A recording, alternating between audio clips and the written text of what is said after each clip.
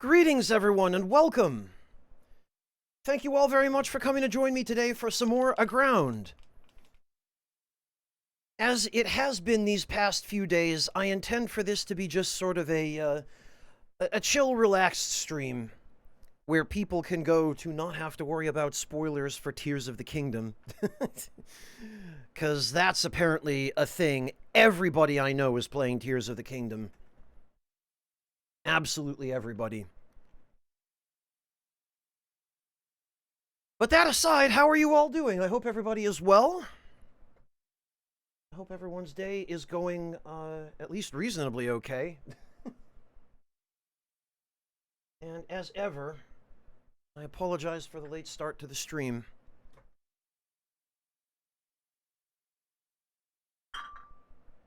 I'm going to have some tea, and then we'll get this thing going.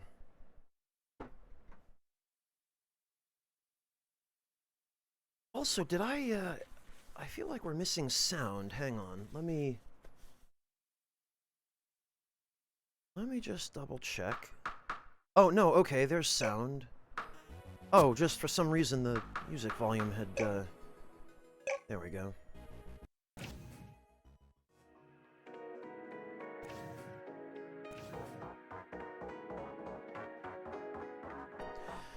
Chopin, if it's any consolation, as far as I can tell, just based on the few clips I've seen of Tears of the Kingdom, all that game is just building Victorian-era fantastical flying contraptions with laser weapons, and or attempting to reach the moon with said flying contraptions. That's all I've ever seen anyone do so far.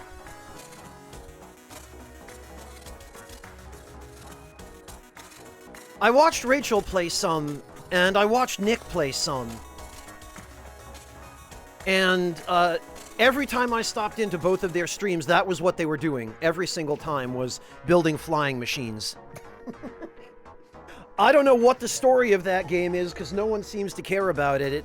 Everyone seems to just want to build different goofy contraptions. Which, in fairness, is exactly what I would be doing if I were playing Tears of the Kingdom right now. But as it already stands, that's what I'm doing in Aground. So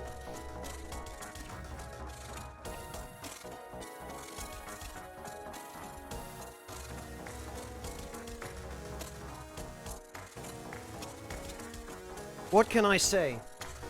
I love a fantastical flying machine, especially when it has laser weapons.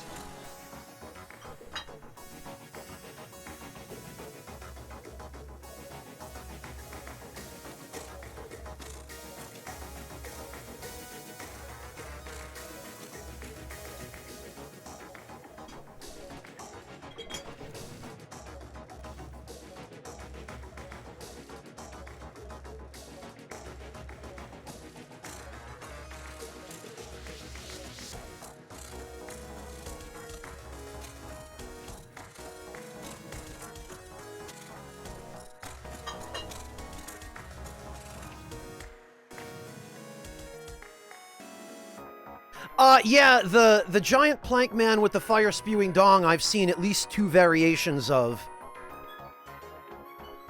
The Korok rotisserie, I'm not sure what you mean.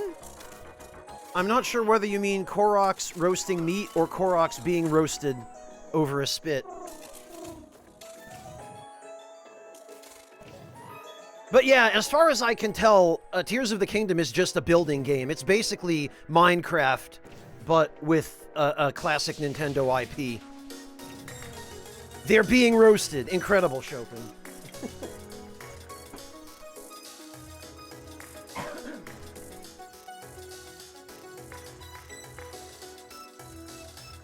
Well, back to our own building game, the one here at hand.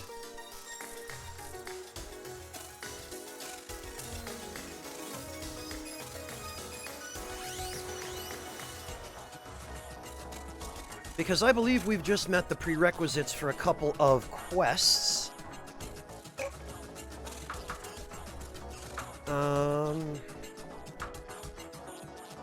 Oh, okay, we need to upgrade the Exo Factory, and then... Oh, we have everything we need for the Cyborg Carapace. Okay, let's go do that, because... that, I think, will unlock another round of upgrades at the surgery lab. Let me just make sure... Yes, okay, I have all those in my inventory. Perfect. So...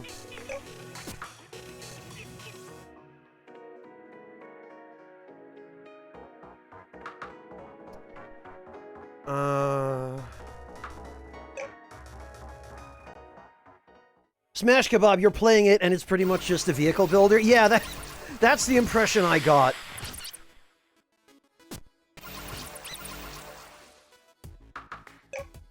But hey, no complaints here.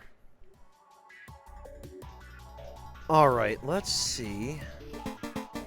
Excellent, we knew we could count on you. This carapace is perfect for binding man and machine without any rejection or loss. The research is finished and you can find the new equipment in the surgery lab. Which I believe we should be able to access at the water cave. And I think we can rest here for free now that, yeah.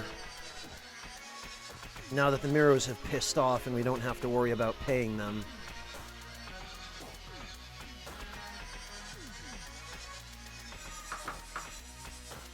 Alright. Yes, okay, the Cyborg Power Core. Carry of 450, fly height of 999, 20 power per second.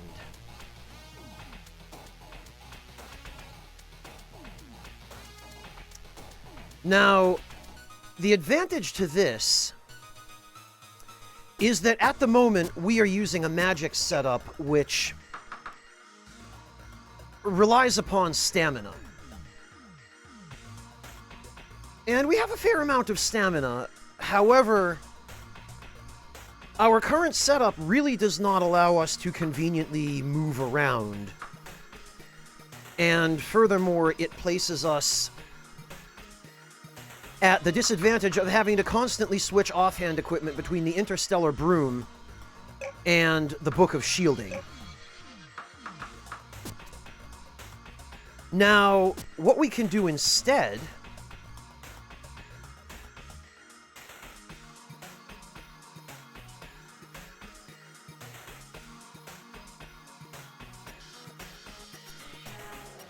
is we can go for the Cyborg Power Core,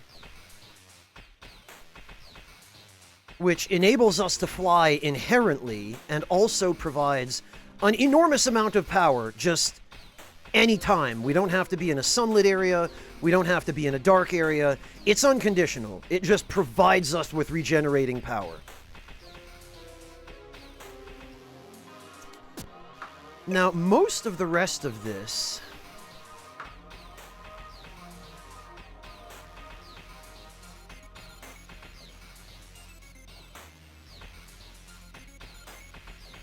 Most of the rest of this is not extremely useful. The Cyborg Visor is alright, but it's not what we need. The Cyborg Plate is honestly not bad. The health regeneration is pretty cool, if you're doing a melee build rather than a magic build. However, I am planning on doing a magic build. And this one... This gun is pretty cool, except that the fact that you have to carry around iron ore is a pretty big disadvantage.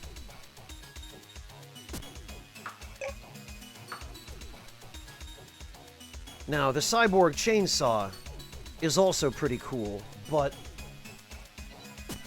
once again, we're going to be going with a magic build, so all we really need here is the Cyborg Power Core, meaning we need one Power Core and one Anti-Grav Pack.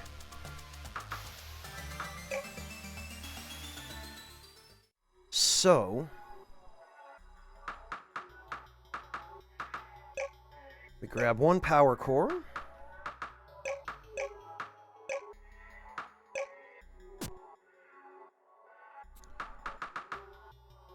And we head back to...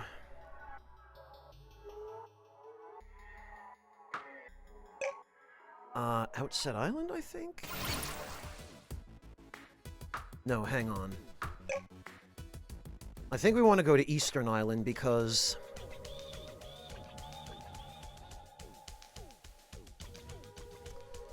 I believe we can get a staff at the high-quality library, which... Yeah, there we go. Oh, hang on a minute. No, that's just the regular magic staff. We were supposed to be able to build a battery-powered staff here. Furthermore, I think we're also supposed to be able to create...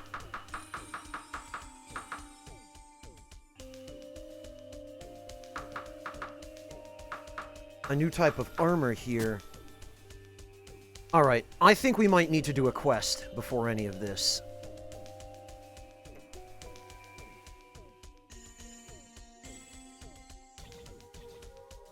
I have a strong suspicion there is a quest we probably should do. And actually, we should look into those level 2 spellbooks even before we do that, because...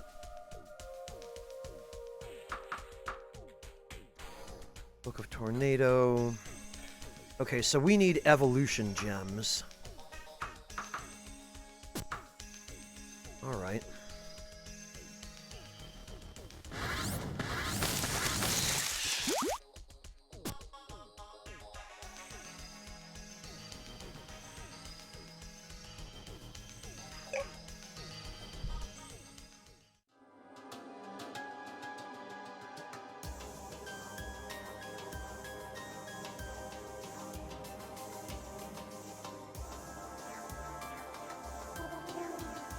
And it looks like we're also going to need elemental gems. And one of the easiest places to get those is here. We'll grab the ink.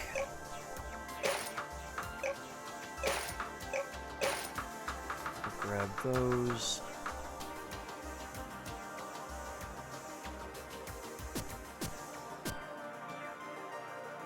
And we'll probably just have to go farm some scalefish.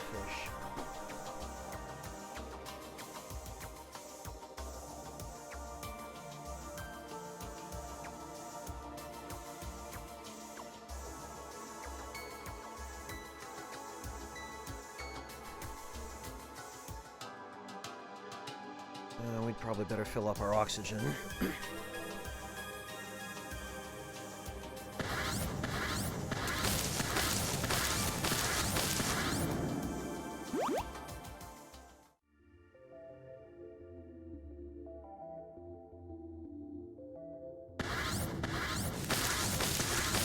And we'll take Snaptopuses too, because we need the ink.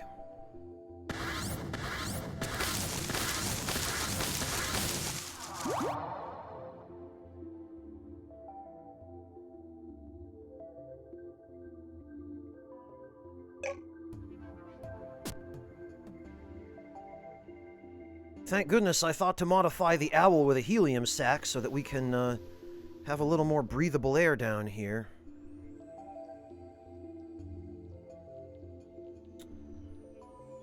Alright.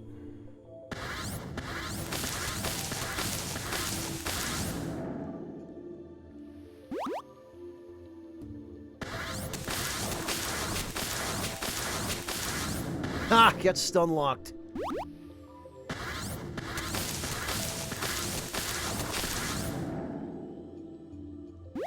We're gonna have to surface for air at this point. There we go.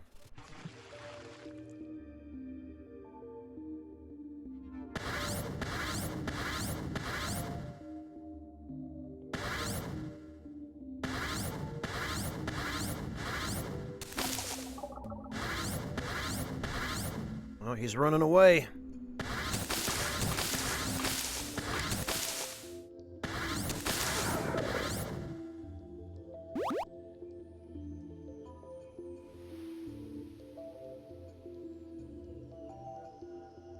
And it looks like the fish here at least respawn.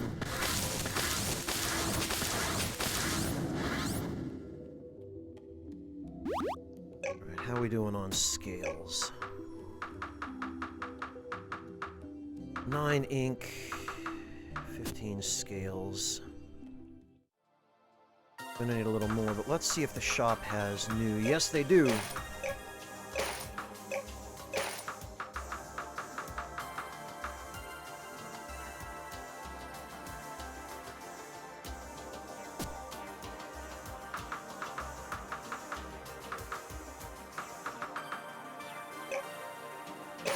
And we'll grab some spirit gems too, because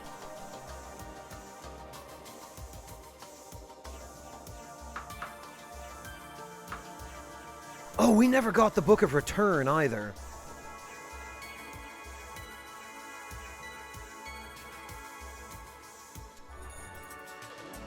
This would probably be pretty handy to have as well.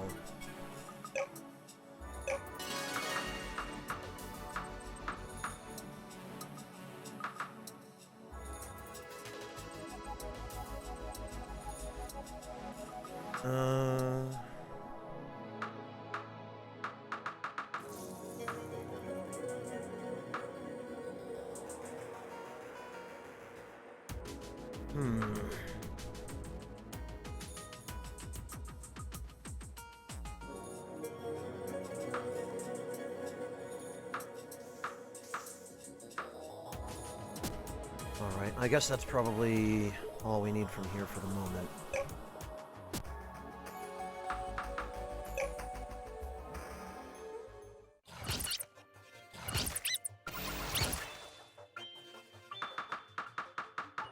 And let's see.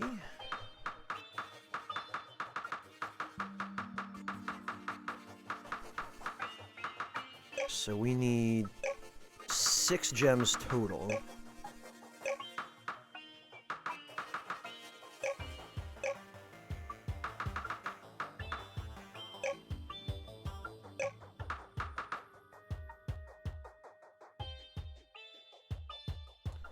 That's 1, 2, 3.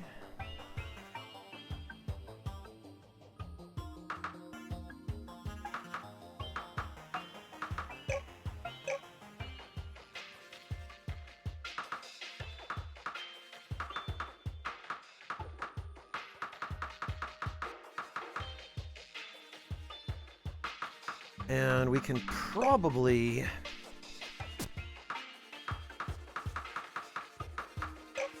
plenty of ink. Whole bunch of evolution gems, and I think there are more in the evolution gem making thing, whatever it was called.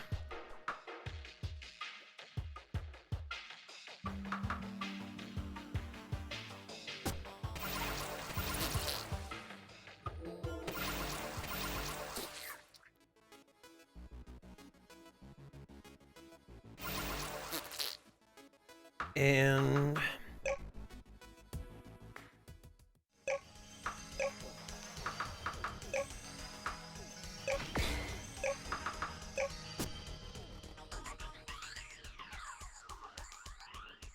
let's see if we can find some plant spirits.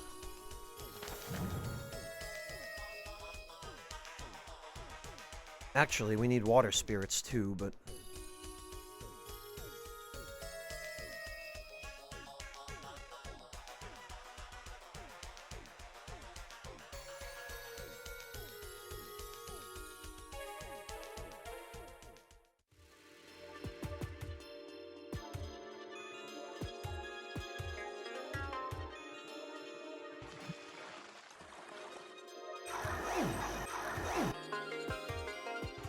oh, what have we here? Ah, that's right!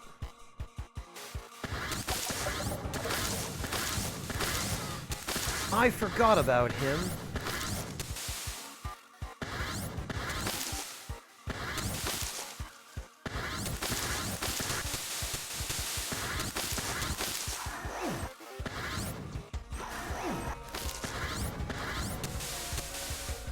Oh, okay,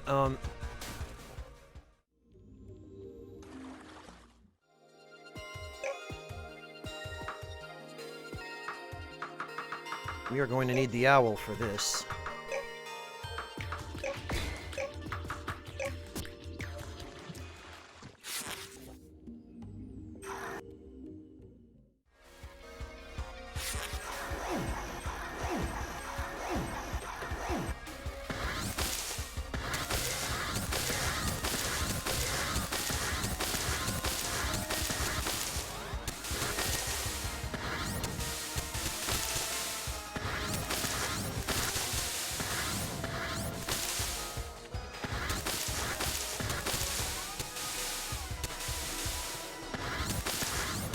Man, this is so much easier in a submarine.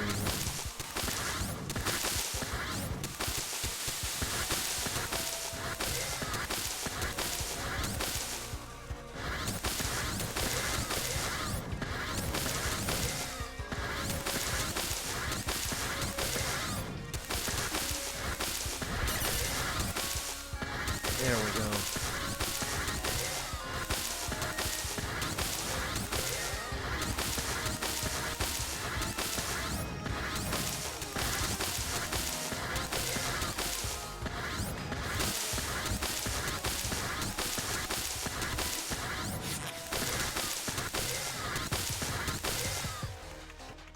Well, might as well get some more air while we're at the surface.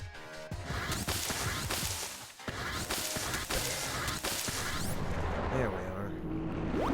Sheesh. All that for one water gem.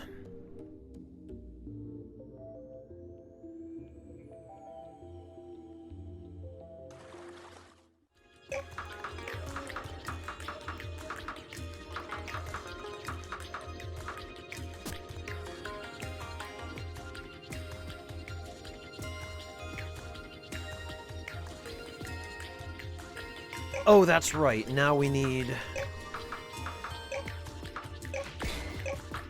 I was gonna say, I could have sworn there was a plant spirit around here somewhere.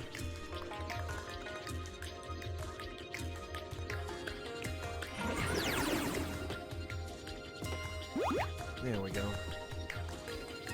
I'd really like to pick that up, please.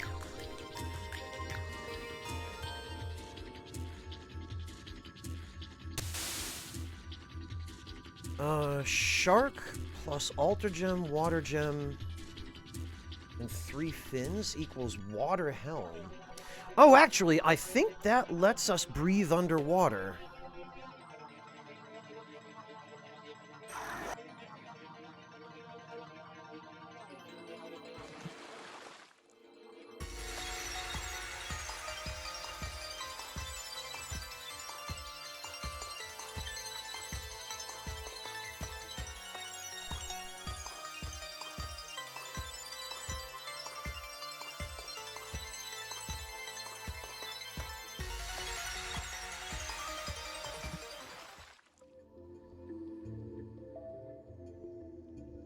And while we're at it, we should keep an eye out for scalefish, because we are going to need more scales.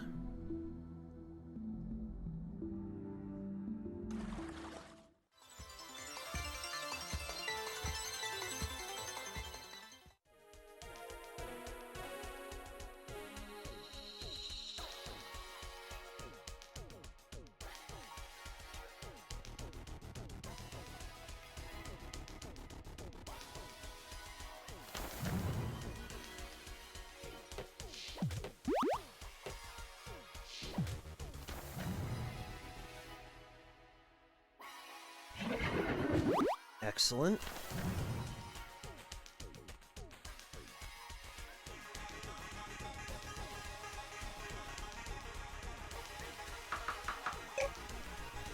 Alright, now back down to check for gems.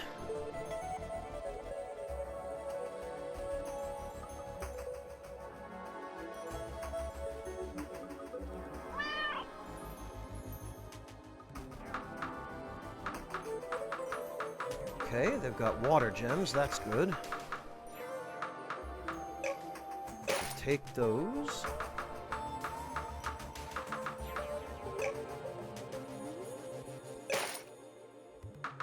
Couple more of those. So we need 2 water gems and 2 plant gems. And I think we have just enough ink.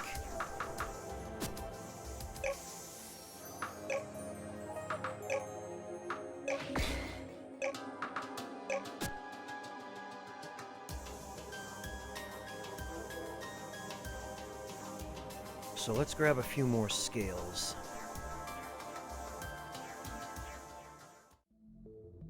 Perfect.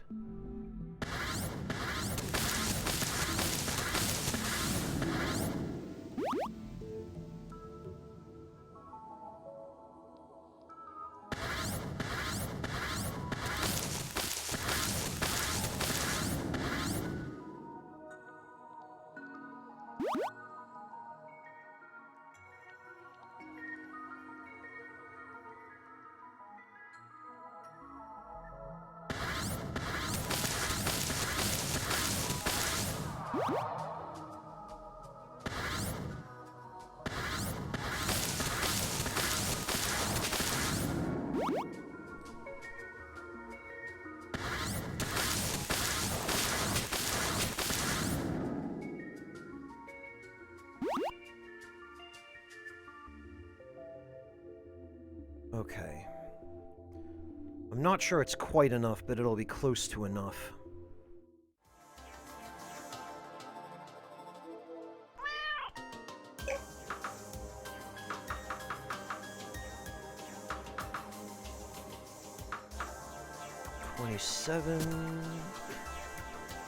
I think we're gonna need 36 by the time all's said and done. Oh, perfect! And then there are the gems we need. Oh, and look at that!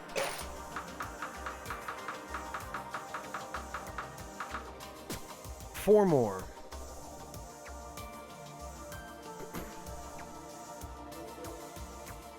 Man, I like it when a farming run comes together without any unnecessary waste of time.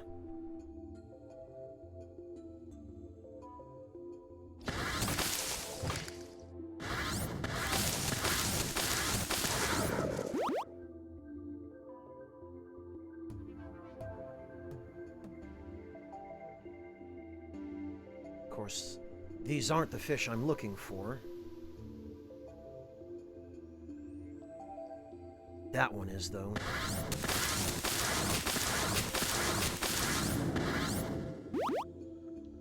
And one more.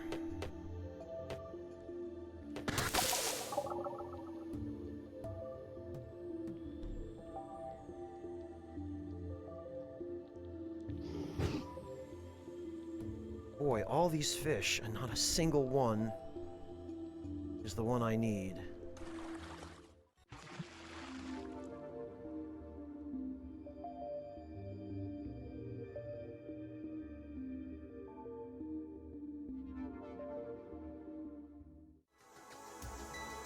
Maybe the shop will have updated it. Yes, it has.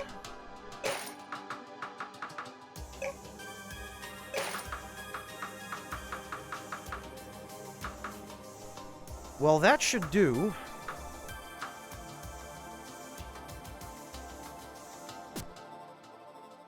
So let's go grab those evolution gems.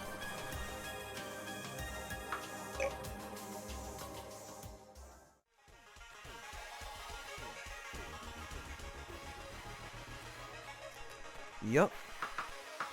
8. Yeah, well, that'll be enough.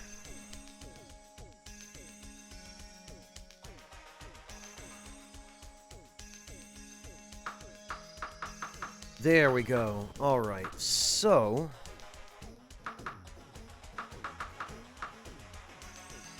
Book of Meteor, Book of Flood, Book of Growth, Book of Spikes, Book of Tornado. Oh, it was only 5.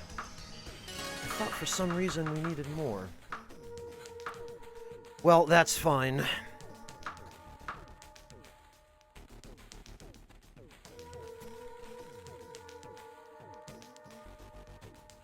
Because... I mean, the Book of Time isn't really going to help us too much, nor is the Book of Summoning. We have a Book of Recovery. The Book of Absorption is going to be very situational. I'm not sure we're really going to need that. The Book of Light, on the other hand, might be helpful.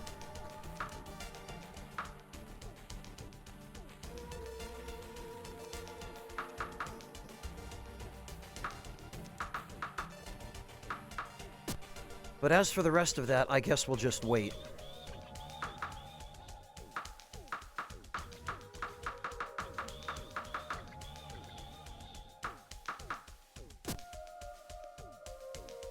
Okay, then.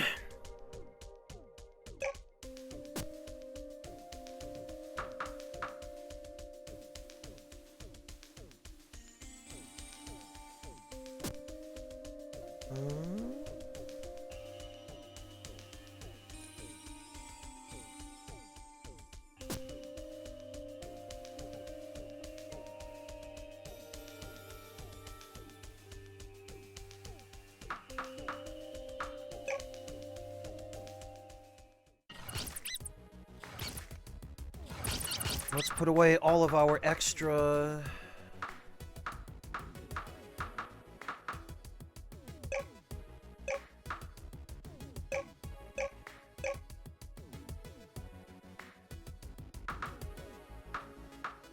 all of our extra books, because we only really need the level 2 ones now.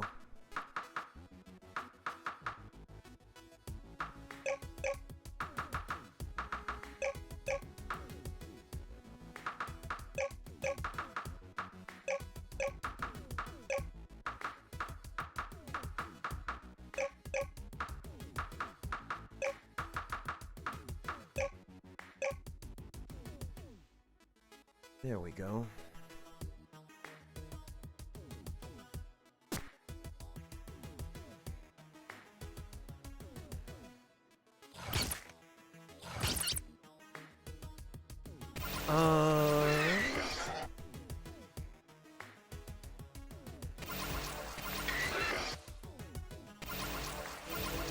Let's save too.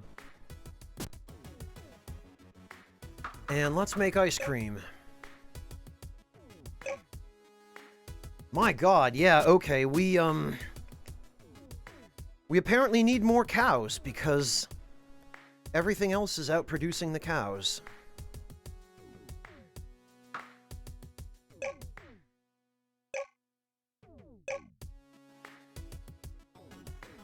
I don't think feeding the spirit fish here will have any meaningful effect on how fast they produce.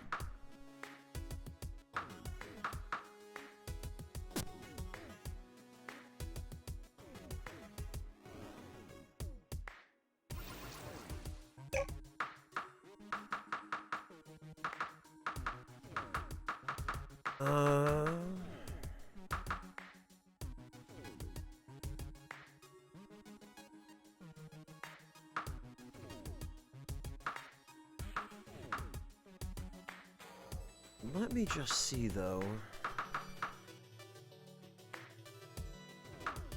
Book of Healing we've got. What about the Book of Return? Is this the one I think it is?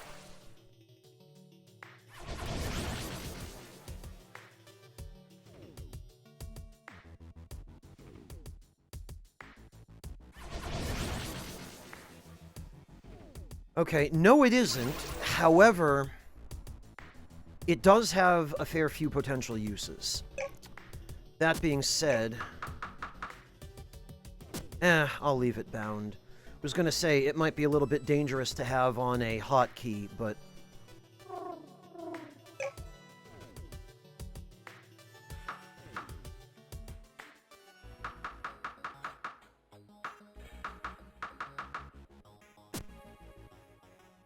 Oh, that's why I wasn't able to summon, or to bring up my map. I had diamonds for some reason bound to,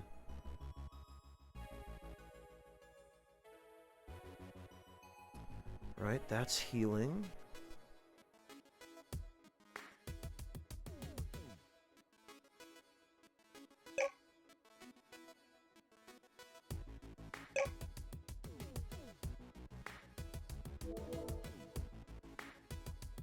Okay,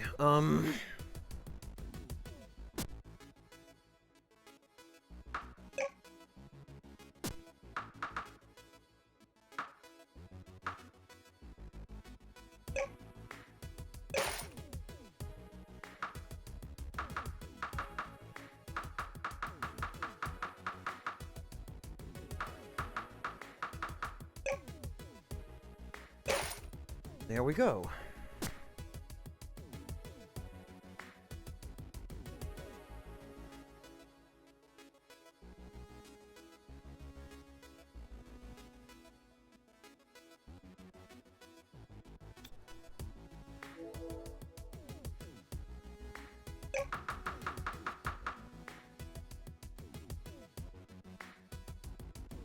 That being said,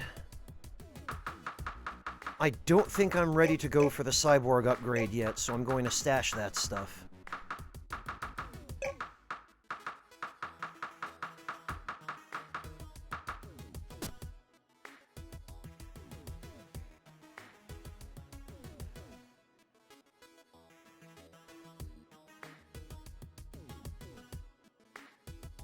And we probably should bring some food of some kind.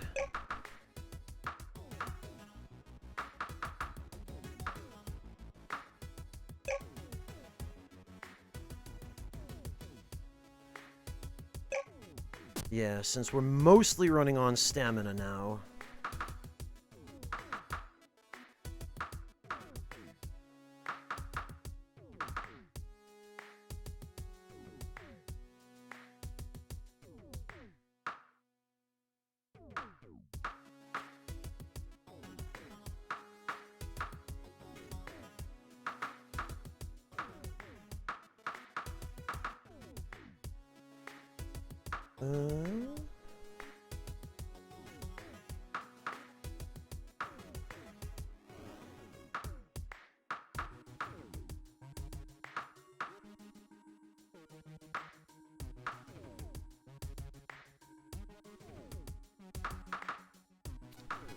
Okay, well, that's fine. Stamina food will do.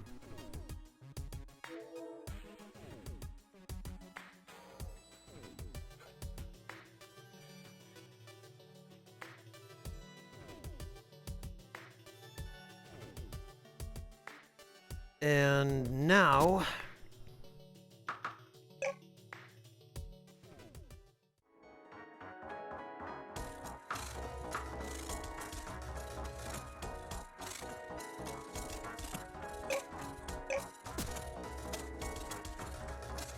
we can probably...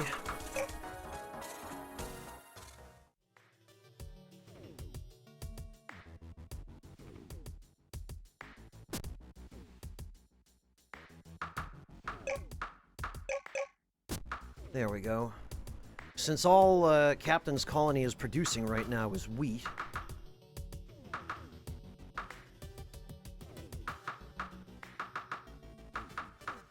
We should be able to...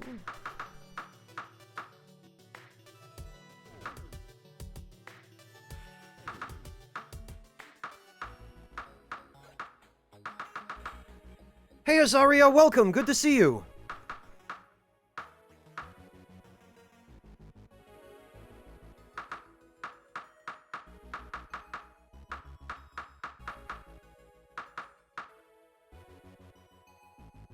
Well, alright, that's fine.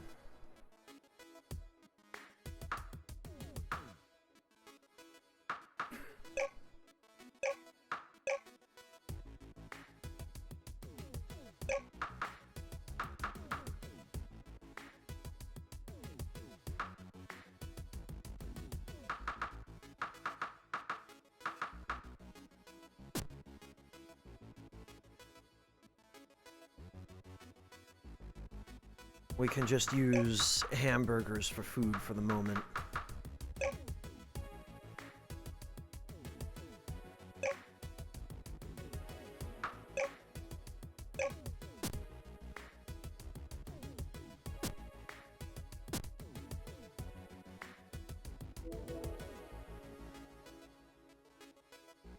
Okay.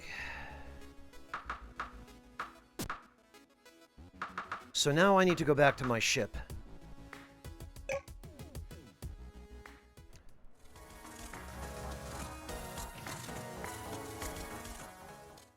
Which I think I left here? Yes.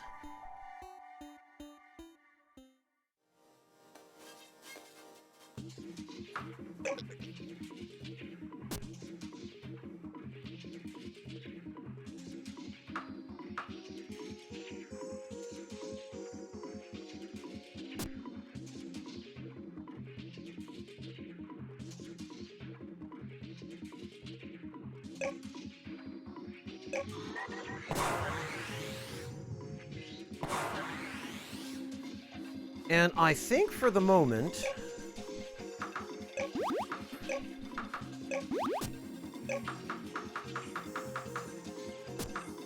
we can remove the golems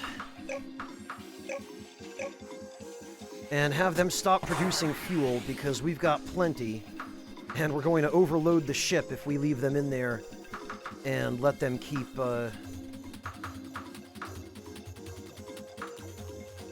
crapping out focus gems and blood gems.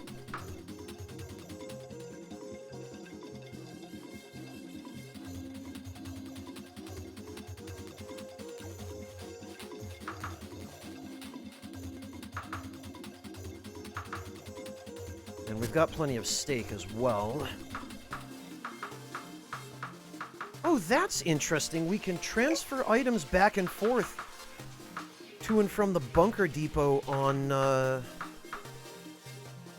ship. That is useful.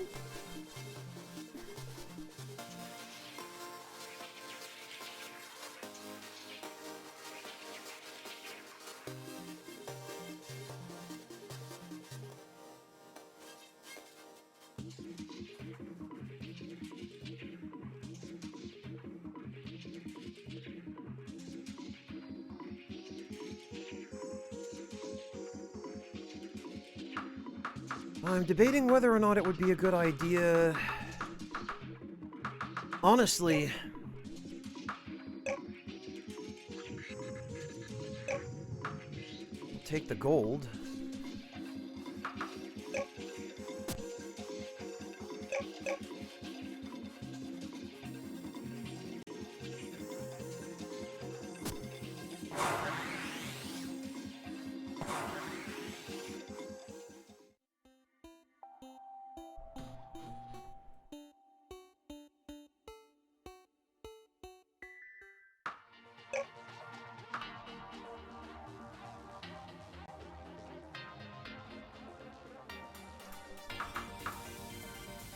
And we'll deliver that back to UNOX 428C.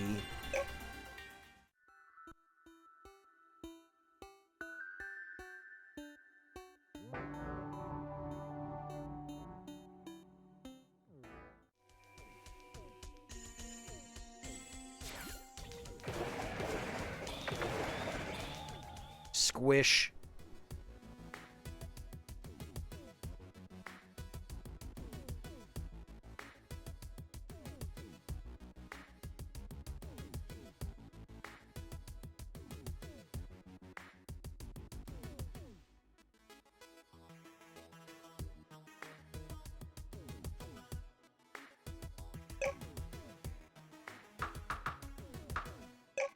Perfect.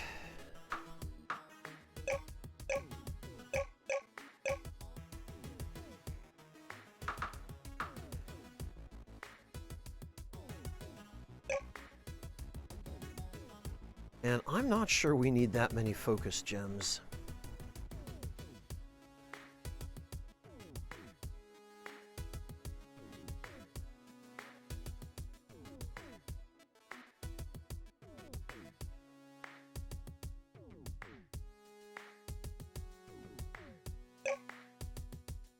The steak we'll hang on to, though, because we'll be burning through that pretty quickly.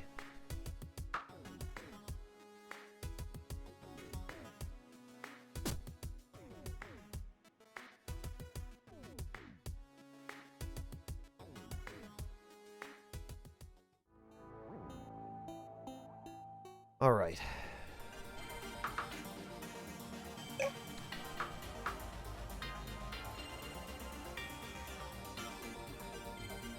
Hey, the Doctor, welcome! I think what we're going to do next is we're going to do the quest on the depths.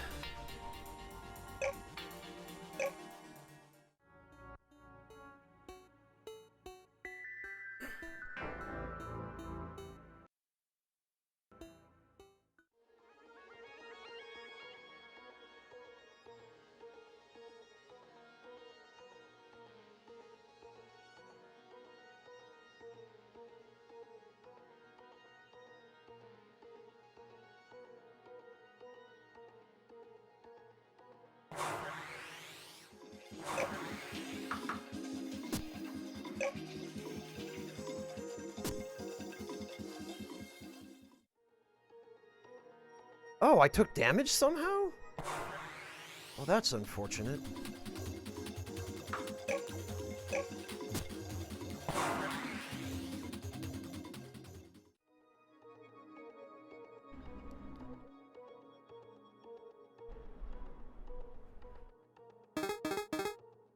Hello, isn't this the perfect planet? Beautiful island, deep oceans, and mysterious ruins to explore. Wow, I'm happy to hear that there are other survivors and that you're searching for them. I'd tag along, but I still have too much left to discover here. You okay here? Definitely, but if you're offering to help, there is something you could do. See, I'm trying to explore more of the sea floor, but I can't dive deep enough. If you could help me gather materials on this planet, I could build a submersible. Explorer wants to build a submersible to explore the depths. Moissanite, huh? 8 moissanite, 8 diamonds, 1 power core. I should have hung onto the power core. Okay.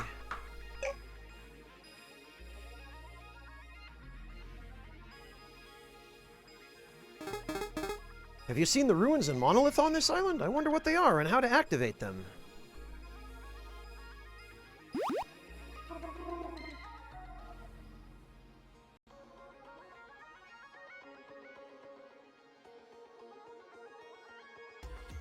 So I think this is supposed to be an escape pod.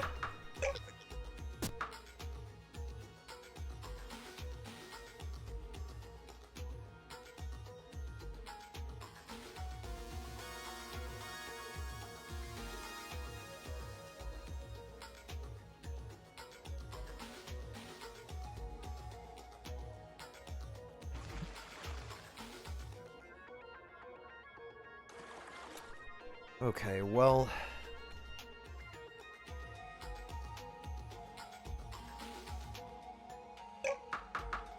There's one way we're going to be able to do this.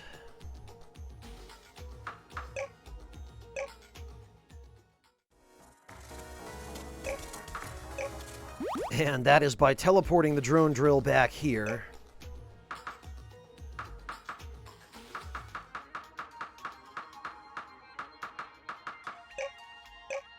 Deploying it.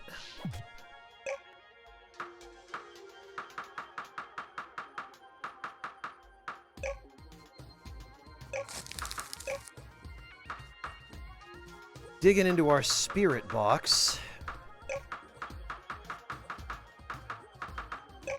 Taking some uranium.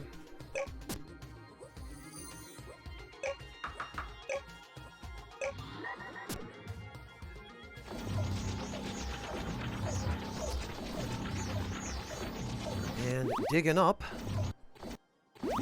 some moissanite.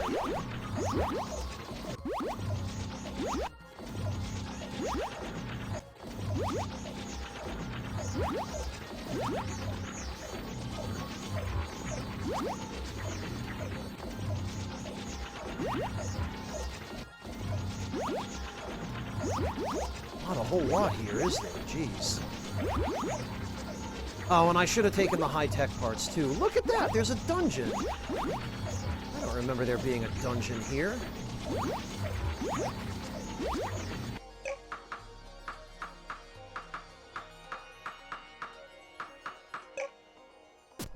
Okay, well, that's the moissanite we need.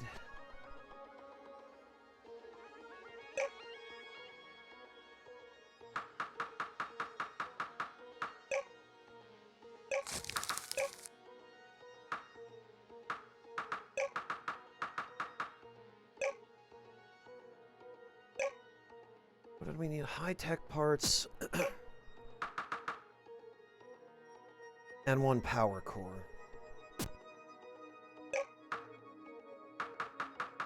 Blast it all, it's a good thing I,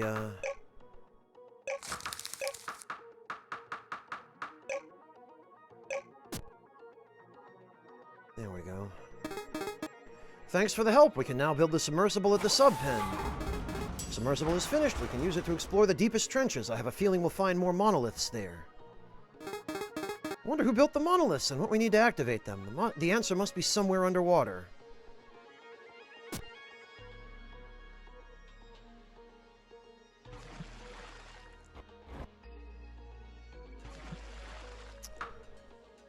Okay, so... Transfer items to submarine.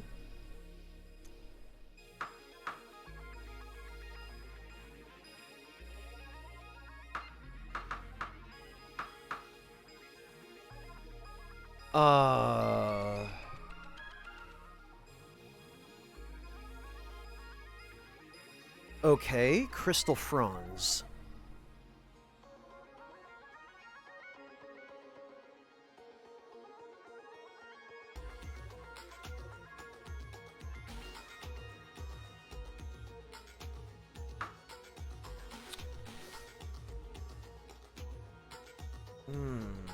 You know...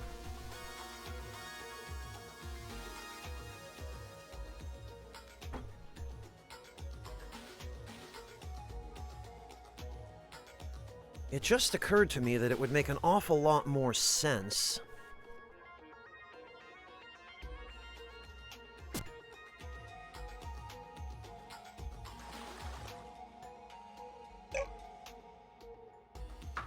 Okay, so we'd need to build both the weapons system and... Okay, alright. Well, in that case...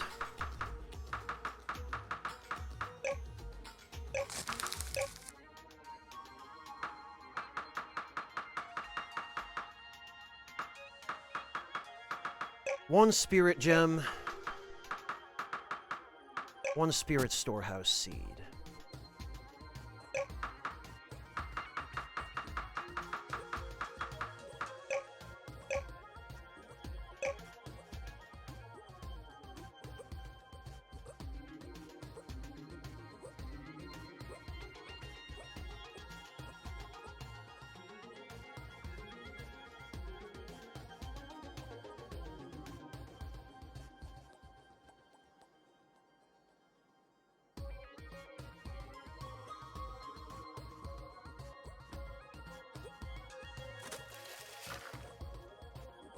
And that should give us access to everything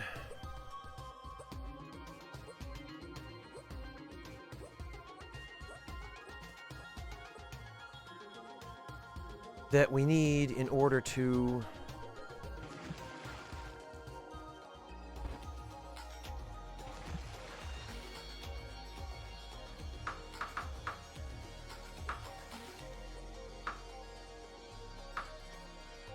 Okay, yeah, so we just need crystal fronds.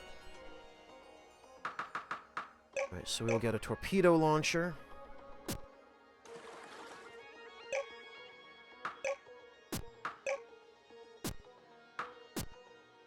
Right.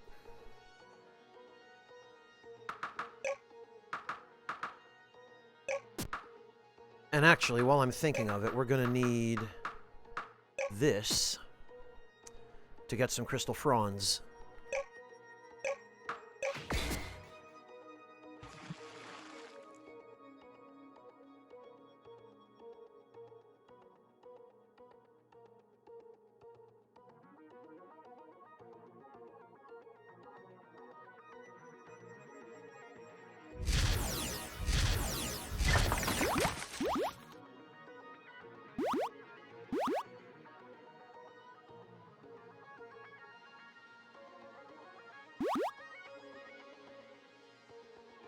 Oh, we have to have it in our inventory. Gotcha. Well, in that case...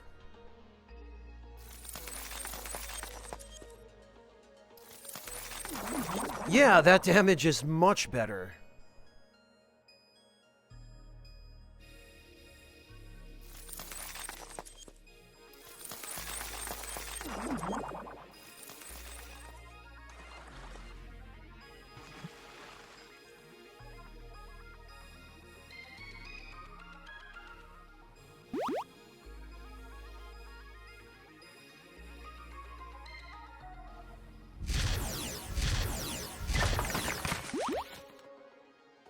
And we're going to need a fair few of those.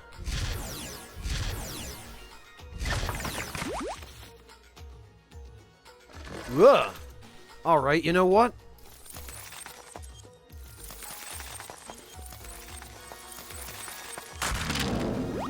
Huh! Man, the level 2 spells hit the creatures on this planet so much harder.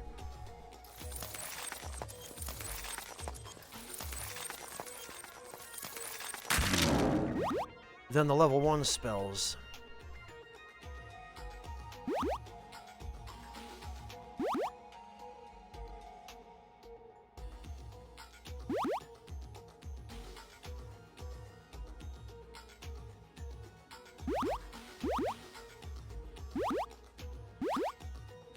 Man, and they kill practically everything. My god.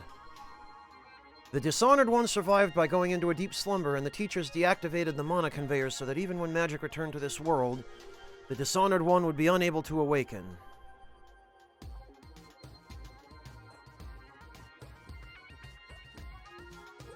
No profession was more honored than the teachers. The teachers used their skills to travel the universe in an instant, spreading their knowledge to the distant stars.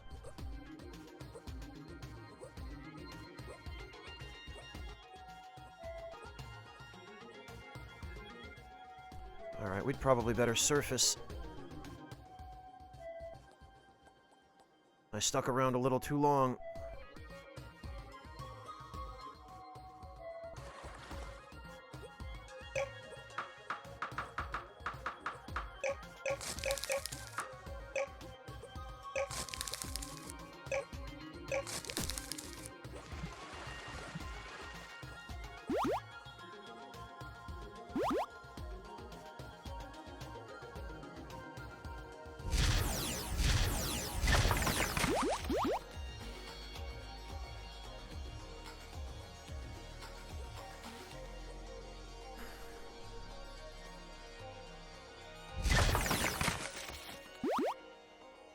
Over-carrying capacity, huh?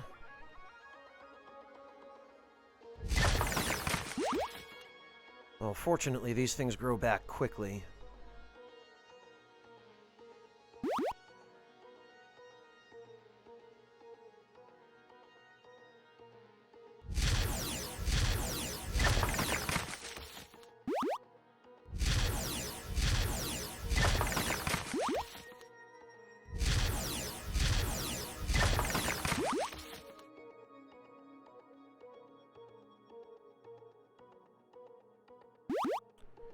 I suppose it was the titanium that put me over capacity.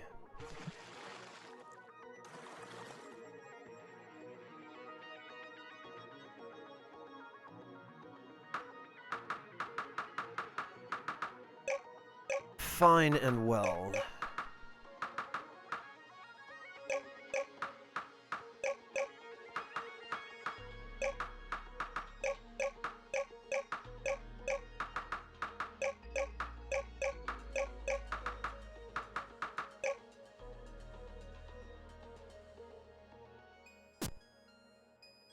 That should be all we need.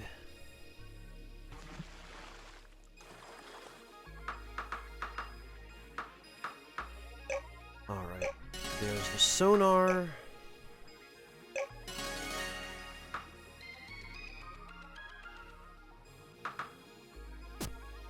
And I think we really should go for the mega torpedoes from here, because stuff on this planet is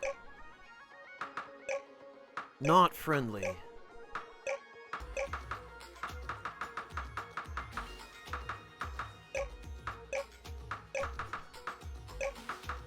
So we'll take the sonar, the torpedoes, the axe.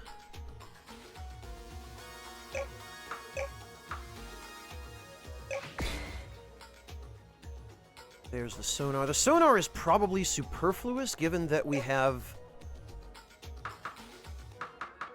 the spirit detector, but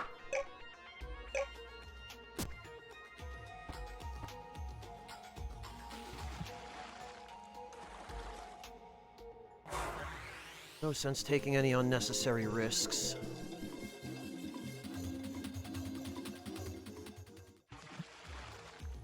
Of course, if I were smart, I would have crafted that water helmet.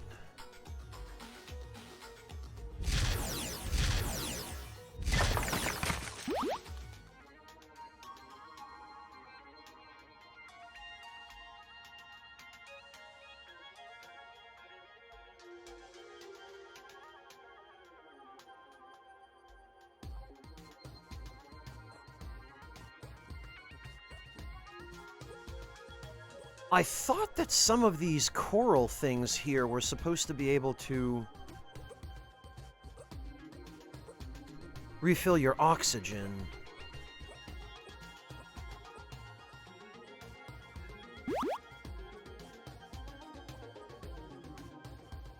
The battle raged for weeks and drained even this planet's vast amount of magic. With the supply of magic running thin, survival became a challenge. When the Dishonored One announced that he had conjured the flood, he did not seem the least bit remorseful, even as the death toll rose and rose. Oh good, a rusty axe.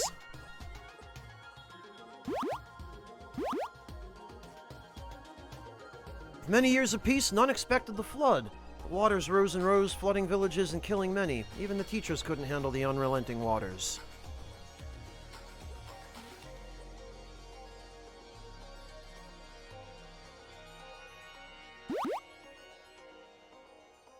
Yeah, I'm not sure that the high-tech parts and the titanium and whatnot on this planet that are found underwater are from ships that crashed. I'm pretty sure they're just from the civilization that used to exist here.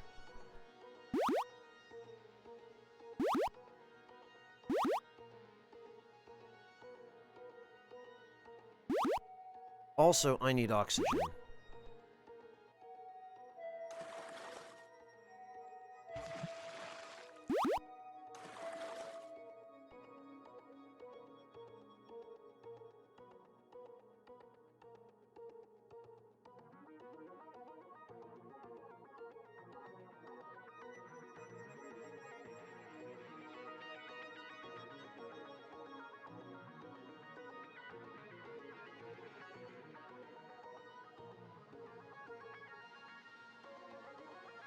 I'm pretty sure it's possible to stack these healing circles as well.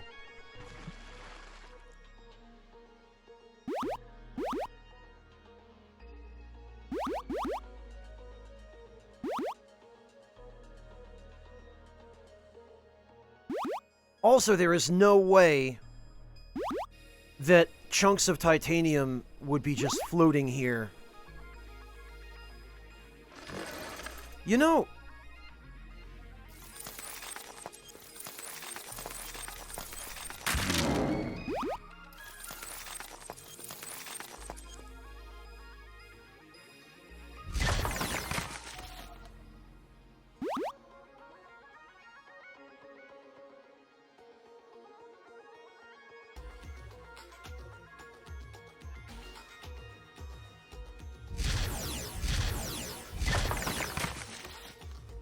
Oh, come on. I'm gonna need a lot of those torpedoes because I believe this is the planet where there are just leviathans hanging out.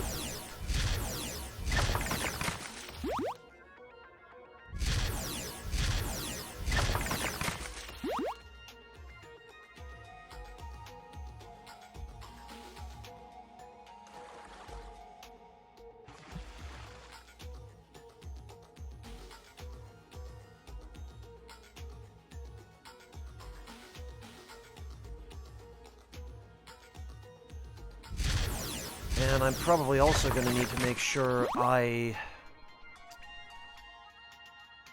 bring a few oxygen tanks. Because, tough though it is, the submersible is still limited in its oxygen capacity.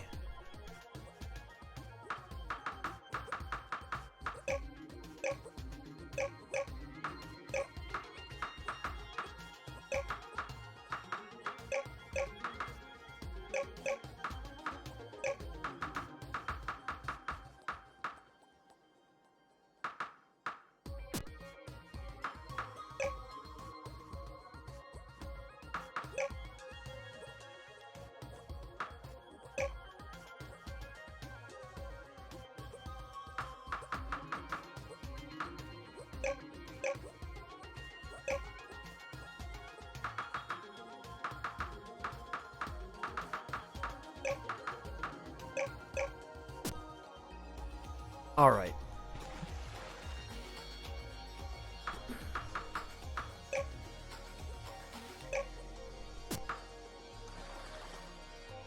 I think that's a total of 35 mega torpedoes.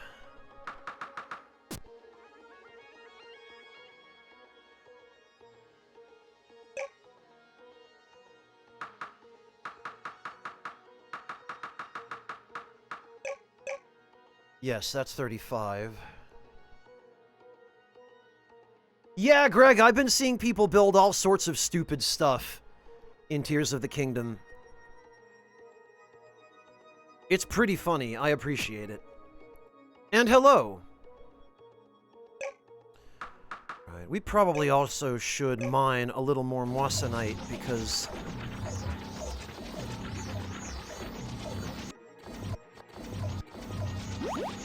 Oh hey, magna gems! I need these.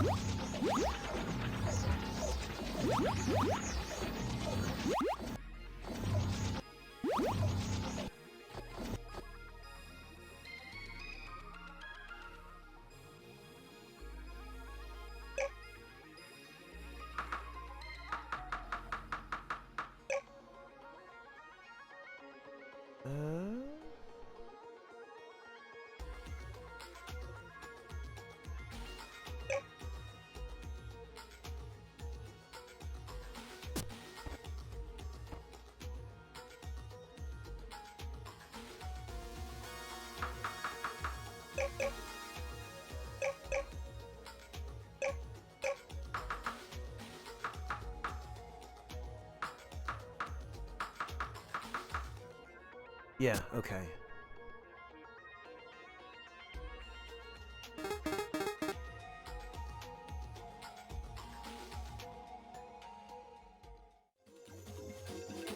And we'll rest.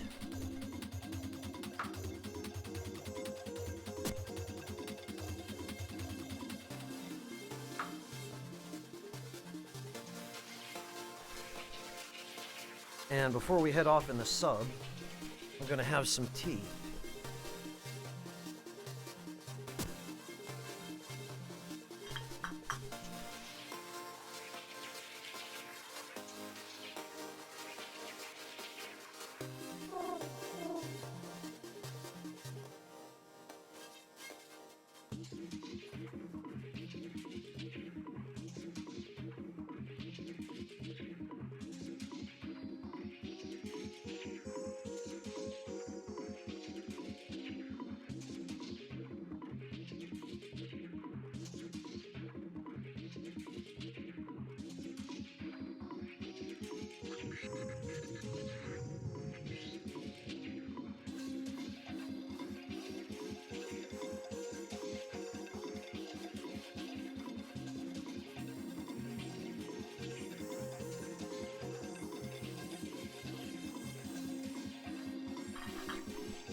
There we go. Sorry, I decided to mute myself because I figured you probably wouldn't all want to listen to me slurping my tea.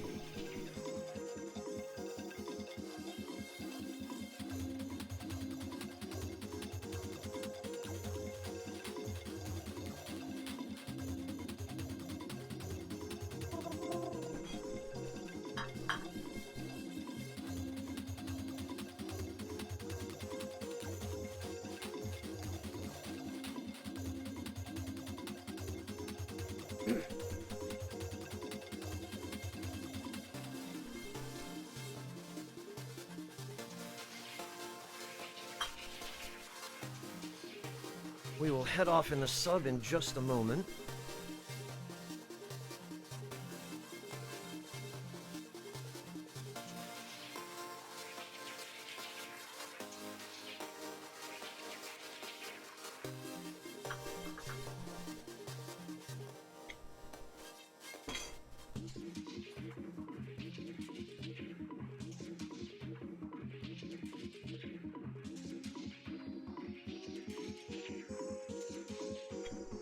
It occurs to me I probably should have planted a few crystal trees back on Unix 428C.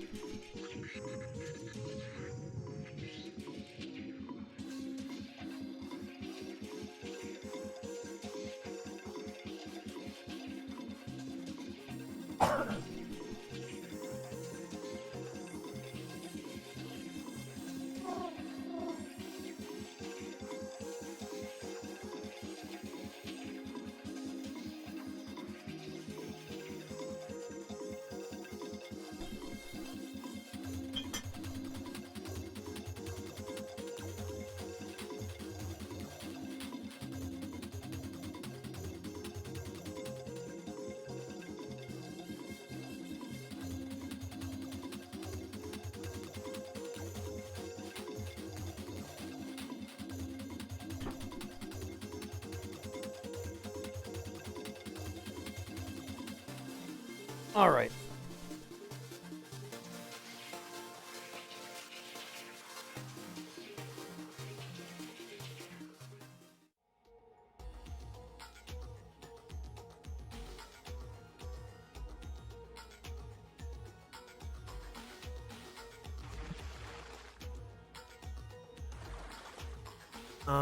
I hope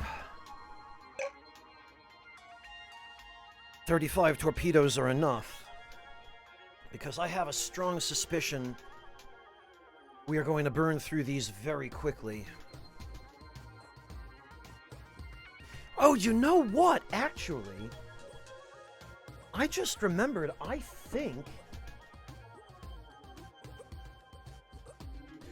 think we can imbue these torpedoes with an elemental essence to make them even more powerful.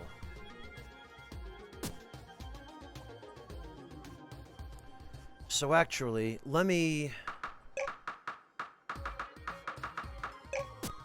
let's do one more run for Crystal Fronds.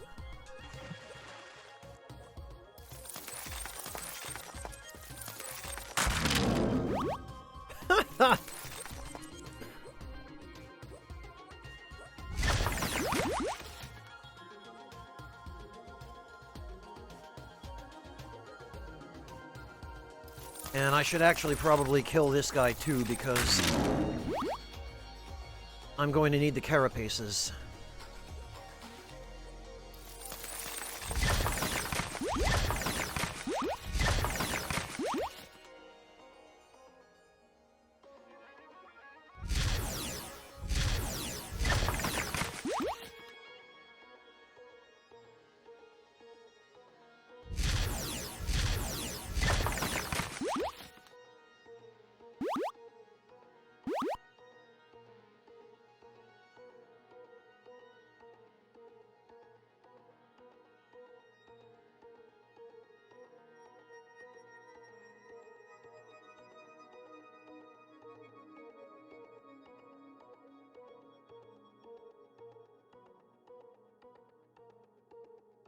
And I'm also going to need to get back to the surface pretty quickly.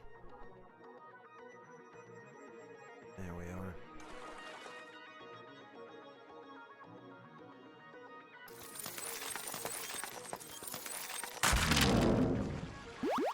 Man, the range on these tornadoes is pretty incredible, as is the amount of damage they can do.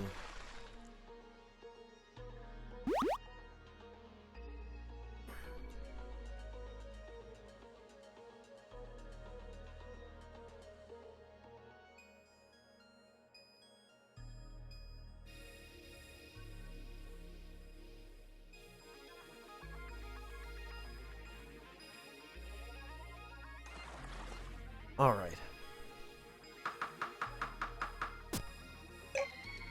Actually, before I forget,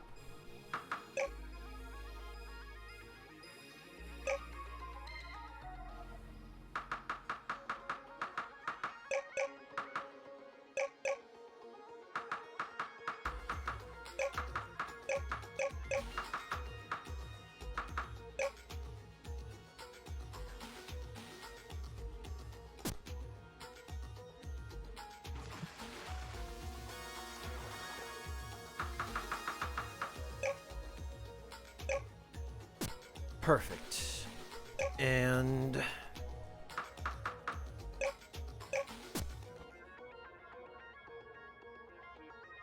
we'll take those.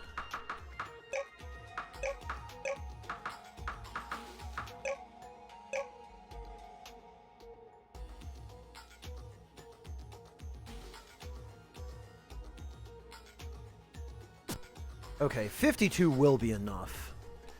But what I want to know is... You know, and I really should have, high-tech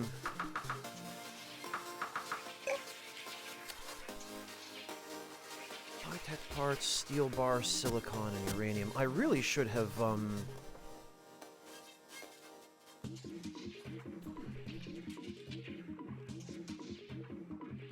built a, teleportal on my ship.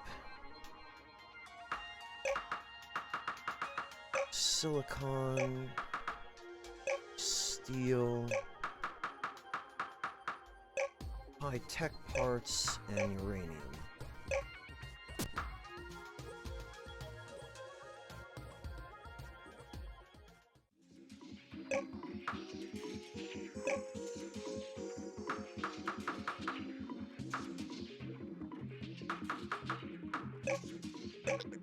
What? Did I not take the silicon? Oh, I must have taken...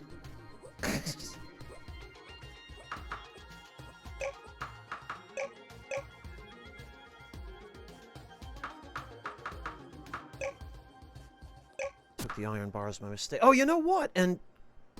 silly me, I should have just moved the ship over to the spirit storage.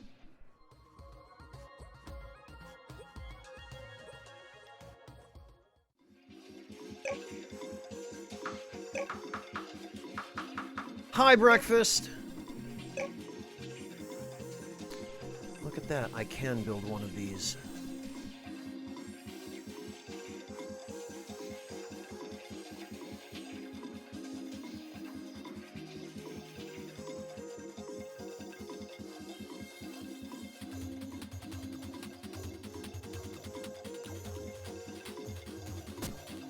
Actually...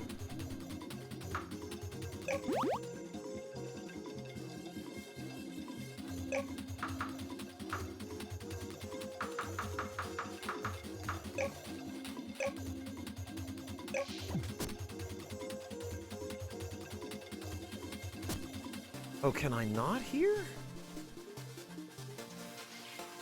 Okay, hang on.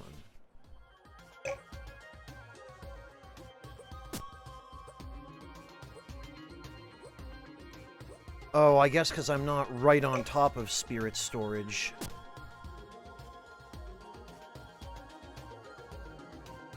Okay, well, at least that couldn't have worked.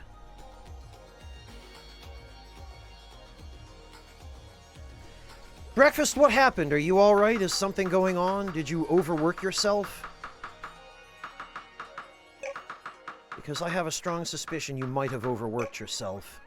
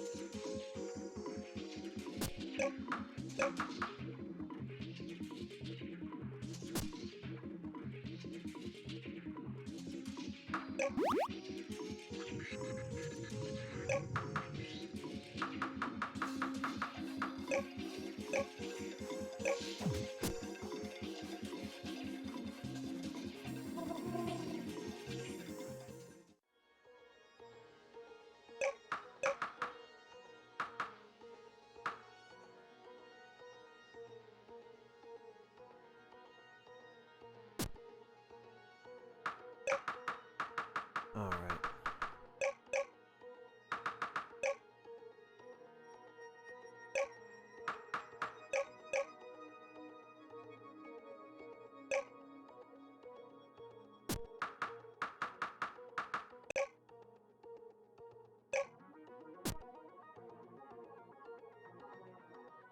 Oh, and...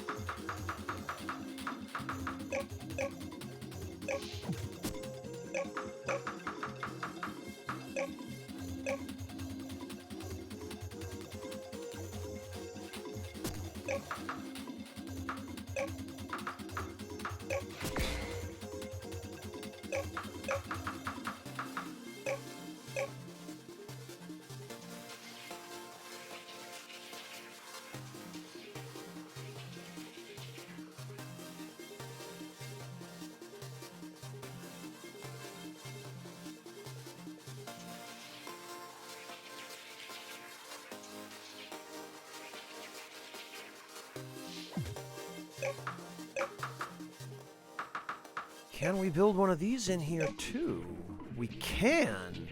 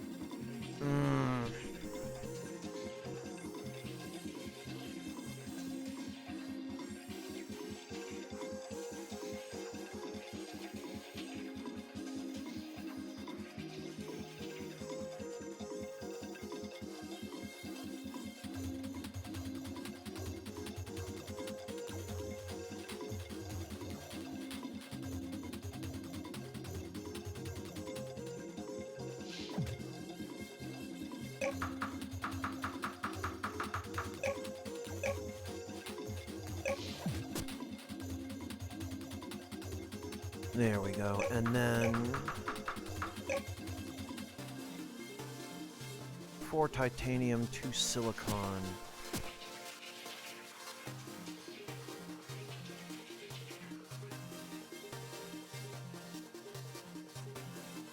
Oh no, Breakfast, I'm so sorry.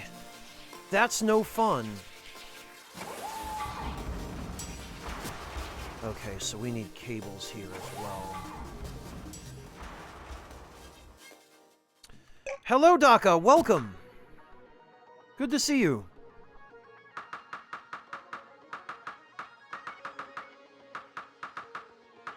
Been a fair while, hasn't it?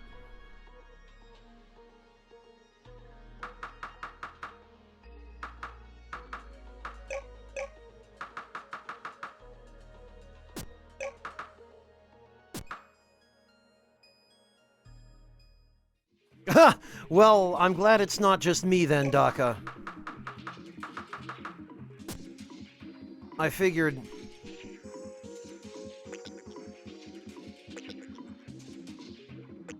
Probably good to let people know.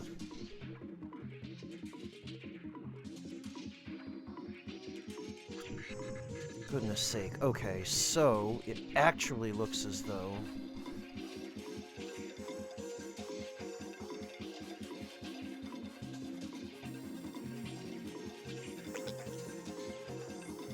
Yeah, okay, I can't put cables here.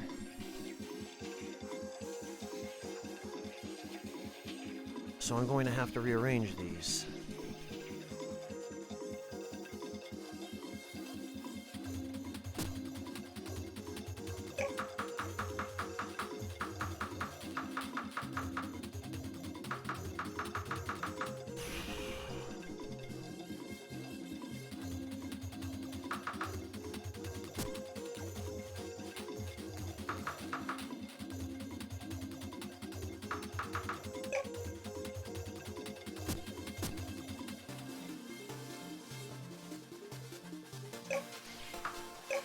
Well, that's vexing.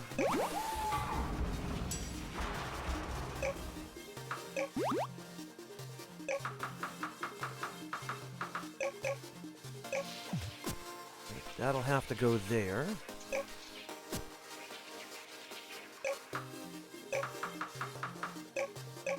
And then... this will have to be touching.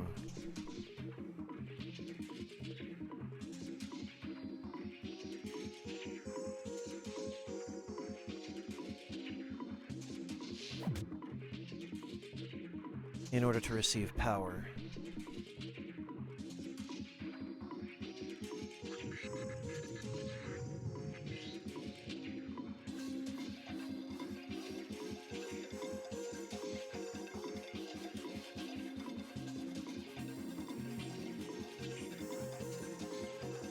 Now let's see.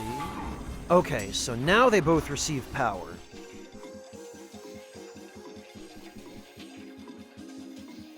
Now I'm going to need another power core. And I wasted so many high-tech parts. Well...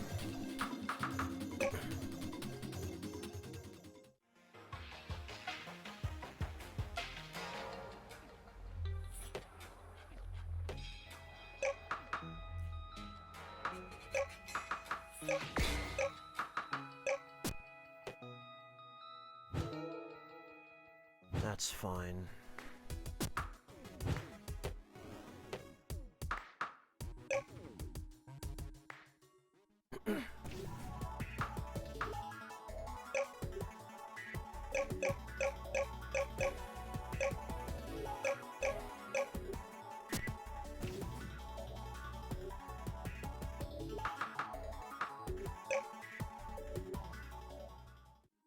Yeah, that's correct, Greg. It's an onomatopoeia.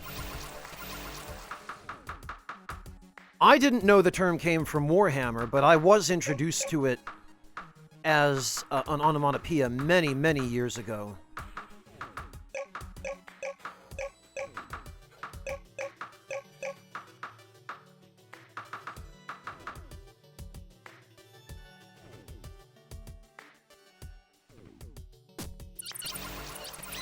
Alright, well, before anything else, let's do what we actually came here to do. Which is, I believe...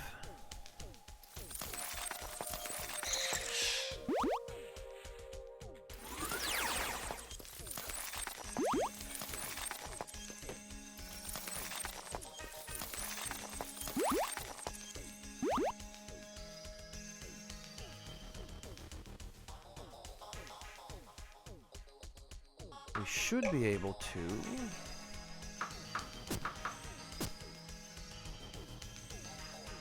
Maybe it wasn't there. Maybe it was...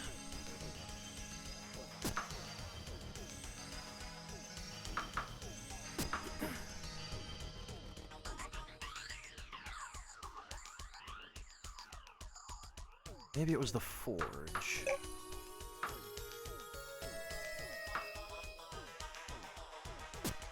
No? Enchant? Aha!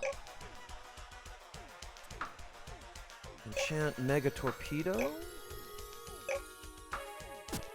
Okay, no, hang on. I'm gonna have to look up the recipe for this because there is anything that this could possibly be.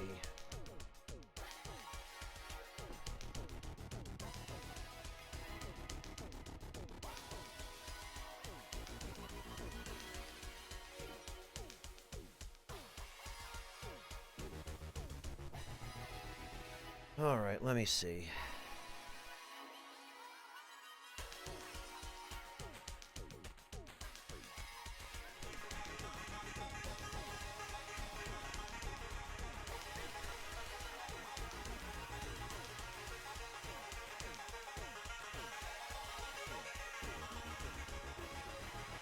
Okay, it's icy fur is what it is.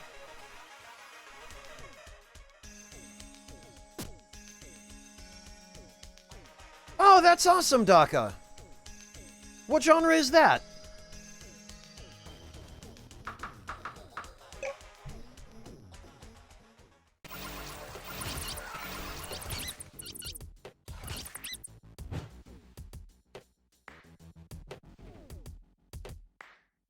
Natural fantasy. High fantasy, high magic, high nature, but low civilization. Ah. Yeah, that's a very little explored setting. High fantasy is usually more of a medieval setting.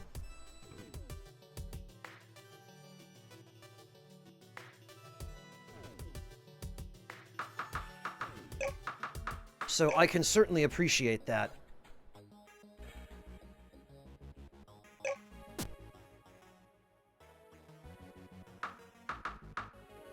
That's actually kind of not too different from the setting of this game, Daka, except that high technology exists, but the premise is that your colony ship crash landed on a planet that has no civilization on it, and you have to start from scratch.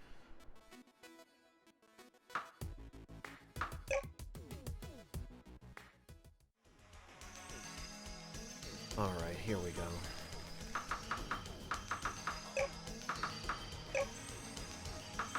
There we go. Mega ice torpedoes. I knew there was a way to do this. I just wish there were a way to do it in bulk.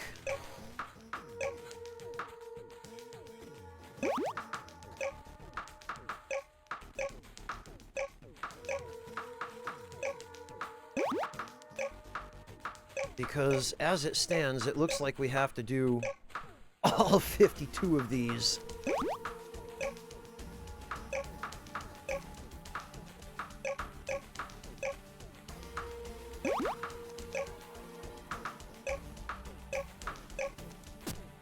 That's maybe my one actual complaint about this game, other than that it's not long enough, is sometimes the menu system does not allow you to handle things in high volume like this, where I wish it made a provision for being able to craft multiple consumable ammunition at once, rather than having to do it piecemeal like this.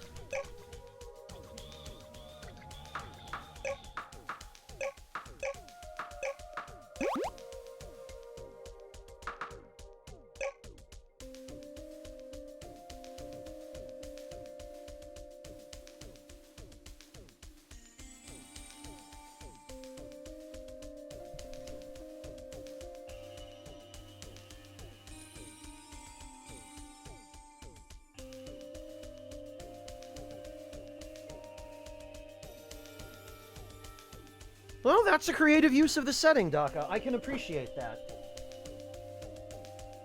It's definitely a more unique setting than most high fantasy RPGs. That's for sure.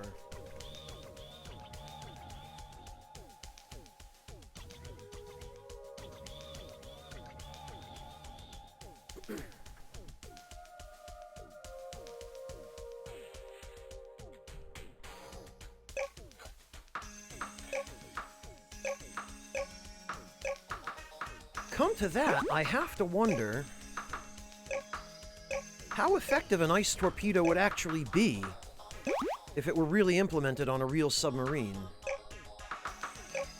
I would think something filled with liquid nitrogen that would immediately freeze the water around it could possibly be effective against ships in making the hulls brittle around the point of impact. But pure speculation. I have to wonder now that I'm looking at one in a video game.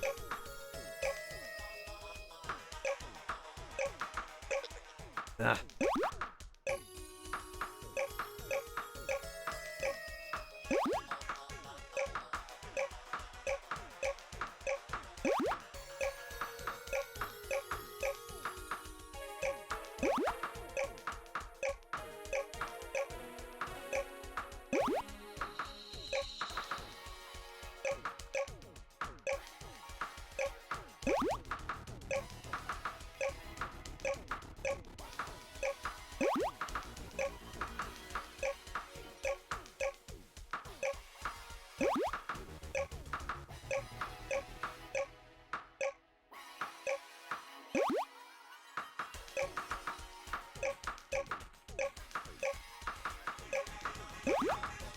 Even once you get into the rhythm of this and memorize the menu inputs to get through it, it's still tedious.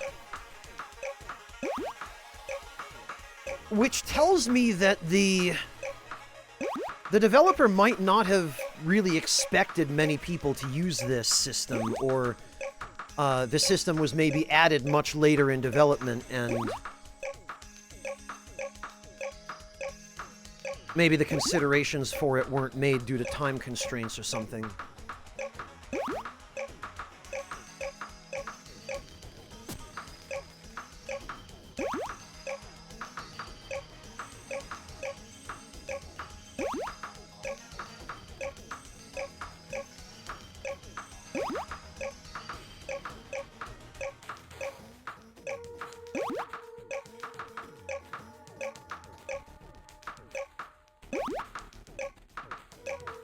Now watch, after all this time and effort, the enemies that I'm expecting to use these torpedoes against are going to turn out to be resistant to ice. I'm using ice torpedoes because normally aquatic enemies or any other creature aligned with water is weak against ice. And I'm expecting that anything I'm going to encounter underwater will take extra damage from them, but maybe the game will subvert my expectations.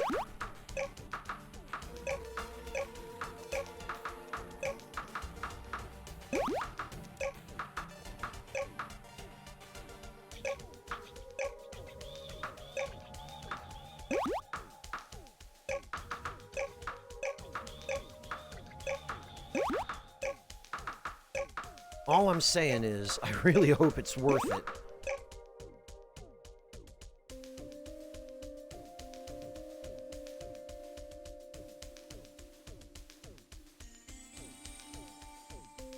Sounds like Odogaron in Monster Hunter, Daka.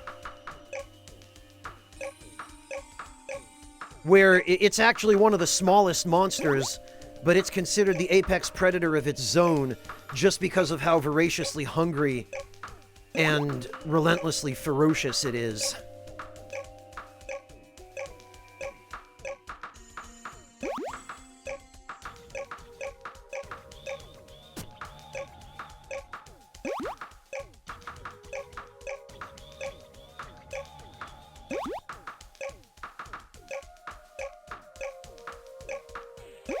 Sheesh, there we go.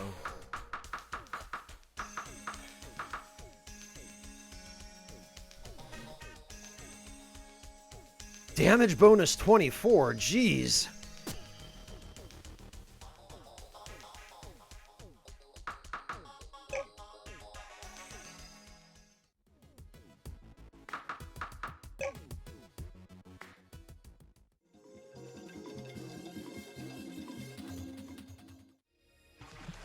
Well, let's offload these before anything else, because I don't need to be carrying them around.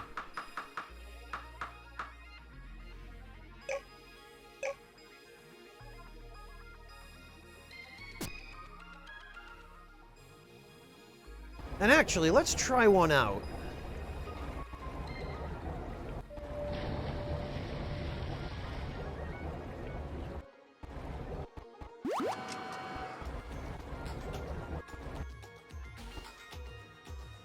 Oh, right. Set projectile.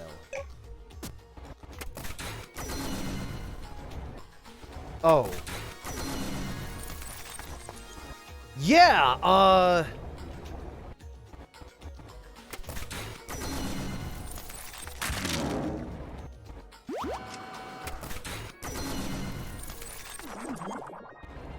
take it.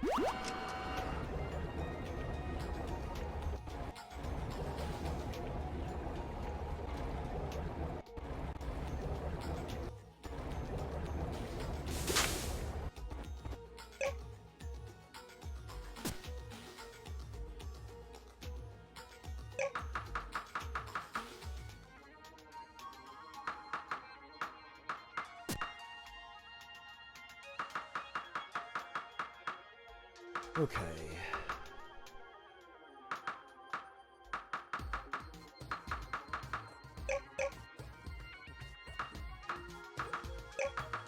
You know what, and maybe...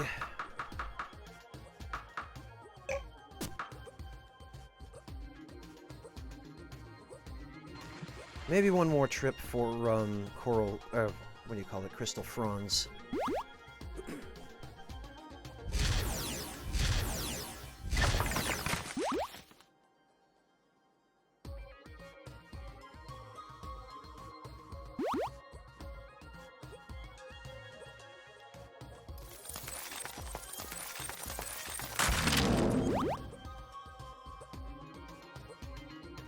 Also, I think the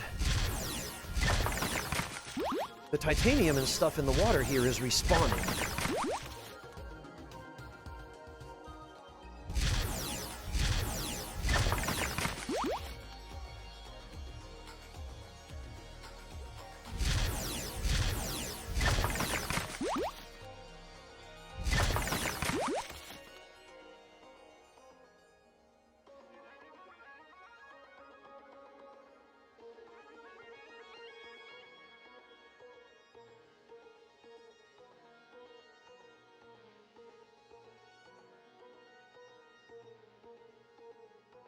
we'd better surface.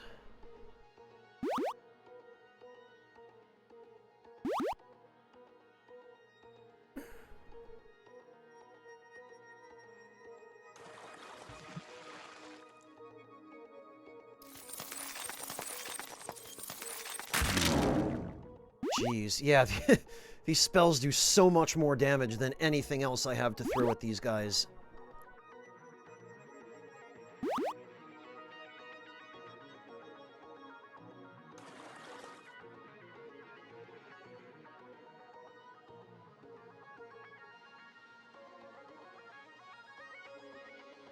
Alright, and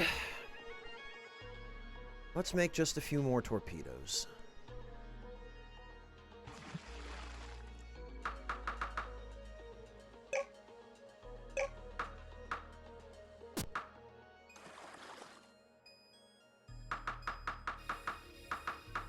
Now that I know the recipe.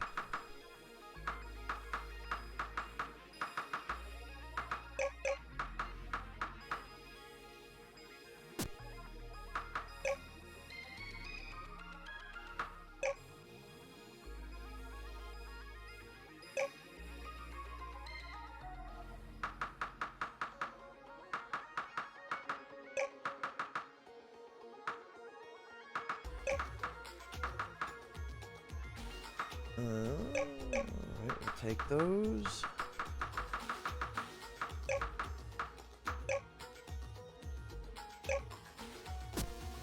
We'll take those.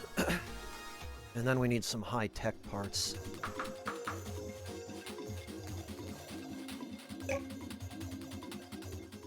A chicken day breakfast?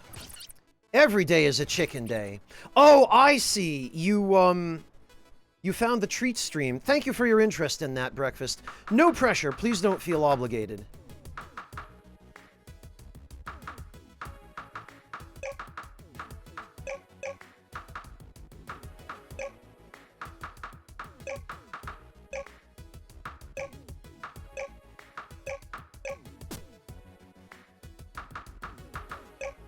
All right.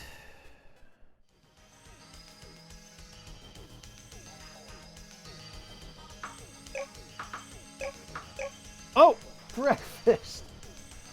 Aw. Breakfast, thank you so much for the grilled chicken caprese wrap treat. Really, really appreciate that, Breakfast. That was incredibly generous of you. Thank you, thank you, thank you. Seriously. Well, I guess that means I'd better grab my phone and look for notifications.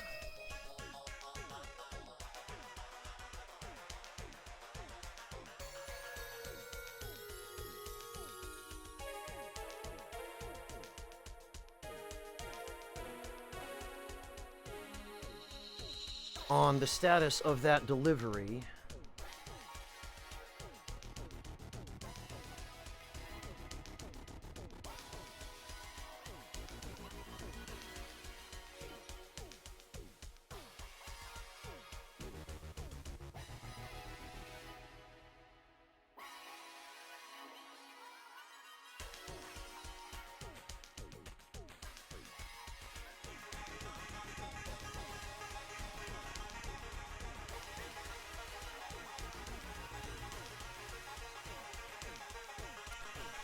And because this is the first time anyone's actually used TreatStream here, Breakfast, so thank you for that. I really appreciate it.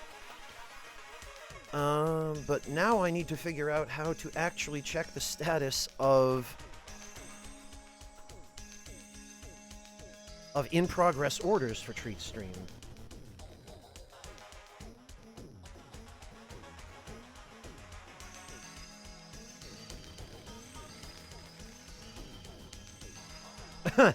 Breakfast also says in his message, become as food. Well, thank you, Breakfast. I really appreciate that. That was incredibly generous of you.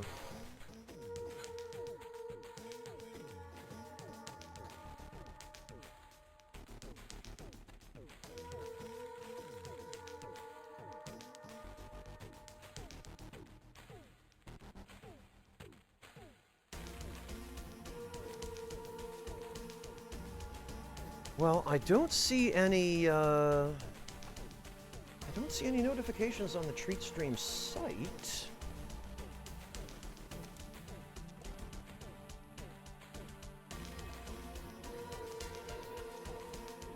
And I believe it's supposed to go through text messages, so hopefully...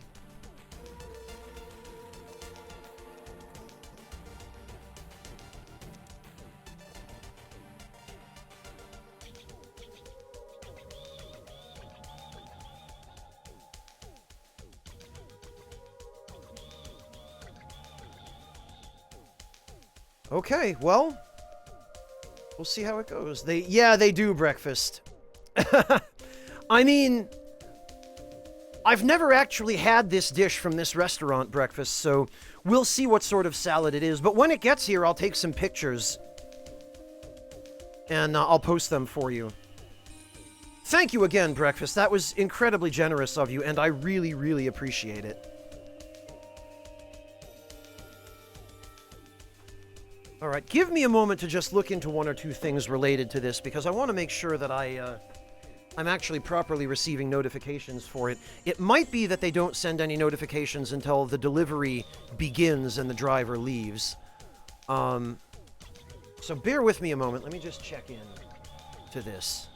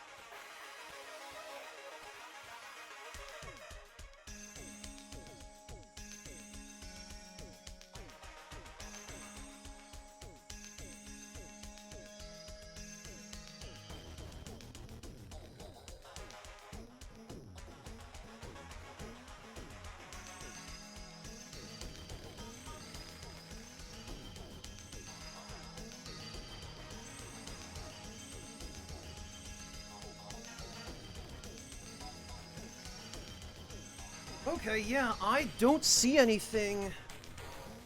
No, oh, wait a minute. Hang on.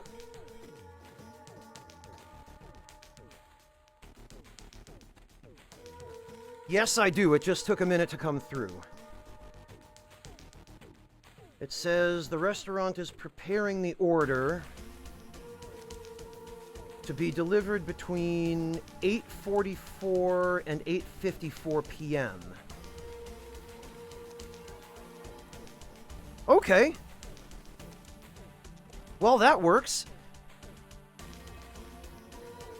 All right, then. So, it did take a minute for the text message to get sent, but it did get sent.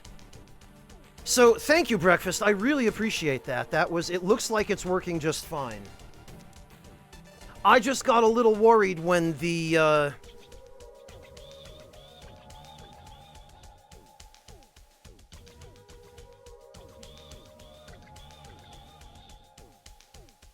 when the text message I thought I was supposed to get didn't arrive, but maybe this is just me not being patient.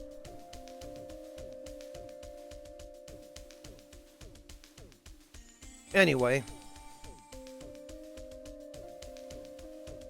Actually, Breakfast, you picked a really good day to do this because, I actually didn't have time to eat anything proper before the stream. I just had a couple of cans of smoked oysters because I was already running late to start, and I didn't want to be any later. I didn't want to make everyone wait for me any longer. So, seriously, again, Breakfast, thank you. I really, really appreciate that.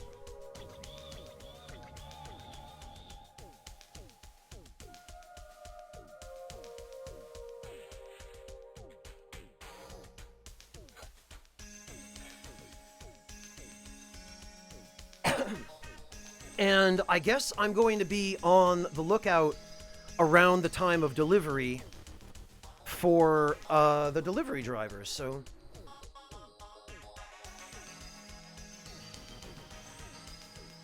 Ah, the classic Aging Young Rebel.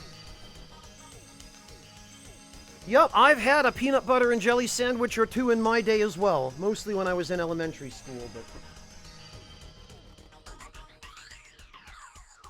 But actually, I've been thinking about trying to make a more sophisticated adult version with some bread from a local bakery, because one of my other moderators, Major Monotone, a while ago sent me a really, really beautiful care package from an organic farm near where he was living at the time that... they grow their own lavender, and they make various products with lavender in it. And he sent me a package that had, like, what did it have? Lavender cookies, lavender-infused honey, and it had some lavender preserves, I think wild berry or blueberry preserves, which I've saved. And those are the only thing I still have left from that package, because I've used everything else. Just the, I still have some of the honey, and I haven't opened the preserves yet. And I've been thinking of using the preserves to make a really nice peanut butter and jelly sandwich. Or just some, you know, some toast with preserves. But I feel like it would work really well for a peanut butter and jelly sandwich.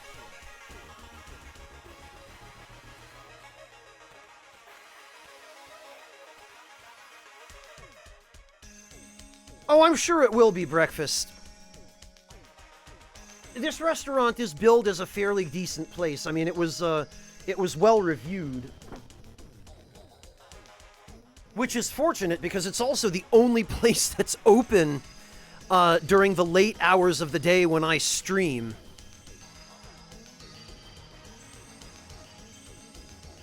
Breakfast, your sister is allergic specifically to lavender? That's really unfortunate.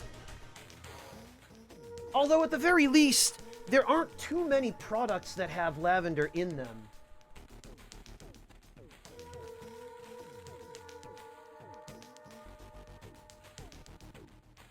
And the ones that do are usually pretty easy to avoid.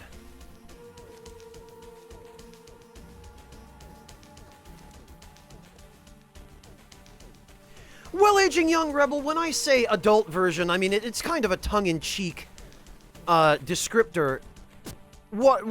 All I really mean is basically, I was thinking of maybe getting a loaf of cinnamon bread, and using that as the bread, and then toasting it, and maybe brushing it with a little bit of butter, like actual butter, dairy butter, and then toasting it before putting the peanut butter and the jelly on it.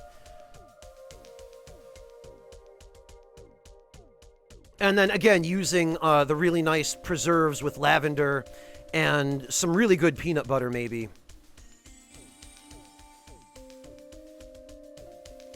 Just, you know, nothing super fancy, but something a little bit more sophisticated and with a little more effort than just, you know, 2 slices of Wonder Bread out of a bag with some Jif peanut butter and whatever jelly you can find You know, that's mostly just artificial colorings and flavorings. I thought something maybe a little more... Yeah, I'm not fond of raisins in bread, Smash Kebab, but there's a local bakery near me that does... I mean, it's really more of a cake than a bread, but they do what essentially amounts to like a kind of a cinnamon coffee cake. And they make it in small loaves. So I might use that. It's got streusel on it, and I think it would make a really nice platform for a peanut butter and jelly sandwich if it were just brushed with a little bit of butter and toasted.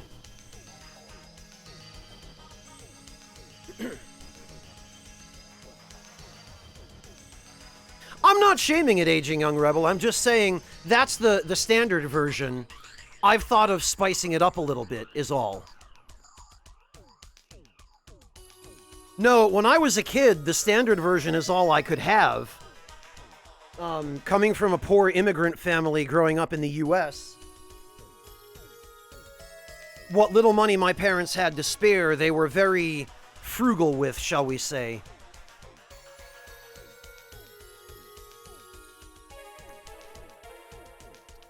Often they are breakfast, but more and more now, I'm finding that it's easier to get stuff that isn't scented, or that you can get scents other than lavender. Hey, Malkavia, good to see you. How you doing?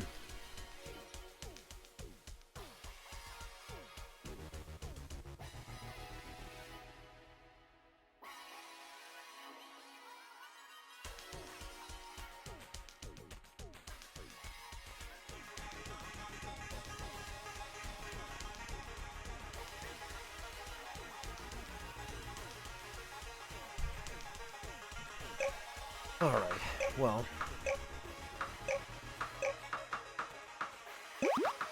Let's make a few more of these. Oh, I know that feeling, Malkavia. Believe me, I have days like that too. Even now, my sleep schedule is still about 6 hours behind what I want it to be, but maybe now that I'm done working on the Elden Ring guide, I'll actually be able to make some progress on that front. Only time will tell.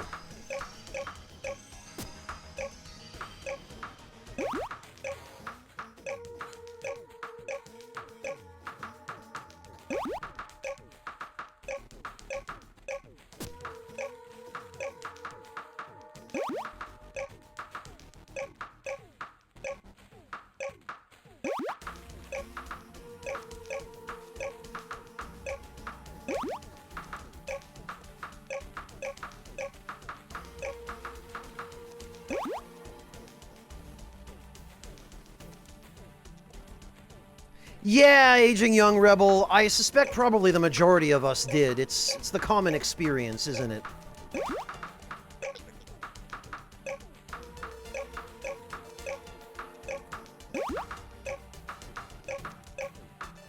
On the other hand, I can't imagine what kind of person I would have become had I not grown up poor. I'd certainly, I'm sure, have a lot less empathy and a lot less awareness of the struggles of regular people.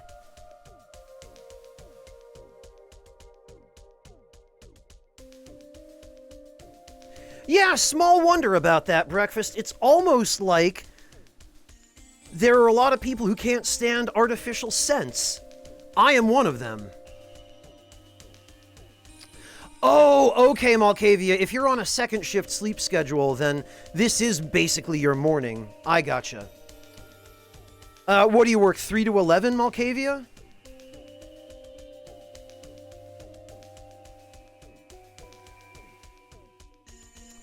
Oh no, Breakfast. That poor kid must have suffered horribly in middle school. I can only imagine. 2 to 11. Gotcha, Malkavia.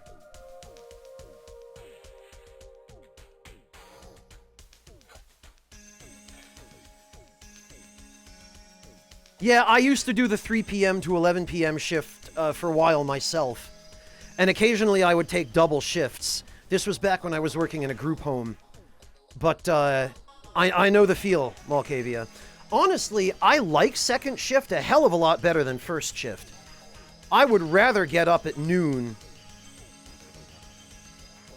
and be getting off work right around the time I'm thinking about going to bed.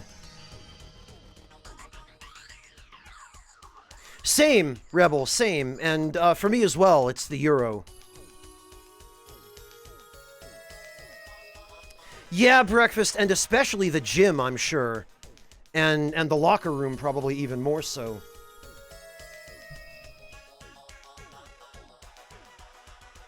Although when I was in high school, breakfast, it wasn't even just the kids.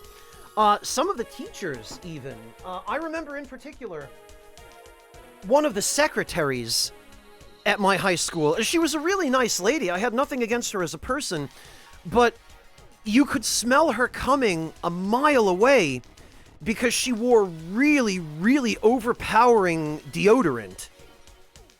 Like, unbelievably overpowering deodorant, to the extent that you could tell exactly what path she had taken through the building because it left a smell that lingered that long. Second shift gang, Malkavia. You know it. Hey, Devilish, welcome.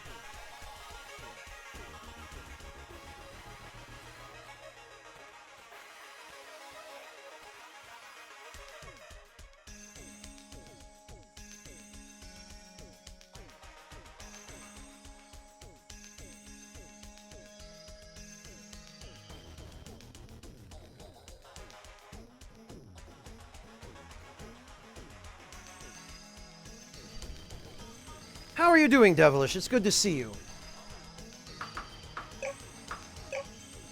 Oh, actually, I guess I finished enchanting those.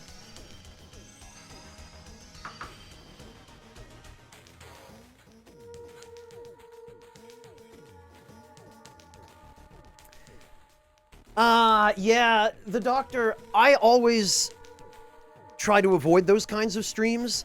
I find them insufferable and impossible to listen to, so I try to be the kind of broadcaster that I would want to hang out with, at least as best I can. I mean, if I had to live with an exact copy of myself, I don't know how that would go. I'm not even sure I could say. But I try to be the best person that I want others to see, if that makes sense.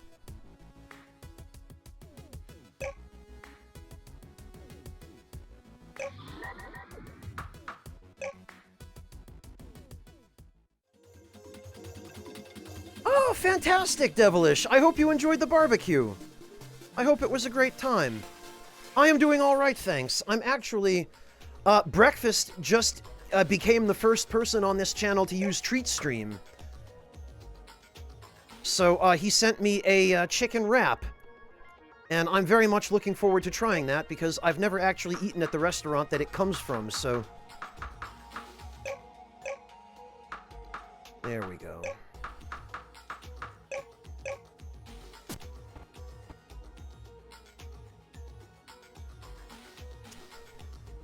Well, the Doctor, I'd like to think that it would be a little bit less of a hostile situation than that.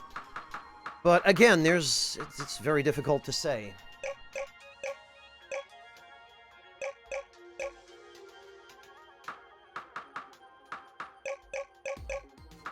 I want as much room as I can make.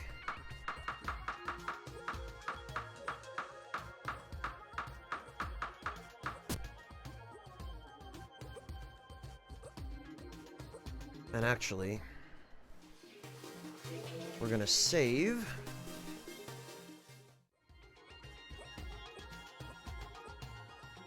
Fantastic, Devilish. Good deal.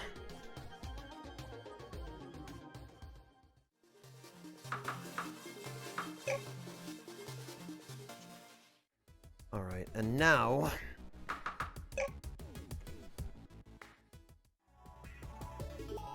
Ah, well, watch where you're walking, Devilish. Don't trip on my account. Please be careful.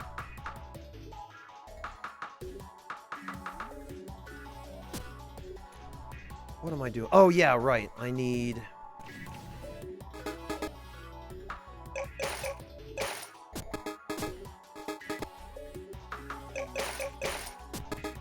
high-tech parts.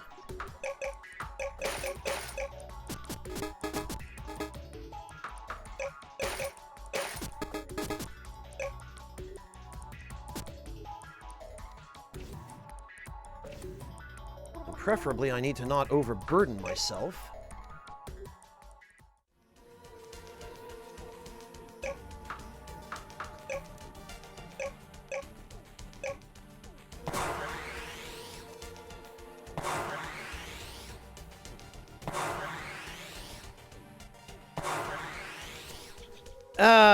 You overestimate... Well, you overestimate a lot of things, Aging Young Rebel. If that's your expectation.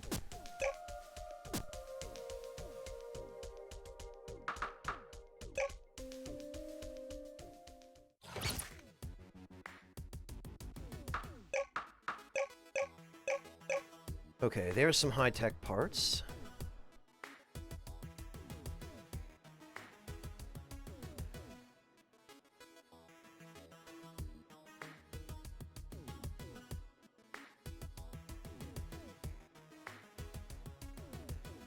Oh, wow, that's remarkably close, Devilish. But that's also a nice convenience.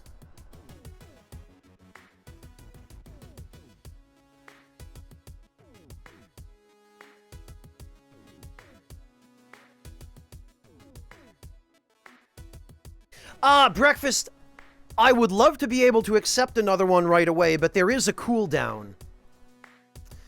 And I have the cooldown set to the minimum that Treat Stream allows, which is 2 hours. But they have a cooldown in order to prevent people from sending uneatable massive quantities of food to the same broadcaster all at once, which, having grown up poor, is something I would not mind. I mean, if some troll out there wants to spend their money sending me 50 chicken wraps, well, go right ahead. I've got room in my refrigerator. I'll take them.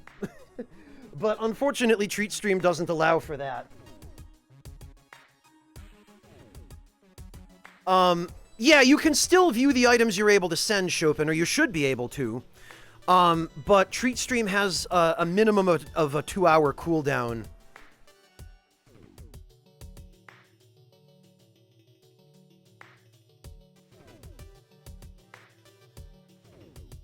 $50 buckets of KFC. Well, fortunately, Rebel, I choose what items are available to send via Treat Stream. So it's not like someone can just spam me with 8,000 McDonald's hamburgers or something, you know? In America, 4 items would be enough. Breakfast, I know. I grew up in America. I've seen it. I know. And I've seen the difference in portion sizes between the American fast food chains and the European versions of those fast food chains. A McDonald's large in Germany is about 1/3 the size of a McDonald's large. I'm talking soda in the US. It is ridiculous how much bigger portion sizes are in the US. It's unbelievable. And it's well documented, too. If no one believes me, there are videos on it that people have done comparisons, and you can see for yourself.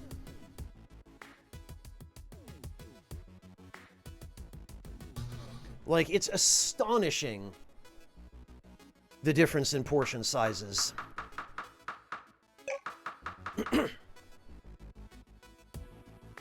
Yeah, funny thing about that, Chopin. Once you cut junk food out of your diet, suddenly it becomes a lot easier. And, you know, once you break yourself of the habits that the big industrial food developers have been encouraging for the past 50 years...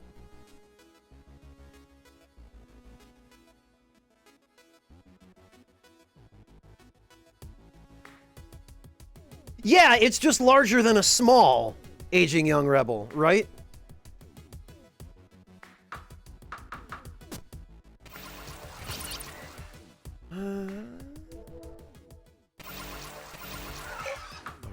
wood. Oh, right. I need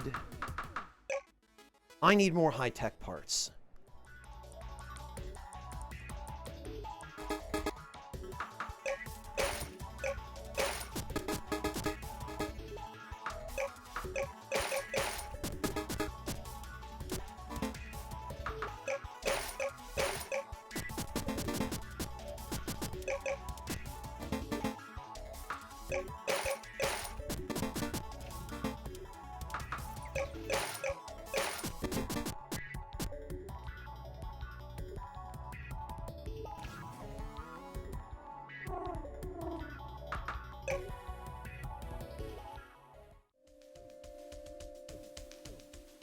Oh, that's funny, Devilish.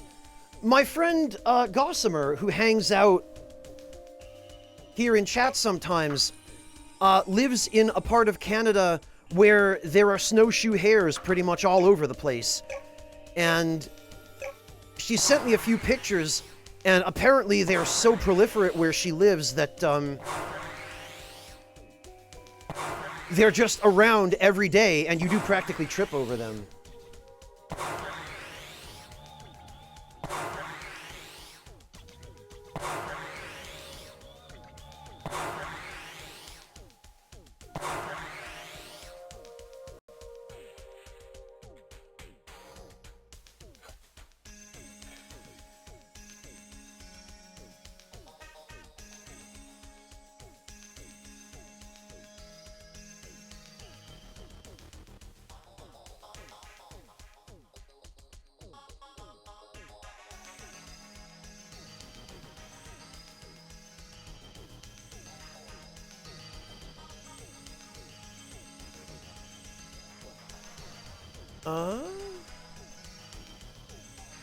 Yeah, Breakfast. Movie theaters are one of the worst offenders.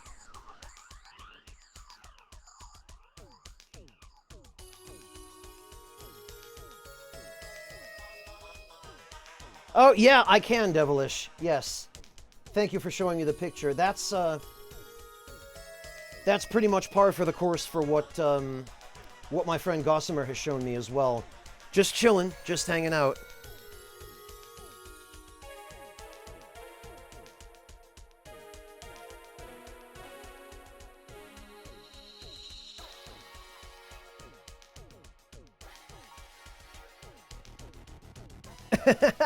Ah, Devilish and Rebel. I guess you guys discovered that you two are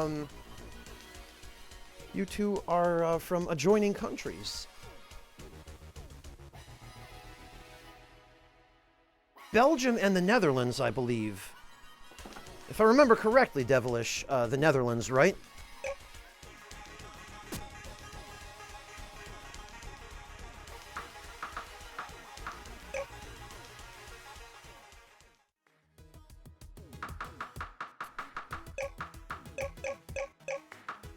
Alright, that should be enough high-tech parts.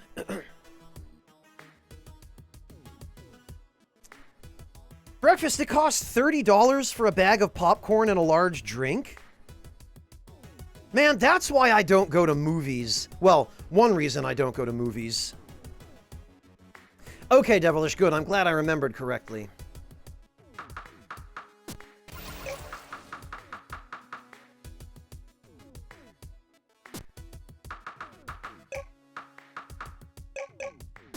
Alright.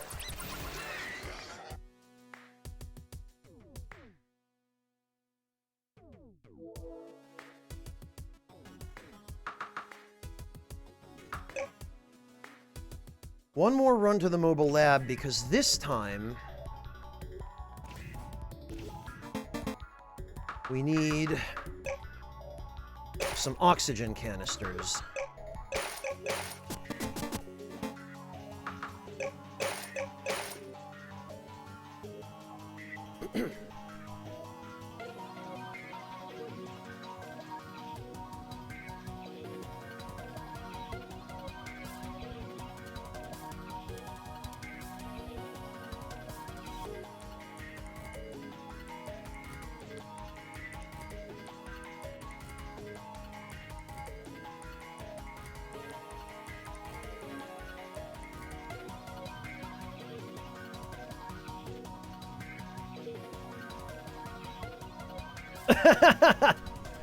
Well, Rebel, you know, gotta make a living somehow.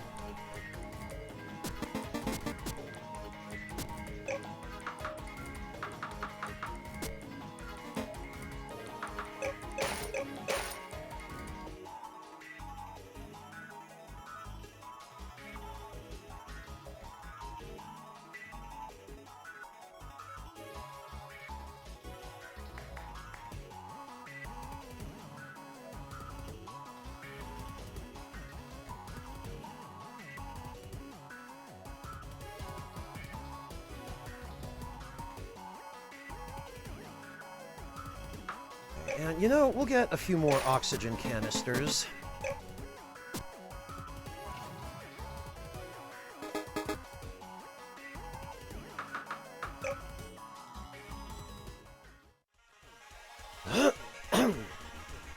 All right.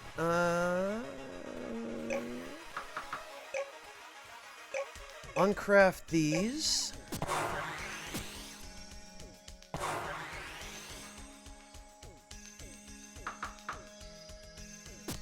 Oh, you know what?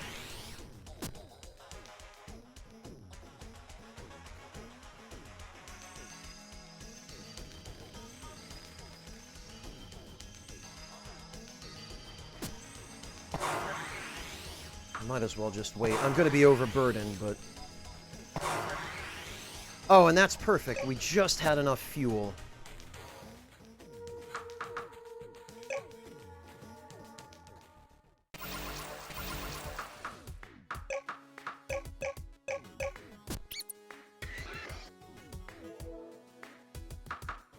Now...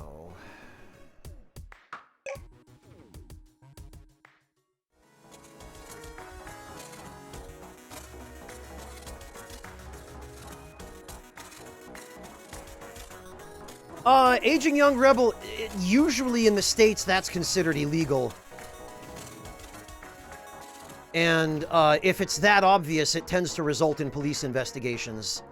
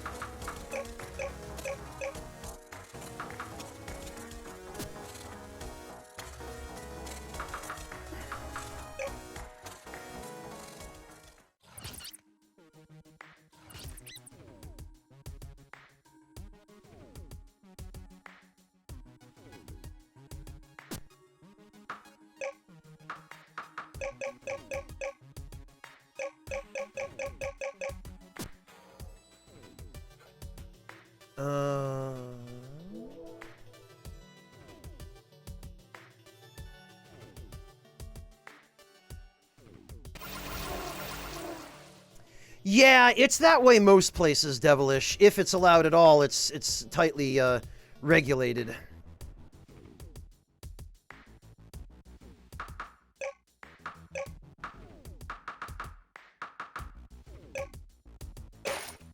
There we go. Let's sell some ice cream, and let's make some more ice cream.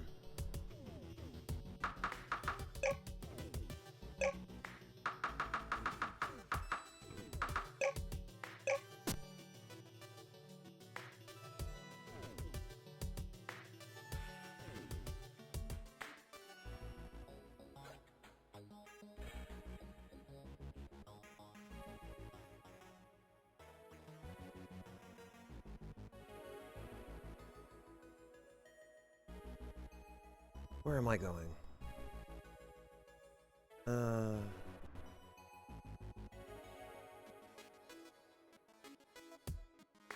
Yeah, well, Rebel, it tends to attract that sort of, element, unfortunately.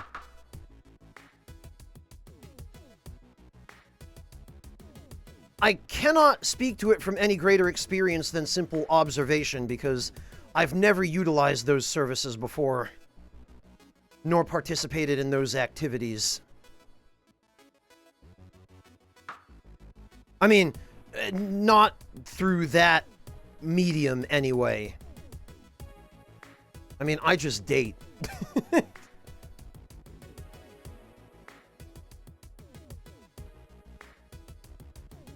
Okay, this I think is where we want to go. Right, and that's what I was supposed to be doing. I wanted to build a particle accelerator, which requires 5 high-tech parts, 10 titanium, 10 silicon, and 10 magna gems.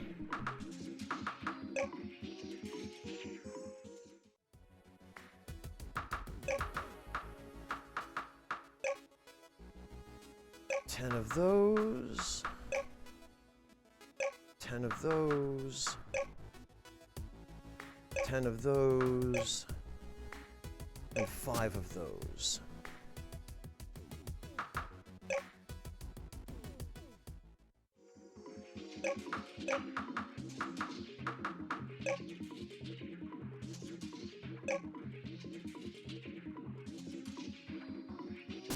Oh, and I believe they need to be directly touching, so I have to be able to see what I'm doing so that I don't...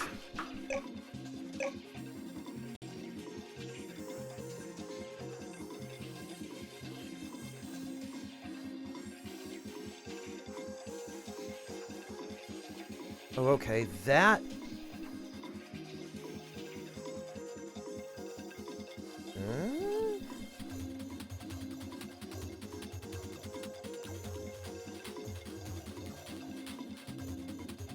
Okay, the question is, does that count as touching? And am I going to need another freaking power core?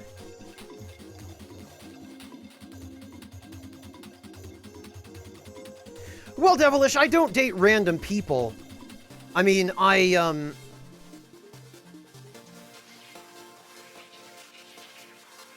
when I engage in relationships, it's always through circles of people that I know. In the past, I've made the mistake of dating or, well, becoming romantically involved with viewers, and it didn't end up really that badly, but I did certainly learn why it's not a good idea to do that. And I also, you know, just in general, I keep all of my relationships off-stream.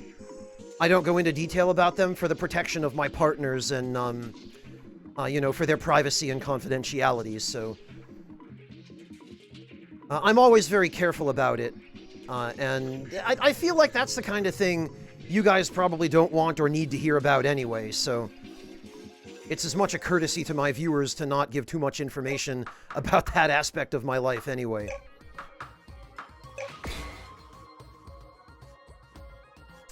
Well, Devilish, certainly being on the spectrum can make dating a much, much more difficult proposition. From having worked with that population for as long as I have, that was one of the biggest struggles that I saw most frequently was relationships. That kind and just relationships in general.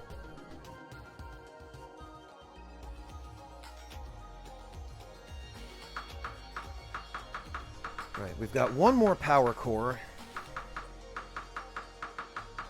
And we're gonna need...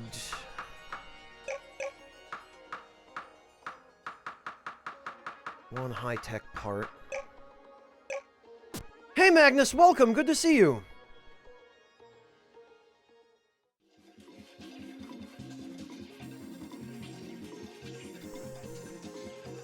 I hope there's room for a power core here. It looks like it might just fit.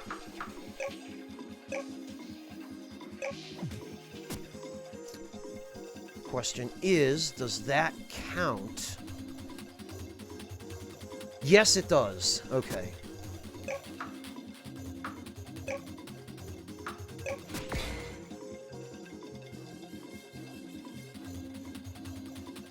Huh.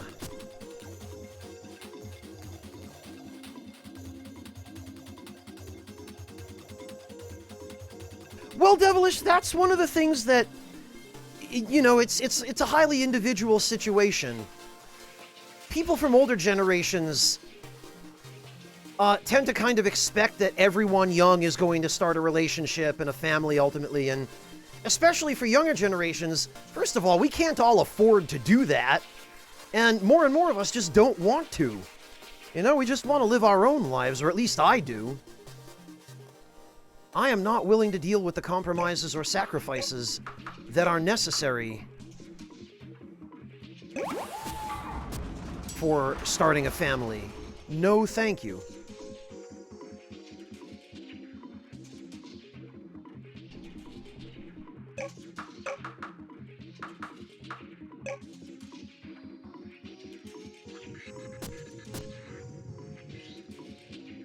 Ah.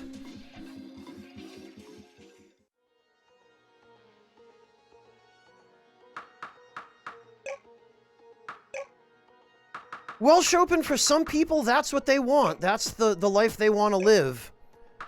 I don't understand it.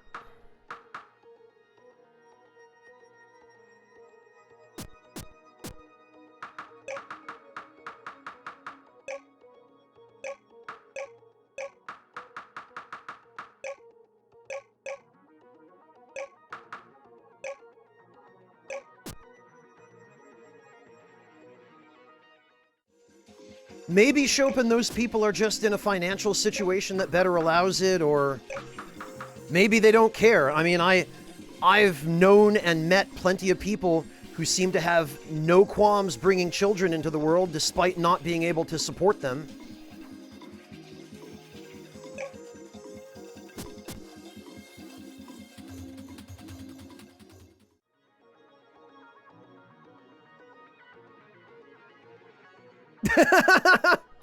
Well, Magnus, sometimes you just need to be in the right place at the right time.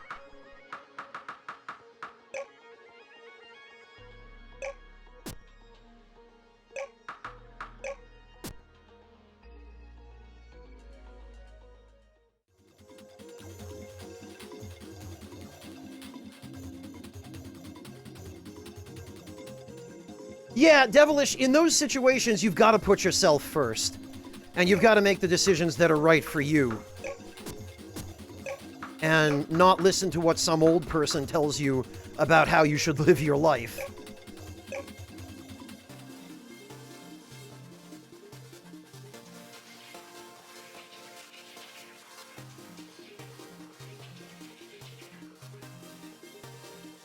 Well, Chopin, some people genuinely derive joy from raising children. And I'm glad that people like that exist, because if they hadn't, I would have had a much, much worse upbringing.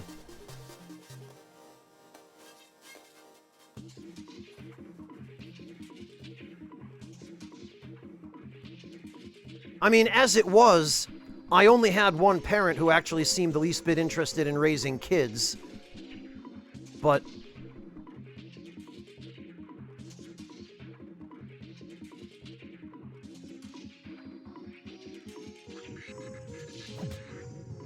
at least I had one.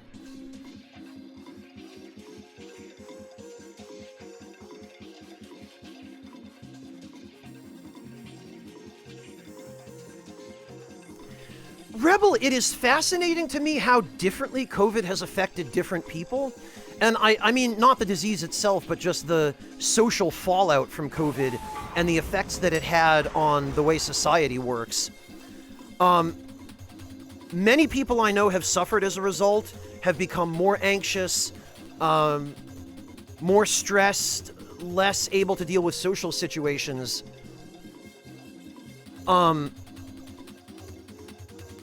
I feel almost guilty that COVID has, or the results of the pandemic anyway, socially, have improved pretty nearly every aspect of my life. I get to work completely from home now, and it enabled me to focus a lot more on being available online for my community, because I no longer had to spend time commuting. But I'm one of the few, I think, who actually ended up coming out of it ahead, and it seems to me as though most people really suffered. I mean, had I been in school, I would have probably been even better off. Like, had I been in had I been young enough to still be in high school or had I been in college, because remote learning is ideal for me. I don't want to be in a classroom. Get me the hell out of there. I would much, much rather do all that work and study from the comfort of my own home. But all of the people who are extroverts and who are relying on their inter-office relationships and the opportunities to see other human beings every day, they're the ones who seem to have really suffered as a result of it, and who I think have been traumatized the most as a result.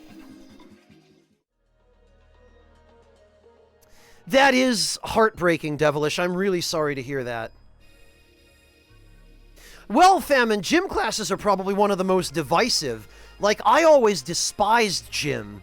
Because I was never an athletic person. I've always hated sports. I get my exercise walking and just doing chores and whatnot every day. And I've always despised and resented gym. And in the US, gym was mandatory. So I was very lucky that I worked for an APRN when I was in high school. And the APRN for whom I worked was always willing to just write me medical excuses from gym class, even though I didn't have a medical reason to not go. She was willing to do that for me because she understood how much gym class was stressful for me, how much I hated it, and like just what a negative impact it had on my my mental health and my functioning. So she was just like, "Yeah, Franz, you know what? Look, I've got this this APRN certification that I can use to write you medical excuses from gym. No one will ask questions. Just give the principal this note." And I gave the principal that note, and the principal was like, "Oh, okay, I guess you're excused from phys ed." And I was like, "Yes, another free period." You were lucky, Malkavia. I would not have enjoyed marching band, but I would have enjoyed it a lot more than I did gym.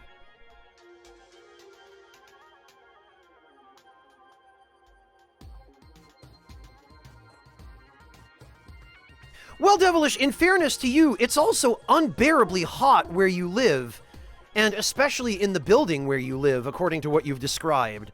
So I don't blame you for not wanting to get out of bed. I mean, anxiety or not,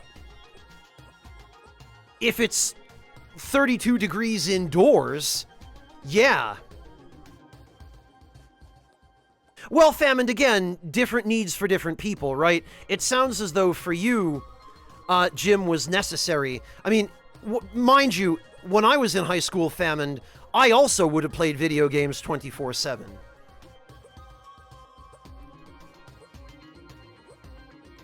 But when I was in high school, I was getting a lot of exercise because as soon as I would get home and finish my homework, my parents would literally throw me out of the house and not allow me back in until sundown. So I would have to walk around town or ride my bike around town.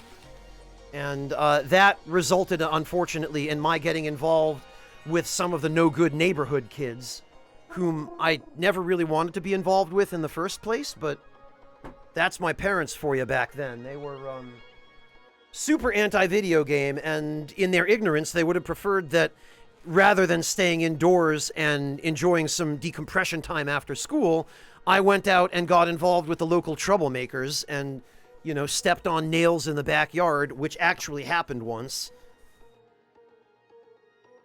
Really, Malkavia? Because of the credit from marching band, or because it kept you out of trouble elsewhere? Yeah, Devilish. Sometimes even AC, if it's a hot enough building, if it's that poorly designed, AC will only go so far. I have an air conditioning unit in the window of my office, and fortunately my office is on the shaded side of the building. But I only run it when I absolutely have to, because electricity is expensive. Of course, at night it's nice and cool, so I can just set the window AC unit on fan, not use a lot of electricity. And it's a low a low power consumption unit to begin with, fortunately. So even when I have to run it, it's not that much more expensive. But at night, I just open one window and then set the AC window unit on fan for air circulation. and it keeps it nice and cool. Oh, gotcha, Malkavia. Well, you and I have that in common. I never cared about school. I always resented it bitterly.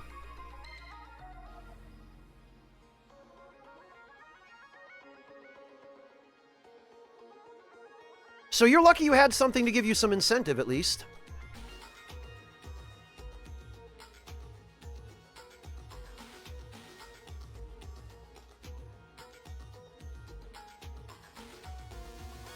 Oh, that sucks, Devilish. I'm sorry to hear that the trip hasn't been brought back.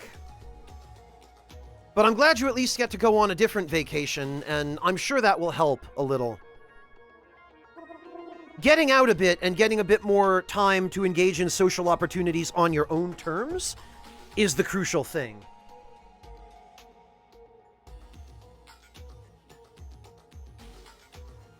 Well, Devilish, it doesn't help when every other part of the building is radiating heat into your apartment.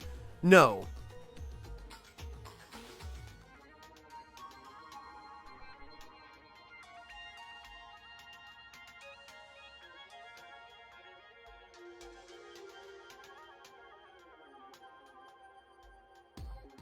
Yeah, no kidding, Chopin.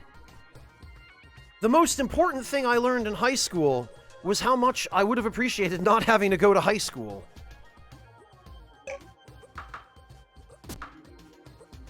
Okay. Throw in these O2 tanks. Now I'd say we're good and ready.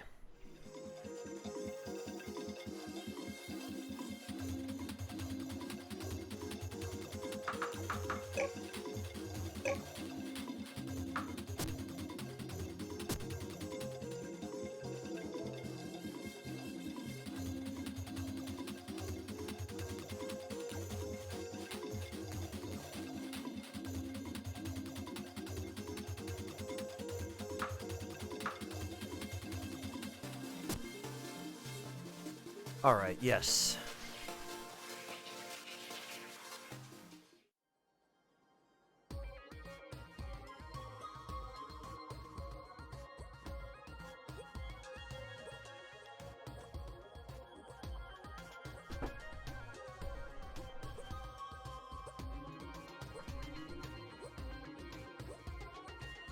Smash Kebab, I can appreciate that. Most of my fellow students in high school and in college were the same way. They needed someone to, they needed basically a sounding board or someone to share ideas with them. I've always been the opposite. I've always been a fiercely independent learner. And the only time I've ever cared to have someone around was if I absolutely couldn't figure something out on my own. But the age in which we live, where knowledge is more available now than it ever has been, was a large enabling factor for me in terms of my being able to be an independent learner. Although even when I was a kid, even back before the internet was really a thing, I still would go to the local library at any opportunity, or even the library at my school. And that was always nice, because I could get books there and...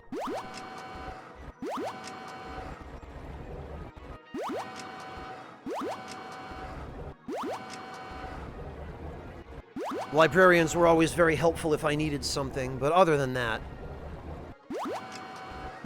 I struggle to learn when I have to focus on other people.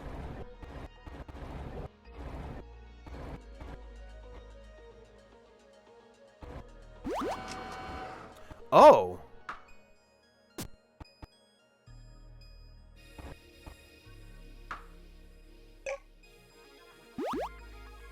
Power core parts.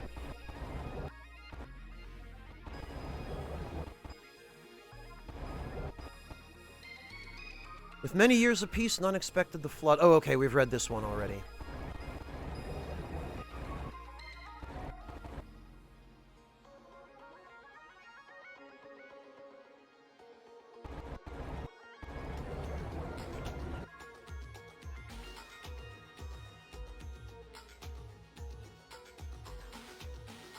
Oh, I bet not, Magnus. I bet not.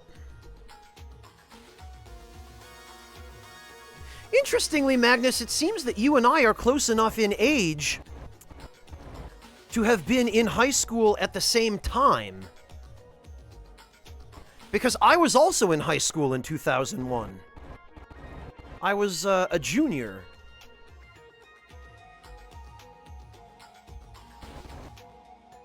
Or no, I was a sophomore. I was in 10th grade.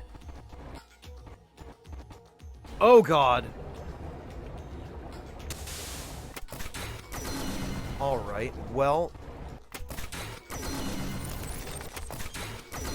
These bastards are what I brought these torpedoes for.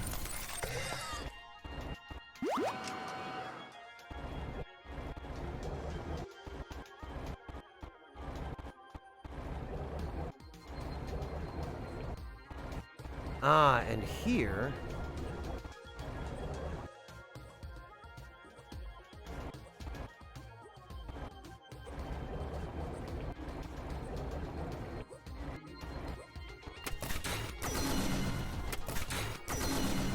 Oh, come on.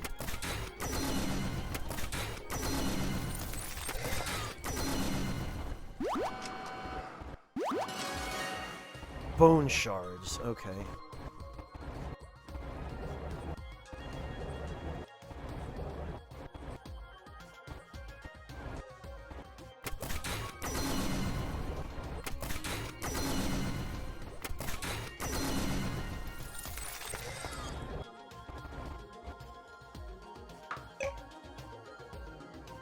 Ah!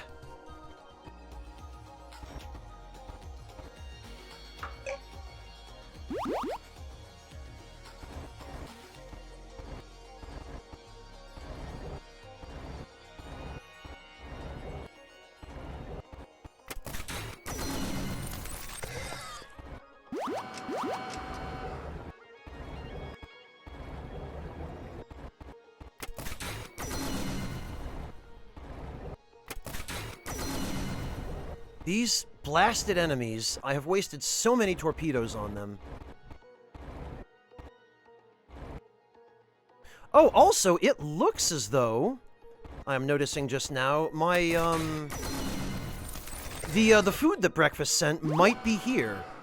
So, bear with me just a moment, everyone. And I will be right back. I should go check. Hang on a moment.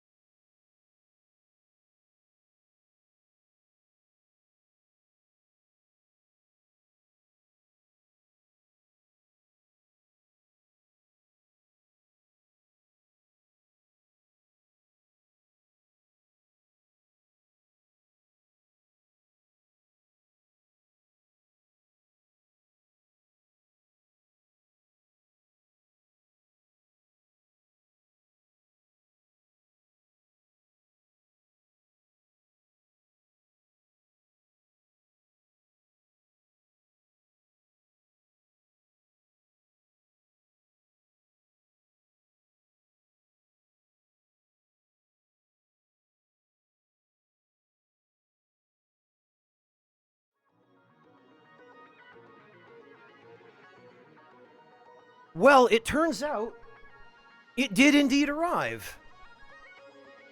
So, Breakfast, thank you again. I really appreciate that. I took a picture and I'm about to upload it to the Discord for you. Hang on just a moment.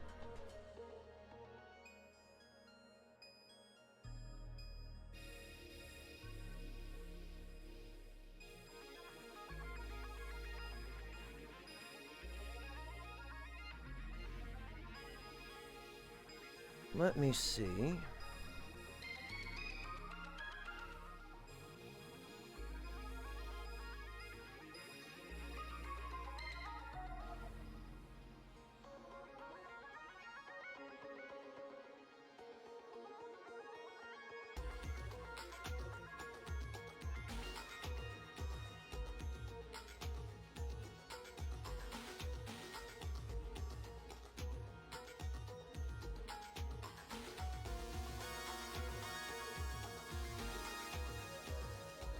Oh, hang on. I have to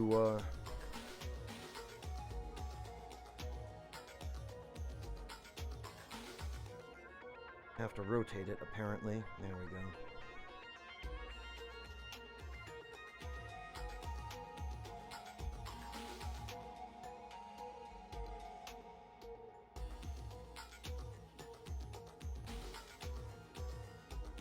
There we are.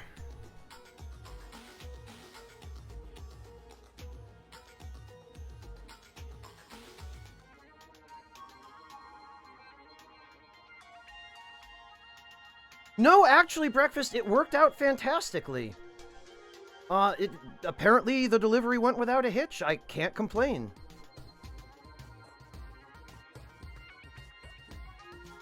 Well, I'm glad to know it works.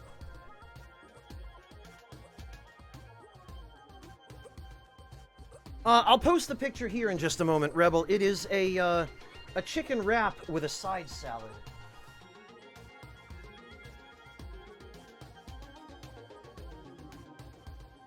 Hang on, I can copy the link from Discord.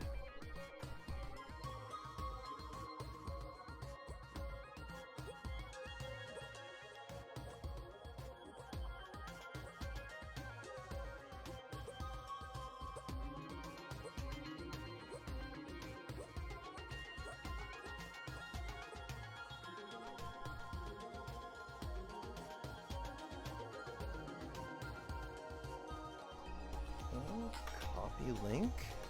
Oh, Breakfast beat me to it. Thank you, Breakfast.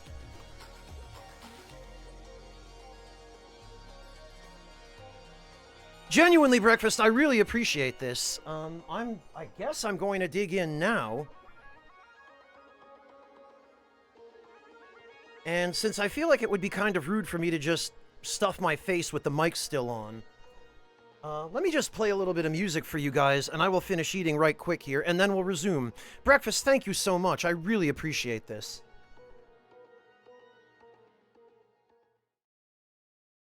And it looks like the stream is dropping frames anyway, so now's probably a good time.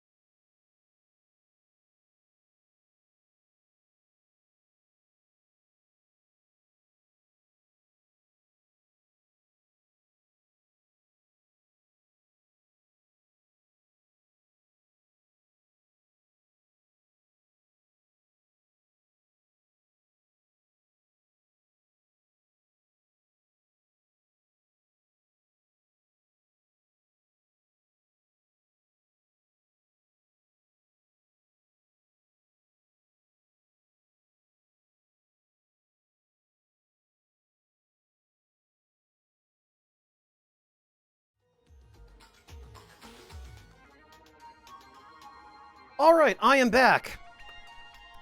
Let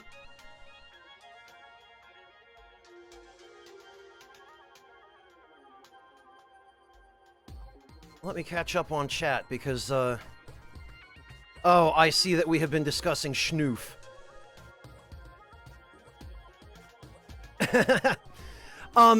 Breakfast. Listen, man. I want to say a very, very personal thank you to you for that. I wasn't in a particularly off mood before, but having someone send me a meal during a stream is quite possibly one of the biggest morale boosts I think I've had during a stream, other than my friends coming in to raid.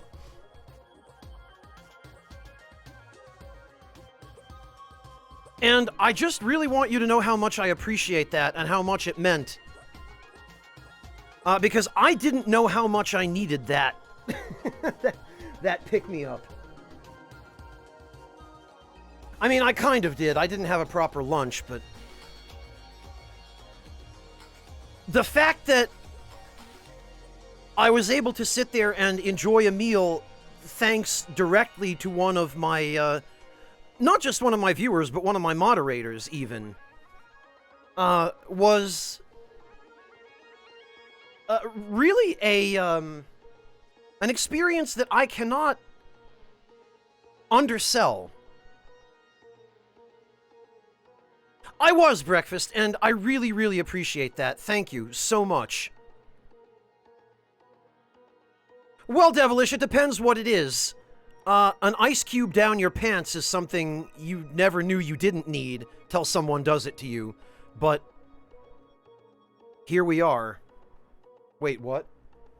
No, I've never had that happen before.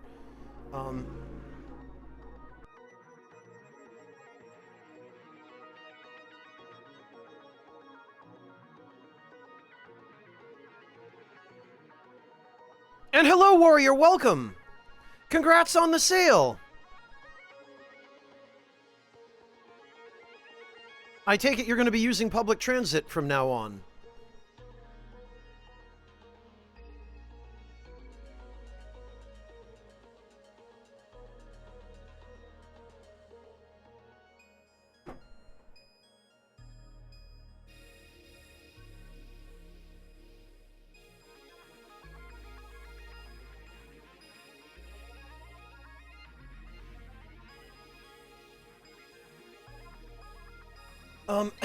Well, in any case, thank you, Breakfast, once again. Really, I can't thank you enough for that. That was an incredible display of generosity and a very welcome meal for me.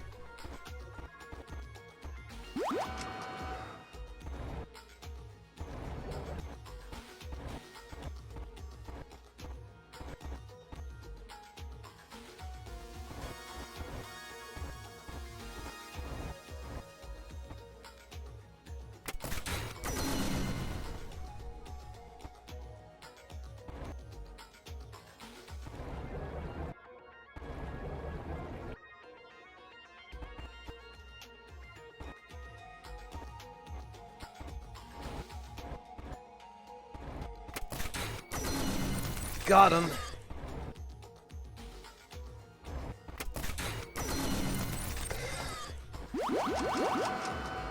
And if I remember correctly, I don't want to get hit by these things because they do a ridiculous amount of damage. Ah.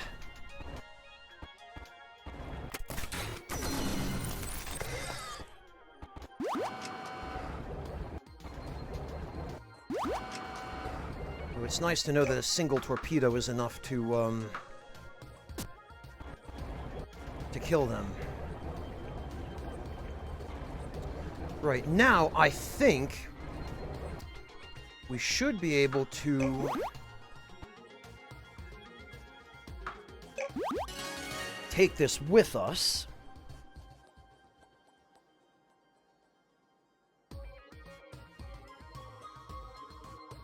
Yeah, Devilish.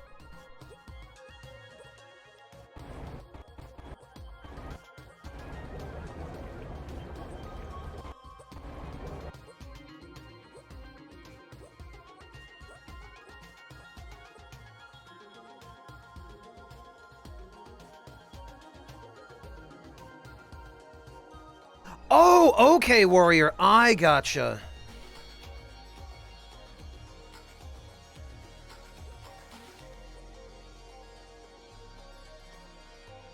Oh, geez, that's a pain, warrior. No, it's fine. Don't worry about the wall of text. Sorry you had to go through that. That is, yeah, no, nothing is ever easy in the U.S. when it comes to the motor vehicle department, although it's not really that much better here. In fact, it's a lot more expensive here, depending on what you're trying to do, but...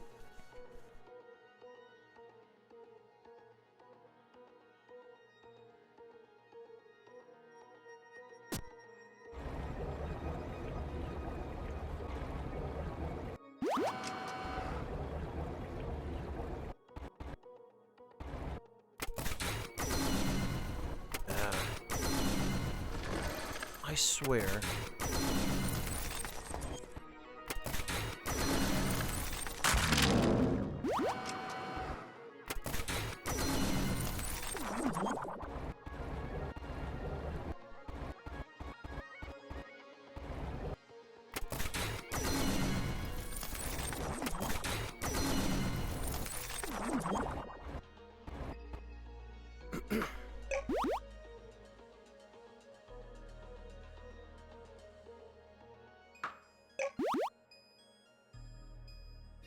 Well, Devilish, at least it's something, right? You gotta start somewhere.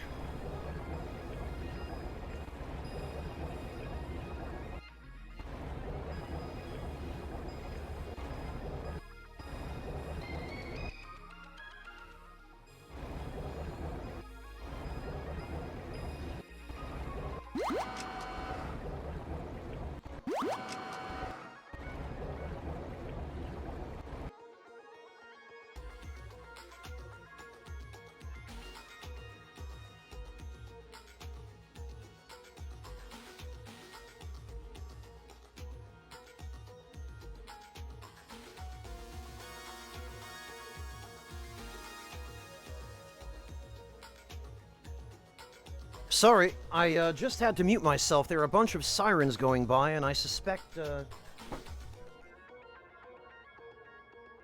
probably there's some sort of emergency.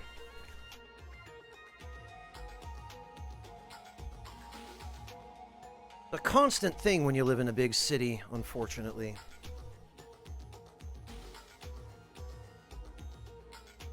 Yeah, Warrior, that's,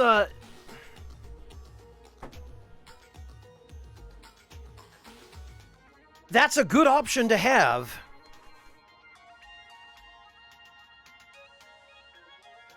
Because waiting in line at the DMV is miserable.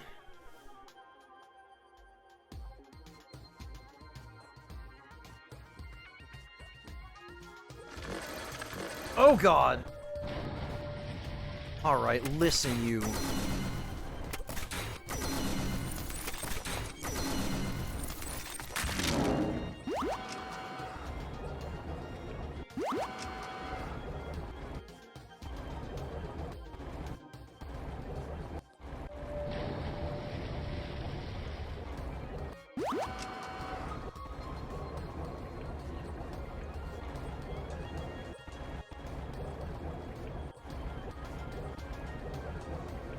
Okay, so there is a maze filled with big, scary leviathans.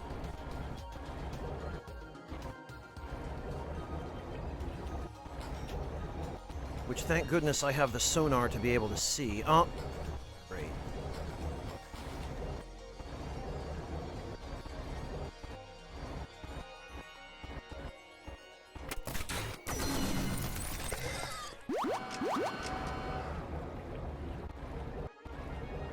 Ah!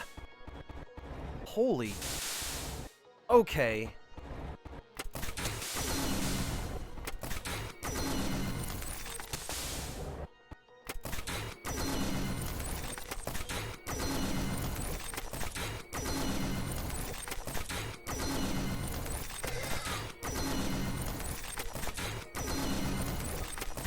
Don't all just overlap each other.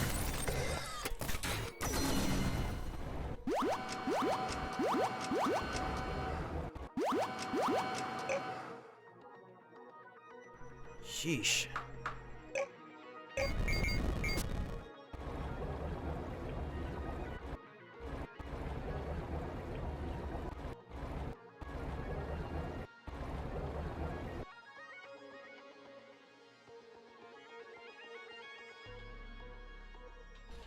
Oh, that's the stupidest warrior. That sucks. So then there's going to be even more congestion at that office. Because everyone who needs that service has to go there and only there. God.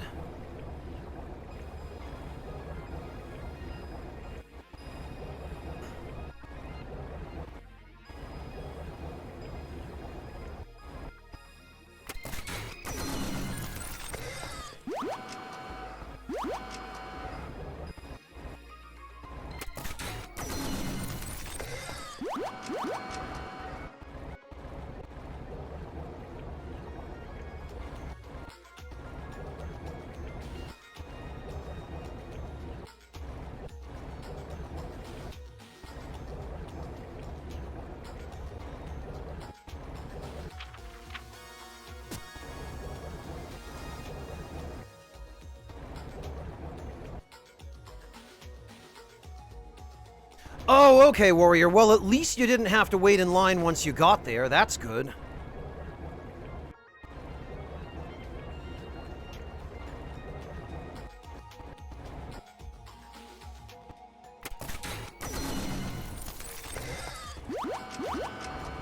I no-scoped that idiot from outside of line of sight using the radar. I am proud.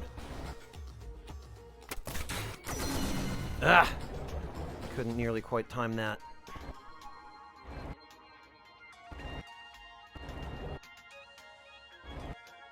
Come here. God, I wish the torpedo launcher on the submarine were a little lower.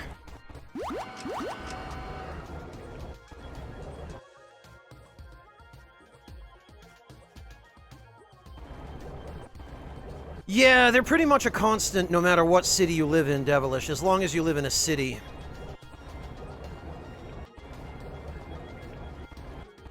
There's always somebody having an emergency at all hours of the day.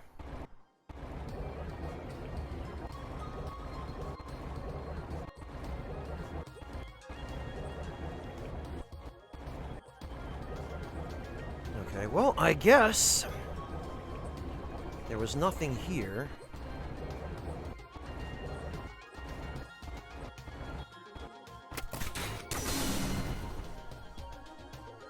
For goodness sake.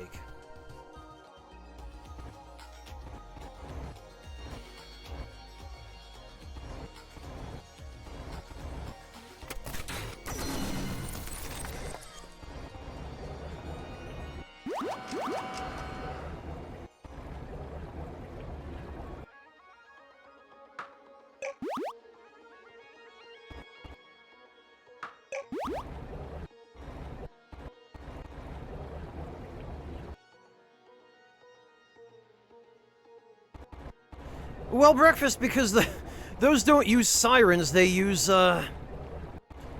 musical jingles.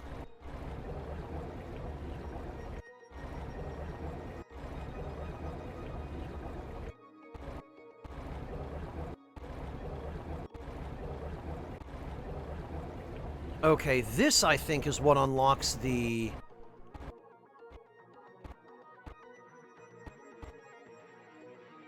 This is the final warning of those who lived on this planet. Do not awaken the Dishonored One. Let him rest for all eternity.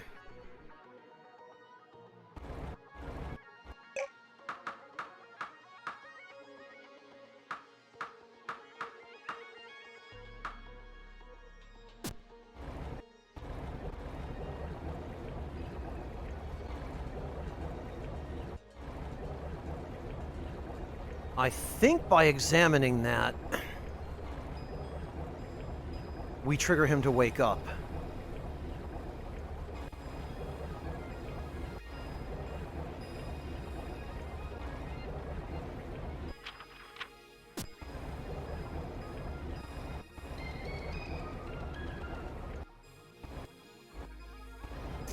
Oh, that can get annoying after a while too, Devilish.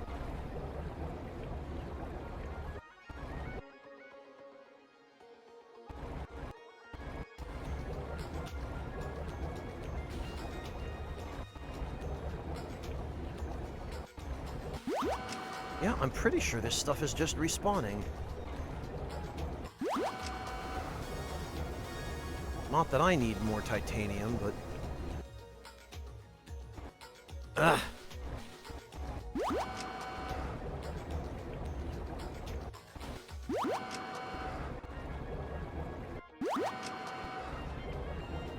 I wish the high-tech parts would respawn. That's what I could really use.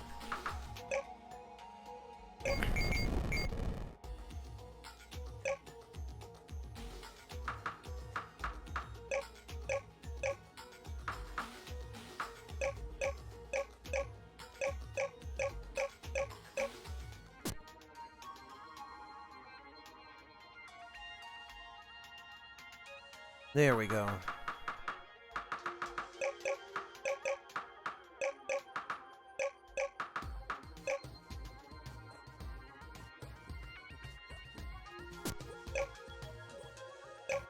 We'll keep 2 bone shards so that we can activate the monoliths.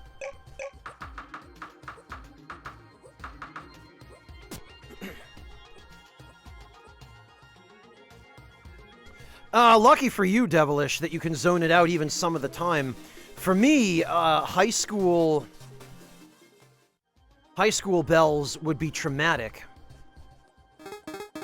I figured it out. We need bone shards to activate the monoliths. We must activate them all. Nothing is more important. Activate monoliths. Activate all the monoliths. There are 2 remaining that need to be activated. Well... Fortunately, I think we have quests for both of those. Unfortunately, there is a little more going on here.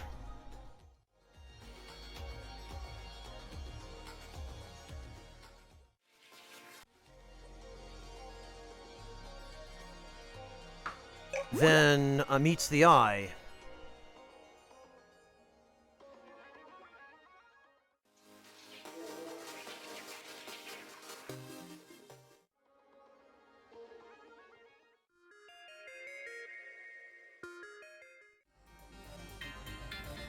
Well, sometimes you have to, Devilish.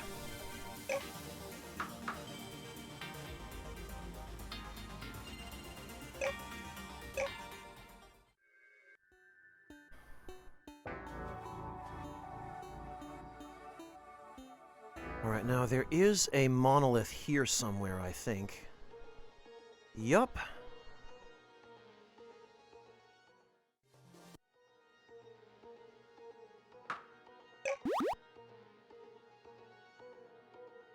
Oh. Now, this guy right here, this guy is schnoofy. You see what he's doing with his nostrils right there? That is schnoofin'. You must have great prowess in magic to have awoken me. Whatever you did broke the seal I had placed on this planet, so now anyone may enter or leave at will. I am a teacher, one of the last of my kind. I sealed myself here in stasis long ago, but that is a story for another time. Your prowess in magic, it must have led you to conflict. Have you heard of those who are the descendants of the Old Ones? Oh my, an entire planet destroyed, unimaginable. We teachers should have known things would come to this. As a teacher, it is my duty to promote peace and knowledge. I will help you, but you must promise me this. You will do all you can to avoid further conflict with them. Peace may yet still be an option.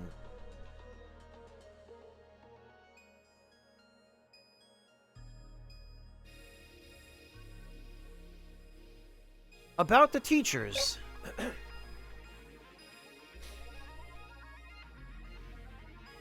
No profession was more honored than the teachers. The teachers used their skills to travel the universe in an instant, spreading their knowledge to the distant stars. We created the monoliths you have seen, like the one you used to awaken me. Our main task was to teach. We spread magical knowledge to any who would receive it in the interest of bettering all. However, there were some, like the Dishonored One, who opposed this.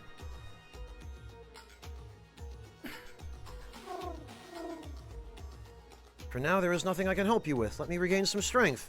Return here if you discover anything that might be of use in this conflict. The aliens who destroyed your homeworld, quite the story. They were always eager to learn from our teachings. At first, we took this as a good sign. However, as time passed, their civilization grew ever more distant from the open sharing we promoted. I believe at heart they are afraid. Alone, they can only wield small amounts of magic. It is only through others that they can achieve great power. This is why they enslaved the dragons. This must also be why they attacked humanity. They sensed in you the possibility to wield more magical power than they could. This fear is their secret weakness and the key to their downfall.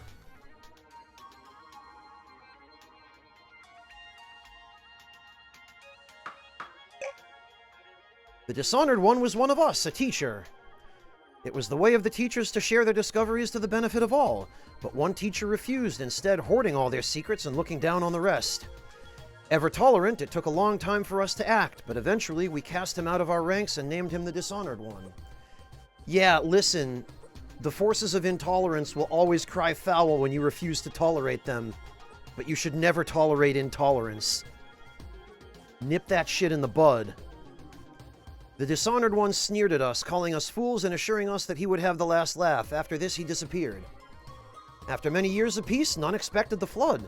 The waters rose and rose, drowning villages and killing indiscriminately. We did everything in our power to stop the flood, but we could not. When the Dishonored One announced that he had conjured the flood, he did not seem the least bit remorseful, even as the death toll rose and rose. Gee, this sounds a lot like those obelisks we were reading just a few minutes ago in the depths. We knew we had to stop the Dishonored One. We banded together and fought him at the summit of the tallest mountain, where the waters had not yet reached. The battle raged for weeks and drained our planet's vast amount of magic. With the supply of magic running thin, survival became a challenge.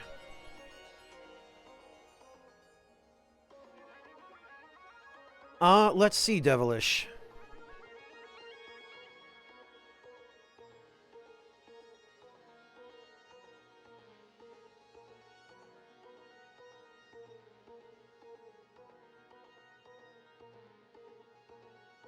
Yeah, I've heard of some debates surrounding those issues, Devilish.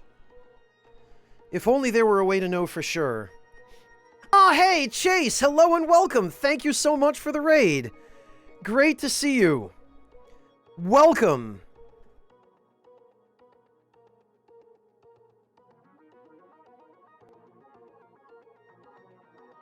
Well, let's have a shout out for Chase, also known as Gamer Composer, the composer of the music for this game. One of the devs. Thank you so much again for the raid, 2 days in a row, Chase. I really appreciate that. It's great to see you. How are you doing? Little more music comp today? And welcome everyone rolling in with the raid. My name is Franz, and I play video games on the internet. Occasionally, I even play them well. How you doing, Chase? It's great to see you. Excellent.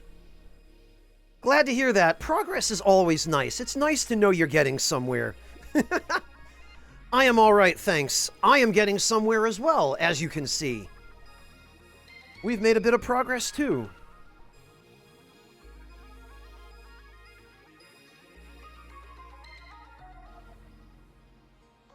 And one of my moderators was kind enough to just gift me a meal via treat stream, so that made my day exponentially better. This was DLC? Well, I mean, I guess this is part of the hybrid path, so I suppose this is part of what was added to the game later on, right? Yes, indeed. I am very grateful to Breakfast for the food that he sent me. I guess that's why he calls himself Breakfast Mega Powers.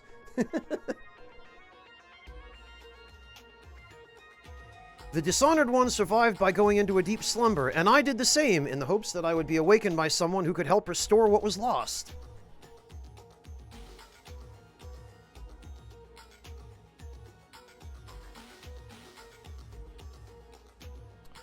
It was upper tier Kickstarter.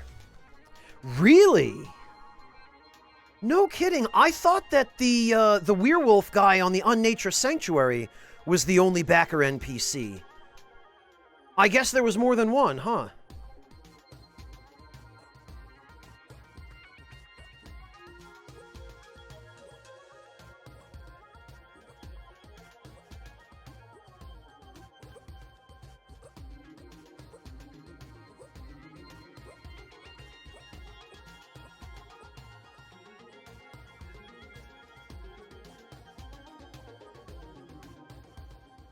Ah, fascinating, Devilish. Well, since you're the resident archaeologist, once you get to the bottom of that, I'd be very curious to hear what your conclusions are. Oh, there were 2 or 3. Okay, Chase, I gotcha. Yeah, I was aware of, what's his name? Dice, I think, being a backer character, but I didn't realize there were others. I missed the original Kickstarter. I really wish I'd been aware of it at the time, or I would have chipped in some money.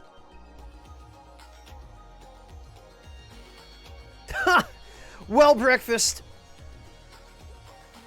the money from a Kickstarter campaign in many cases does pay the devs for living expenses while they continue working on a game.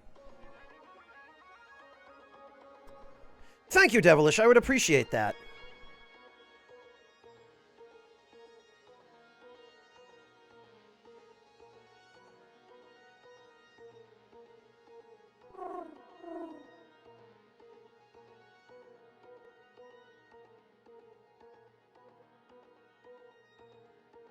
Alright, we do have one more obelisk to activate, although I think technically...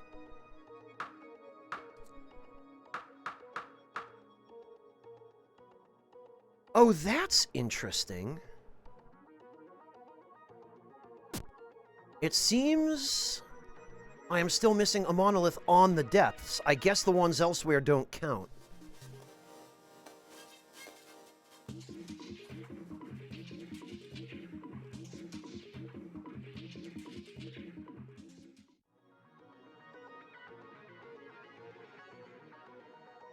So I'm gonna go activate the one on UNOX 428C first.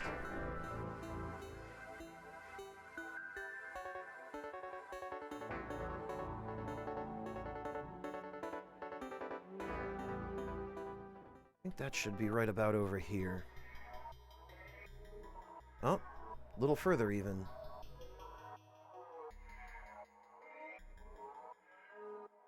There we are.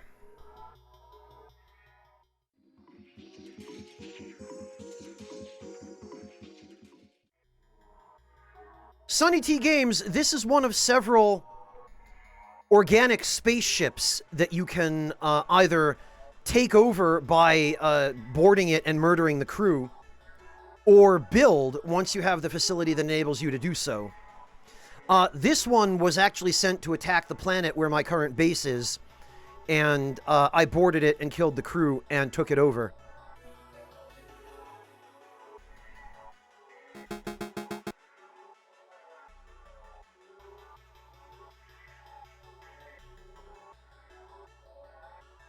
As you can see, there are regular spaceships, and then there are these organic ones made from dragon DNA.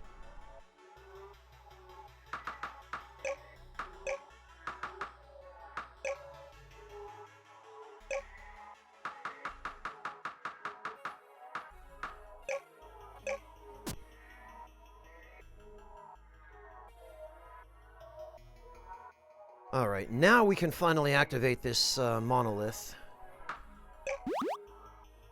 There we go. Ah, excellent! I can finally go back to traveling the stars and trading magical books. Do you have an interest in magic? If you do, I buy and sell. Just think my name, Tyndall, and I'll be here. And now I finally have the ability to sell magical reagents. And we can actually buy books here, so now I don't have to craft them. And actually, we are going to pick up the ones that I don't have.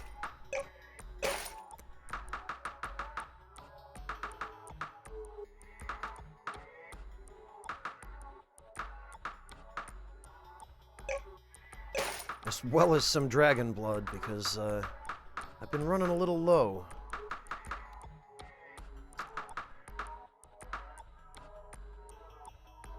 Oh, wow, yeah, he certainly buys quite a lot, actually.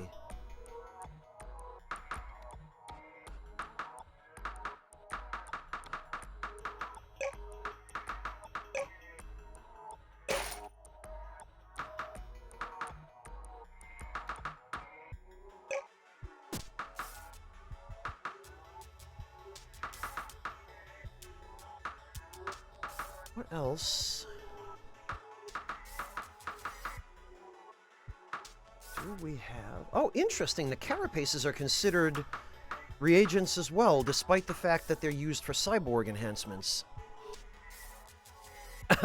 Hello, Mountain Wolf. Welcome.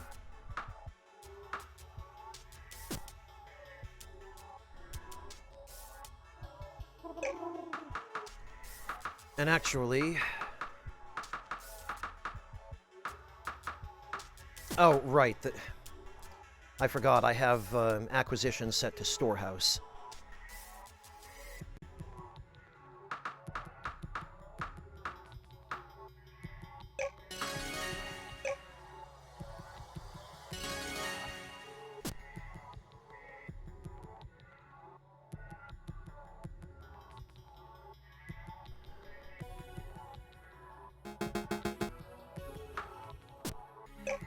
Okay.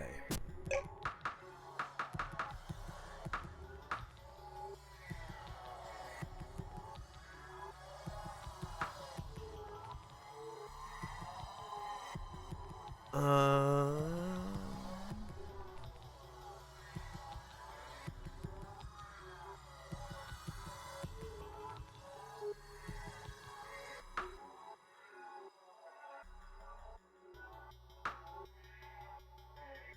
Trying to figure out if I could...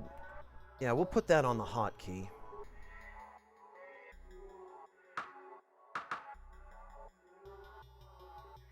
And that will just hang on to.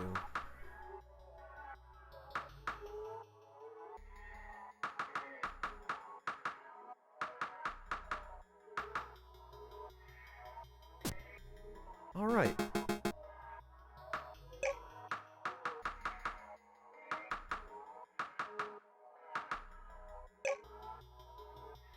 Huh. Yeah, I think we're doing okay on titanium. All right, then.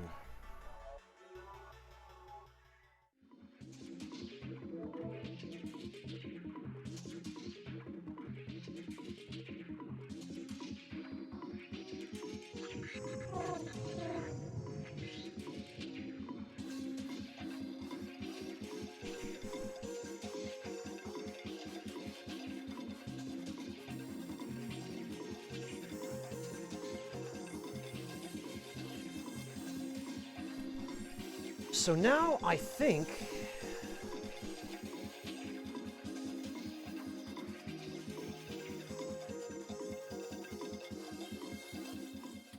There's just the one monolith left on the depths.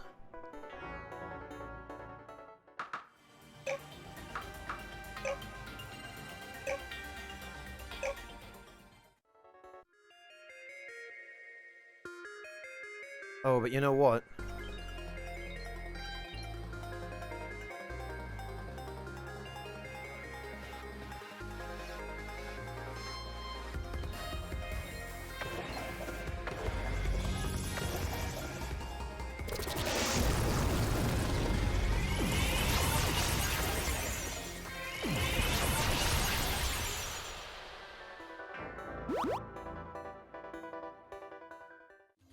Sheesh.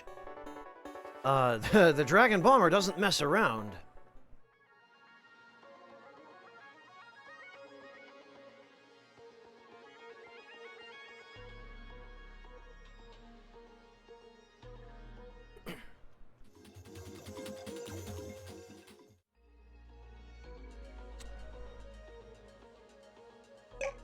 All right.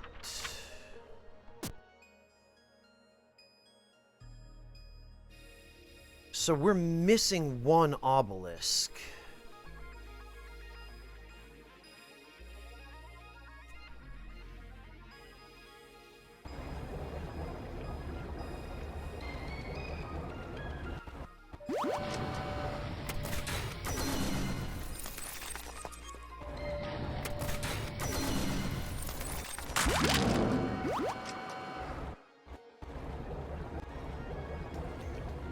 Which means I did not explore the entirety of the sea floor thoroughly.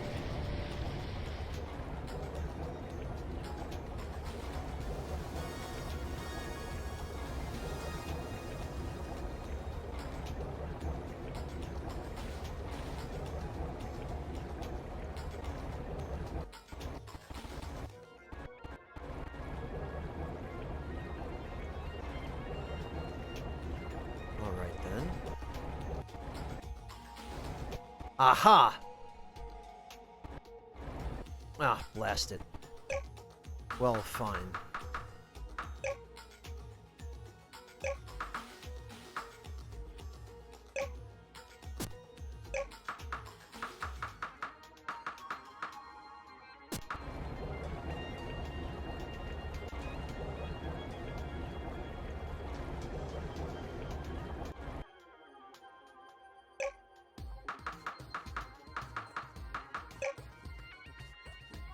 Not enough spirit.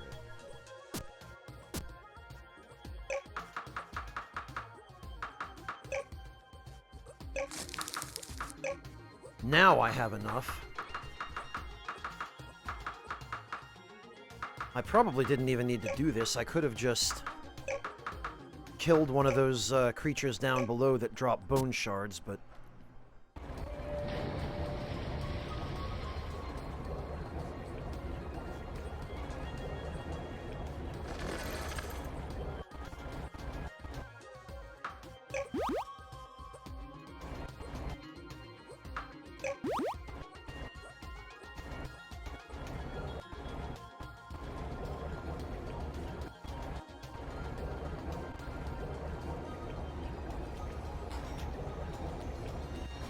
Right, I'm pretty sure that was all of it. Dear God, what is going on over here?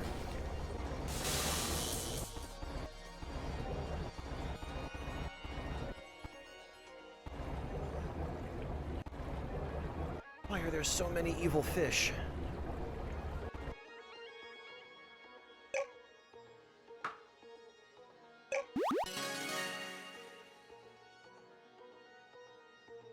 Okay.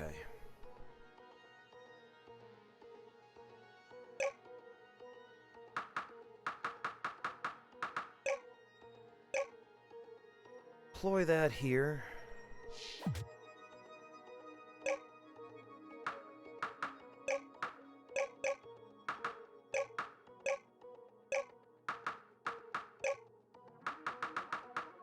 Put those back. Hey, Haretsu, welcome!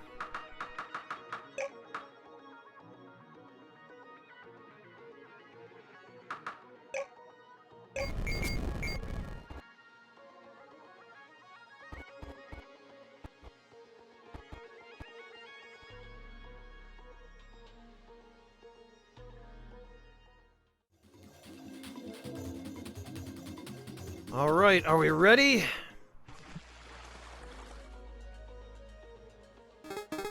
I must thank you. I was stuck here a long, long time, and this puppet was insufficient for my needs.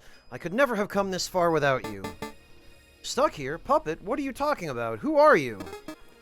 Forgive me, I haven't introduced myself. Oh, there he is. They called me the Dishonored One. They thought they knew everything, but in the end, who prevailed? I have survived, and thus I have won. I'm alright, thanks, Haretsu. How about yourself? I hope they enjoy their lofty ideals as they rot in their graves. Prepare to join them. Everything is perfectly fine. Accept your fate and let us destroy you. Right. Sure. Actually, if I remember correctly... For some reason,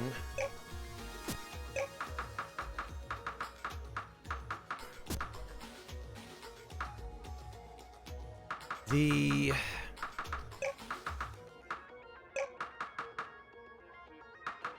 spell that he uses is the only one that he does not block. Glad to hear that, Haretsu. Oh, alright, we're doing it, huh?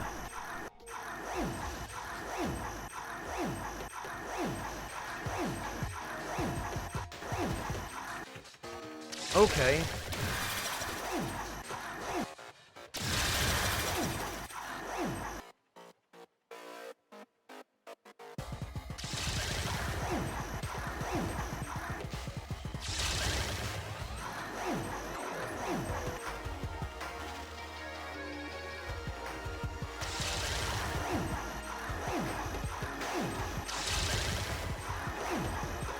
Also, it is interesting to me that the... There we go. It's interesting to me that the spell that he was casting is canonically the one he used to flood this entire planet. Don't attack, I'm not your enemy. Who are you? I am the sister of the Dishonored One. He kept me alive because of our shared blood, but there was no love between us. I was a teacher, and he destroyed us all. Maybe if we had dealt with him differently, none of this would have happened, but at least he is defeated now, and the threat is over. Here, take this draconian armor as my thanks. Hopefully you will use our magic better than they did. Perhaps my brother wasn't entirely crazy when he refused to share our teachings. Best armor in the game! The stasis spell my brother used to keep us alive was complex, but it is not impossible that others were able to cast it as well. Perhaps I'm not the last of my kind after all. Thank you for all your help. I'm off to search for any survivors. Even if it takes my whole life, I would rather believe others still live than stay here in despair. Oh, okay, she's gone.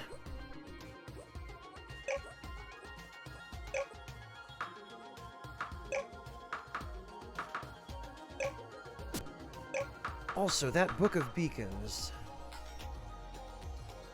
creates a beacon that the Book of Return will take you to. There we go.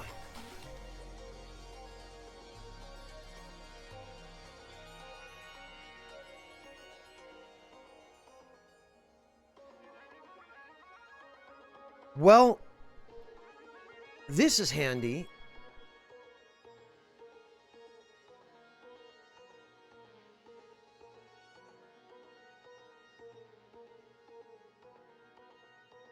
Because what it allows us to do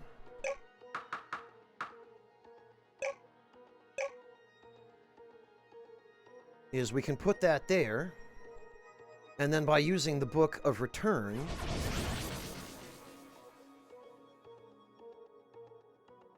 we can teleport to it.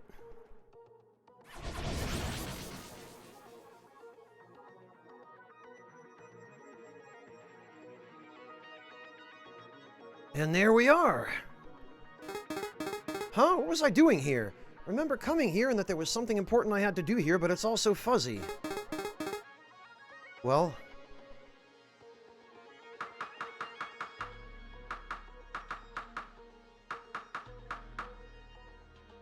So, this armor...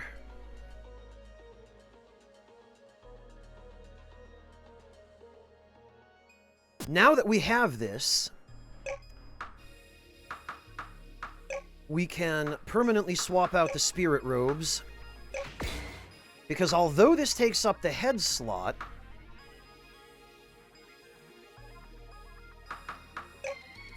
we now no longer need the interstellar broom.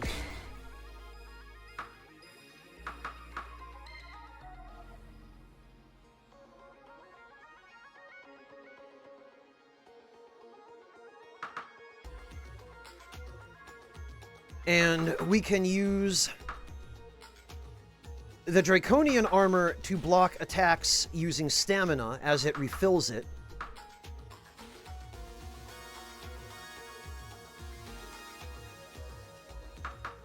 And we can use the cyborg back to provide infinite electricity.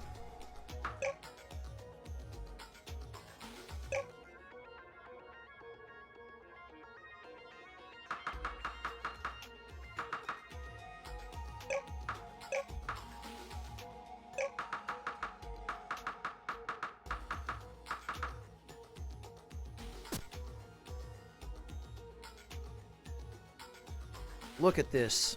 What great armor. And in addition, if memory serves,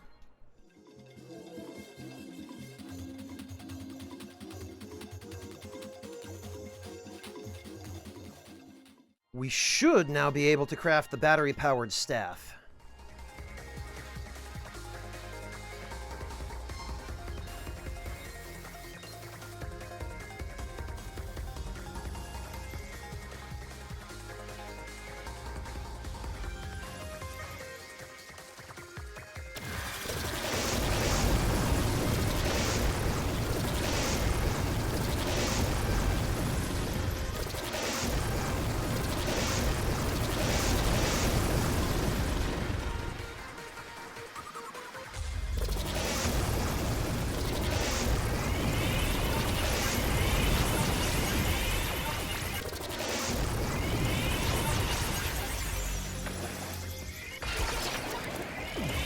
It does, Devilish, and it is a massive improvement because now I don't need to take up a... I don't need to take up a primary weapon slot on a flying broom.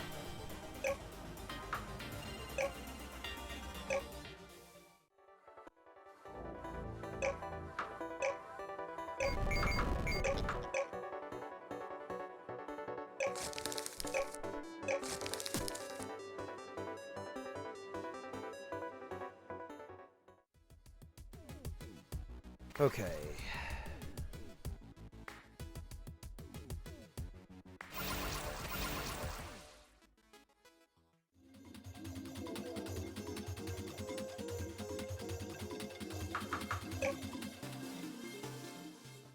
Well, they certainly were as well, Devilish.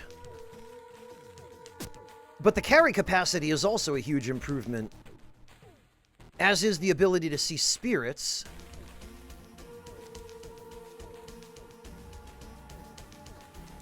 But I believe also...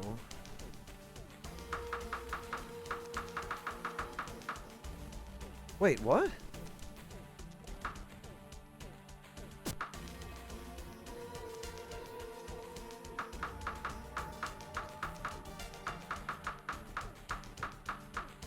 I could have sworn...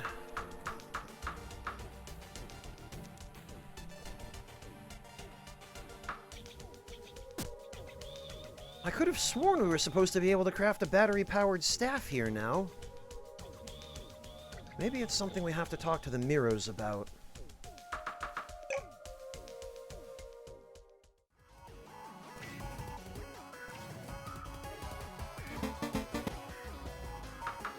No?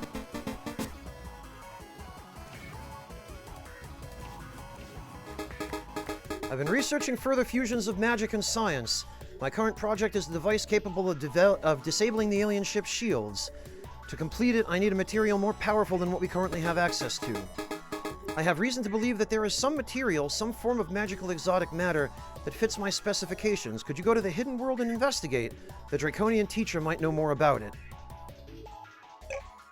Okay.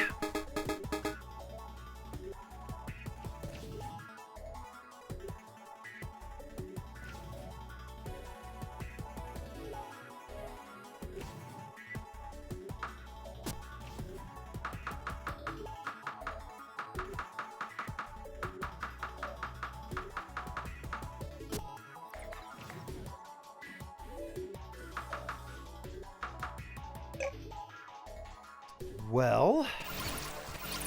Yeah, Devilish, it's a shame you can't have the best of both worlds, right?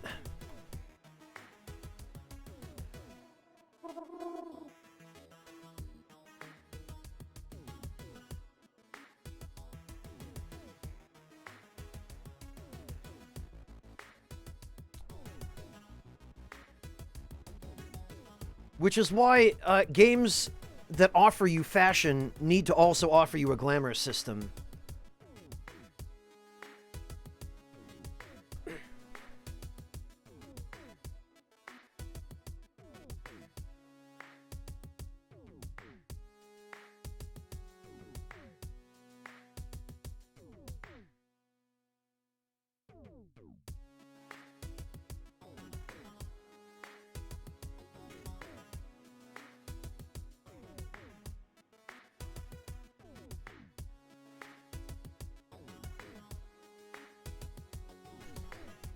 I'm trying to remember where or who Might provide the recipe for the battery-powered staff.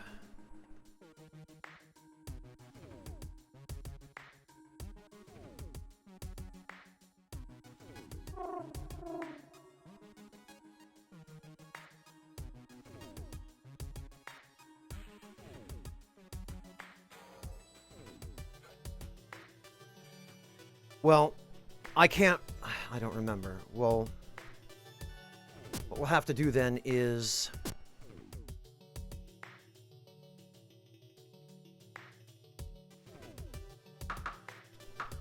Honestly, it might be easier to use the obelisk, or the, you know, monolith, rather.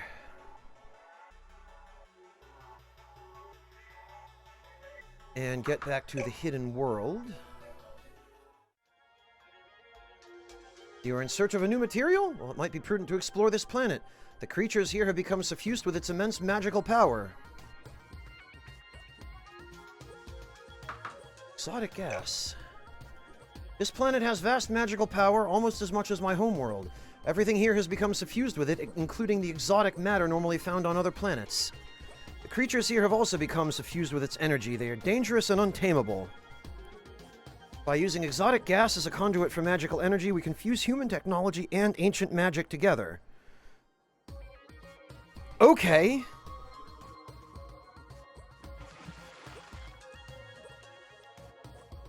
Well then.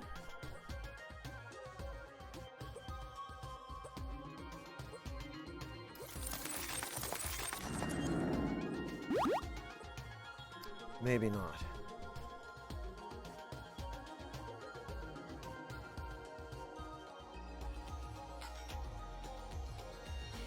I don't remember if regular creatures here can drop that.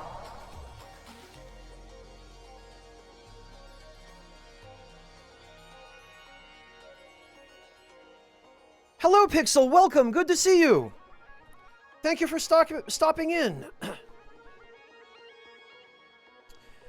Oh, Devilish, you looked it up for me. Thank you. Gosh, this is one of the many reasons I appreciate having chat here to help fill in the gaps for this poor old man's memory.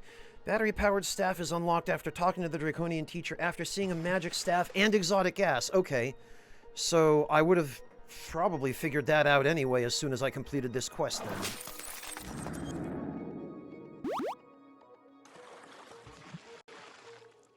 But just as well you confirmed it for me. Oh? Oh boy, gold bars!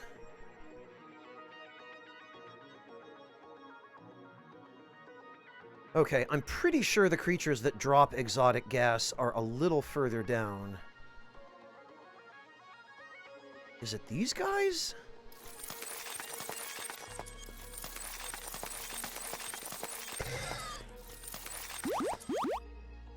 No.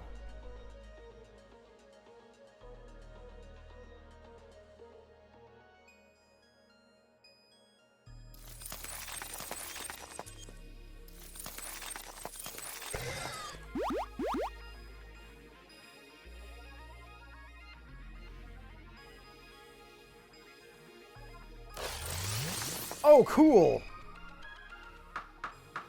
I like level ups.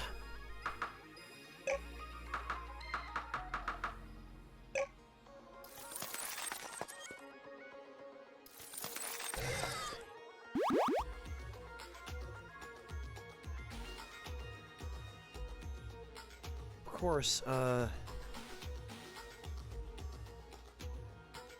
it's these things! Yes, there we go.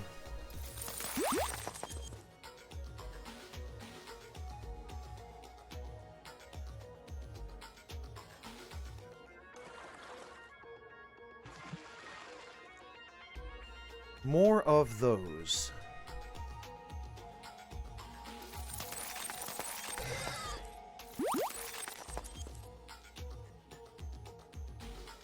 Ha! I got another one.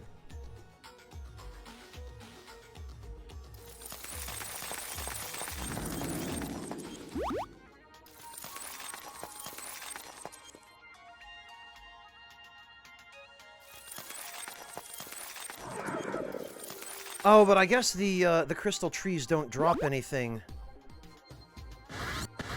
Oh god. I guess they don't drop anything if you destroy them with spells.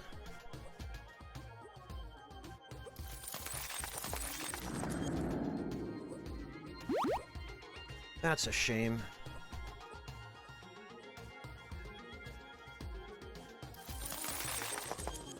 Yep. Or maybe it's just ice.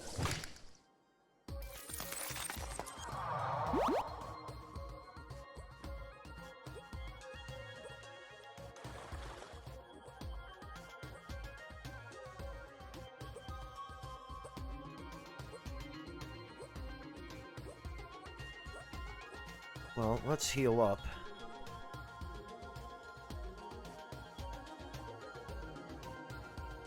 Yeah, I love that you can stack the healing circle.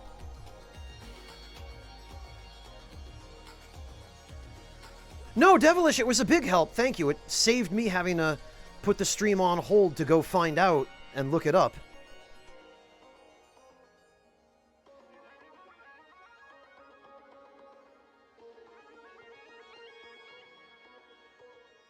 Alright, well, I think I found it.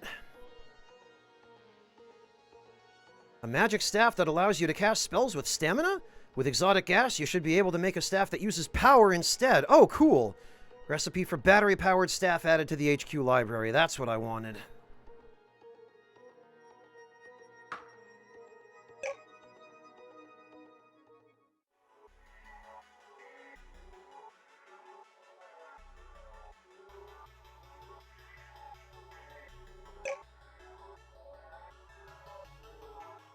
Because as handy as this staff is...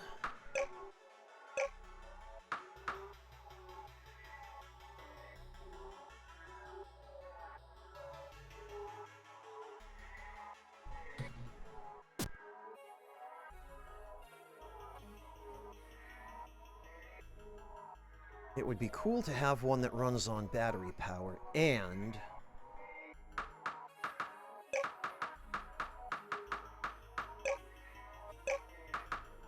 I'm pretty sure...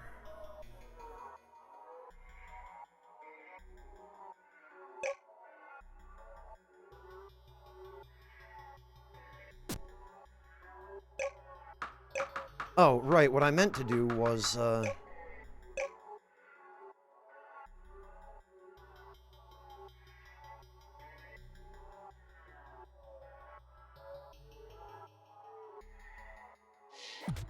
I meant to build that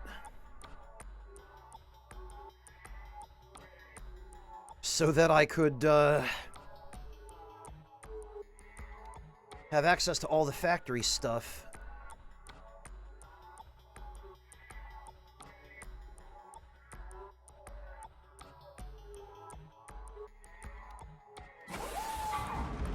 There we go.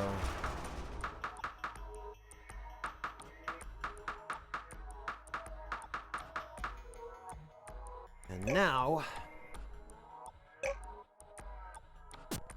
we can grab one of those.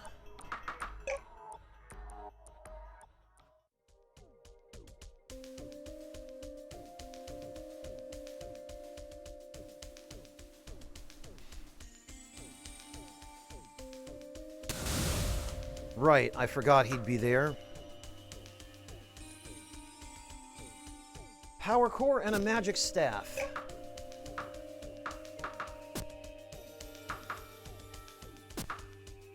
Okay, well... we're going to need another power core then.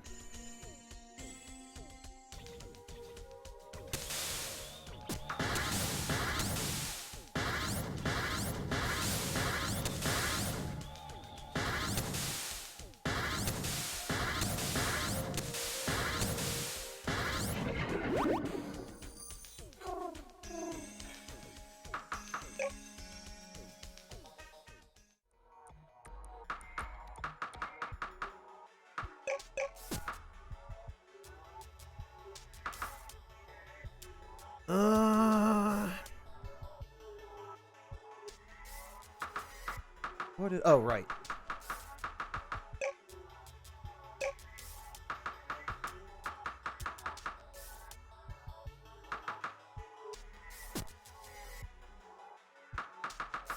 And actually, while we're here, I should check.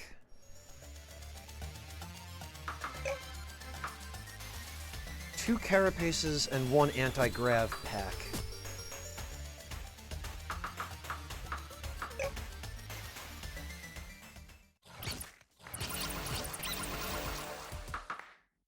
So for some of this, we're going to need to come here.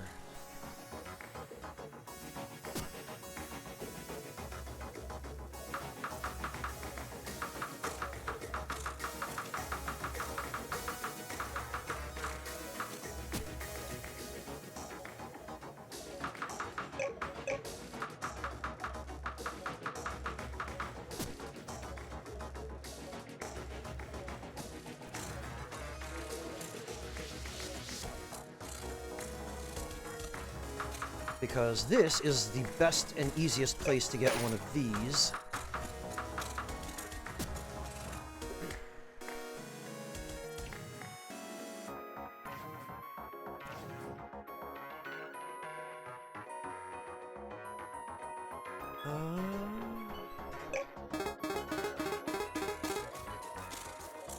Okay, we've gotten this dialogue already. This is not new, I guess. So what did we need here? An alien heart and an exotic drill. Oh! Right, we could just buy the AI cores, I'm pretty sure. Yes.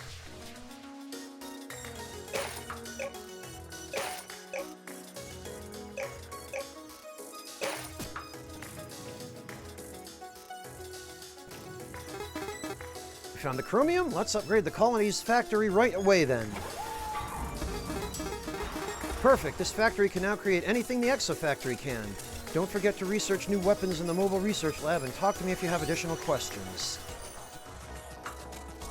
There we go. Okay.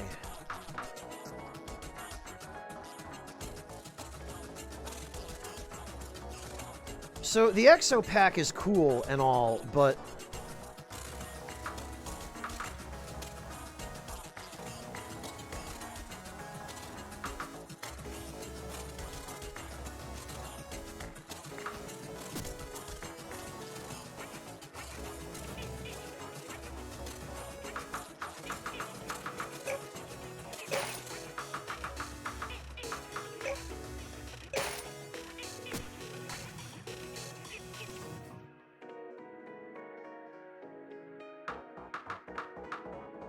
ah, a mine of 9. There we go.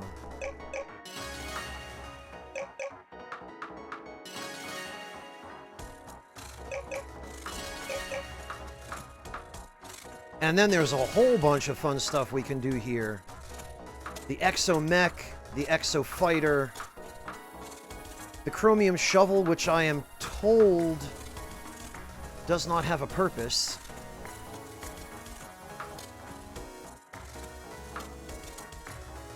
And the automated suit and the rest. Okay.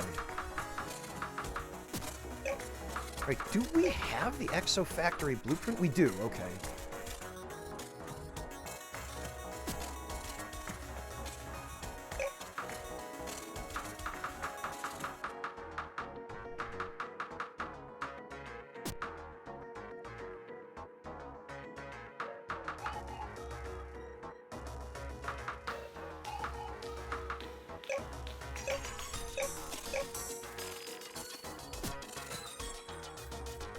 I guess we're going to need another anti-grav pack.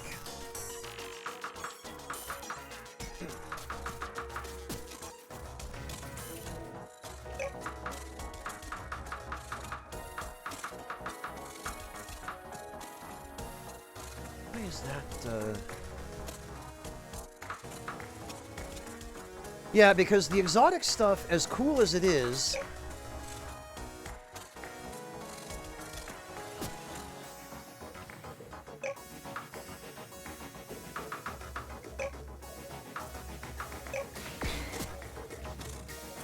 oh, and of course we can't use the Book of Restoration to refill the enchantment on the,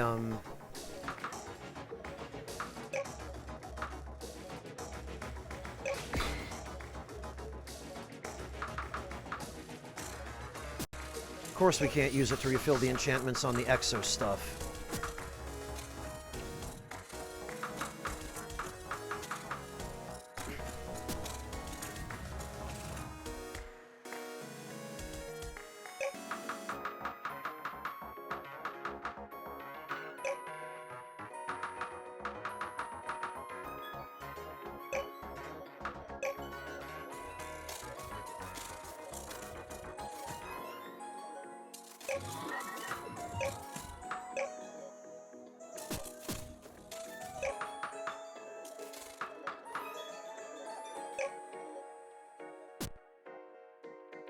Oh, wait, no, okay. I thought the exopack required fuel.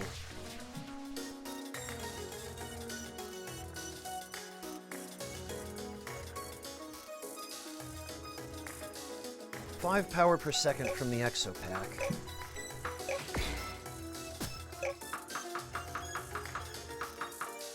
No, I guess not. I guess the exopack just provides power. Okay.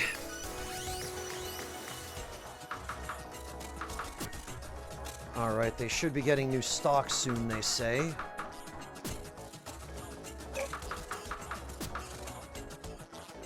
In that case, we will wait a moment. Insane insomnia shot. Why not?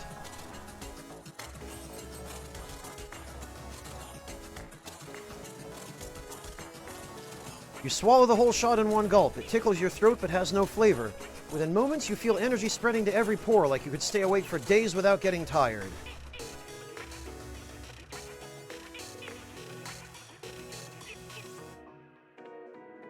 Which I believe is a stamina regeneration buff.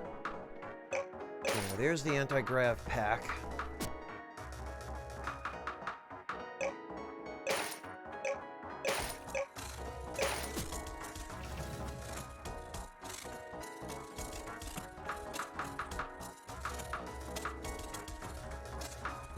And actually, let's get some titanium.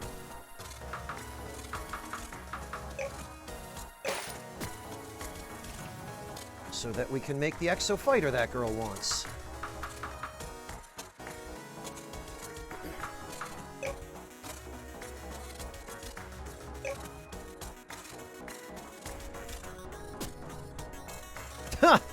I love how we can just fly it around in here. This is like driving your car in a house.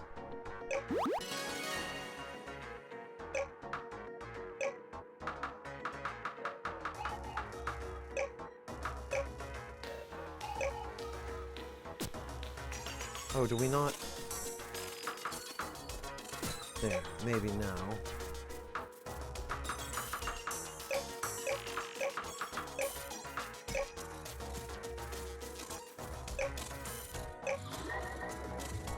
Wow, that costs a lot of fuel.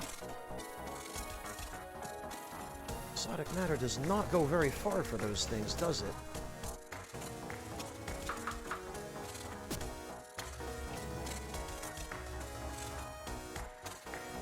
There she is. Well, sorry it's only got a quarter tank, but...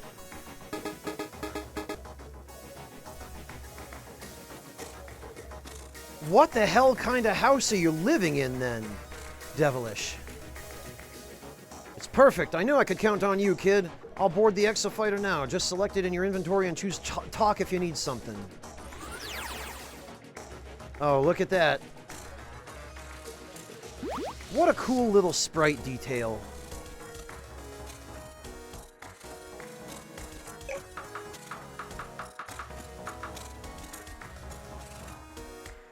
Flying and can be used underwater. And look at this.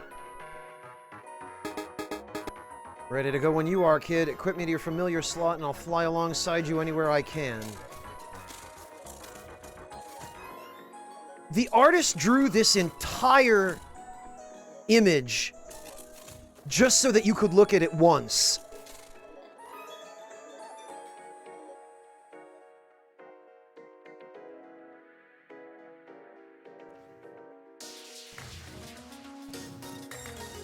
Incredible.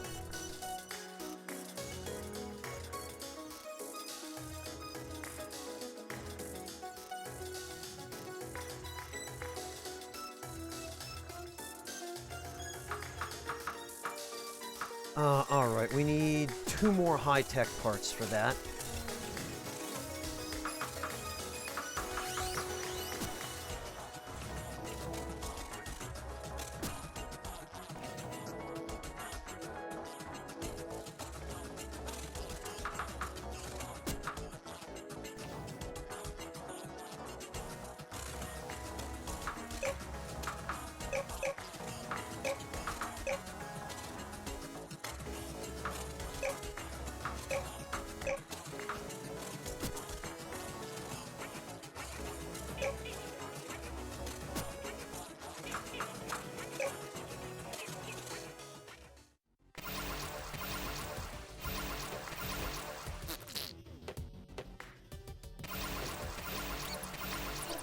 Ridiculous, Devilish. Utterly ridiculous.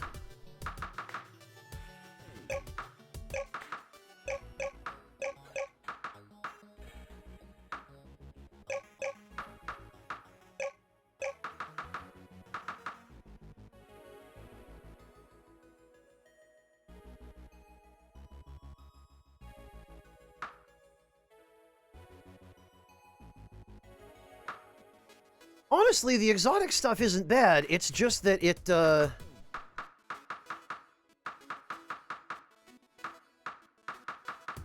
fuel that you have to use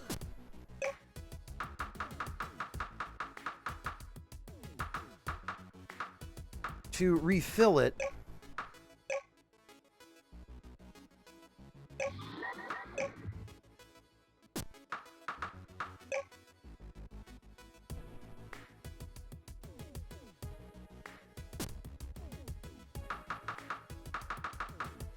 is pretty ridiculous.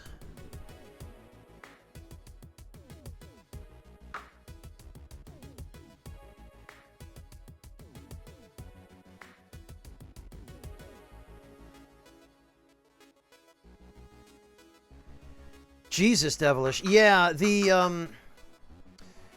I'm trying to remember where it was I heard this, but there was a really good saying. I want to say it was from one of the Fable games, Devilish. But it was something to the effect of,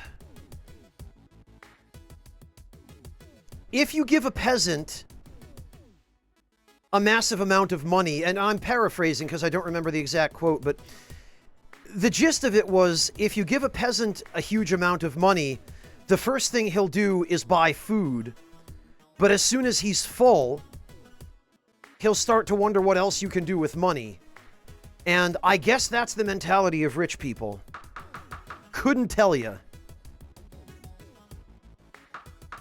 Mind you, Devilish, if I ever do get rich,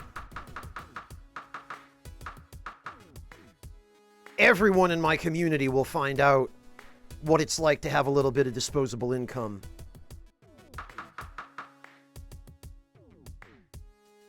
Because I don't know about you, but I don't think I could spend a stupid, redonkulous amount of money just on myself. If I were rich, I'd be investing it in public works projects, probably. Things like libraries and hospitals and fiber internet to areas that don't have it. Things that benefit the public in incontrovertible, measurable ways.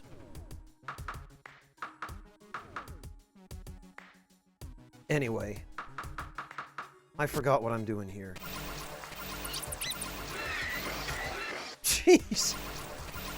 Boy, that sentry bot just mopped up those boars. Rip.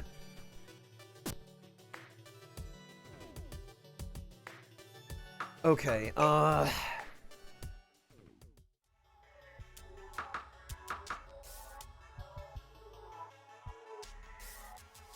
but that's what I mean, Devilish, is being miserly is one thing, not wanting to contribute to the funeral of a close relative, yeah, come on.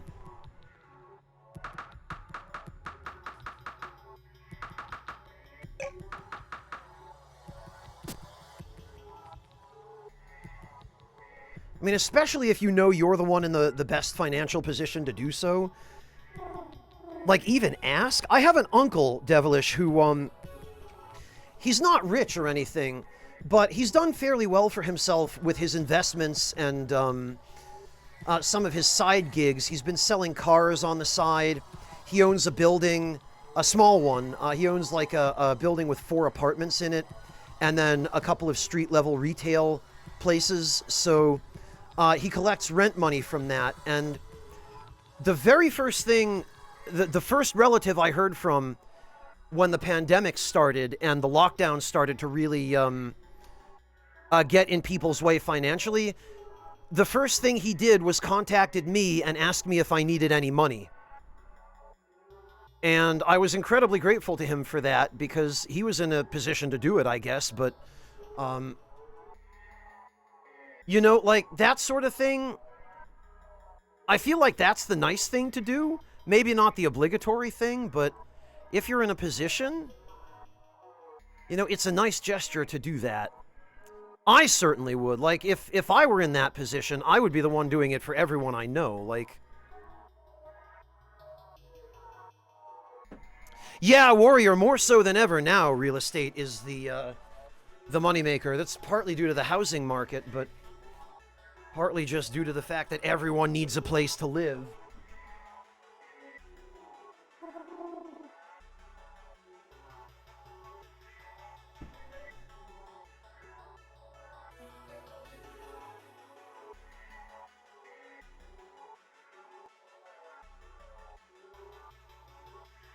Yeah, Devilish. Like, maybe it's just me, but I can't imagine.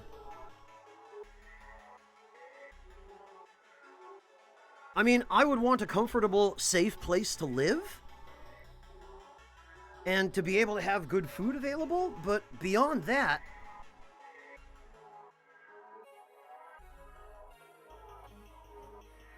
if I had stupid amounts of money, I would probably be spending it on, everybody but myself.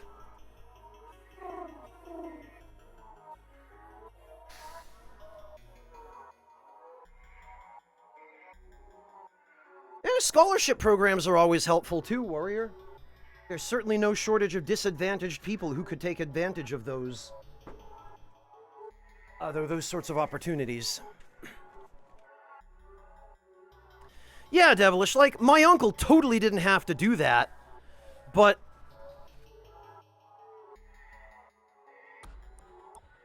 the fact that he was in a position to and thought to is, I mean, that's a role model right there. That's the kind of guy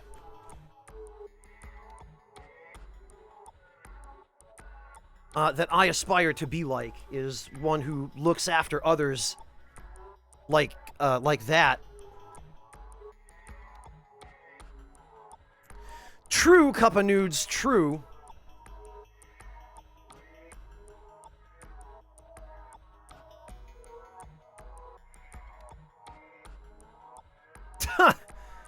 Yeah, Breakfast, that is a pretty big series, isn't it? There are,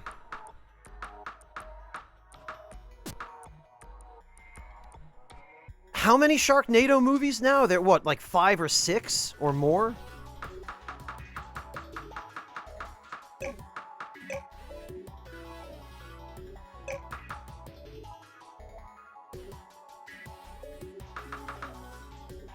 And actually, we can,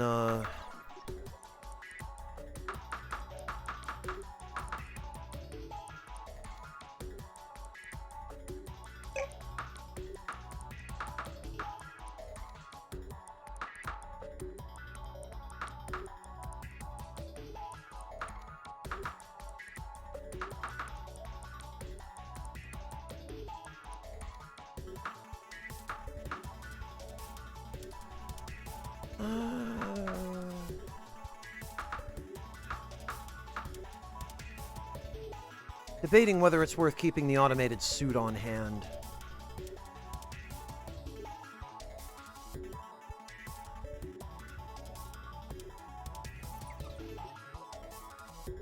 Depends on the startup, Warrior, yeah.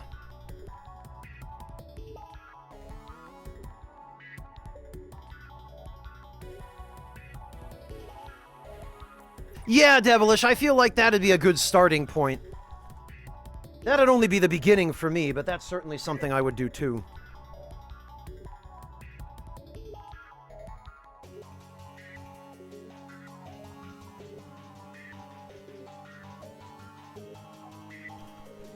All right.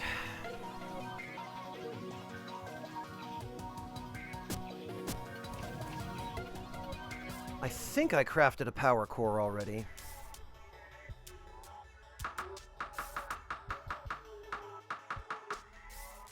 Didn't I? Did I take it? Yes, okay, I did.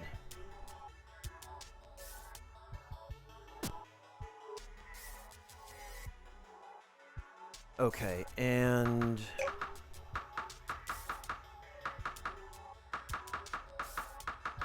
Oh, right, carapaces are reagents. I keep forgetting. Two of those, one power core and one anti-grav pack, I think. Oh, blast it, and I forgot again.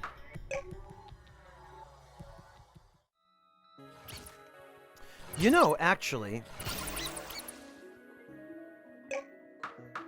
what I'm gonna do is I'm gonna drop the Book of Beacons here.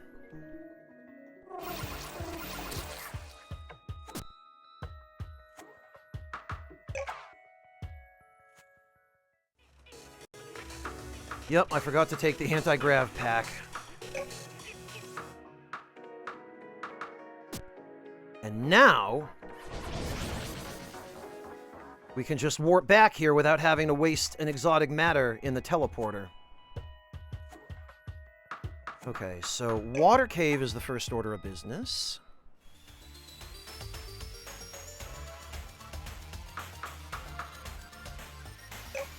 And we will go for a Cyborg Power Core, which is 20 power per second when not flying.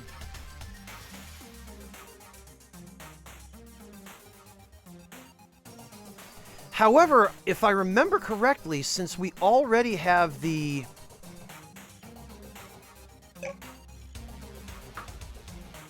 Draconian armor, and I believe the Draconian armor supersedes the Cyborg Power Core, I believe we will just continue regenerating power even when we are airborne.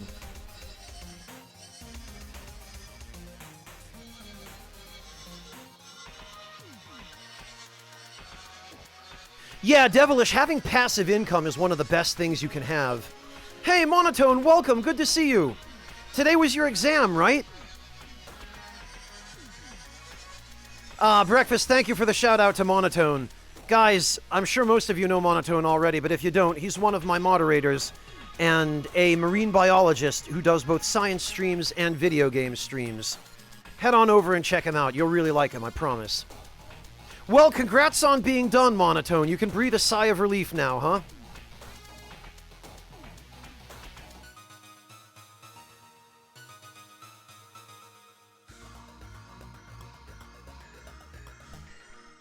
Indeed, you survived, and it seems you're going to be just fine.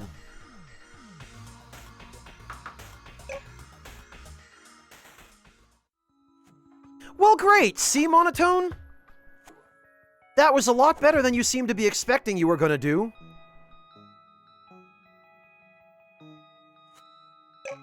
And that's the best result you could ask for.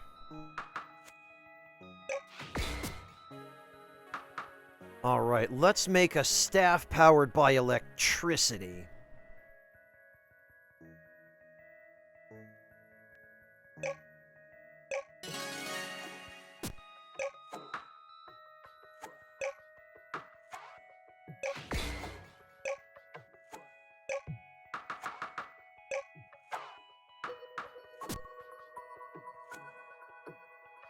Ah, right, we need batteries.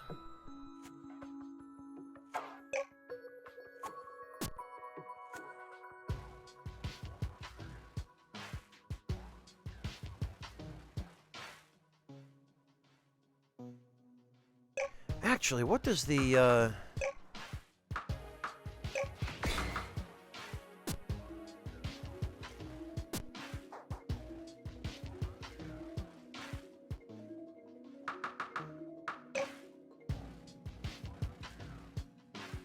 Well, congrats, Monotone. Go take a well-deserved nap. You've certainly earned it.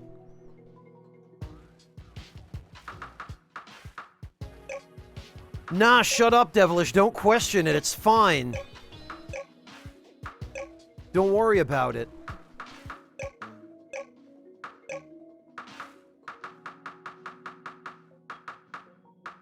Alright, where the heck are my batteries?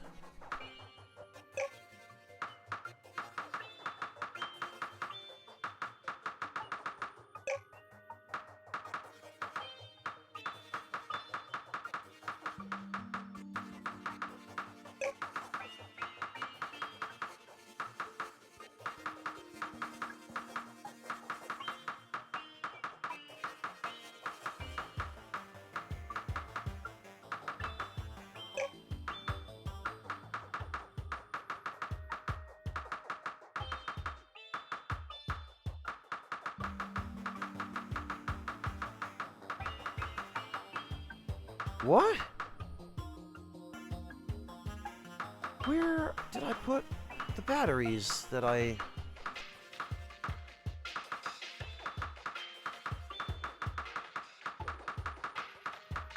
was quite certain I had somewhere?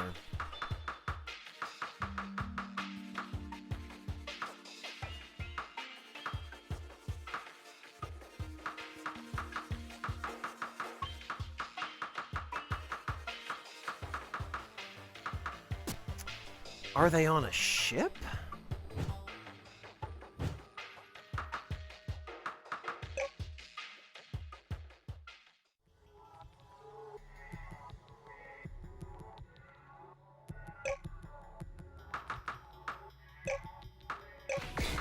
Alright, also, the cyborg power core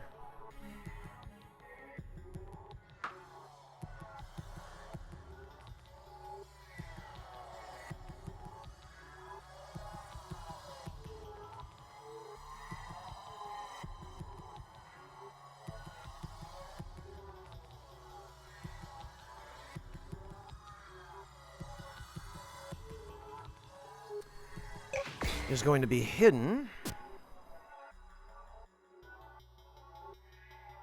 There we go. Because it looks a little weird. See, even this game has a glamour system. Look at that. I really appreciate this.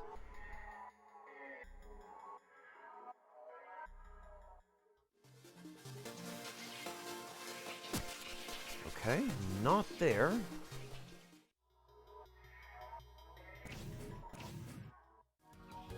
Oh, there they are!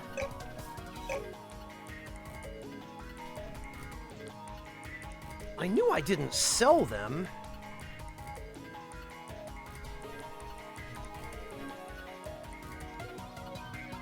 Yes, it does, Devilish. But fortunately, that's not an issue. Because we can just glamour it away.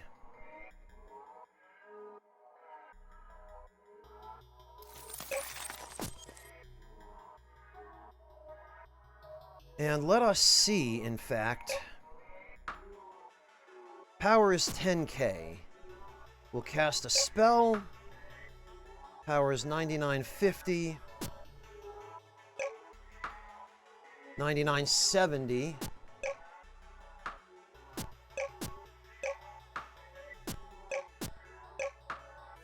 $99.90.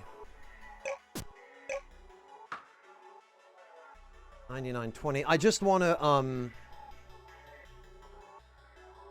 I want to see if I can gauge the interval.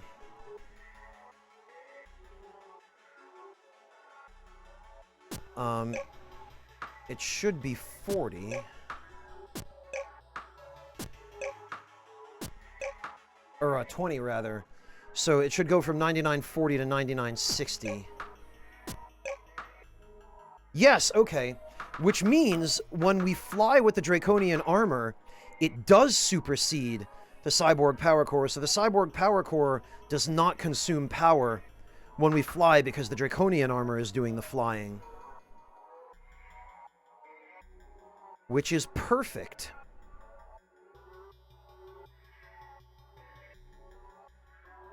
Couldn't have asked for better.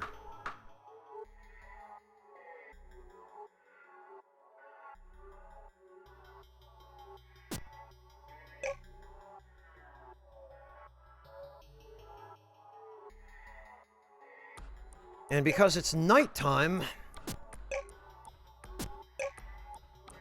we are regenerating the 8 stamina per second as well. So this build gets bonuses to spellcasting while regenerating both stamina and power. Which is fan-freaking-tastic. It's my favorite build, although I'm sure there are other good ones too.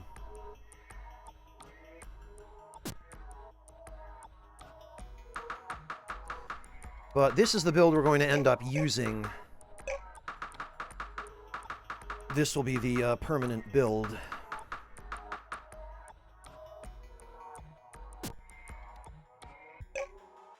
And we ended up with an extra panther as well.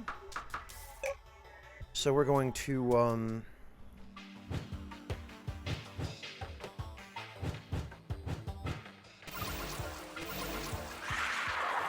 And Clemps!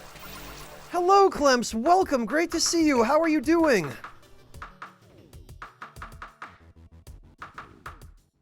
I hope you're well, Clemps. How have you been?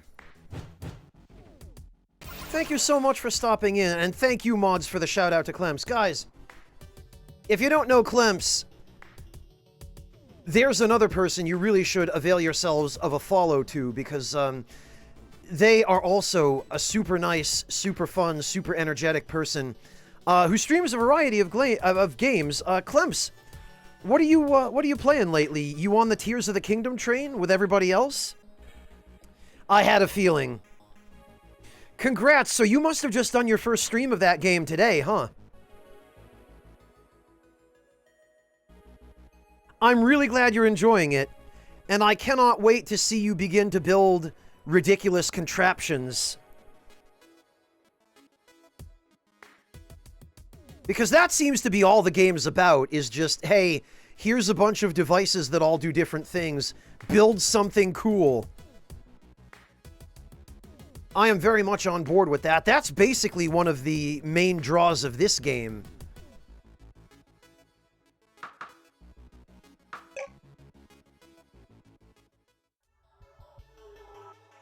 Yeah, Clemps, some of the clips that I've been seeing posted on the internet of the crazy machines people have built are just nuts.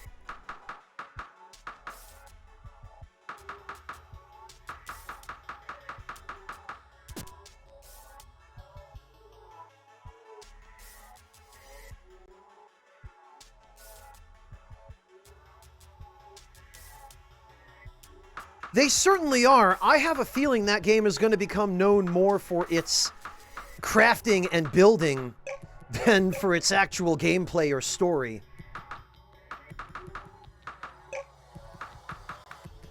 I can just imagine the looks on the Nintendo executives' faces when they realize that what people like about their game isn't so much the plot.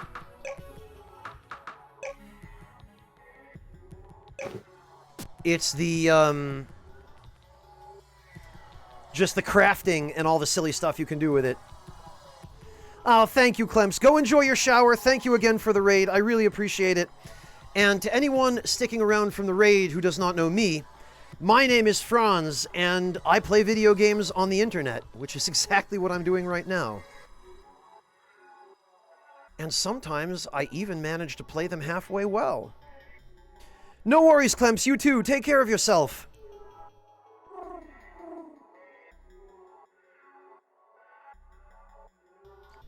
The devs of Tears of the Kingdom love the fact that people are dicking around. Well, good. I'm glad. I'm glad it had the intended effect, then.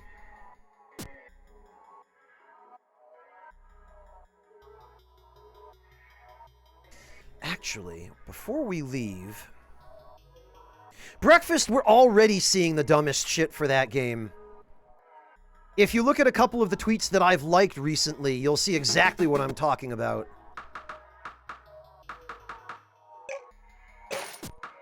Right, let me just run a quick comparison, because...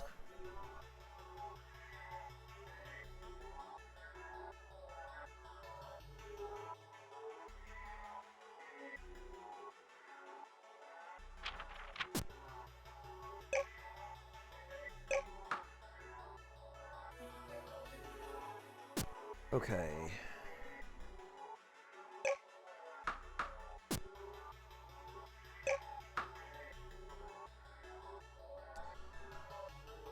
So one spell costs 90 power.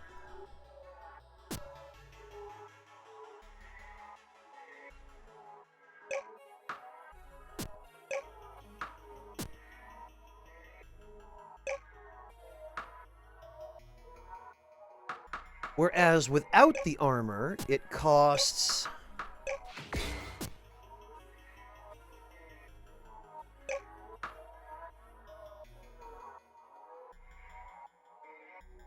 Wow, it costs 150.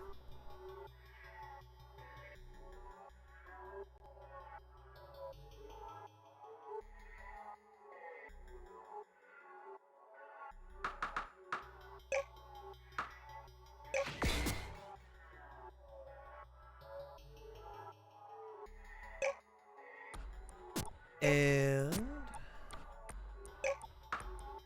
it costs no stamina this way. Okay, Breakfast, have a good one. Thank you so much for hanging out. And Breakfast, thank you so much again for the treat stream donation. I really appreciate it. You really made my day with that. Good luck at work. We'll catch you later, Breakfast.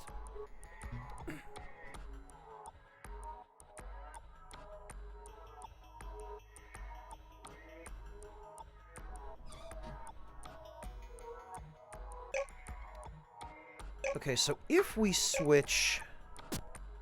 Right.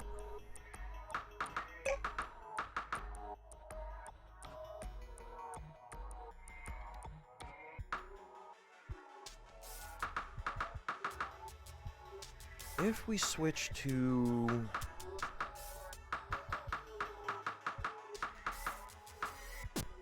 What? I did buy a magic staff, didn't I?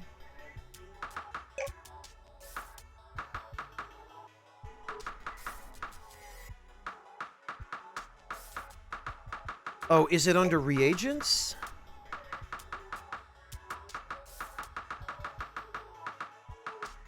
What? No? Oh, it's under books. Okay.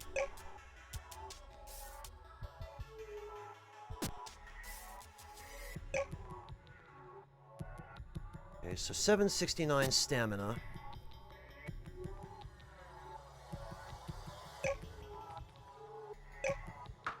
If we switch this to magic. Oh. That's 6 stamina.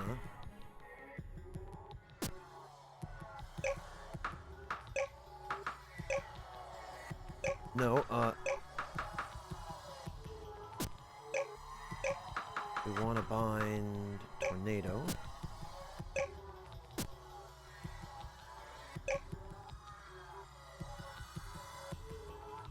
Okay, interesting. So... It costs 30 stamina to cast this spell with the Draconian Armor and the Magic Staff, but it costs 90 power.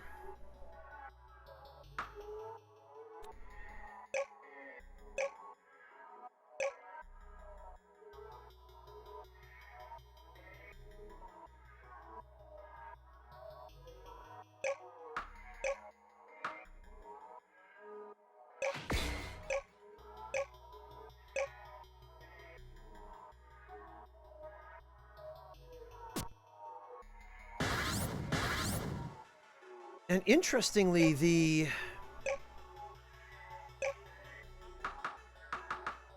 battery-powered staff does not have spirit attack power, whereas it seems that the regular one does.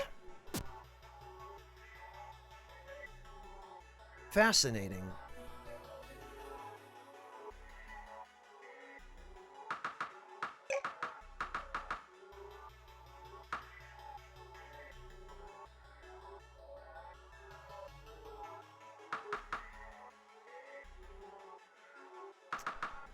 Okay, well...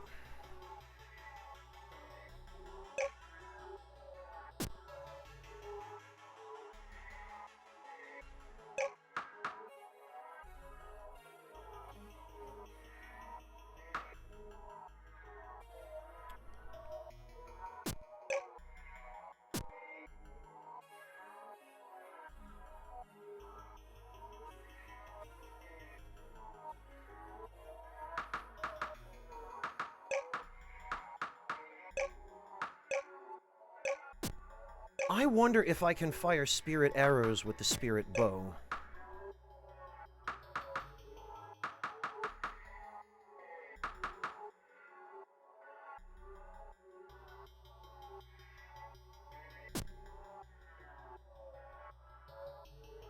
Oh, we need a regular bow to fire spirit arrows? We can't do it with the spirit bow?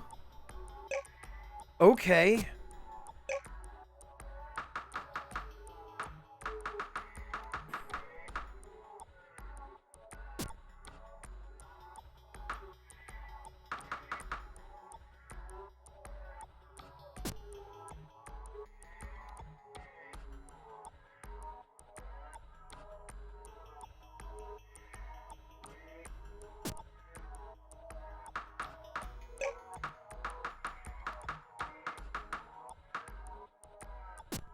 Well...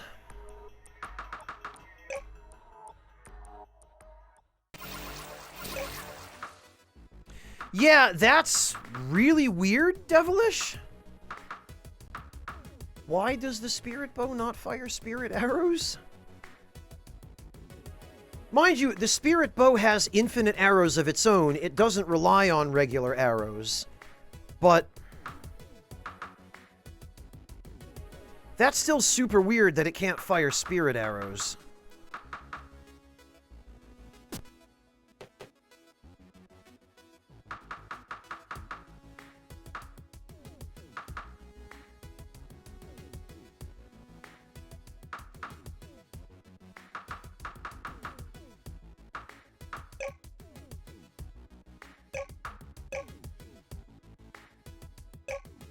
Well, whatever.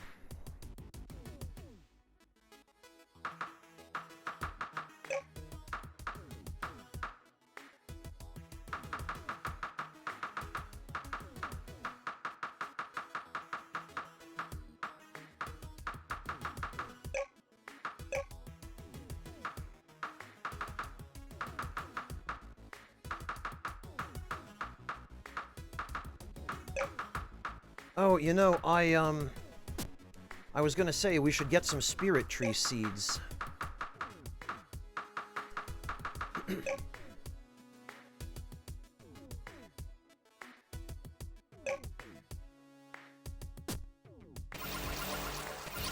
Yeah, alright.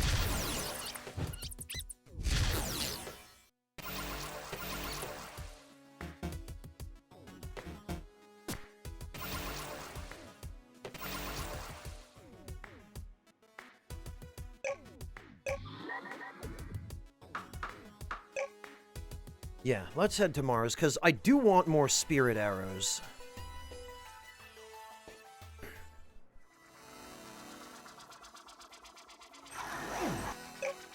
And for this, I am going to want a spirit fish.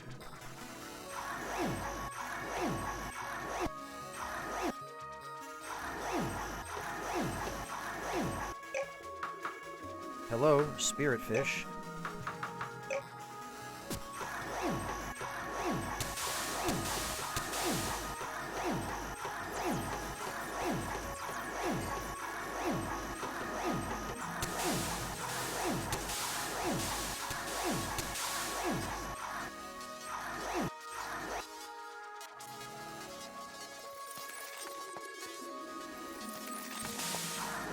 Oh, of course it goes for the stupid tree.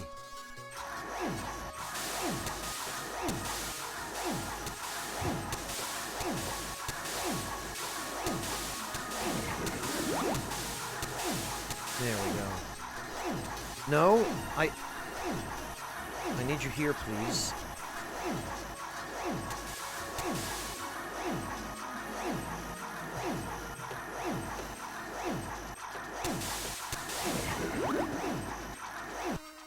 There we are.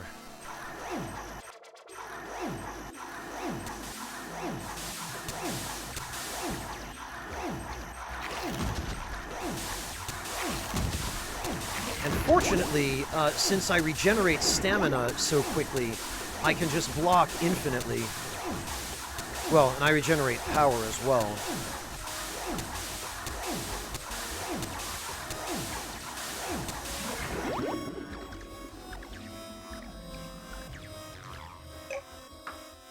So the Book of Shielding uses stamina, and everything else uses power.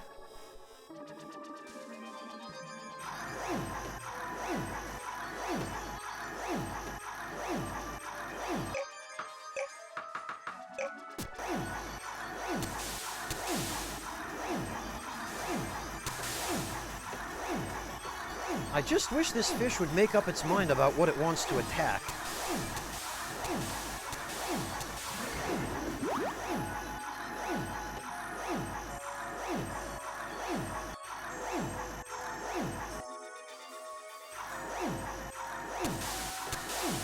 It is also a shame that spells cannot hit spirits.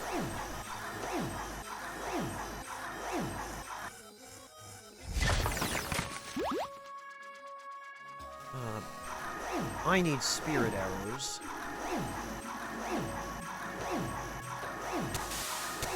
Hey, Beartiger! Hello! It has been a long time. How on earth are you doing? I haven't seen you in ages.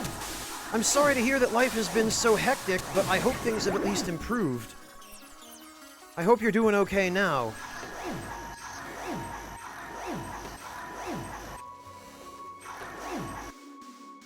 How have you been? How are you holding up? Oh, spirit tree seeds are 100. Yeesh.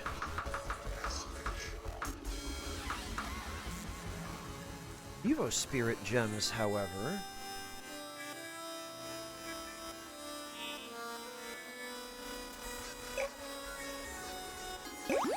Do believe I will grab one of those. Because there is something very specific I want from a dungeon.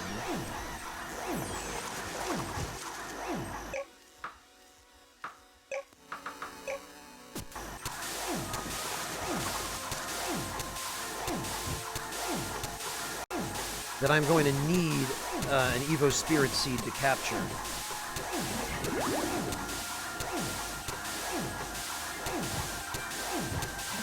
Oh no, Beartiger, jeez!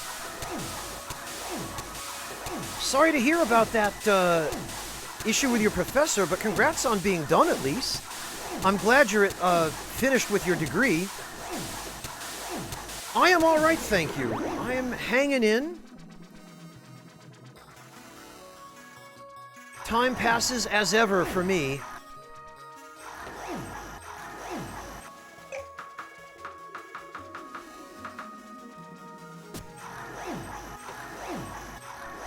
And not an awful lot changes, but sometimes a little consistency is nice.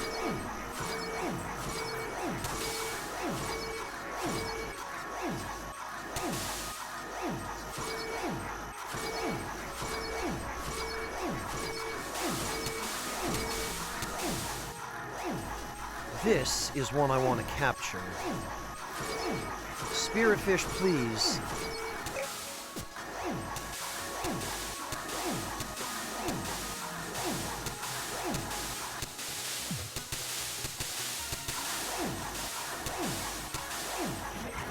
There we go.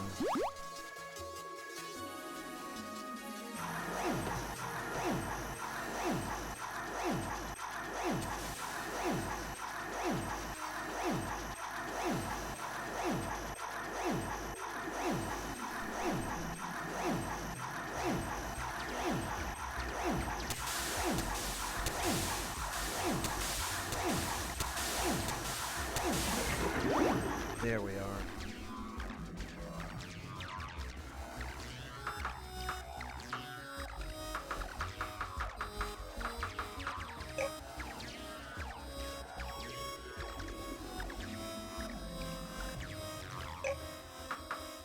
Oh, this I can put stuff in. Okay.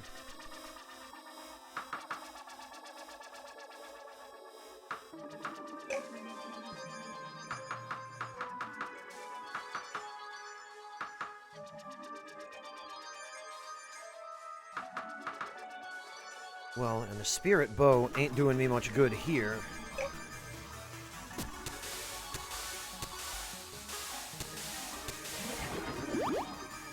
This is all spirit fish.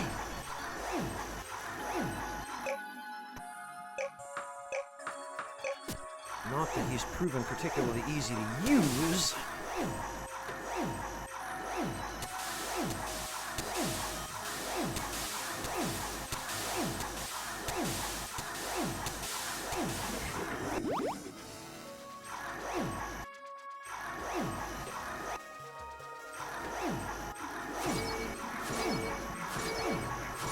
Spirit fish.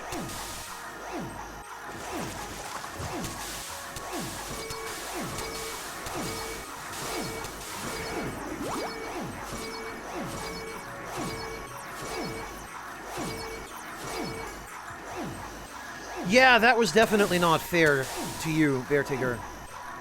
I'm glad you got it resolved, though. And congratulations on finishing things out. That must be a huge relief, especially under the circumstances.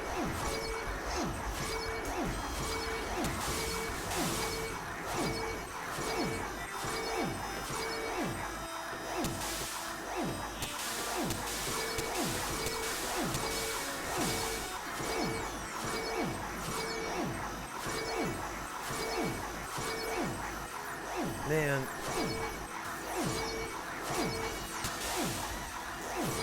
I wish my spirit fish wouldn't just peace out.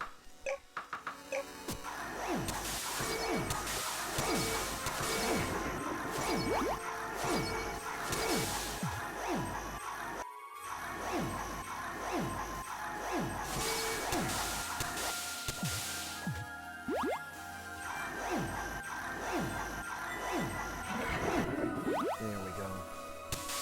Oh, I forgot.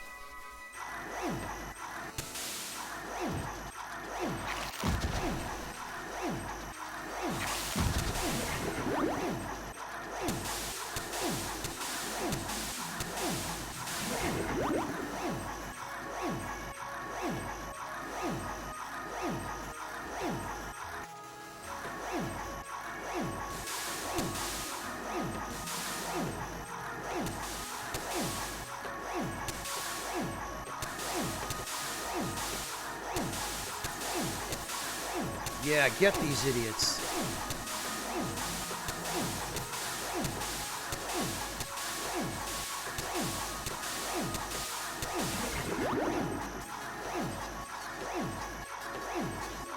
Jesus, Beartigger.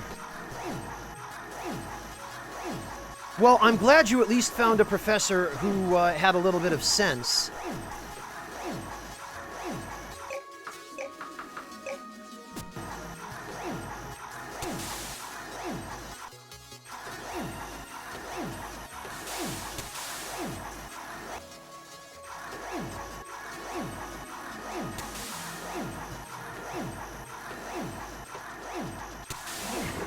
There we go.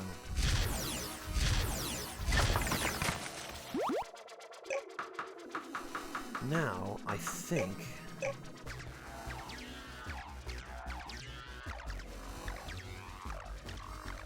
Yeah, we want to plant more of these. Because these are a great source of spirit arrows.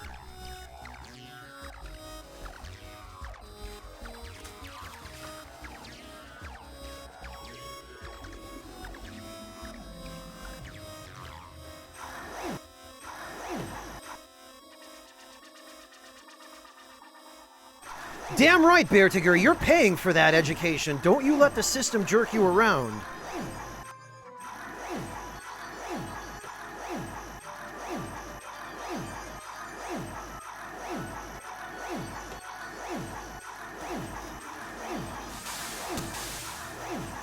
You're not paying tens of thousands of whatever your currency is per semester to be told that you have to spend an entire semester doing nothing while your professor sits on his ass.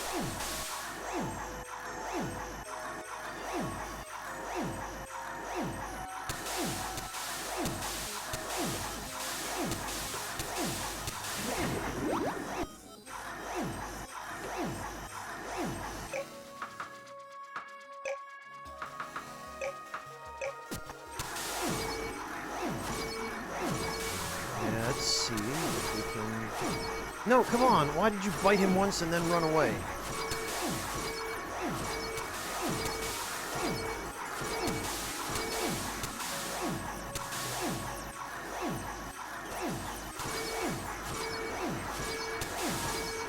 Oh, okay, Beartigger. So yeah, you don't have it as bad off as people in, like, America who have to pay the full price for their education then, but still, you know, even in Germany, student expenses exist. what's it called? Living expenses, residence expenses, dormitories, food. The system sure as hell doesn't cover that. There we go.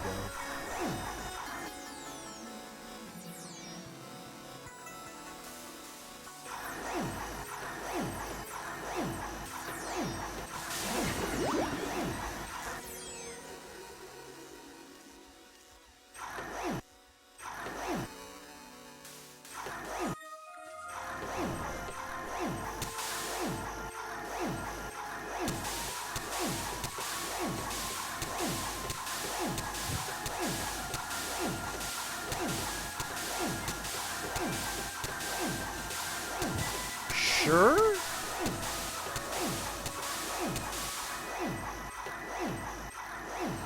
Oh, come on. There we go. Please.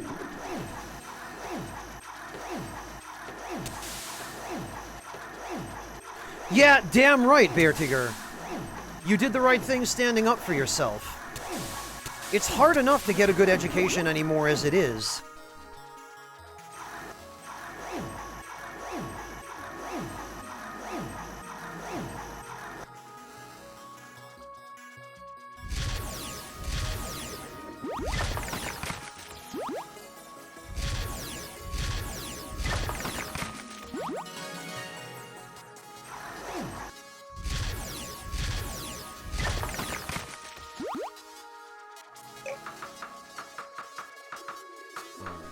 Can we fit another one of these up here? Yes, we can.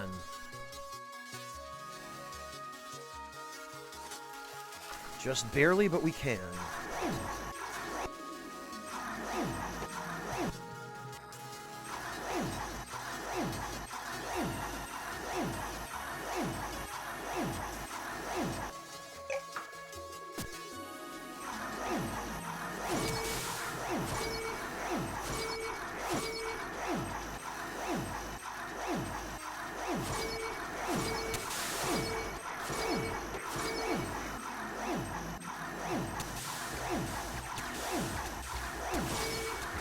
Well, that situation over there is going to handle itself.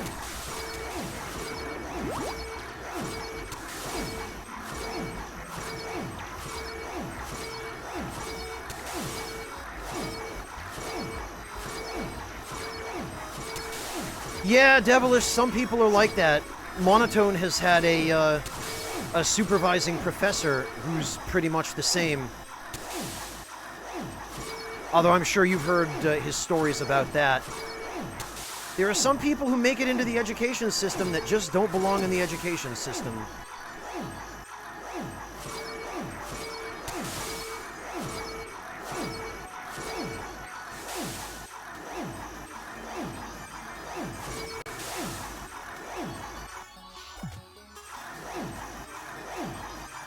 So for whatever it's worth, Beartiger, you're not alone.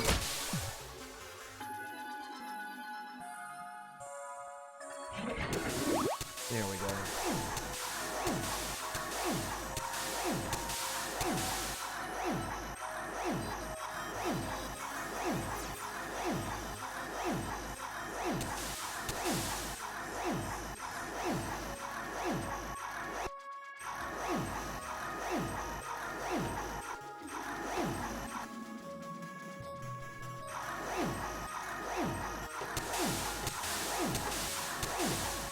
Well, we're doing okay filling up our spirit. What I really need, though, honestly, what I really need is to capture more spirit fish so that I can farm more spirit orbs.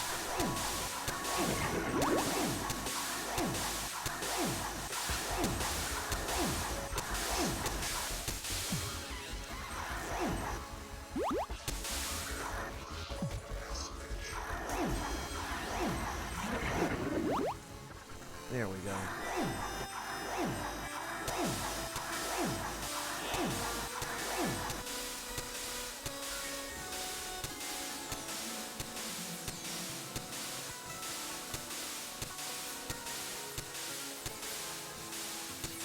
Boy, that poor spirit doesn't know what to do.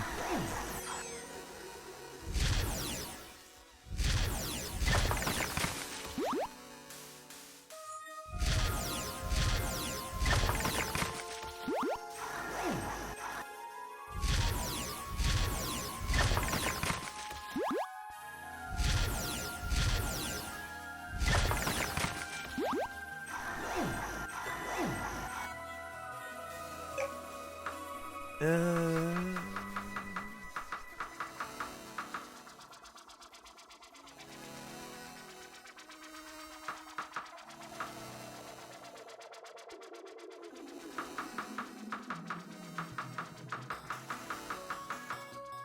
I have no more spirit gems. However...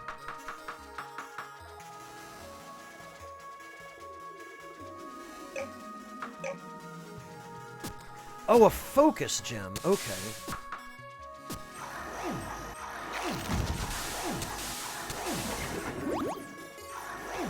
Simple enough.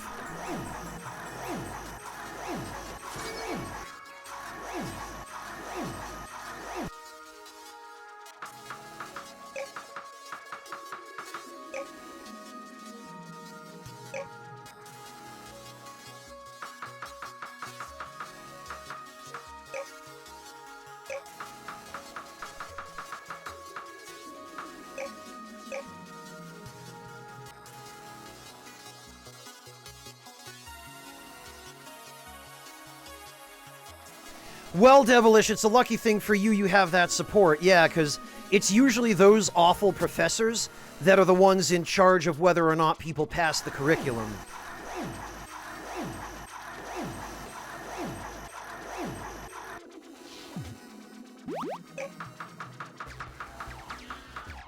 Oh, change element.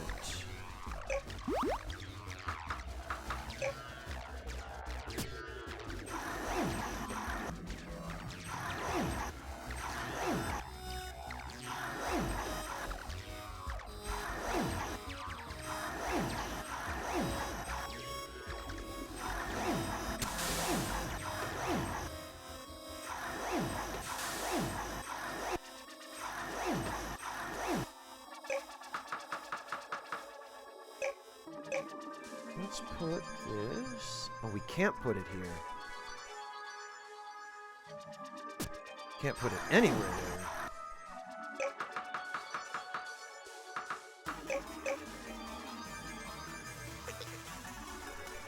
Oh.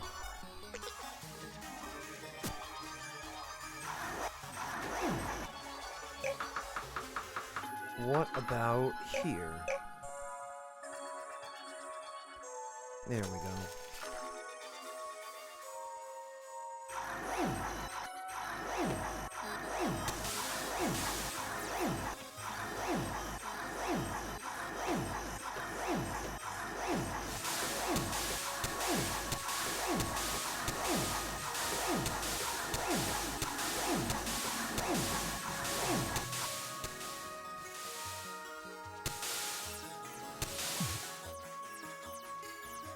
That ought to catch him. There we go.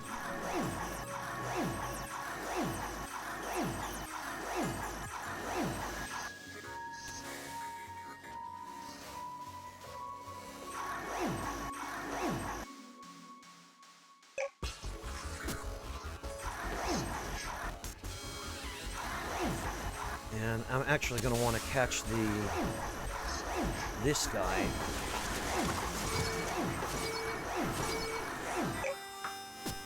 Oh, he came back. Okay.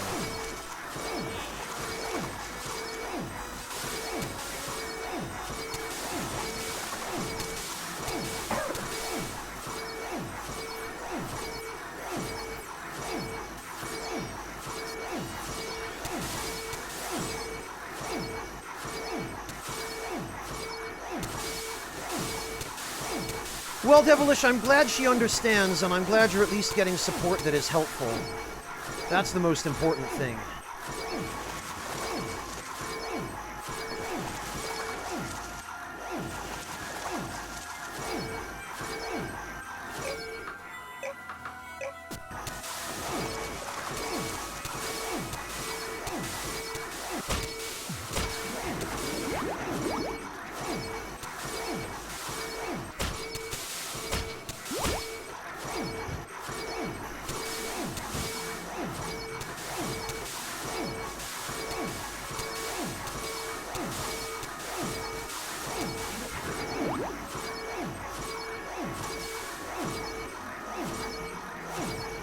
This punk right here.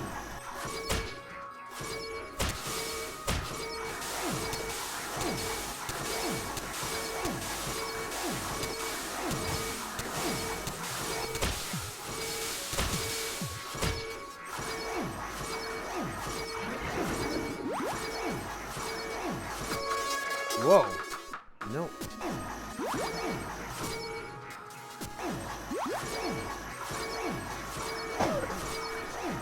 Come here.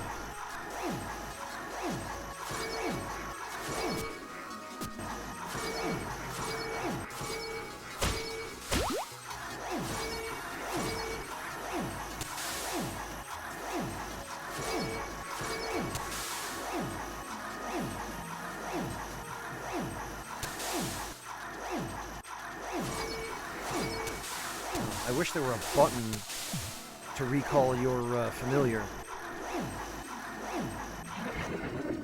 There we go.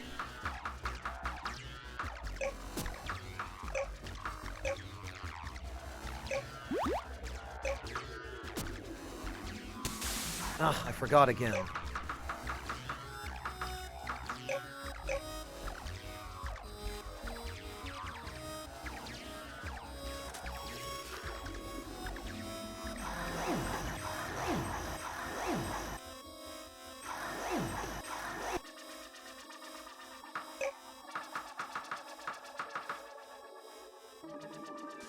I will grab another Spirit Storehouse seed.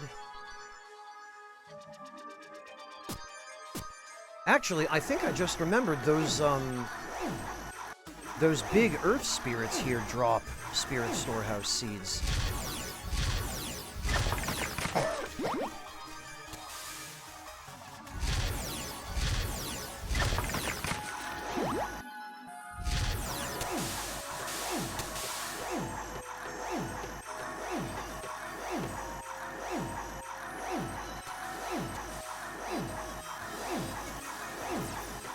Oh, yikes, Devilish. I hope she's doing okay.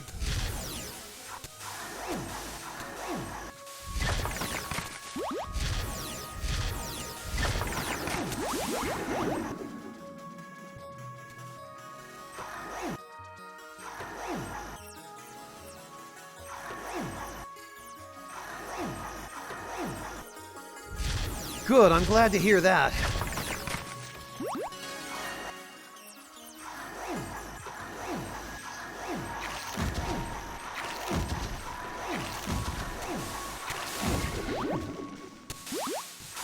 Well, I wanted to capture him, but so much for that.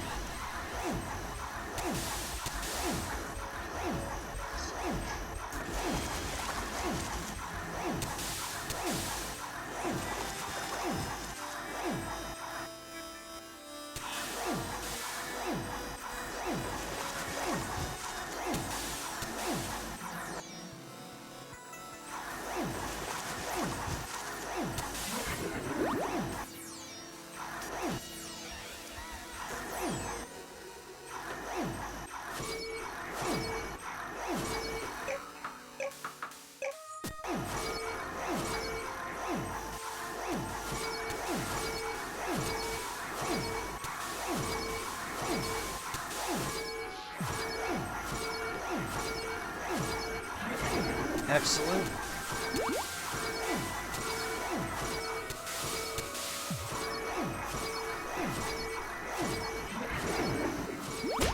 Another catch.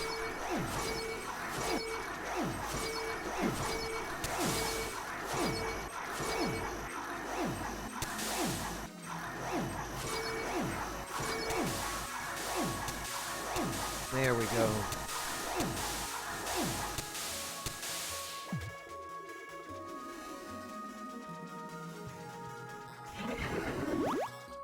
Very good. These guys can go in.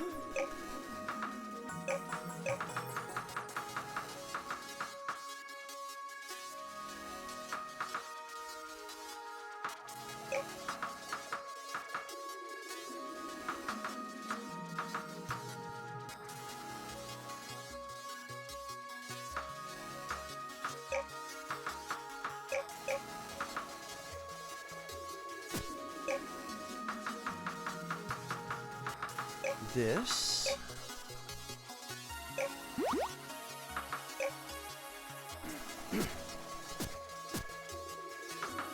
Boy, I do appreciate that there's at least spirit storage access here.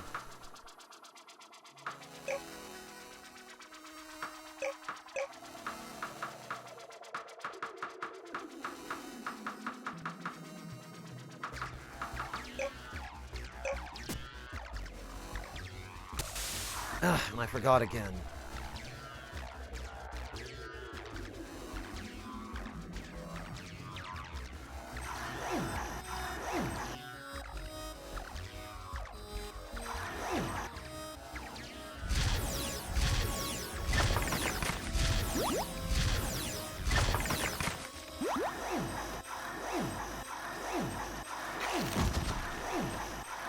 Fish, please.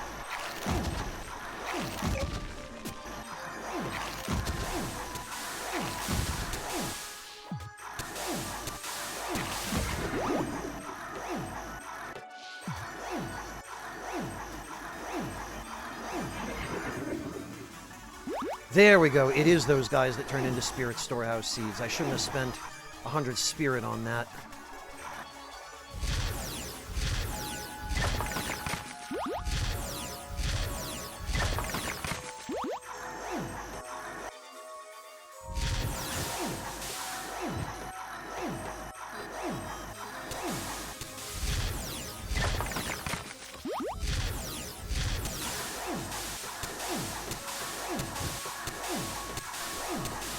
Okay, Bear Tigger, have a good one. Thank you so much for stopping in. I really appreciate you coming to say hi, and I'm glad to know that you're okay, or better at least. Rest well, Bear Tigger. Good night to you.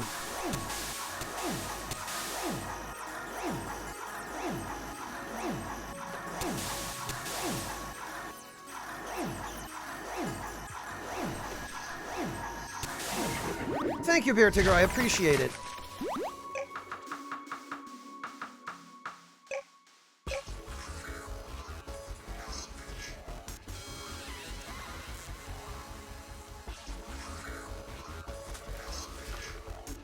This way we'll keep the spirit tree elements close together.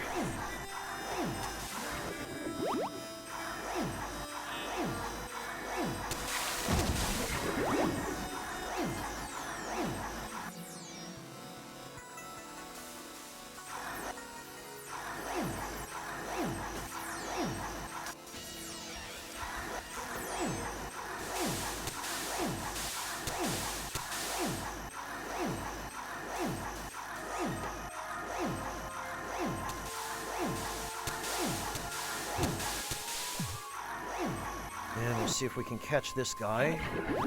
Excellent. I'm gonna need probably 8 or 9 of these at minimum to be able to turn out a decent quantity of spirit orbs.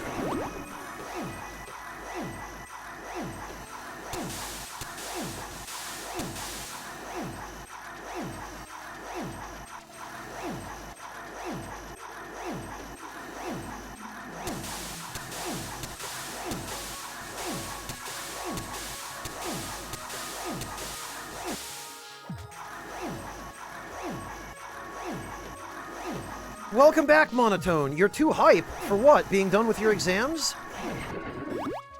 Because I can certainly understand if that's it.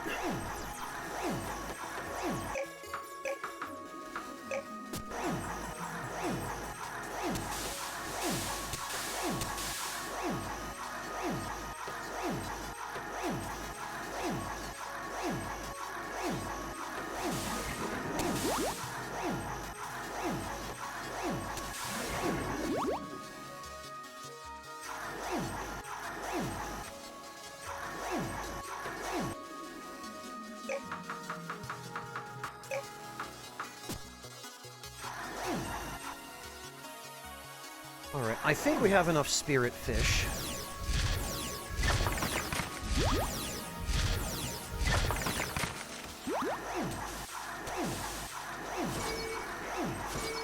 Though I would like a few more spirit arrows.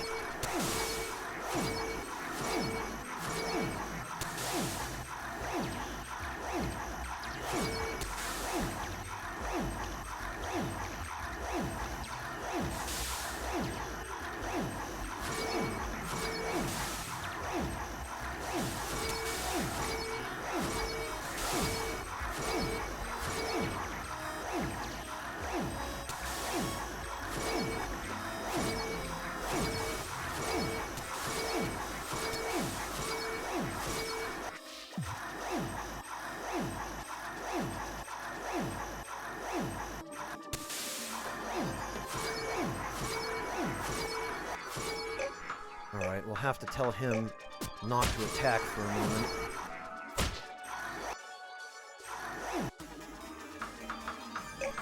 While I...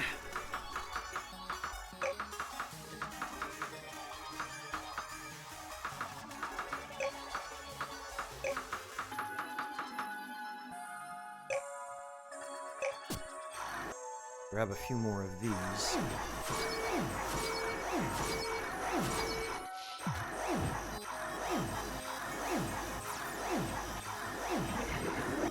Great.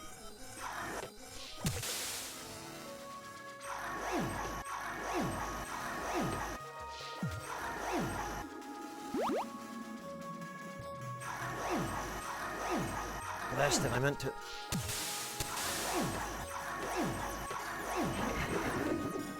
Perfect. Now he can attack.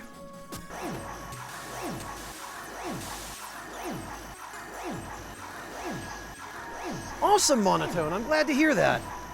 I'm doing all right, thanks. I'm grabbing a few materials in the Spirit Realm that I'm going to need for going through an optional dungeon to acquire the ultimate melee weapon. In the process, I'm also capturing a bunch of spirit fish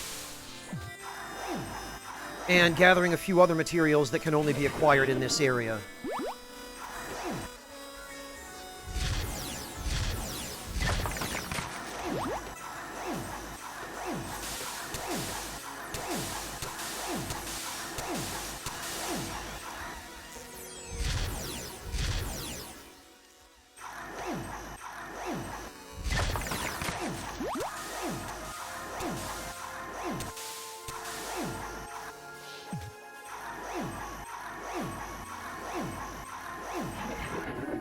Perfect.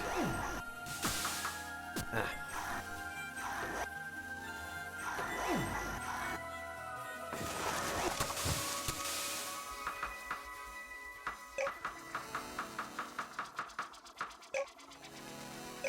There we go. So I'm relying on my own Spirit Fish Familiar to do the heavy lifting here because I cannot safely attack most of these enemies without having this happen.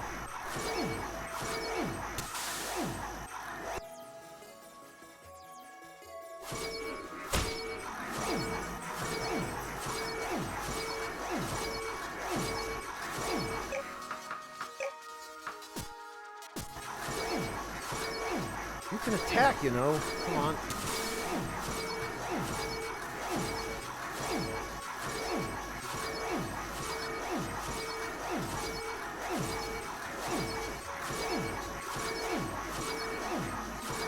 Something like that, Monotone.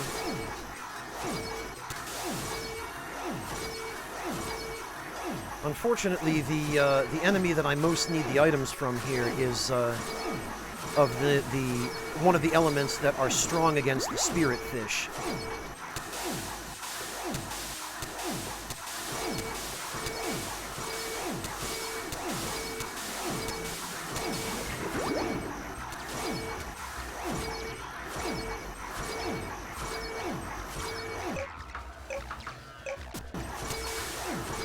Come on, no.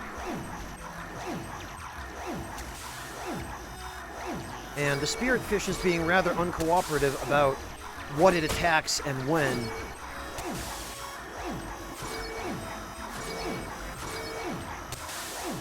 Not to mention that the particular spirit I needed to fight here is one of the most mobile. There we go.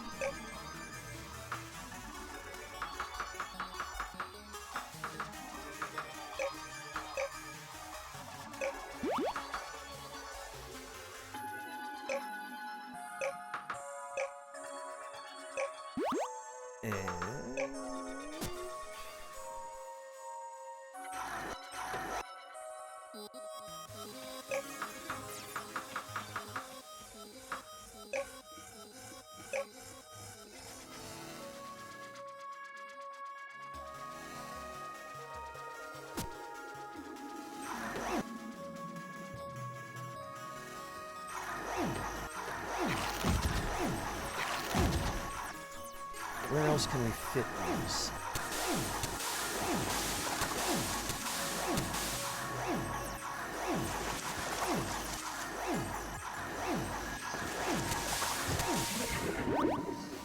Hey, Odessa, welcome!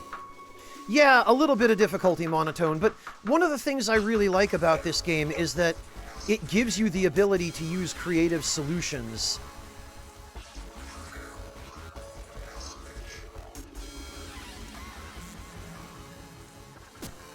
Like, it doesn't go out of its way to stop you.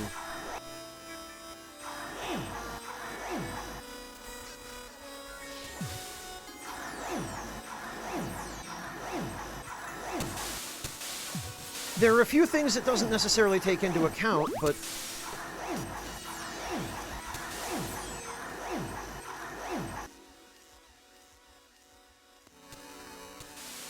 for the most part, it, within the rules of what it allows you to do, it's very flexible.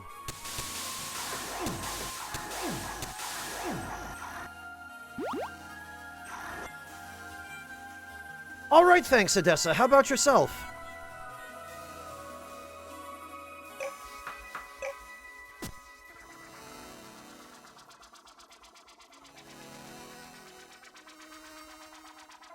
Oh, sorry to hear that. I hope things start to improve for you soon, Odessa.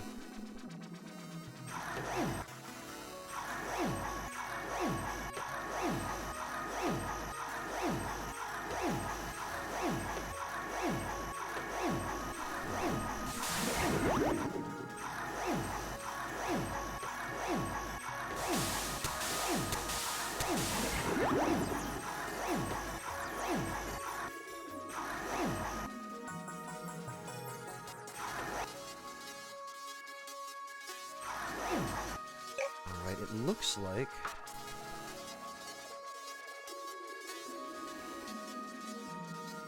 oh no, Odessa. Yeah, falls are one of the biggest dangers for people who are already aging and...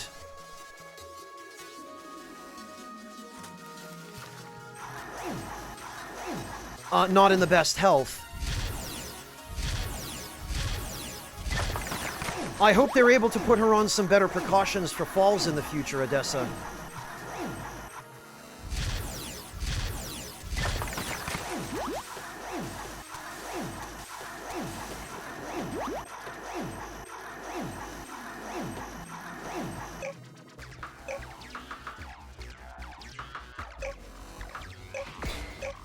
There we go.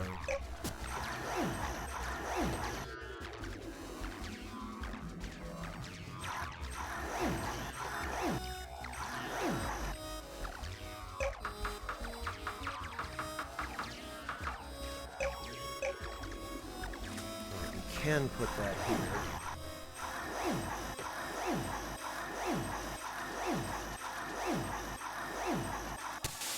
Yeah, Odessa, I know what you mean.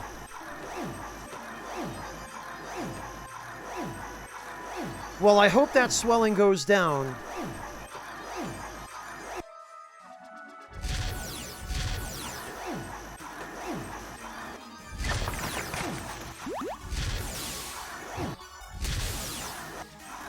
And I definitely hope they put her on fall precautions. I'm kind of surprised she wasn't. It's common sense in her condition that they would want to take precautions against falls.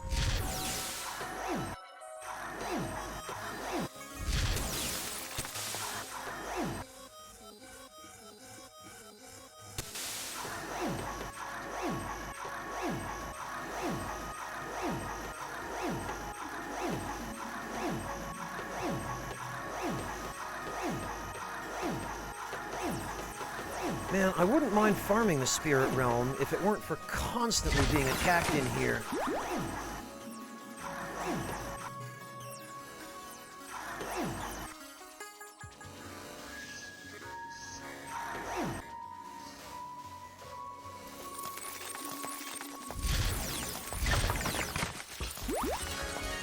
Blast it! I didn't mean...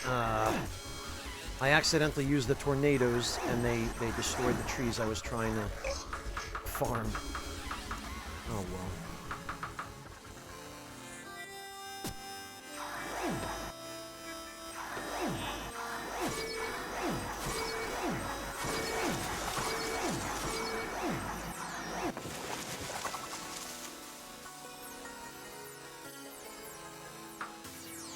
Oh, yeah, because they figure the visitors are supervising her, Odessa.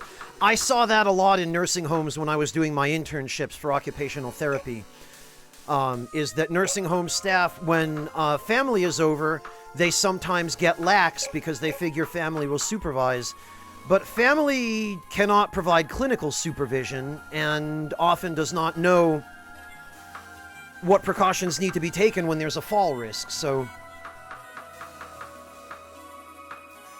You definitely have to keep on top of the staff to make sure that they're there providing supervision where it's needed.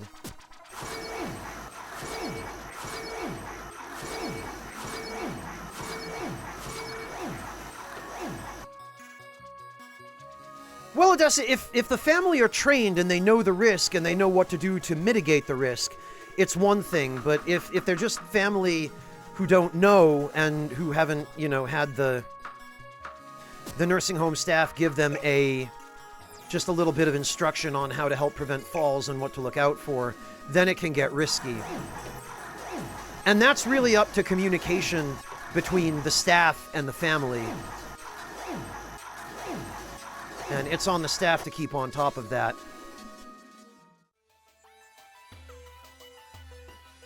Yeah, Monotone, sometimes family just can't do it. Sometimes it's more than the family can provide. And that's when either you get live-in help or you find a placement.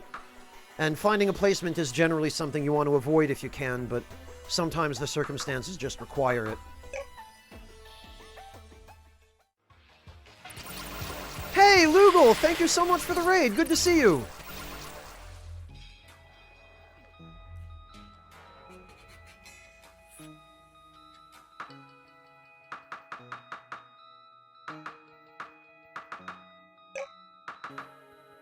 Welcome, Lugal. I didn't know you streamed. Lugal, why didn't you mention this to me? Or, did you and I've just forgotten? I'm sorry. I apologize if that's the case. My memory is not what it once was, and it was never all that good.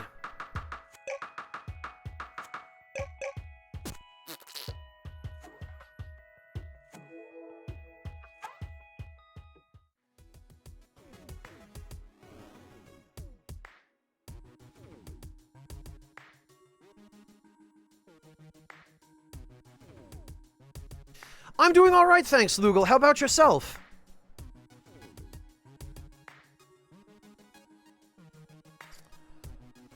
Although I'm going to need to find a place for these coral pens that has more room.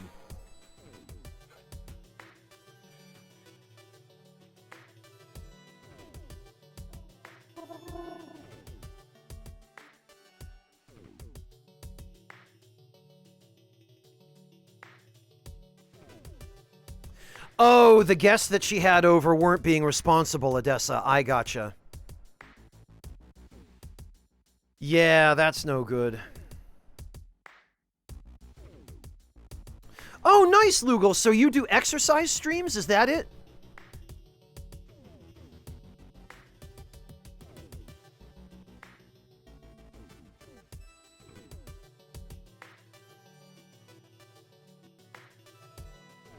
I had no idea.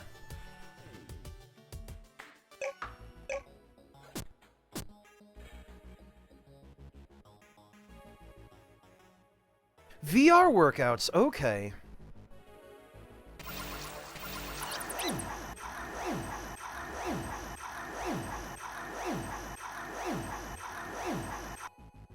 Awesome, Lugal. I'm glad to hear that. I'm glad you found something that works for you.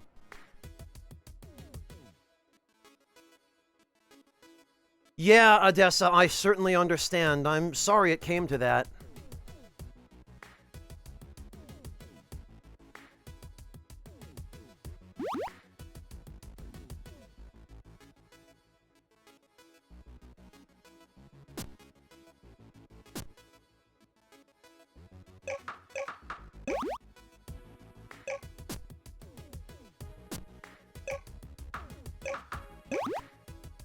Right, I'm gonna move this operation.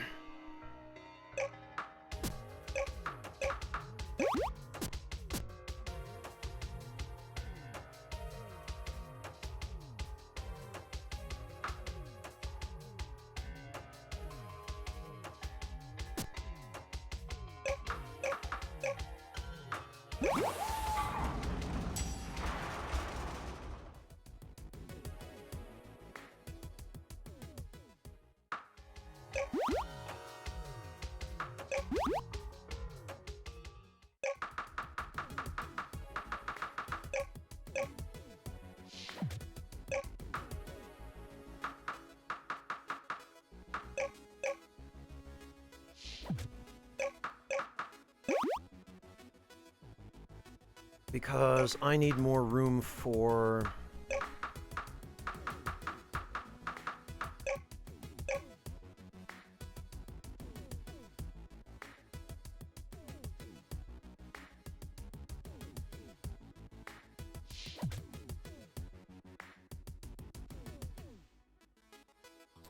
Supreme Lord Ender, hello and welcome!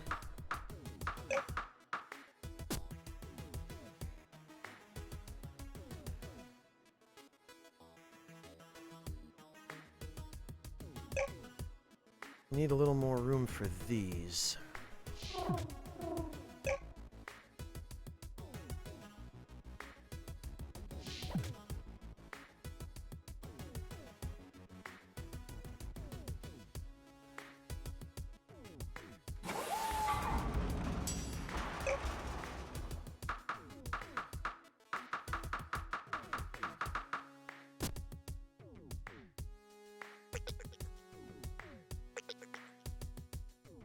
Oh, I can't fill that. Okay.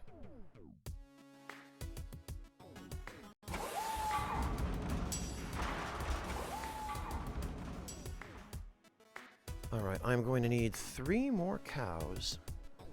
No, Ender, I have not. Not during this playthrough. I've beaten the game once before. But, no, I'm not quite at the end yet.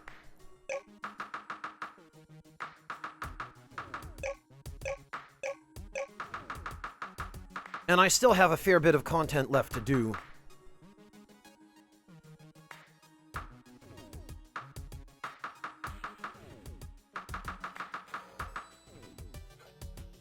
I'm just working on preparation for the end game and side stuff.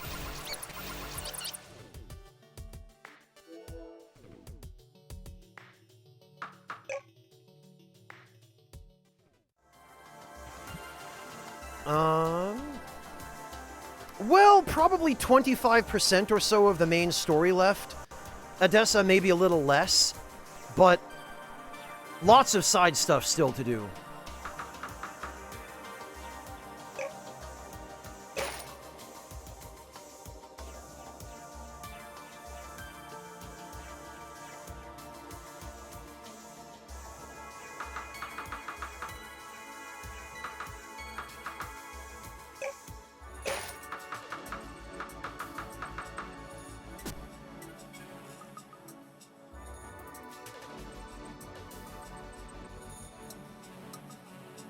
That's correct, Ender. It sounds as though you're familiar with the game yourself. I take it you've played it at least once or twice before as well.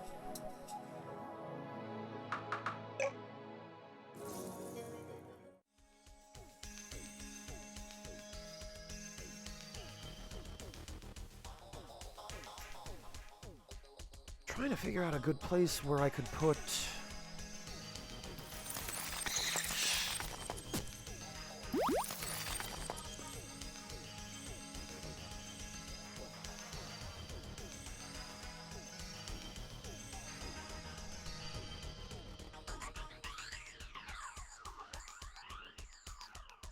coral farm.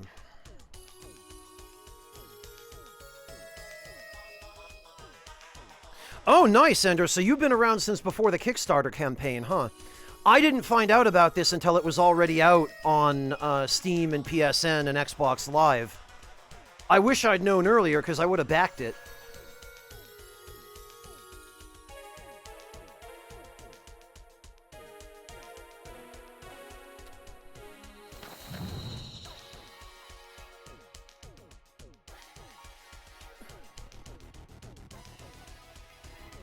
Okay, Odessa, enjoy your snacks.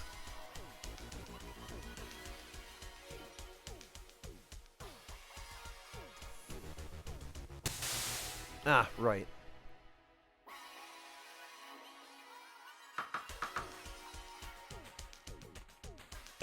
You know, it occurs to me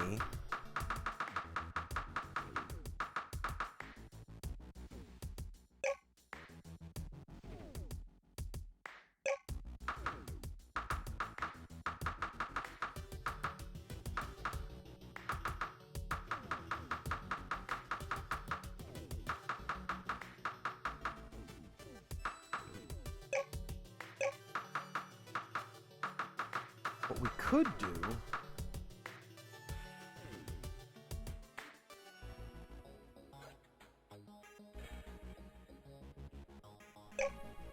is take one of these.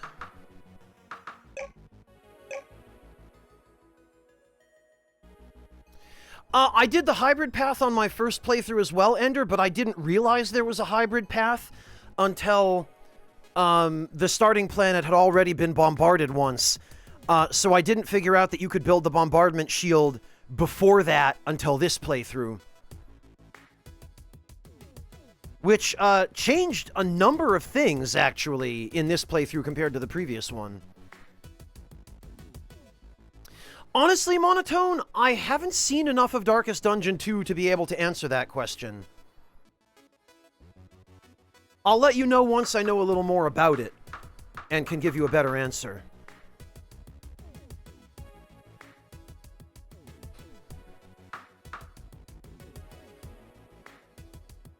Yeah, Ender, it is. Although, the bombardment shield, if you build it before the first bombardment, it also appears to prevent you from ever being able to get access to the dimensional cave down here. Because the alchemist never builds it, because there's no threat of bombardment. Mind you, Ender, on my previous save file, which was on the PSN version of the game, I kind of bricked that save by filling that dimensional cave with worm pens filled with mecha worms so that I could farm uranium from them. And I got about halfway through filling that cave up with worm pens and mecha worms and discovered that the game does not like loading that many animated objects in one instance at a time, and that save file just stopped booting at all.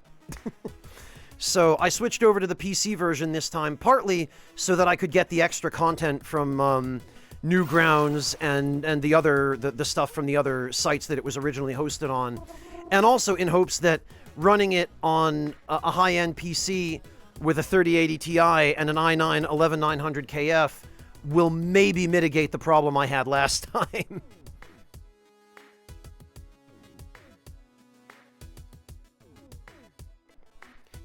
It would crash immediately after booting, Monotone, and it became unplayable.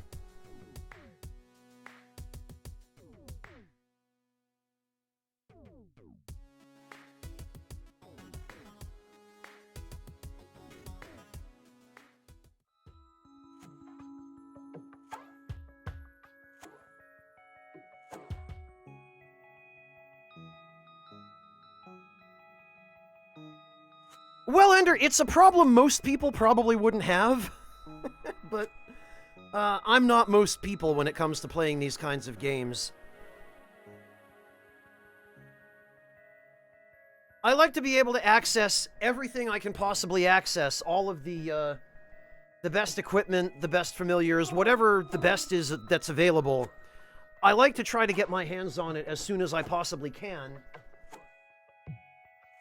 so that I can actually make use of it before the end of the game. Because one of my complaints with old school, for example, JRPGs, such as the Final Fantasy games, and, you know, in some cases Dragon Quest and other games of similar genres, is that usually when you get some kind of optional, really powerful equipment, you're only given it at the very end of the game when there's nothing left to fight with it. At which point its use is really pretty superficial, so I like having access to that stuff early enough to be able to use it.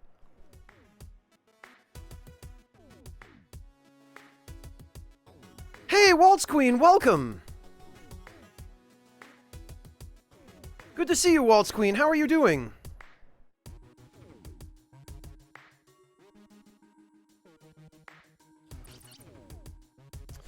Oh, Ender, did you kill the alien nursery after you brokered the peace deal? Or did you kill it before?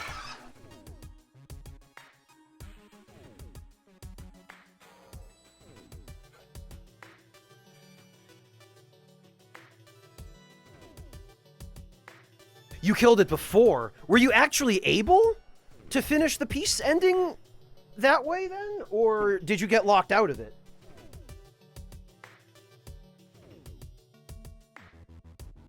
Waltz Queen, I'm glad you're here. I'm glad to hear you're doing all right. Somehow you were. Interesting. I'm astonished that you were still able to access that ending after basically dooming the alien race to extinction.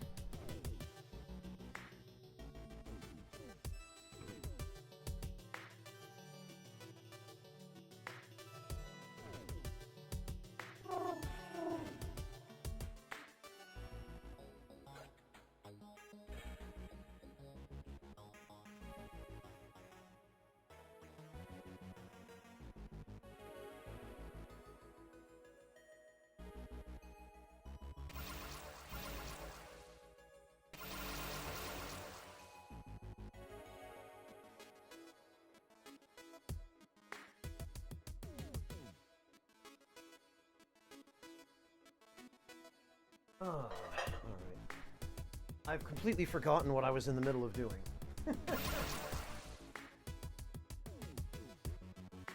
But that's not you guys, it's me.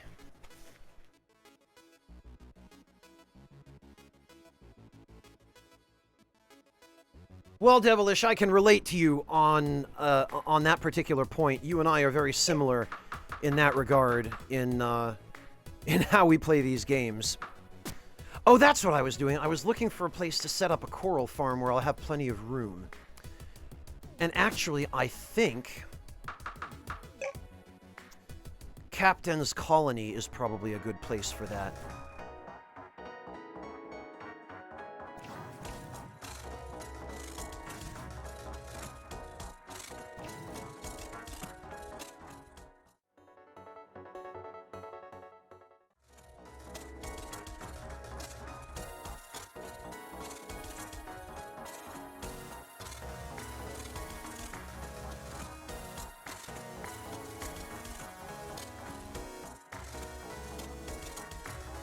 Oh, a resource you were unable to get any more of? I can think of a few that might have been, Ender. It might have been chromium, because I'm pretty sure there's a finite amount of mineable chromium in the game. I'm pretty sure the only other way you can get it is by,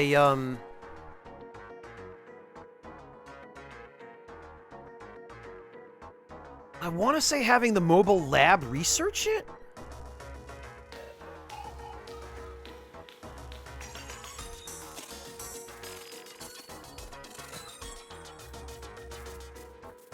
Don't quote me, I'm not 100% sure on that.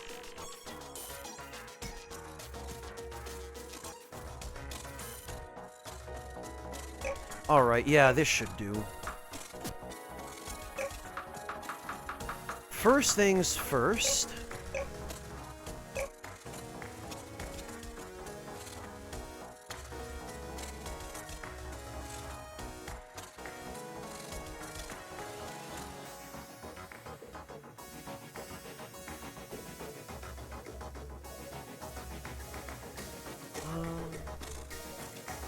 Oh, you know what? What am I even thinking? I don't even need to do this here.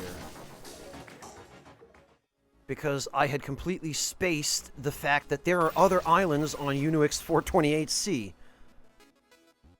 What am I going all that way for? When I could just go over here a little bit.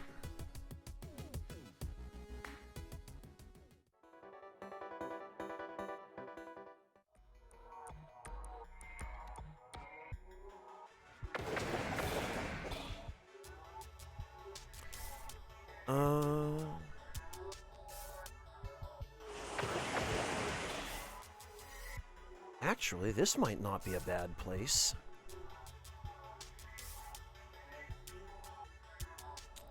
Since there aren't really enemies here to speak of.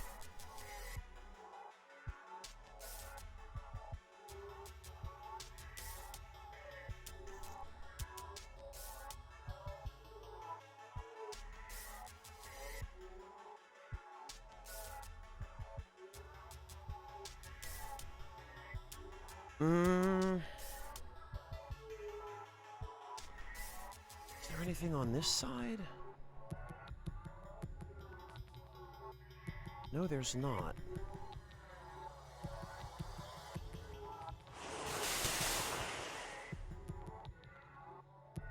So actually, this might work. Matter of fact, I think this will work quite well because...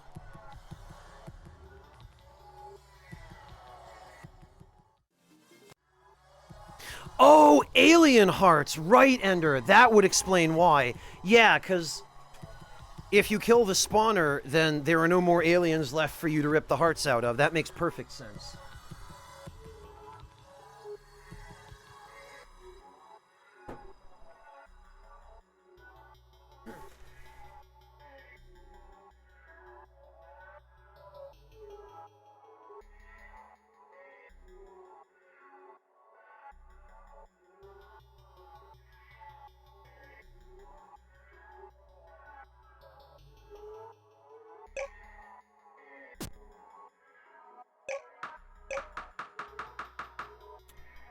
Now, if I remember correctly, putting the spirit storage here should make it accessible from anywhere on the island.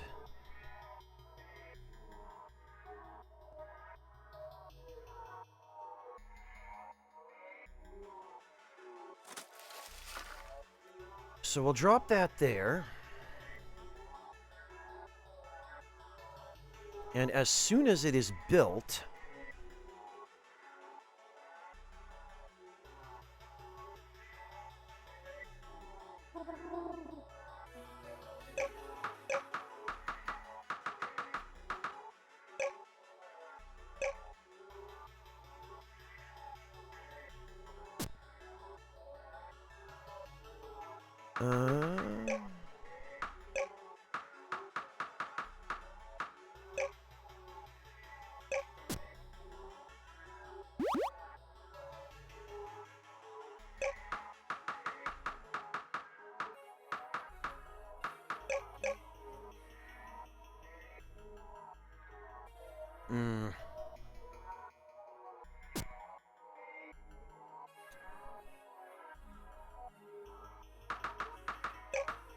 I would like to at least keep a tree here, because...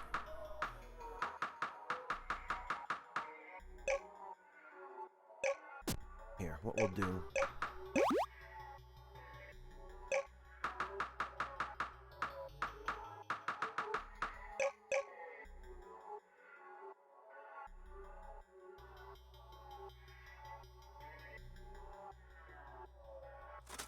There.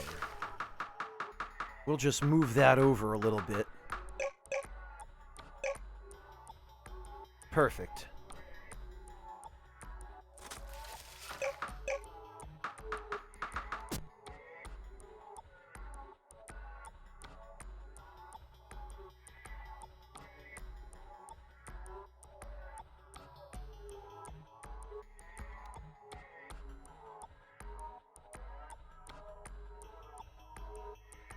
Okay, now let's try this again. There we go.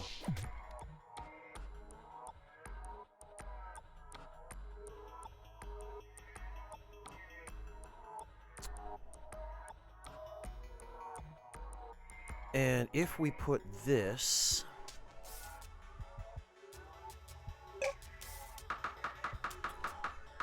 Grab our coral farm. Put it right here. And then we take our coral pen seeds.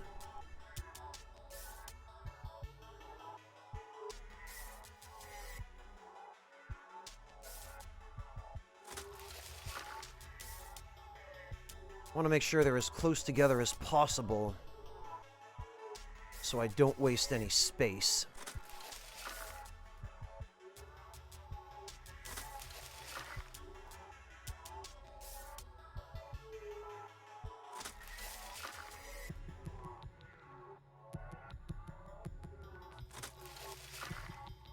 Oh yeah, okay, we're doing fine.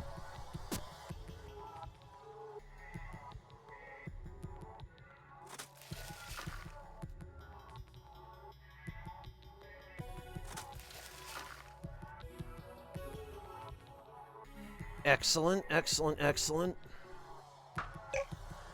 Yes, and we can access the spirit storage from here.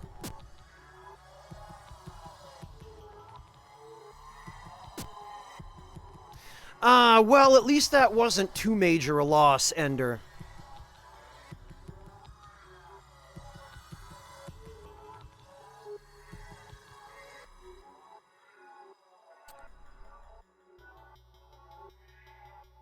Can I put this here? I can.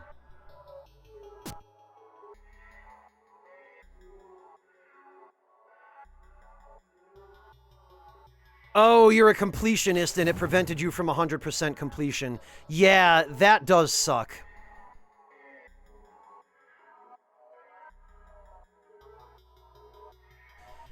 I can definitely understand you being heartbroken about not being able to 100% the game after that.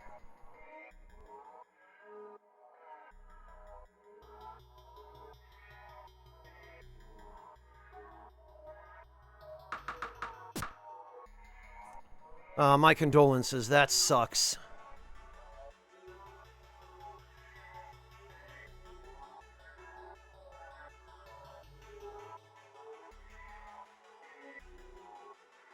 Welcome back, Odessa.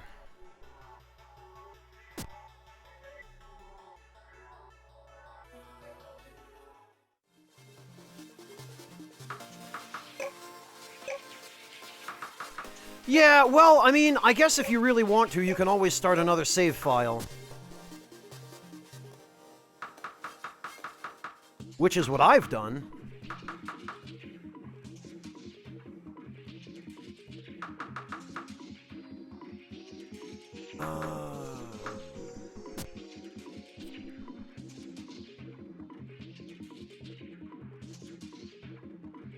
Oh, actually...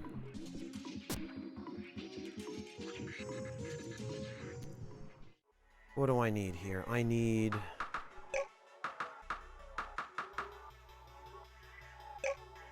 12 of these guys.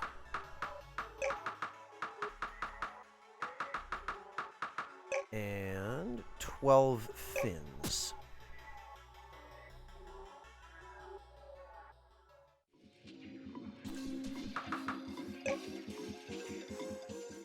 And now we can maximize production.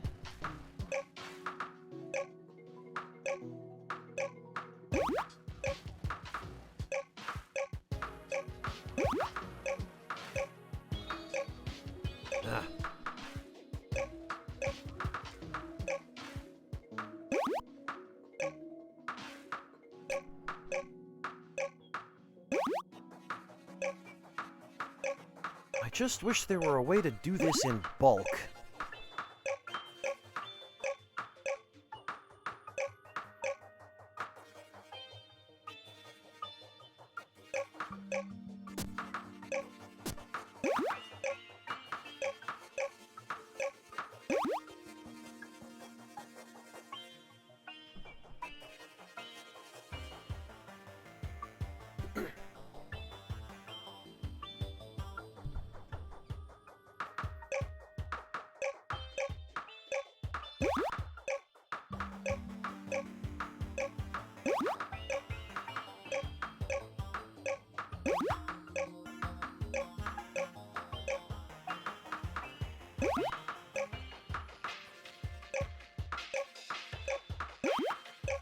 There we go. Okay, that's all of them.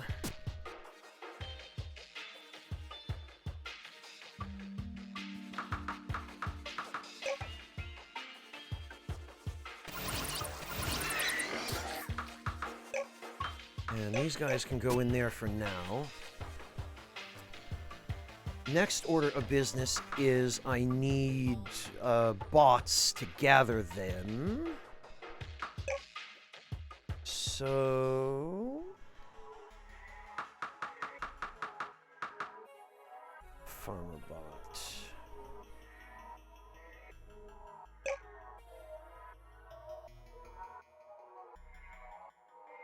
Okay, yeah, we'll make 14 farmer bots.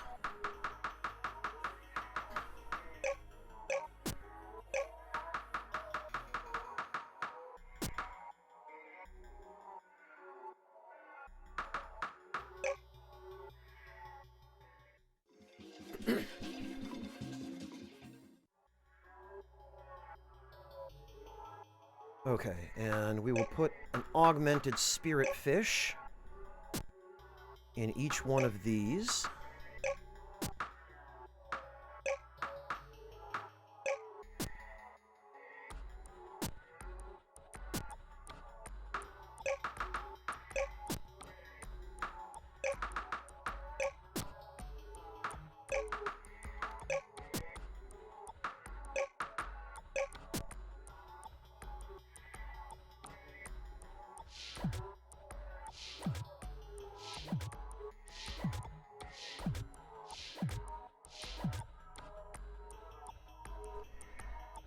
Hey, Lord Louise, welcome. Good to see you.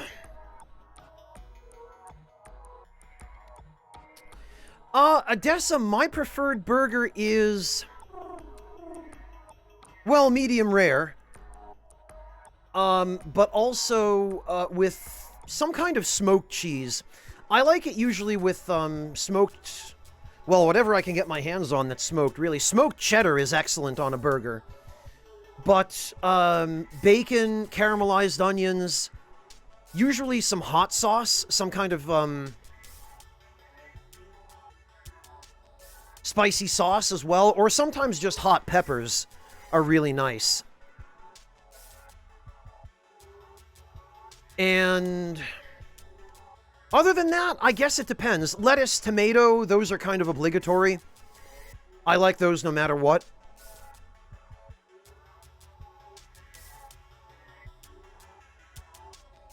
Sometimes, sautéed mushrooms go really nicely on a burger. Especially with a nice sharp smoked cheddar, but, oh god. Okay, that thing has to go. I need to go get my, I need to go get an exotic drill.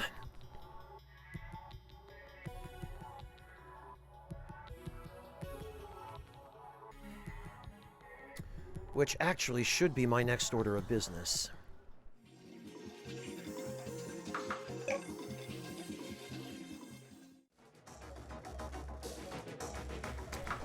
And while I'm thinking of it...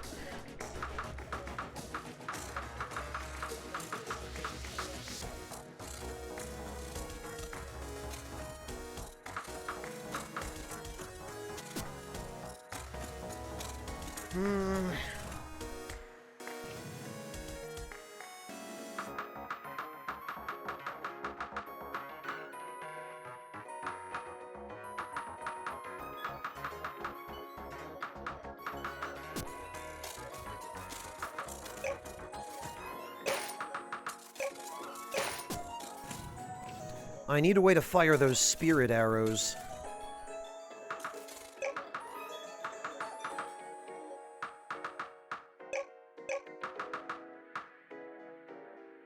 Silk and steel.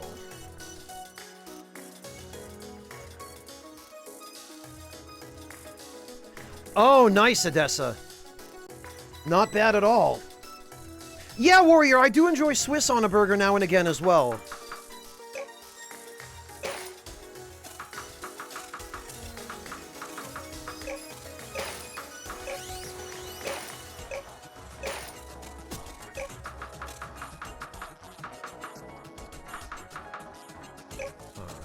This is probably the easiest way for us to access.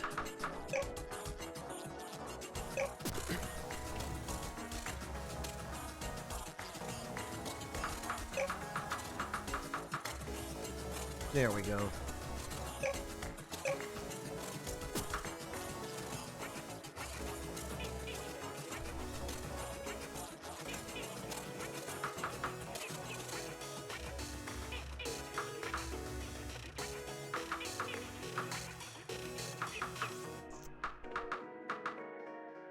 All right.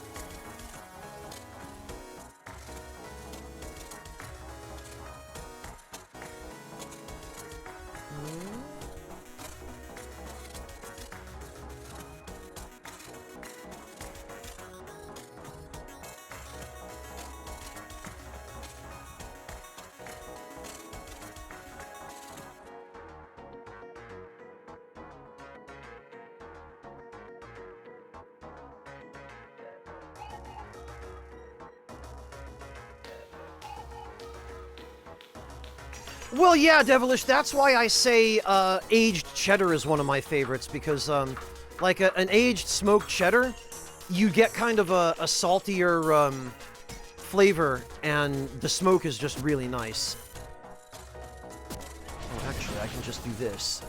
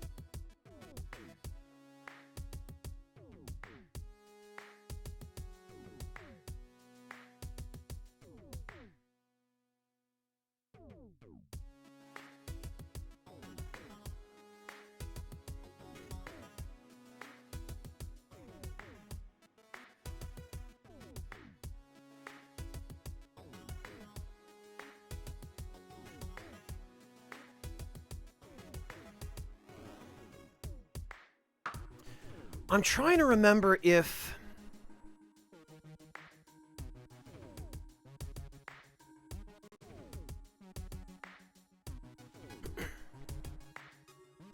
I'm trying to remember if it's possible to increase...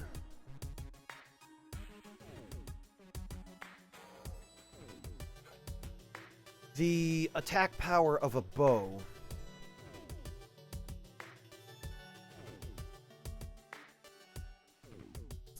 I guess there's only one way to find out, actually.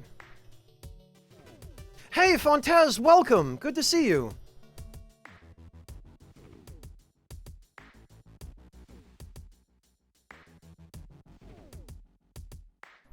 Trying to catch up on chat here, too. Yeah, I like to do homemade burgers as well, Lugal. Although, I haven't yet attempted to do a stuffed burger. That's a pretty cool idea. I've done stuffed meatballs, actually. I did an experiment a while ago where I stuffed some meatballs with ciliegine. And it actually worked out surprisingly better than I expected it to.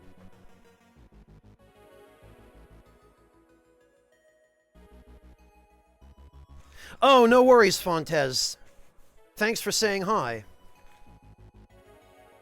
Well, these are the arrows, Lugal. They're already, plenty augmented.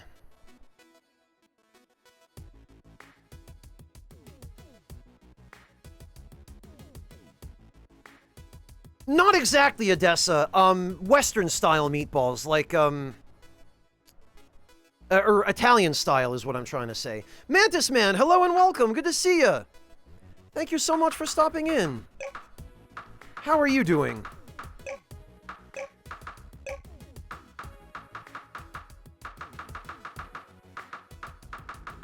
Oh, I forgot. I have no crystal fronds left. Although, actually, what I could possibly do...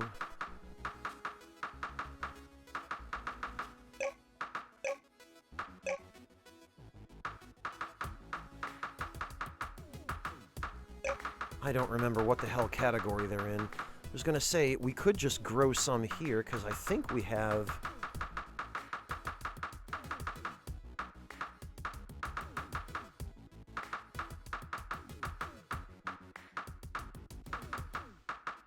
I believe we have... Yes, we do.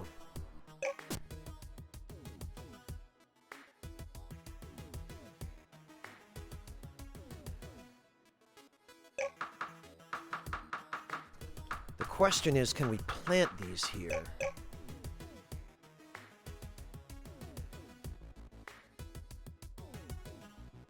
Oh, for some reason we can plant the one.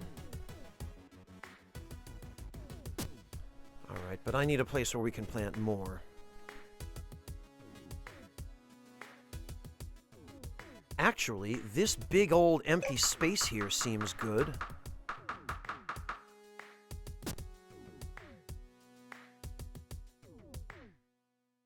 Oh, but right, the freaking... spirit storage takes up way too much room. And so, for some reason, does the marketplace. And I can't dismantle it either. Okay, fine.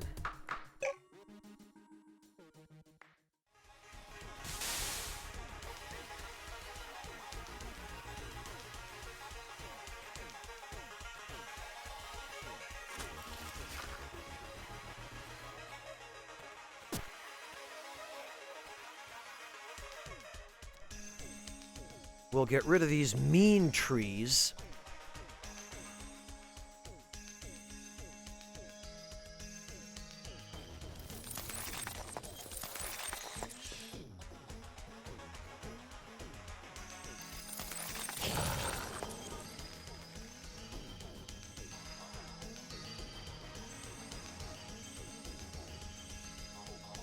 Boy, these things need a lot of room.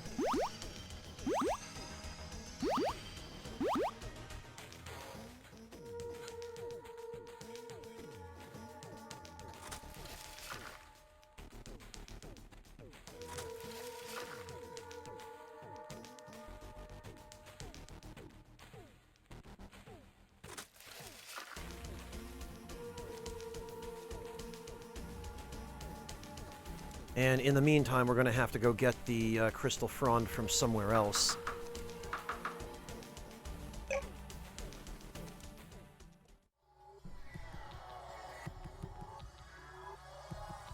Oh, I'm glad to hear you're well, Mantis Man. Yeah, I hope everything works out.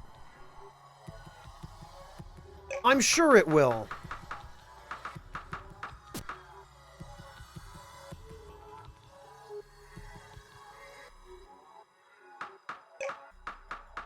But yes, please do keep me updated.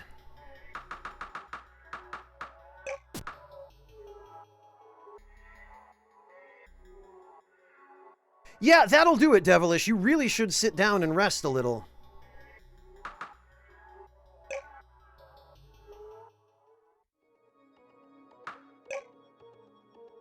And actually...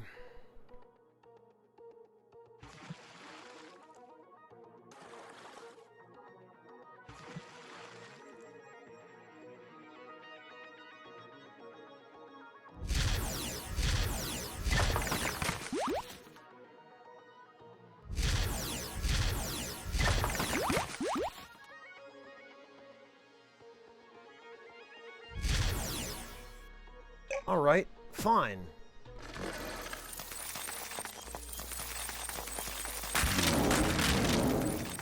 Ha!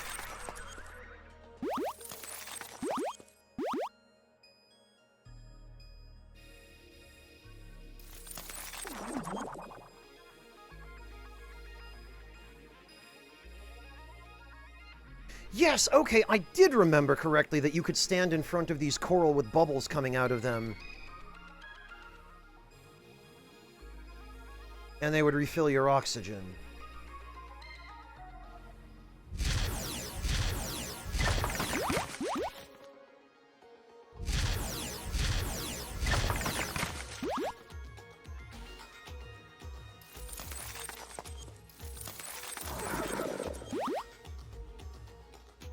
It was the way of the teachers to share their discoveries to the benefit of all. But one teacher refused, instead hoarding their... Yeah, okay. I see where we are.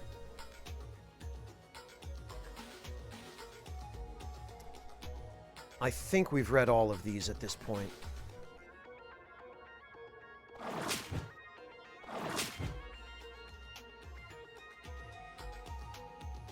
What does, warrior?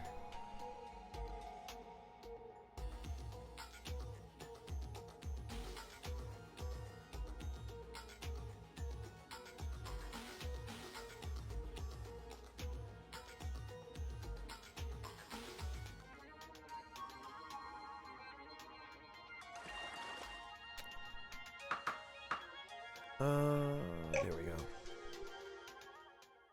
Oh, right, for the underwater oxygen, yeah. Well, the "You're About to Drown" music in Sonic the Hedgehog 2 was probably the most stressful thing I've ever experienced.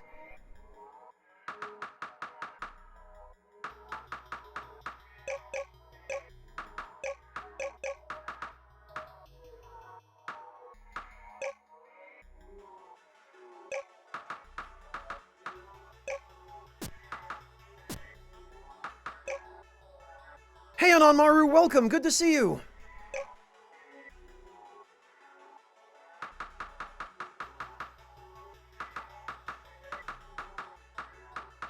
Alright, we can put that away.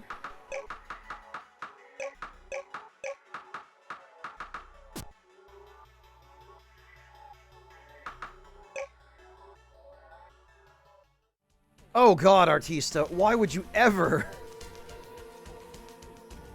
I would dread waking up every morning to that.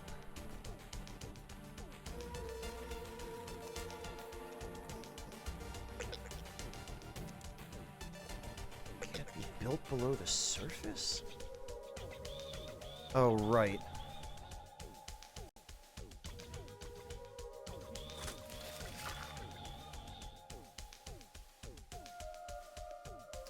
I'll probably have to drill that out.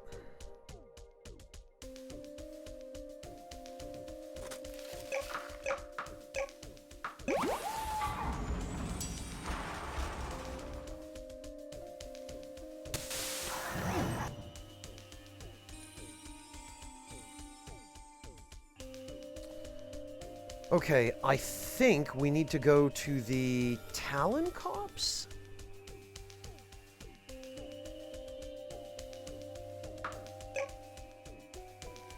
I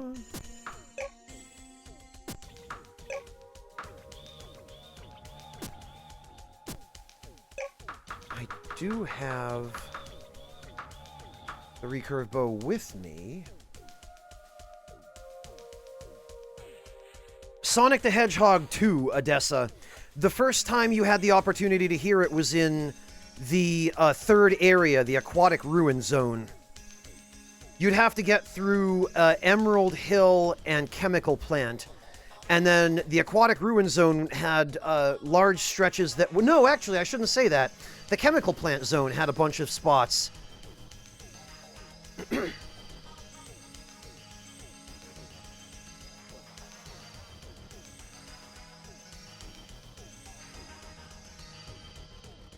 Oh, yeah, warrior. Yes. Oh, God. Remind me again.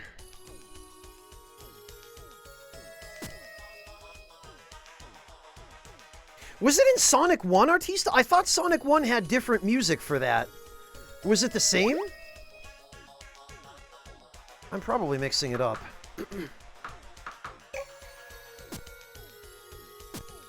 Also, I guess the recurve bow isn't modifiable.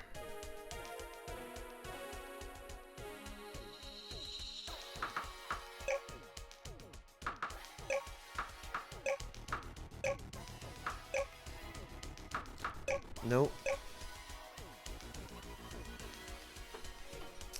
Oh, interesting, Artista. I guess I'm misremembering it then.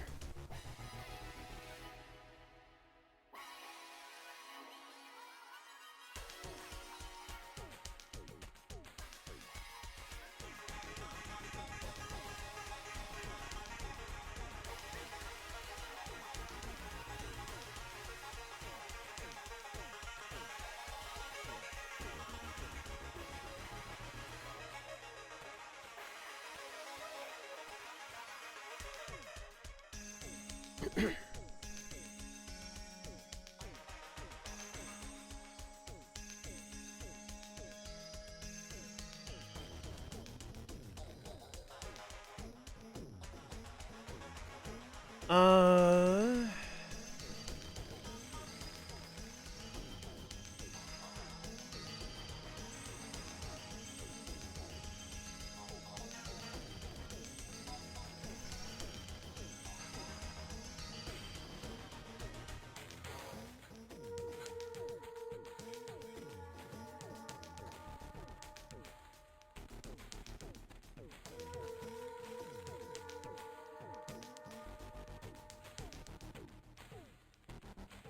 I guess it's not possible to upgrade the bow.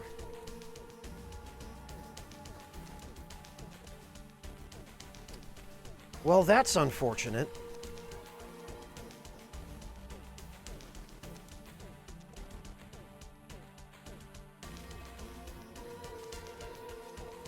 Oh, Dark Cloud! Funny you mentioned Dark Cloud, Odessa. We were just talking about Dark Chronicle 2 earlier.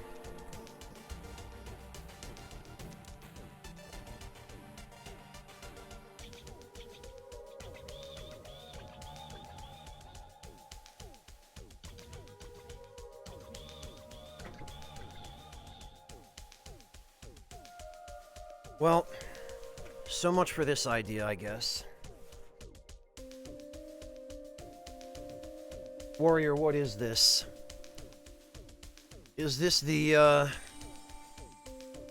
Oh. Yup.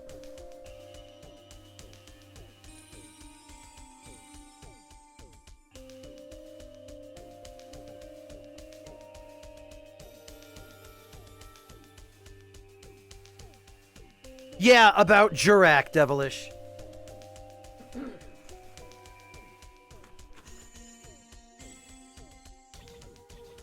Yeah, for some reason I thought that it was different drowning music in Sonic 1, Warrior. I guess not.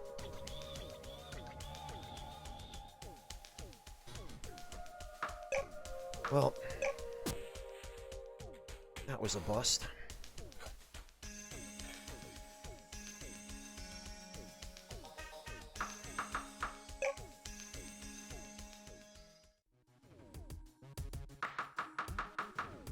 Also, I need to remember to use the Book of Return a little more often.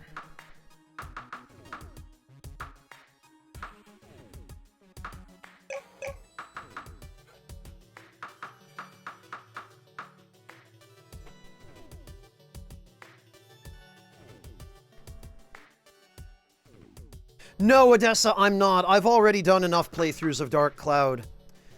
I've played the first one on YouTube years ago. I still have a playthrough of it there. And I played the second one here on Twitch.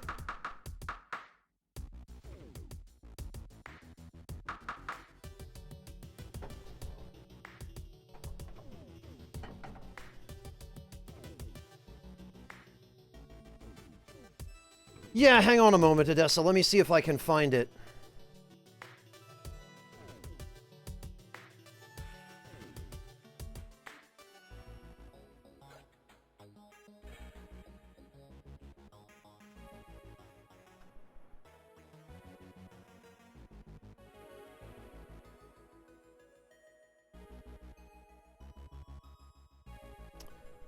there's that.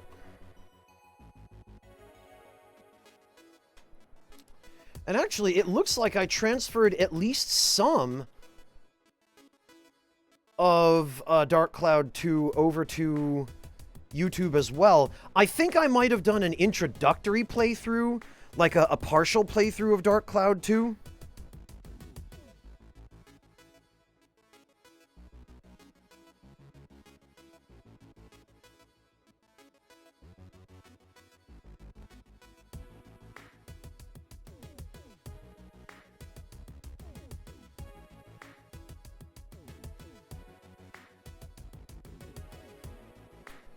Here,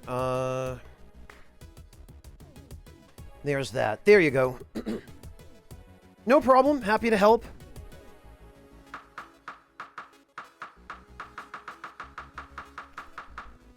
Why am I... Oh.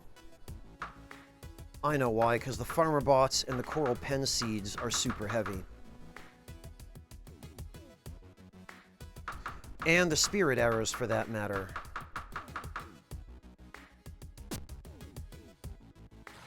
Alright, well, I'd better get rid of these.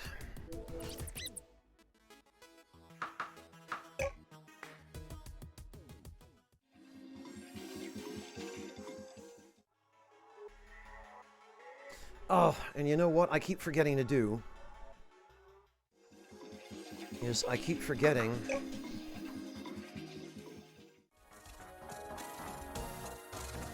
to make an exotic drill.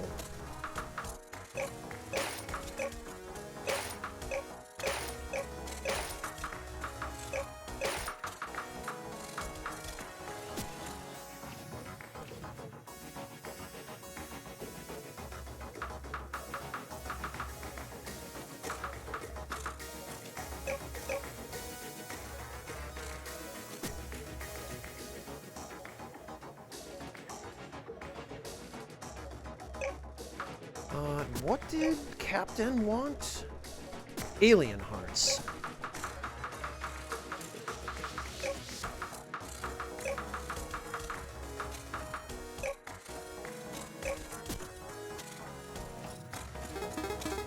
This is exactly what we need to complete the virus. We'll finish the virus and ready our fleet for the assault. Once you're prepared, head to the enemy HQ and we'll meet you there.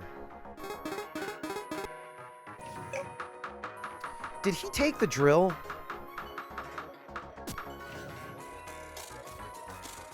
Or did it end up in storage? No, it ended up in storage. Good. So I can still use it.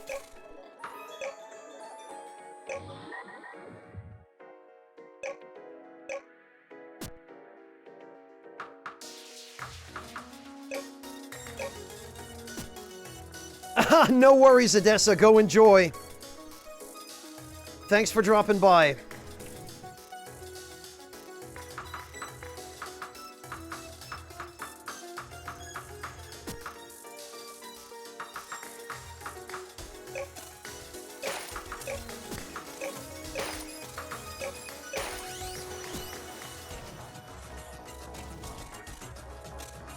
Okay,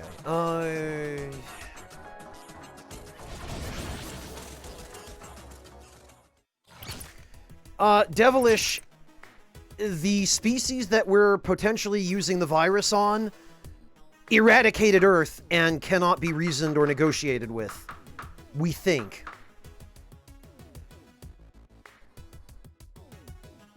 Or Captain thinks. Thank you, Odessa. I appreciate that.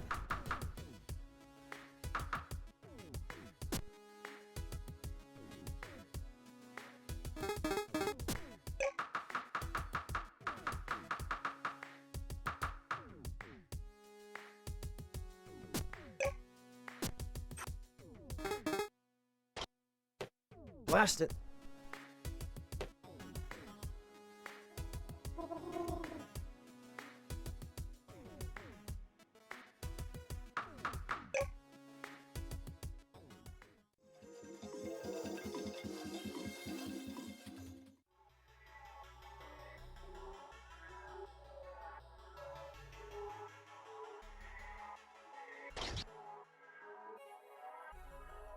Okay, can I...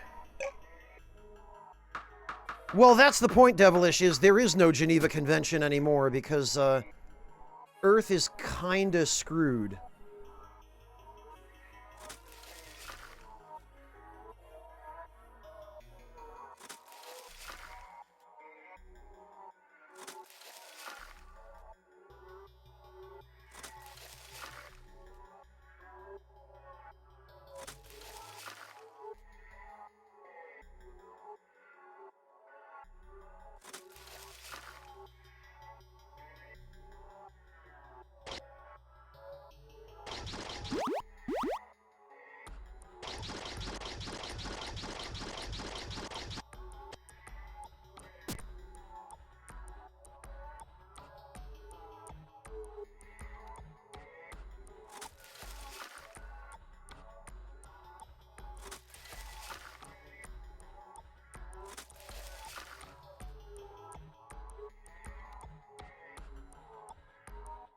Alright, this should begin producing some better results.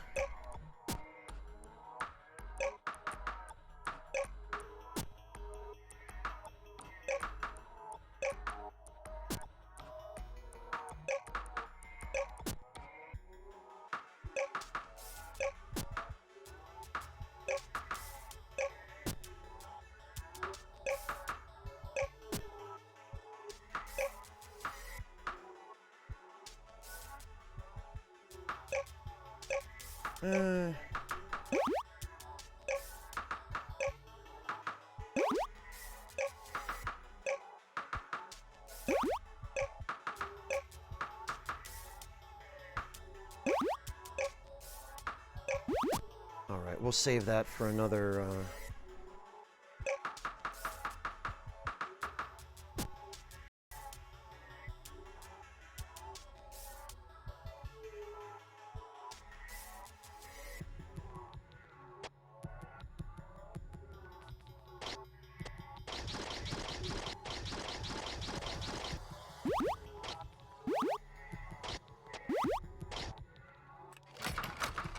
Oh, that's where the hut blueprint was?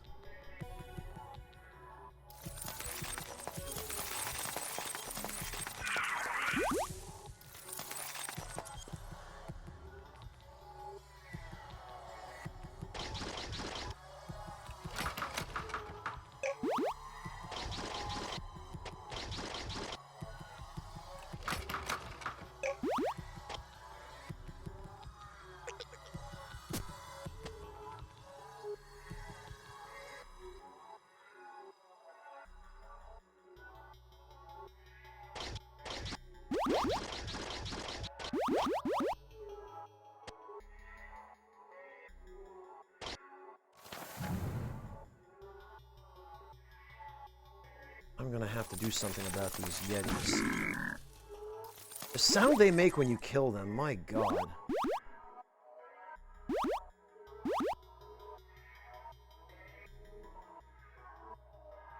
Yeah, but nobody's there anymore. And at the very least, nobody alive is there anymore. If you go to Earth, you probably already know this, but if you go to Earth wearing equipment with the ability to detect spirits, Earth is full of ghosts.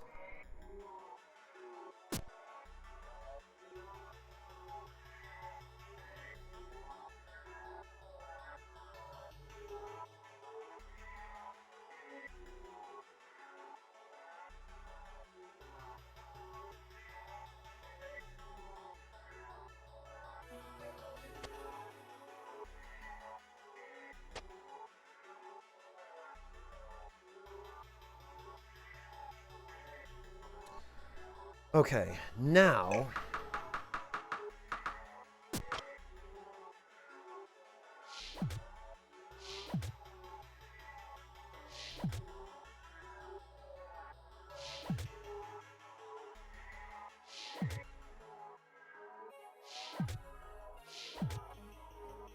That should increase our labor force here a little bit.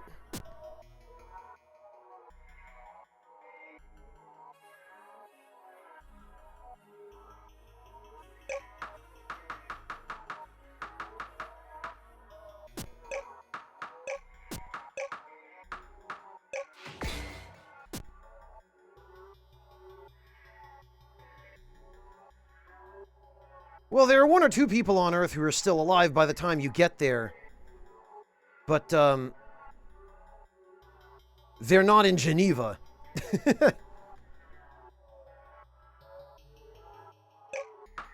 At least not that we know of. We don't specifically know that the parts of Earth you visit are Geneva.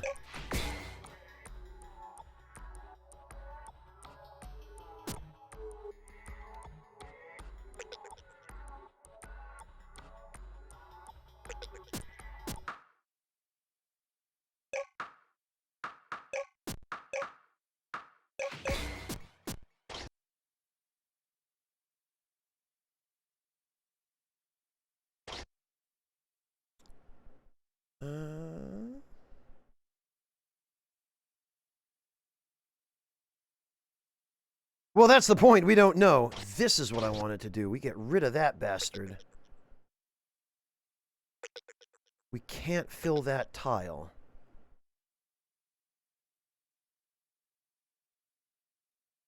Okay. Oh, you know what? I think I need a chromium shovel for that.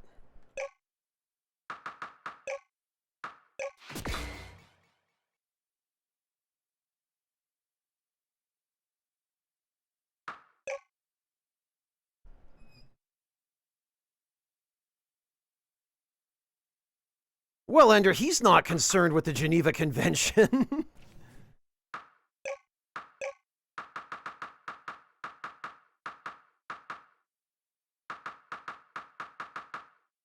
What the... Oh, there it is.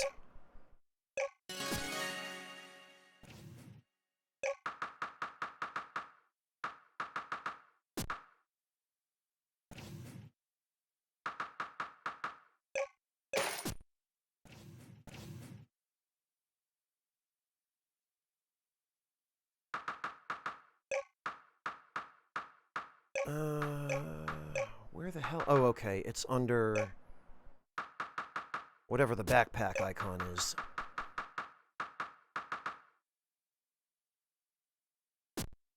Let's see if that shovel will let us fill...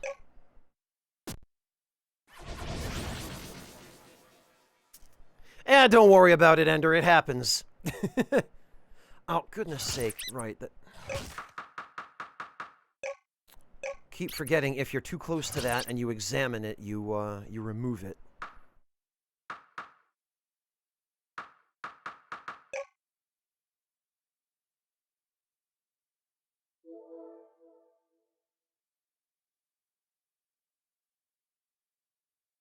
Now...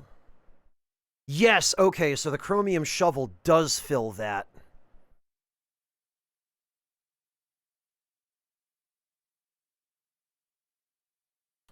Well, good.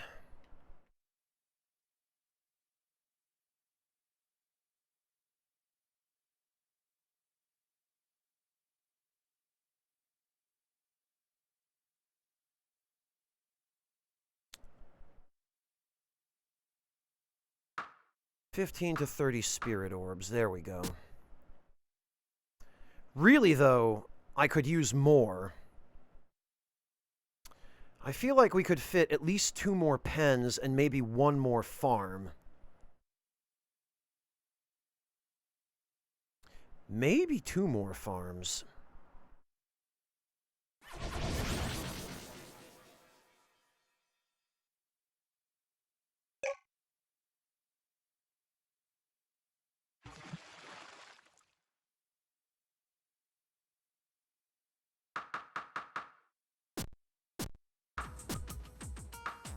Somehow I turned the music off and didn't even realize.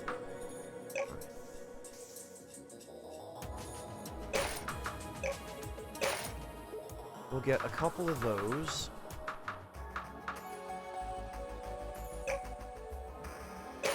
And some fins.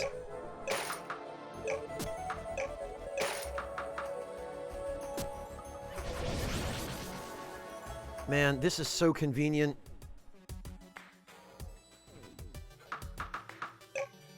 And let's make some ice cream.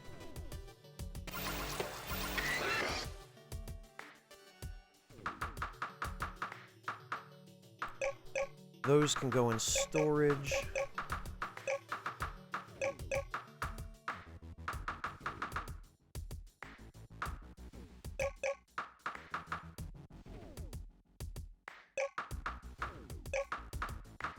Why do I have all those familiars in my inventory? How the heck did I end up carrying them?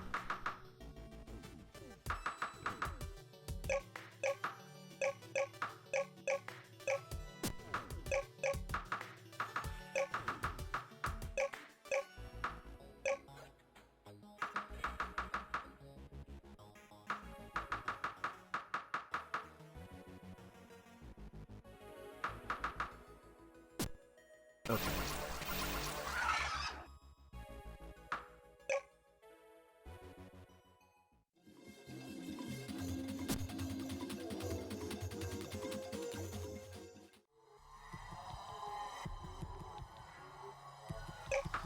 First of all, can we fit a coral farm? We can!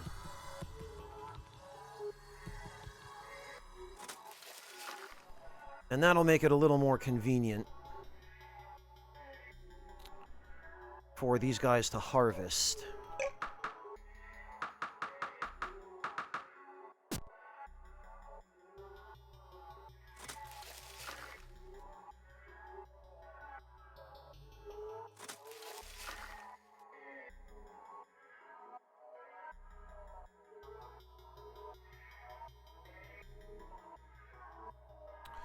And actually,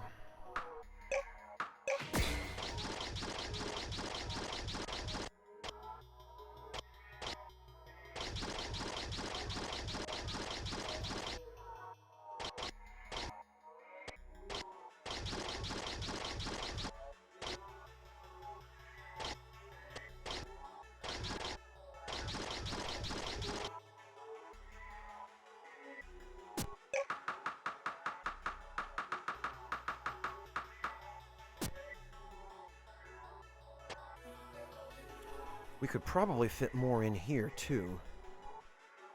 I mean, we certainly could.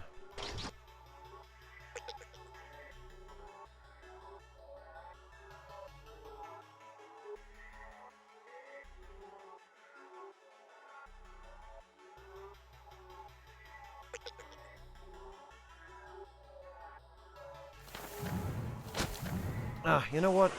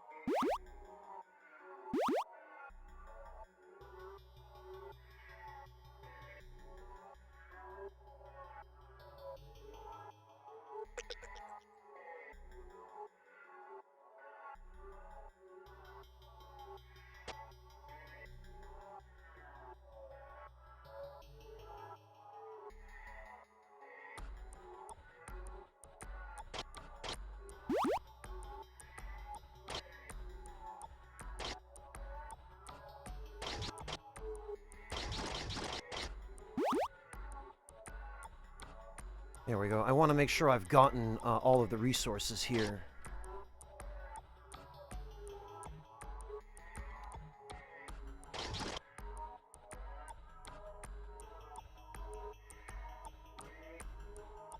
Before I go building.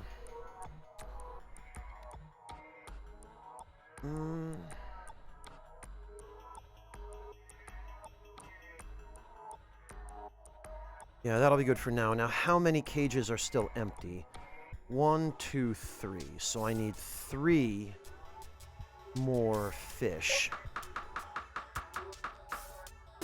And for the moment, we'll say...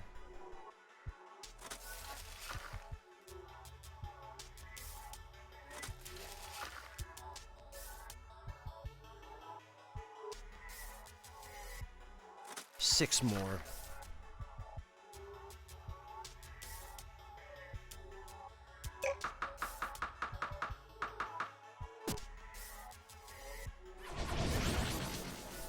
Good, okay.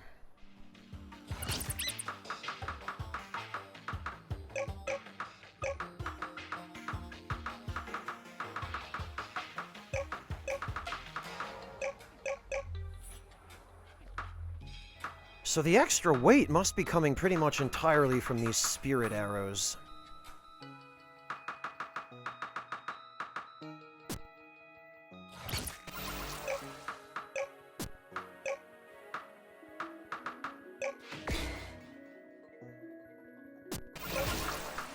Alright, next order of business.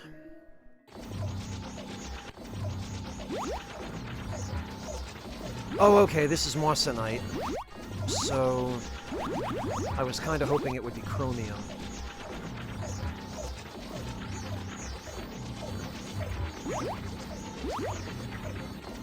But that's fine. Oops, we'll pack this up.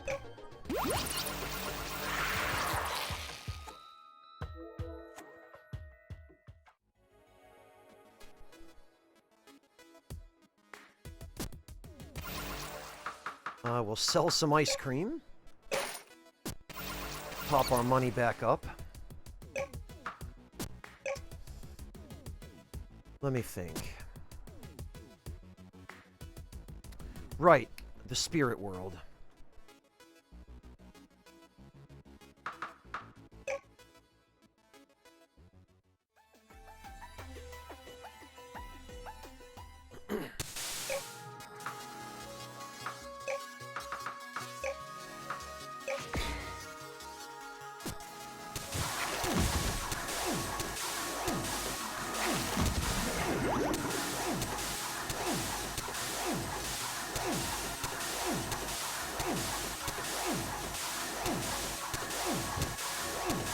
Jeez. Well, I forgot to get spirit gems, but that's fine.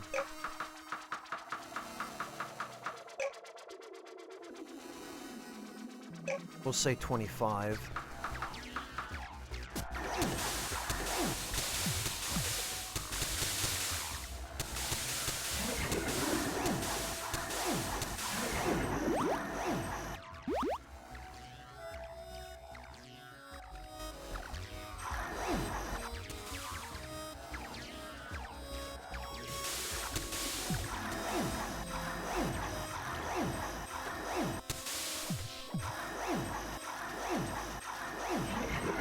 There we go.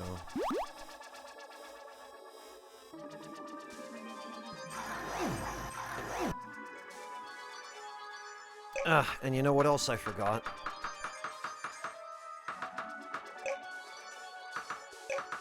I forgot to bring my axe for the opportunity to acquire more arrows.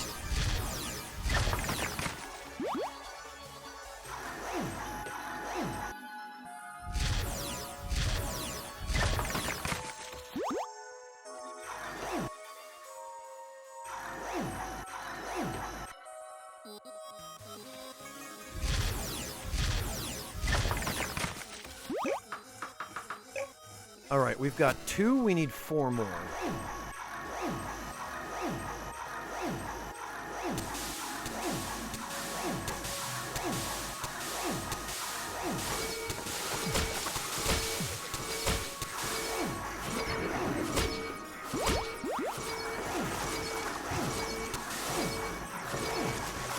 Three more.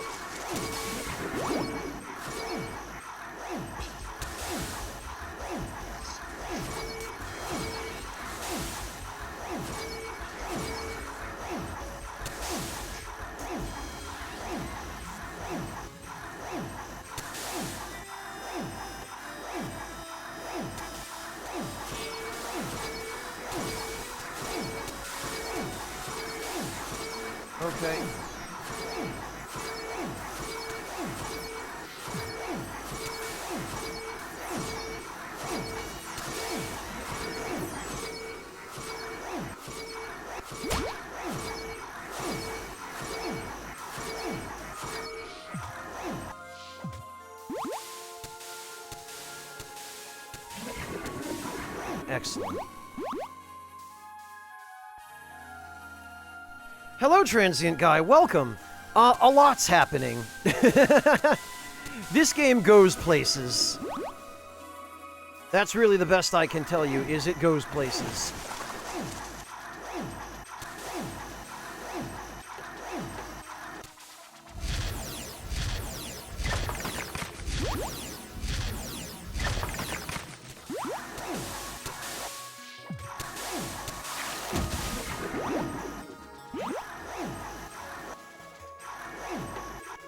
And the more places it goes, the better it gets.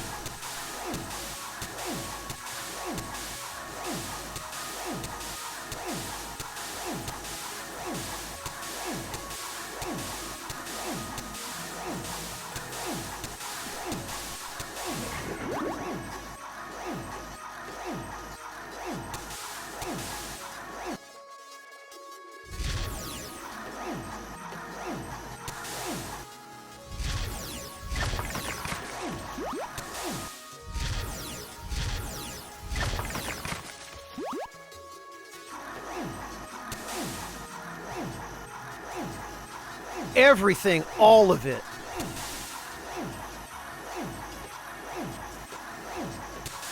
But transient guy, that means it's got something for pretty much everyone. It's got science, it's got magic, it's got a plot, it's got base building, management, farming, you name it, it's got it.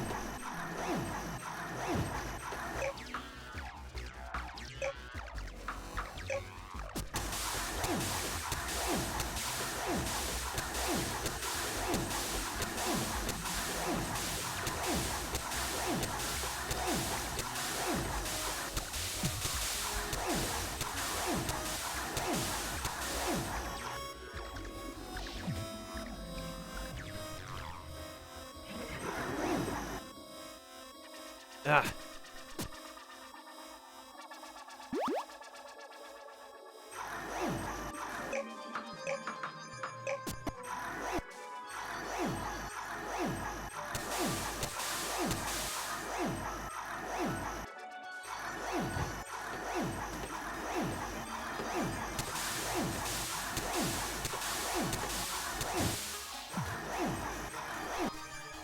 This will be number 5 or number 6, I think.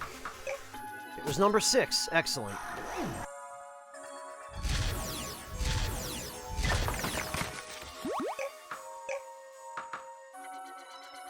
In that case...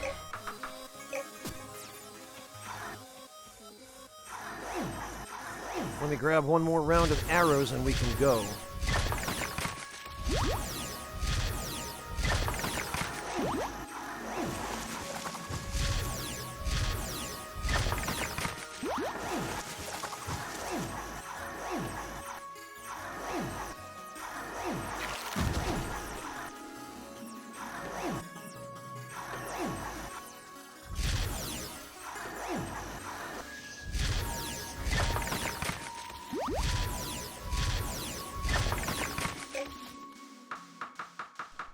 Right, how are we doing on arrows?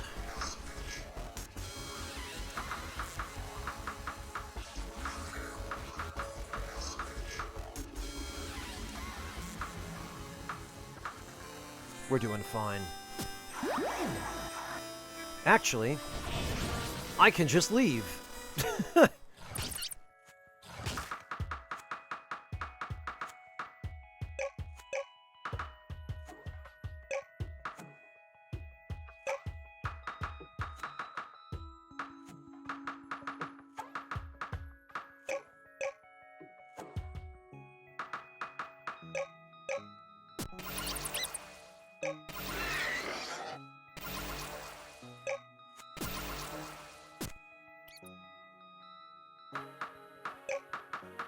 Alright, let's put that stuff away.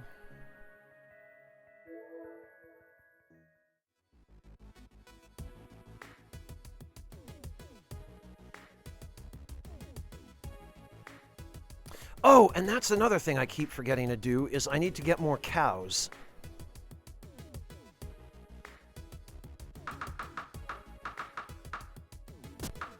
No cows. What about Sunset Haven?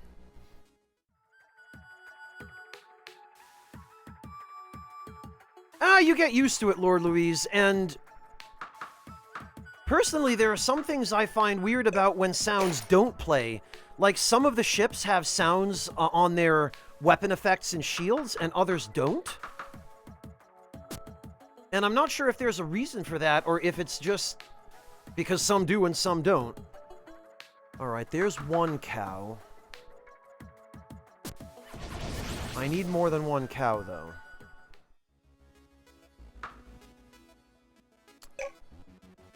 Ideally, I need 3 cows.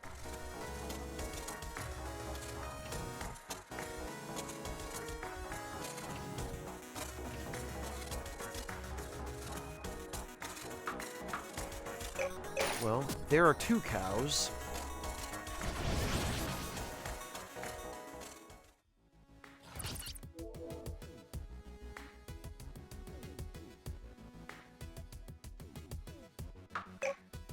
Ugh.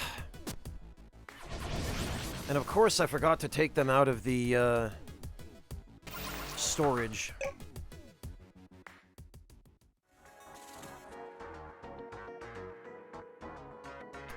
I can only imagine, Chase, and you were doing not only the sounds, but also the music as well, probably? I mean, obviously you were doing the music, but to also handle the sound design at the same time is a lot. And those sounds, they don't just make themselves, do they? They take time. Like, a single sound effect takes a lot of time.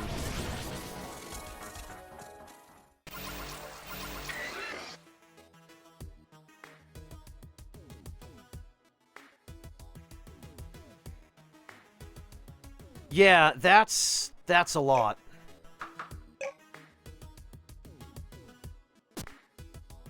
Oh, and the Sunset Haven cow I also forgot to take out of storage.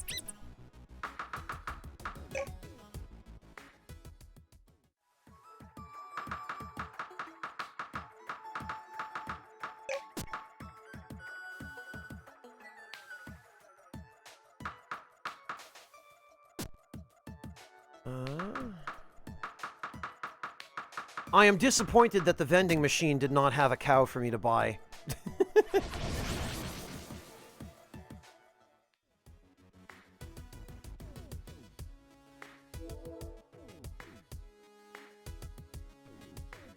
Yeah, especially when your team is, what did you say, Chase? 4 people? I mean, the fact that the 4 of you accomplished what you did is already pretty bloody impressive. The level of quality for an indie game and for a 4-person game is astonishing, and frankly, it's already better than some AAA games I've played as well.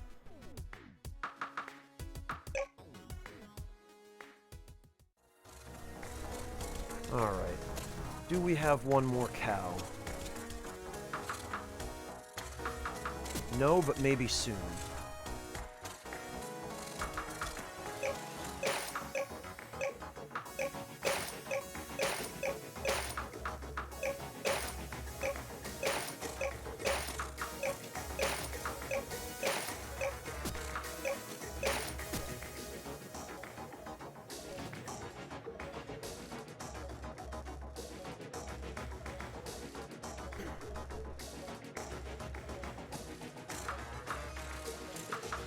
No cows.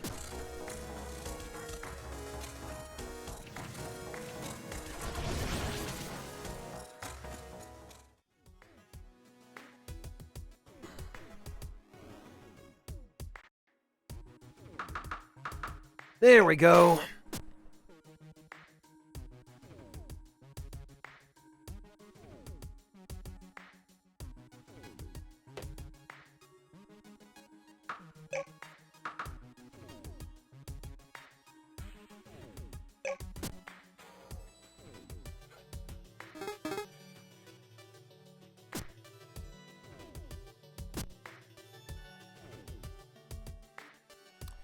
Alright, that should help balance out the milk production with the egg production and ensure that we're not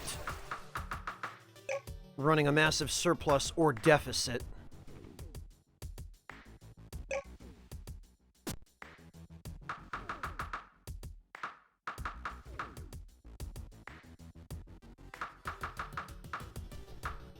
Because there doesn't seem to be a whole lot that we can make with just eggs.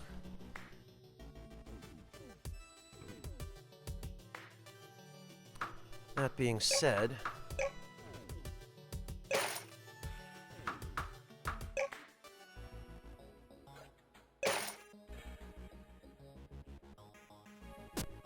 there.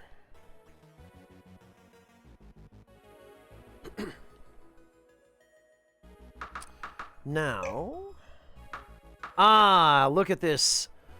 Just from a few minutes of production of spirit orbs with the current setup, we've already doubled the amount that we have, and it only gets better.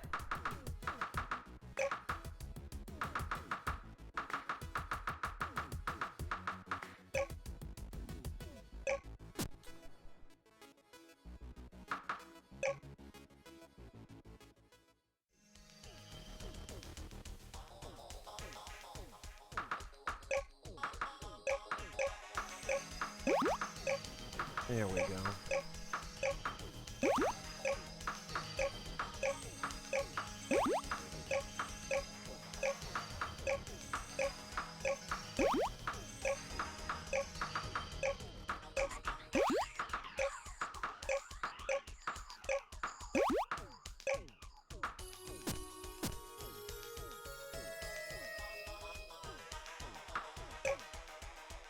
And now back to the mountain.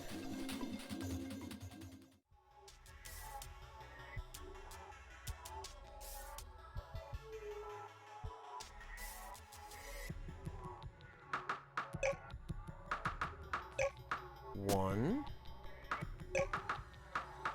two, three,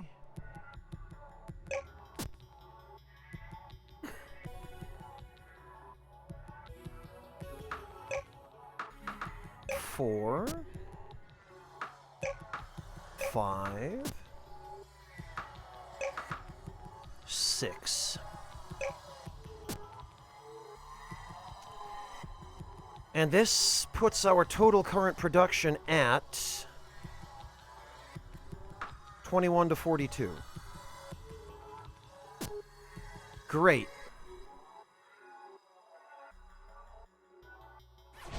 We're gonna need more farm bots.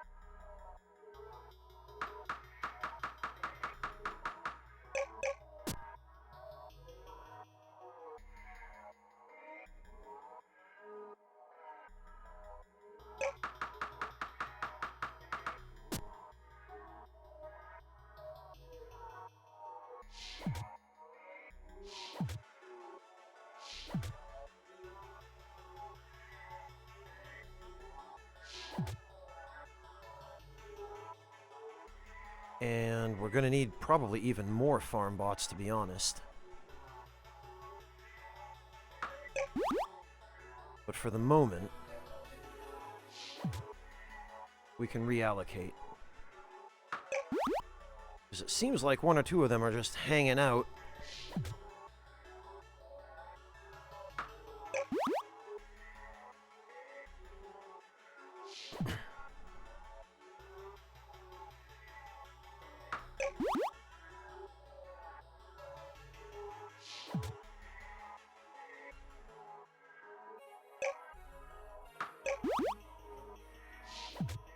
They also seem to prefer to stay right in front of their own pens. Oh, no, I see them wandering. Okay.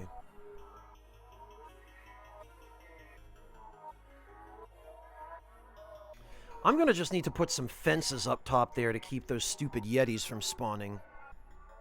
Yeah, Transient Guy, there is a story. The story is, your protagonist was a passenger on a colony ship that fled Earth when Earth was destroyed by a mysterious species of aliens. And your colony ship escaped the destruction of Earth, but was damaged in the process, and crash lands on the planet that it was supposed to colonize. Your protagonist escapes the crash in an escape pod, lands in the ocean, and has to swim to shore, and you take over controlling your character right after they crawl up on the land on a continent that is inhabited by nobody except a handful of other survivors from the crash. And from that point onward, you have to basically start from scratch and build rudimentary shelter and eventually find your way off the planet.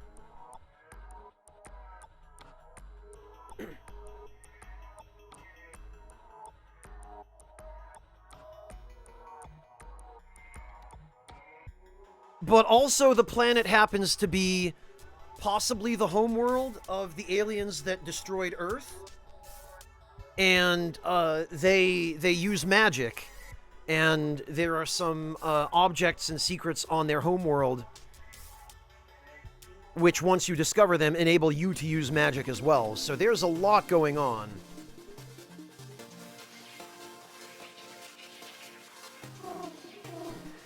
Well, Chase, I am a writer. It's my job to describe things.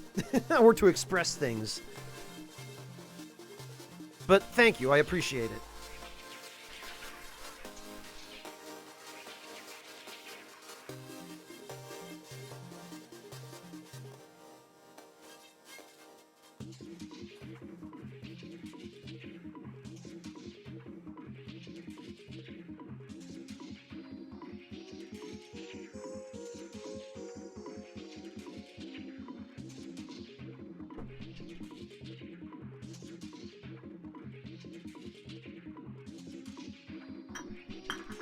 Alright, well, my tea's gotten cold, but I'm going to grab a little bit more before we proceed.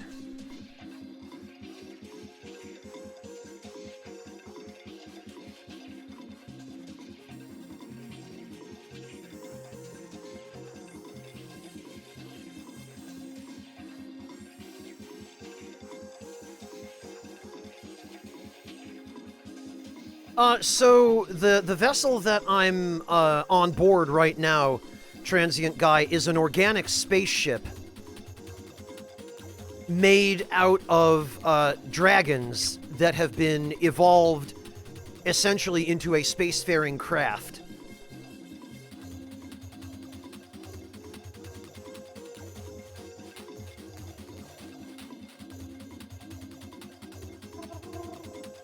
But there are also regular spaceships, which, as a matter of fact, I've got one. I can show you.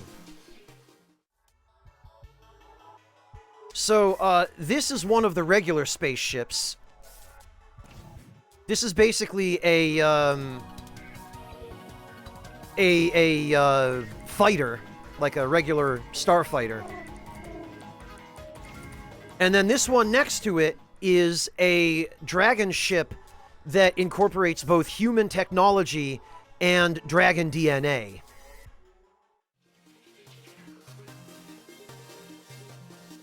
So, whereas the pure biological dragon ships are powered by organic matter, you literally fuel them by feeding them steak, or cows, or chickens, or coal. This one has mechanical power cores.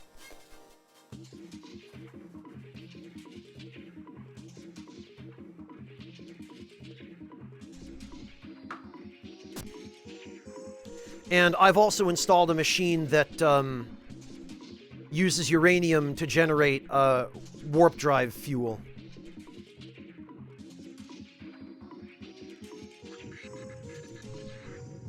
Well, yeah, that gets complicated, Ender. I don't want to spoil too much of it for Transient Guy, but yes, the The dragons are not necessarily the biggest fans of the way that the race that destroyed Earth has used their power.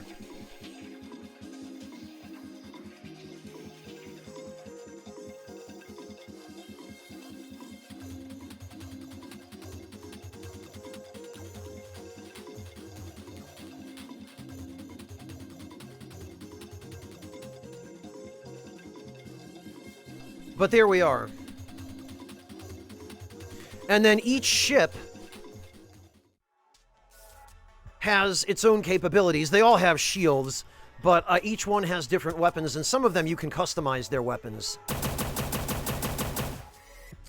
That's currently the weapon I have on this ship.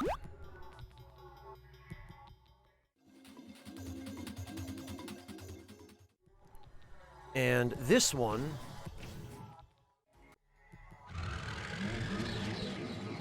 currently has this.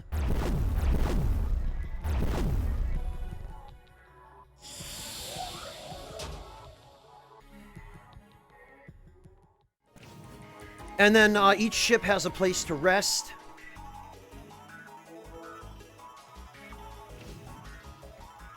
They have cargo, which is independent storage. This works the same way as storage containers in the Fallout games.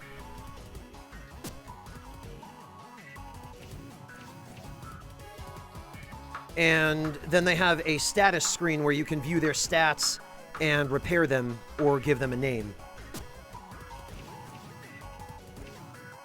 So lots of customizability, lots of flexibility in gameplay.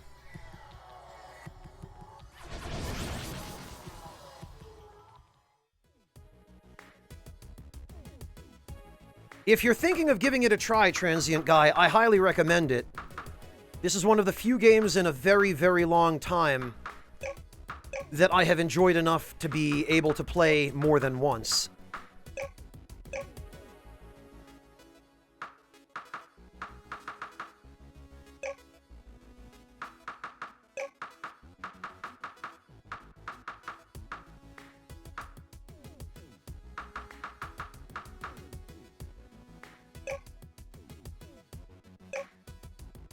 All right, and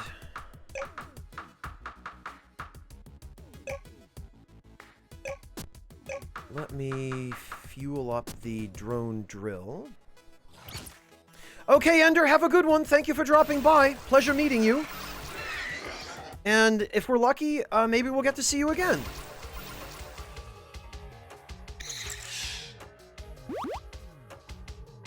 Take care of yourself, Ender.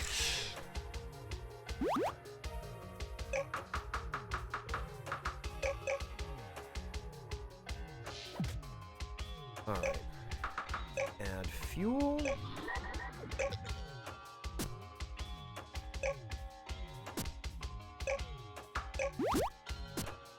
Pack that up.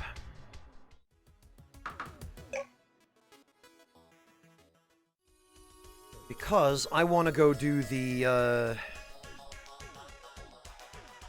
secret ultimate dungeon now and deal with that boss. So what we're going to do is we are going to see if we can even find it. I know it's down here somewhere.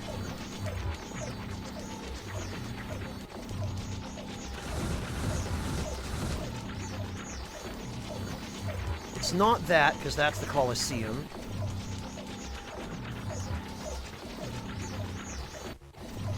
Oh, you know what? I don't think I can reach it like this.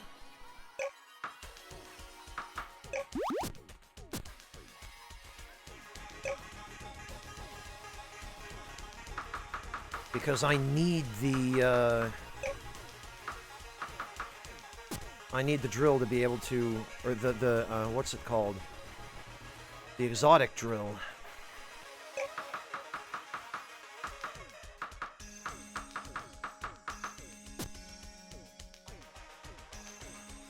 To be able to get that far down.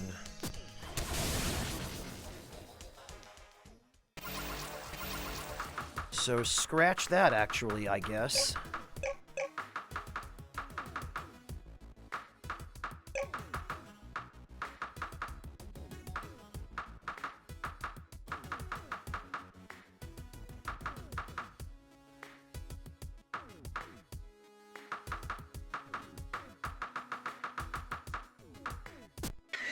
All right.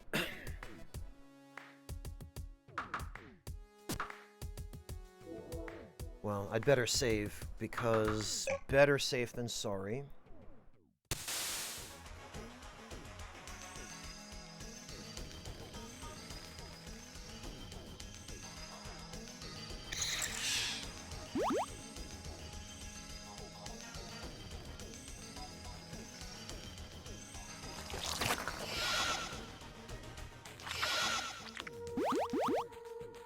Don't mind the leeches, because that's lots of dragon blood.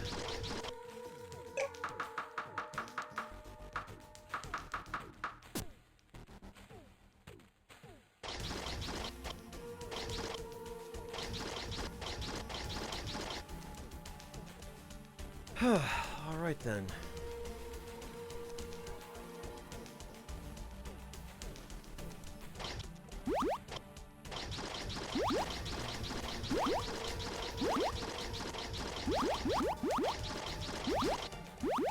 Oh, that's titanium. Okay.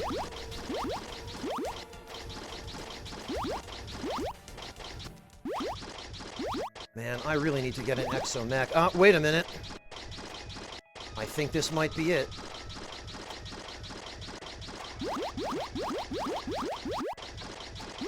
This has to be it. We're at the bottom of the mineable area.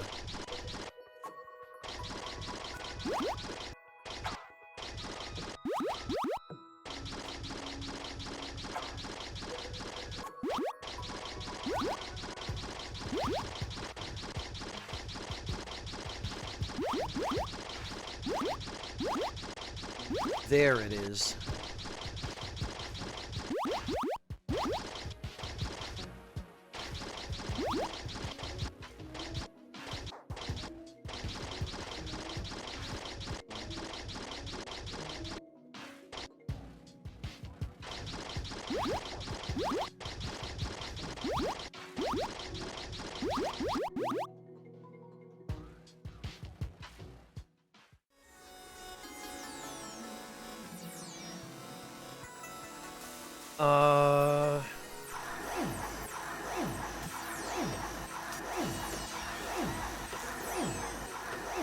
Okay.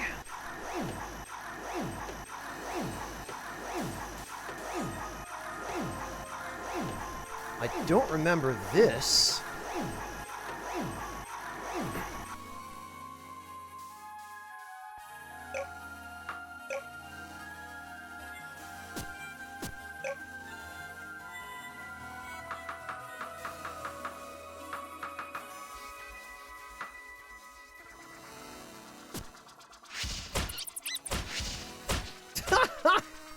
Oh, that's silly.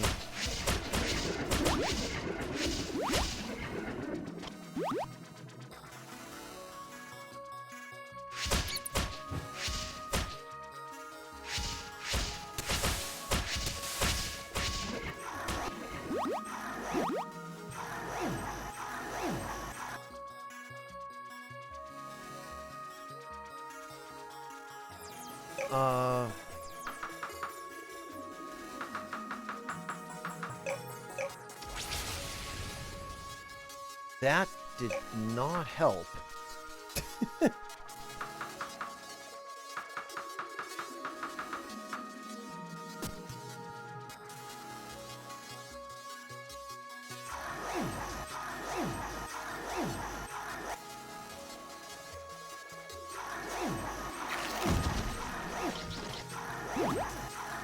Sulfur, okay.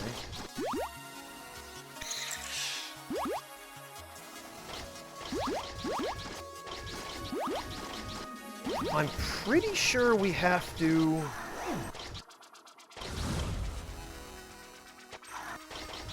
Yeah.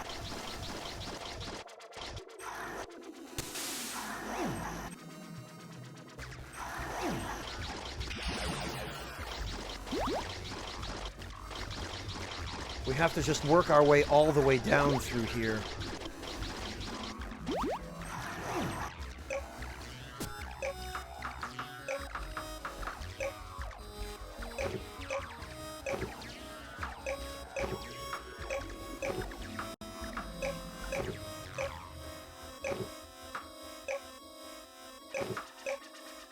Most of the rest of this we don't need. I'll hang on to the uranium, but...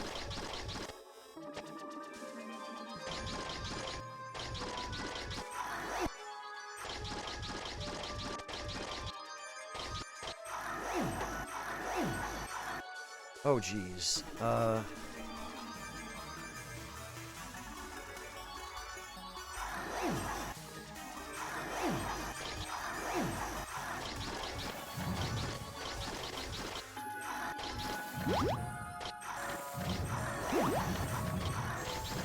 Oh, okay.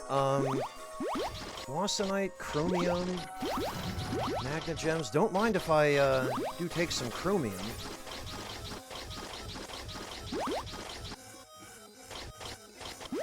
And exotic matter. In fact, if memory serves, I believe you're supposed to be able to come back here because, this zone respawns every time. This is definitely a better place to get chromium and magna gems than,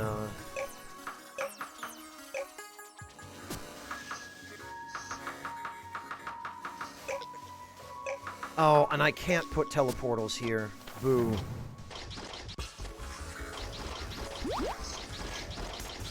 Well, I tried.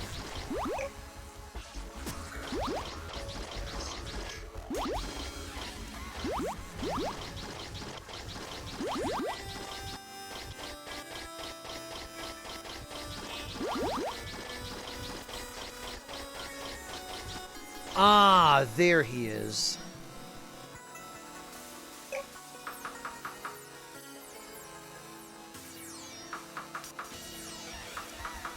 And actually, lucky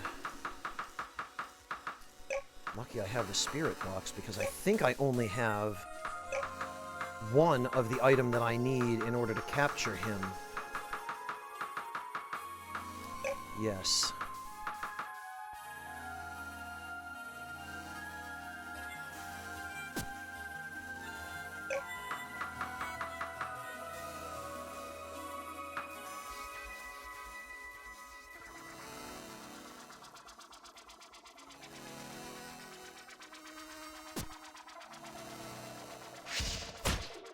Wow, okay. No, why? Why?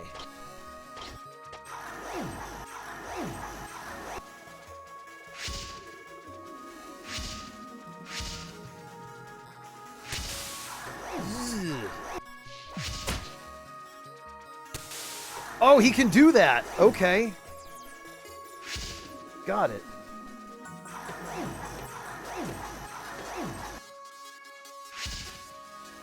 Why do my spirit arrows insist on flying that way? What are they trying to hit? What?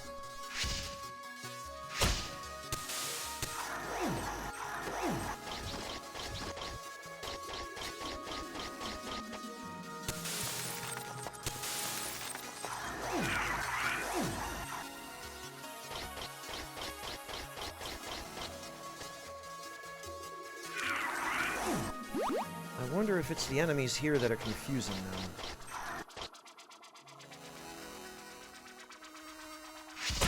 There we go. Well, now he can't get me.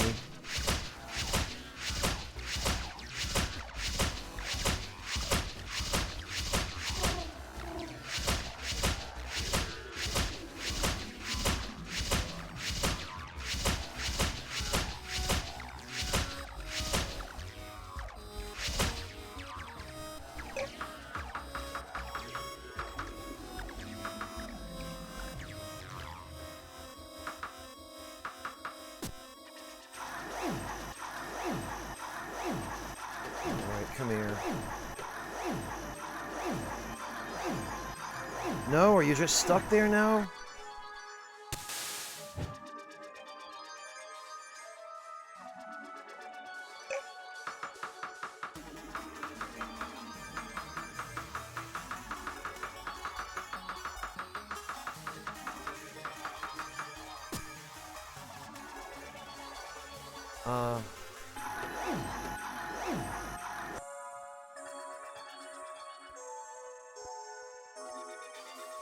I lose my Evo Spirit Gem?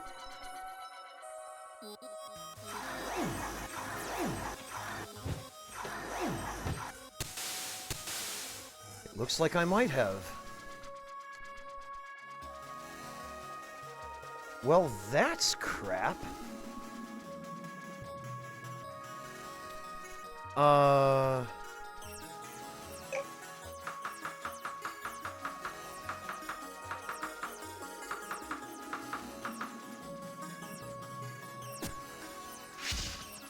What?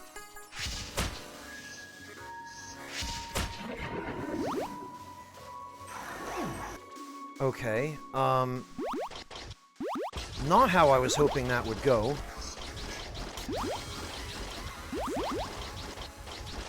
Guess I need more Evo Spirit Gems. I suppose I was foolish to come here with only one.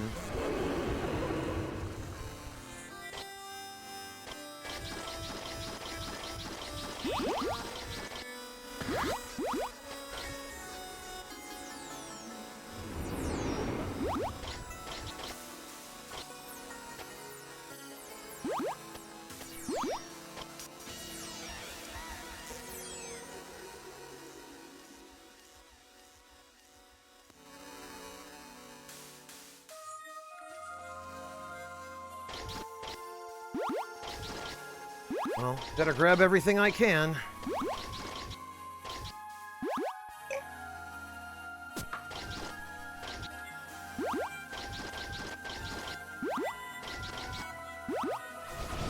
All right.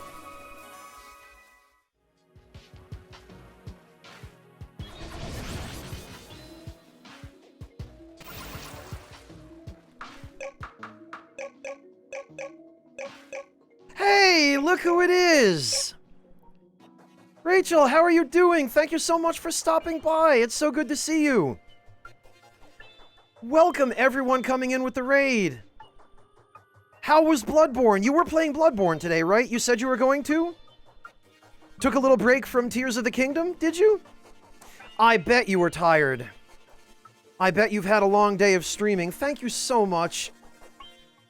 You were Bloodborning and all of you were falling asleep. I know that feeling. Well, welcome on in. This is going to be a perfect stream for those of you who are still awake to fall asleep to, because I am playing a very chill indie game called Aground, which has a lot of elements of various genres in it. But before we get to that, let me give a shout out to my dear friend Rachel, who was my first friend in the Souls community, my very first one in the Souls community on YouTube, and is one of the people I admire and respect and look up to the most out of anyone I've ever met. And that should tell you all you need to know about why you should go on over to her channel and just mash that follow button. Right now, do it, please. You'll be so, so glad you did. In between fun little shenanigans with Bloodborne and building all sorts of fantastical contraptions in Tears of the Kingdom, Rachel teaches PhD level courses on FromSoft lore. So if you're into that, which I have a feeling probably a fair few of you are, all the more reason to head on over and check her out.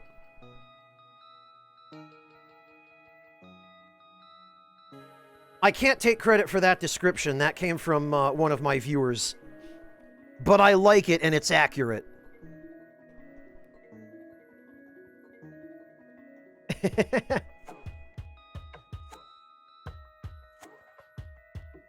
And to anyone rolling in with the raid who does not know me, my name is Franz, also known as a German spy, and I play video games on the internet. Occasionally, I even play them well. I don't know, Rooney, it's just one of those days. I'm feeling pretty tired today myself. Go take a nap, Rachel. Thank you so much for the raid, but please go attend to your self-care. Rest up. You know me, I'm always the one lecturing people about looking after themselves, so have a great night. Always makes me happy to see you, and thank you again for the raid, Rachel. Take care of yourself. We'll catch up soon. Much love to you.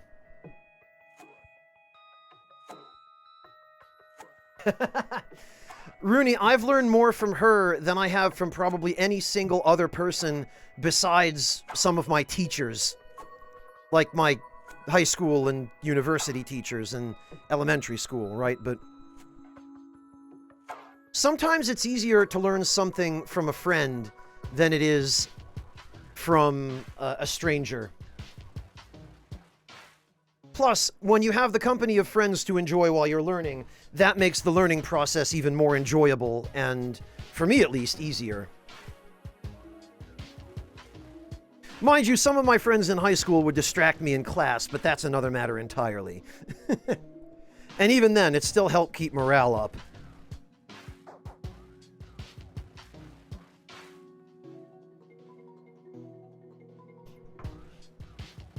But yeah, Rooney, I am very much the analytical type of person, and so Rachel and I have that in common, although I think she has it to a much stronger extent even than I do.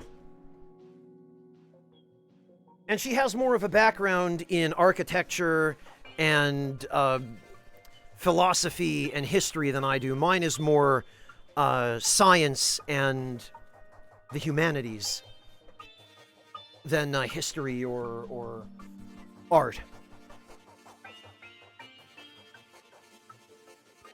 In any case, all you've really seen of this game so far is the menus. I apologize. So this game is called Aground.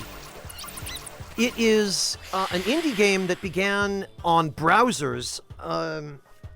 It was playable on and I think still is playable on Newgrounds and a couple of other sites where you could play Flash games. And it ended up being kickstarted, so it now has a full version on Steam, PSN, and Xbox Live. And possibly also on Nintendo platforms, I'm not 100% sure. But we have actually one of the devs here in chat who might be able to answer that. Gamer Composer is the, as you might have guessed, the composer of the music and the sound designer for this game. So I'm not sure if Aground is available on Nintendo systems, but yeah, get some rest, Lugal. Thanks for joining us. It is on Switch. Okay, awesome. You made sure of that. Perfect. Rest well, Lugal. I hope you don't end up being too sore after your workout.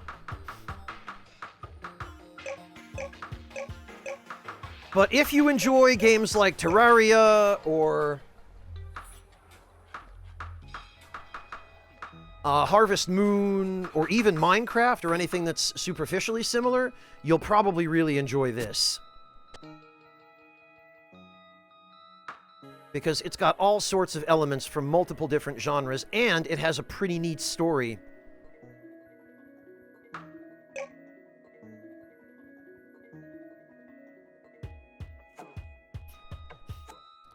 Alright, I need Evo Spirit Gems?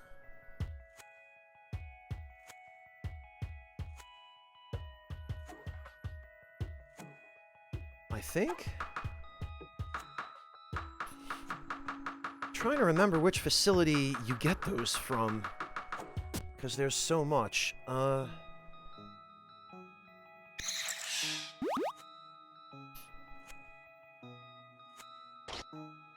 Well, as do I, Rooney, and the art style is one of the things, probably more than even the other aspects of it, that have kept me coming back. There is a sequel to this in the works, which is 3D, and I'm actually less interested in the sequel than I am in playing this a second time, which is what I'm doing. This is my second playthrough. Okay, there it is. Evolution Gems and Spirit Gems. That's simple enough. Yeah, I actually have trouble with the 3D art style of Aground Zero. This is a lot easier for me, which we had that conversation a few streams ago, where it seems like it's fairly difficult for many members of the younger generation who are used to 3D games to get into games that look like this. But for me, I prefer, in many cases, games that look like this, just because it's... oh, it was the Forge I was supposed to go to. Because this is what I grew up on. Pixel graphics, 8-bit, 16-bit.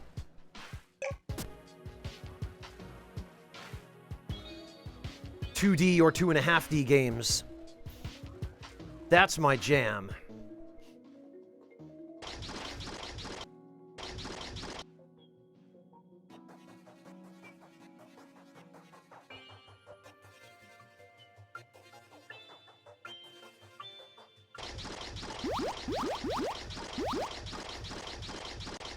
Oh, I think I've ended up taking a different route down. Nope, there we are.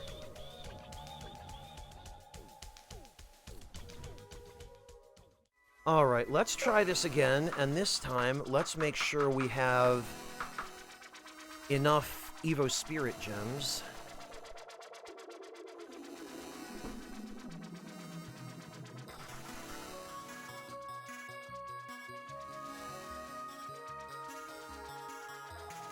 Well, Rooney, I don't even know if it's so much about getting older as it is just that that's what you grew up with. If other kids in my generation had grown up with 3D games, they probably would have trouble with pixel graphics as well. It's just, it's what you're conditioned for, you know?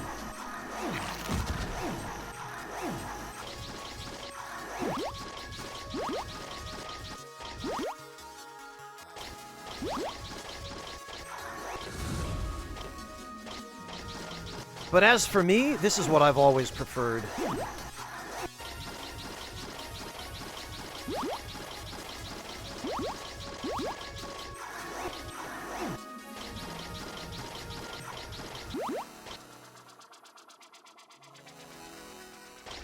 Oh yeah, Chase, tons of people complained about Wind Waker, didn't they? And then Wind Waker turned into one of the most beloved Zelda games. Because people are so quick to judge a book by its cover.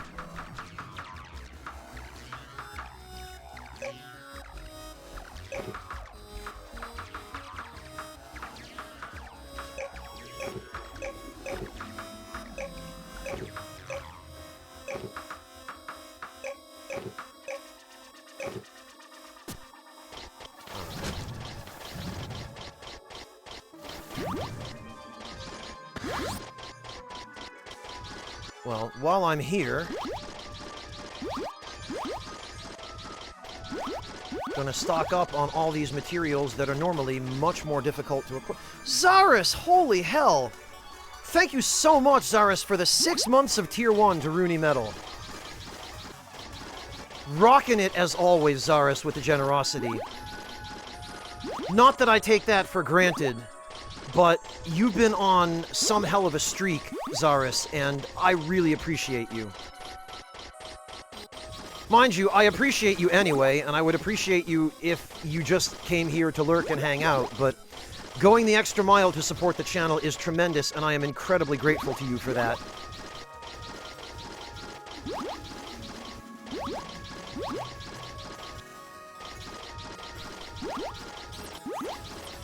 And I'm especially grateful to you, Zaris, for going out of your way to make other people happy, because that means a lot to me. That you're always throwing 6 months or however many months of gift subs at others and trying to spread some cheer.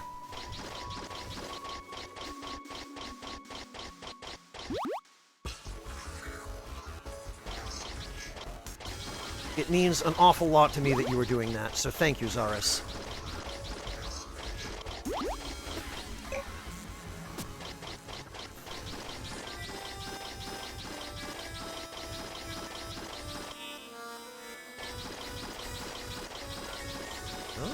I might have mined out most of the materials here.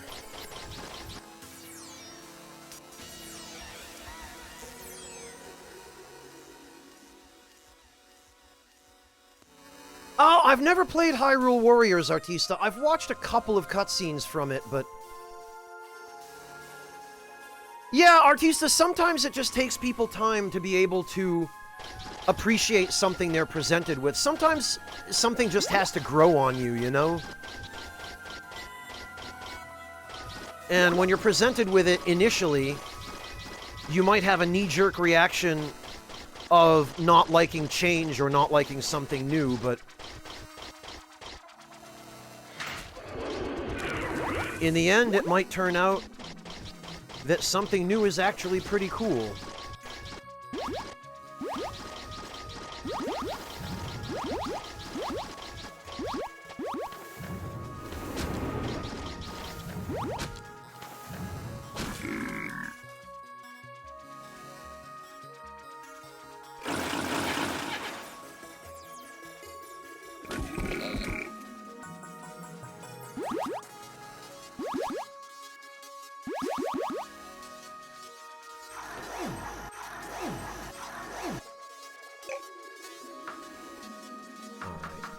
These we do not need.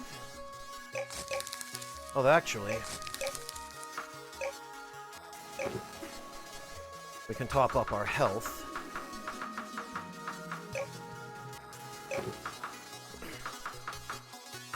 The Ice Heart we'll hang on to because that can be used to give equipment more defense.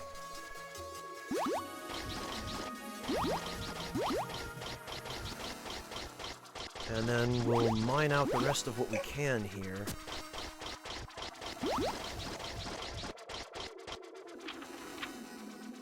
Yeah, it looks like we're about at the limit anyway.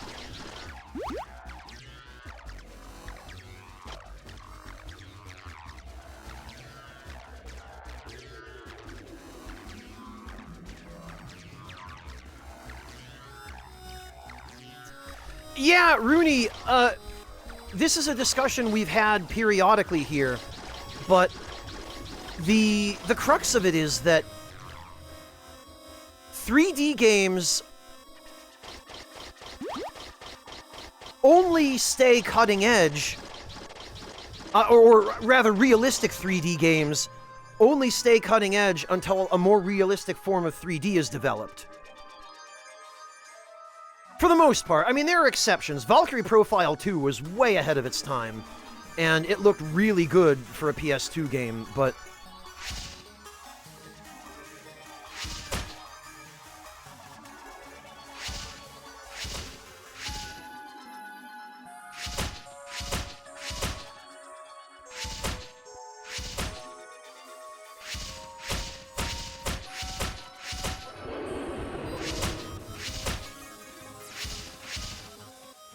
for the most part,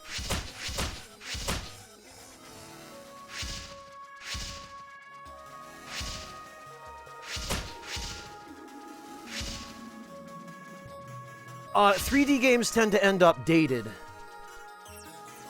Why are these arrows?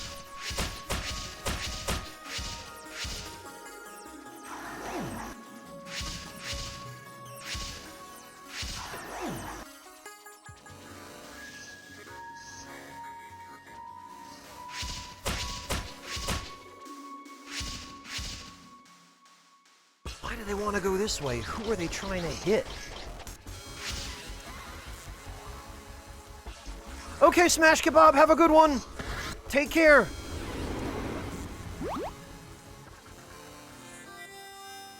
Valkyrie Profile 2, Warrior, was one of the only PS2 games that had an option to run in 1080 HD. And I believe it was limited to 1080i, but it was still 1080.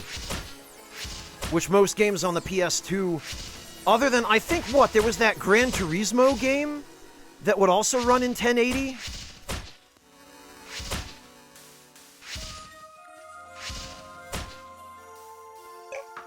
But I'm pretty sure that was it.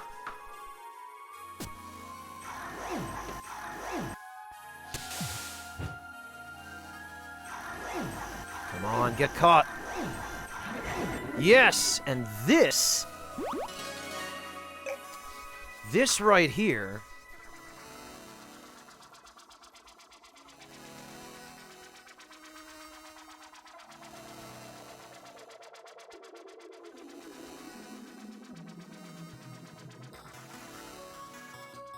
indeed it could, Rooney, you know.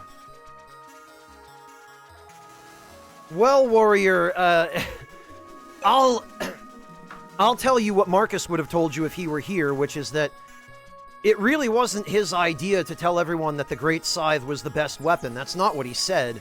He just said that it was really good under certain circumstances. This one, however,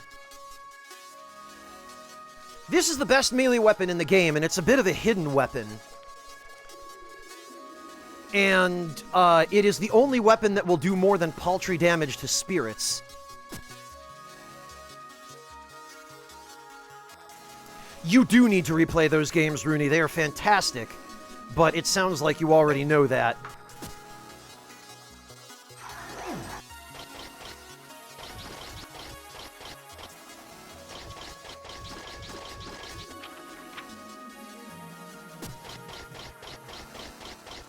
Oh, and actually, looks like there's a little more here we haven't mined out.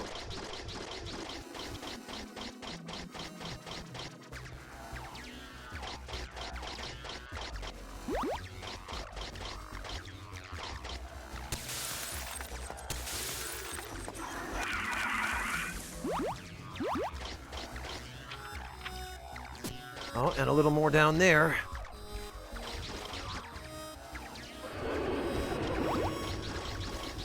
There we are. Now we're over capacity, but that's fine because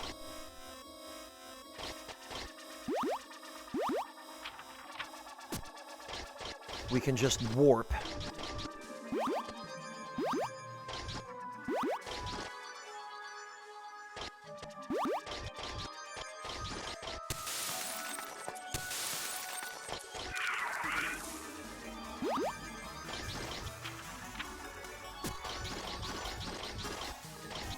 And we're regenerating stamina, since we're underground anyway.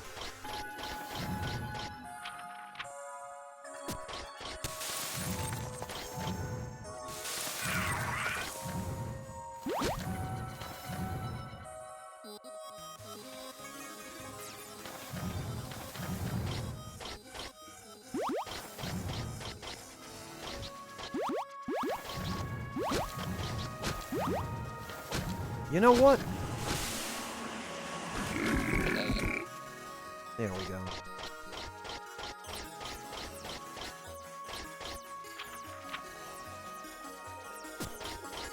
Okay, that looks like it's about everything. So we can leave. Oh no, Echo Drop, don't do that. Yeah, Rooney, it's funny how each one had different flaws, but Valkyrie Profile 1 is in my top 3 favorite games ever, along with Demon's Souls.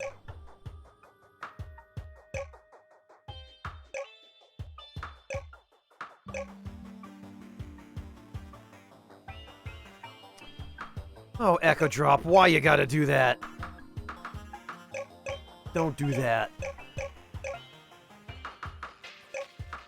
Alright, well, we can now stash our spirit arrows, which did, in fact, save us a substantial amount of weight.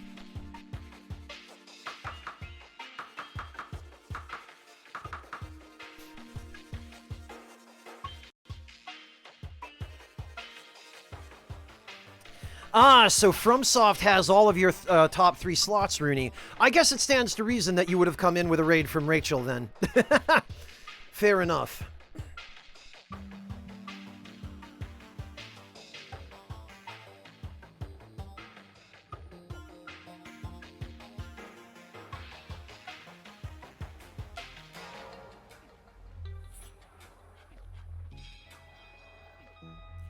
Not quite top 3?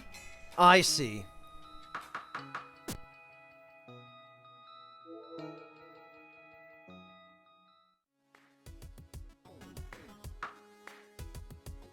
Alright, I think I've put away everything that I do not have an immediate need for.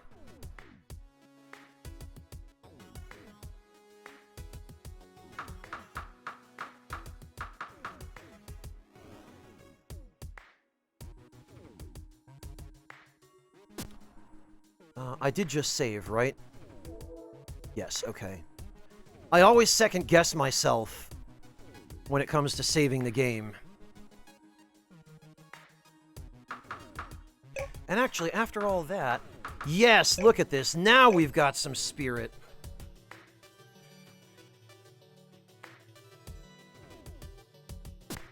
Nothing boring about those, Rooney. They are fantastic games.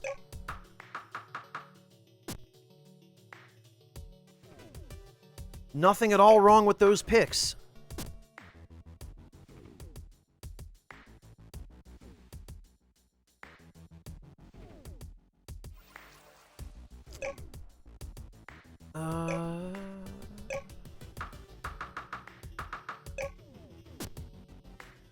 There we go. Now...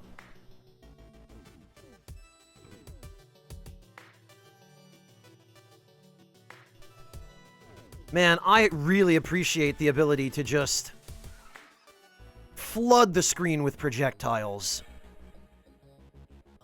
Just turn this into a Toho game.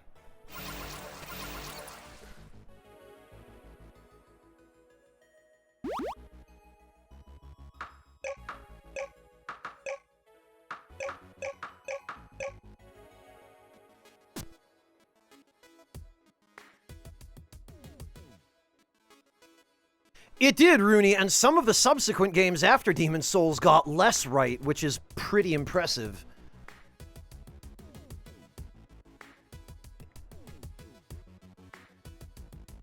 But Chrono Trigger deserves it. That game rightfully has a place in anybody's top 3. All right, let's see now how we are doing. Oh, now it looks like we might have overcompensated with the milk production. But actually, that's fine, because whatever milk we don't need, we can turn into cheese.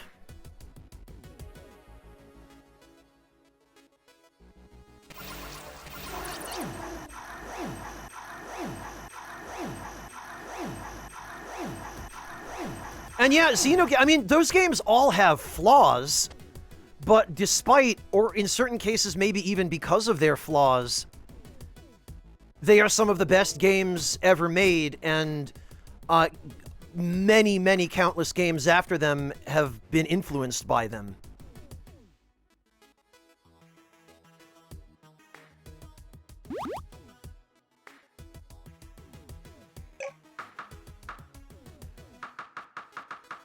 And what's the old saying? Imitation is the sincerest form of flattery?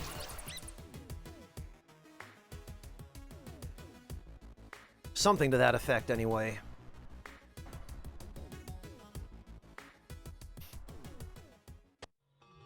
And actually...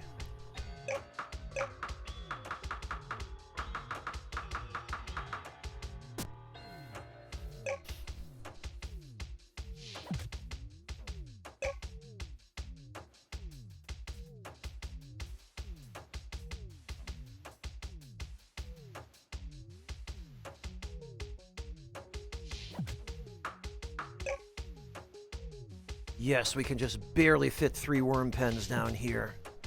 And actually, we can just barely fit 4.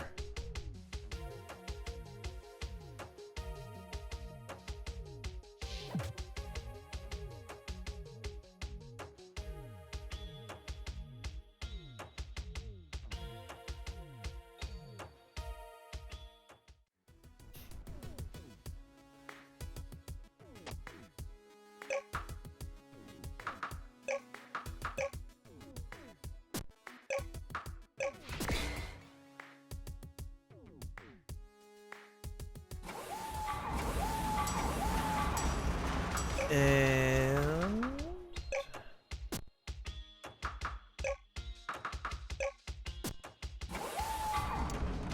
these, at least, I will fill with mecha worms.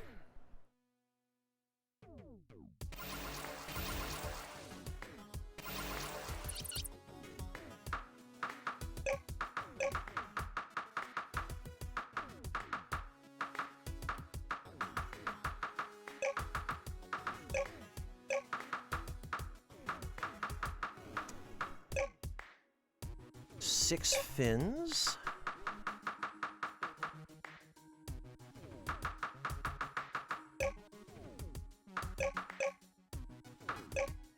Where are my traps?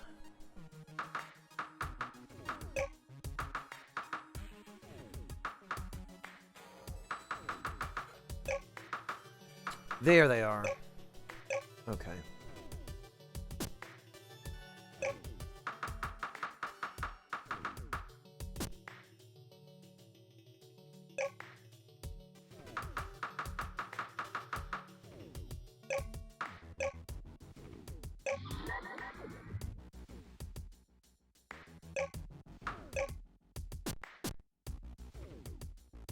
Okay, now... I was gonna go to Sunset Haven for some reason. Why? Oh, right! Mecha worms. And actually, that being the case...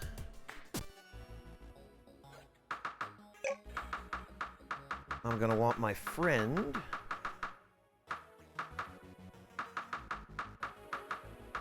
Oh, right, It's really bizarre that the leech goes here.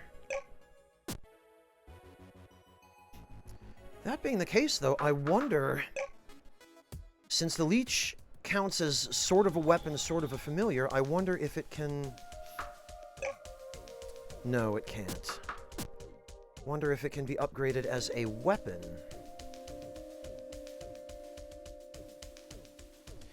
Oh, Wild Arms 5. Now, there's an adventure. I actually just finished Wild Arms 3 not too long ago on stream. Well, I say not too long ago. I finished it before I started working on the Elden Ring guide. So it was at least a year and a half ago.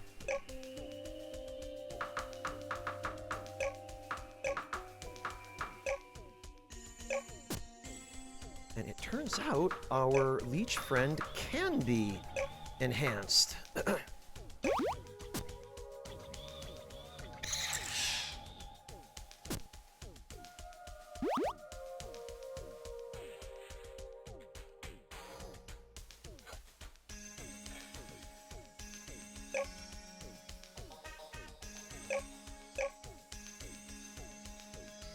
Oh, congratulations, Rooney. Yeah, Wild Arms 3 and I want to say Alter Code F are the only ones I've ever really played, and Wild Arms 3 is the only one I've ever finished. But I've played bits and pieces of some of the other ones with my friends, and they're really interesting games. The soundtracks are really unique as well, due to the Western influences, and more than that, due to the fact that it's a Japanese take on Western music. Like American Old West music, I mean.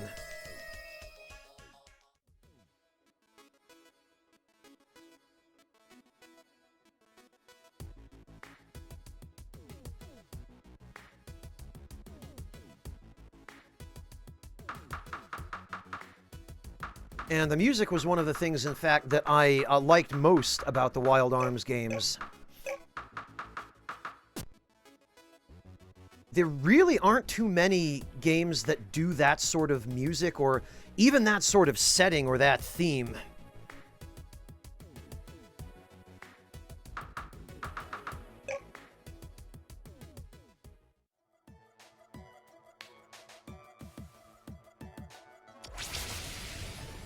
Right, I forgot I had that hotkeyed.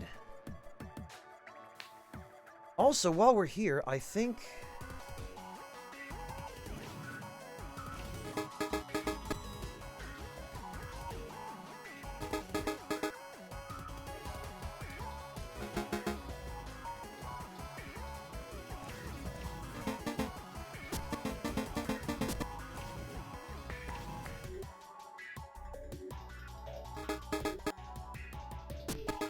I thought the professor would have a new quest for us.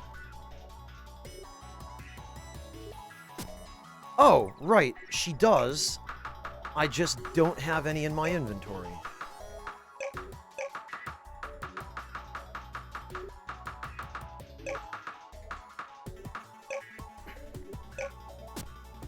There we go. Remarkable! This exotic gas you discovered is even more powerful than exotic matter. I will be working with the Draconian teacher to unlock its full potential. With it, the weapon is complete. Due to its nature, it can only be installed on the Mecha Dragon ship. Evolve it from the equipment menu and use right to fire it. The Draconian teacher and I have been hard at work researching a way to end this war peacefully, and we've just made a breakthrough. You should go to the hidden world at once. Awesome! Also, I will take that 376 uranium, thank you. Yeah, okay, and we can now start researching chromium.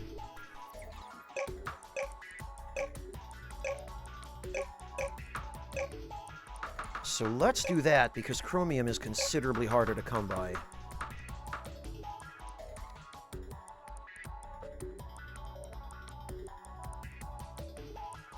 Oh, yeah, Rooney, Elden Ring is definitely not a short game unless you go out of your way to speedrun it.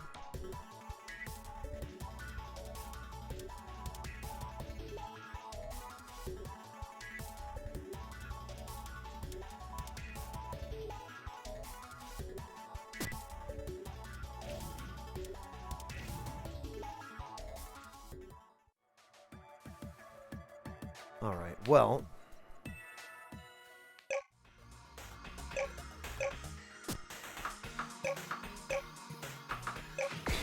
I want the leech, because... Nom. The leech is the best weapon for guaranteed captures, because it won't kill the opponent, it will just keep them at 1 HP.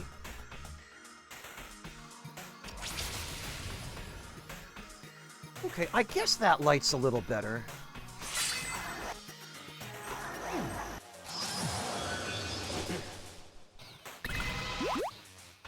Two...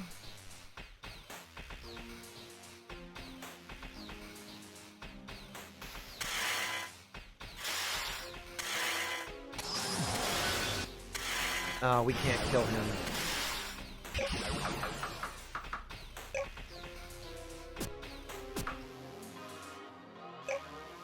Well, you know what? We can do that.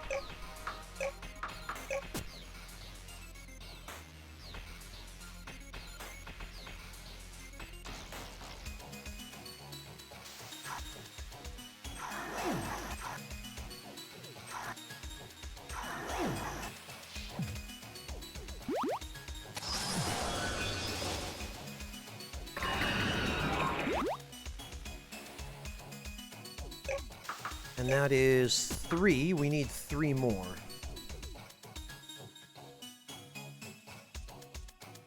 Oh, and I'm pretty sure I see at least one.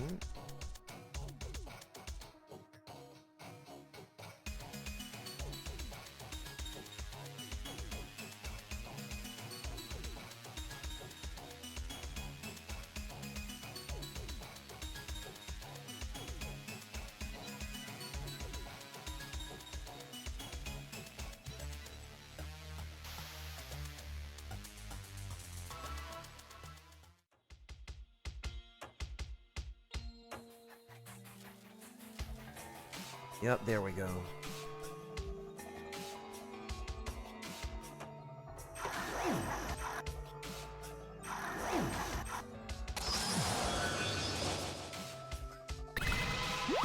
Four.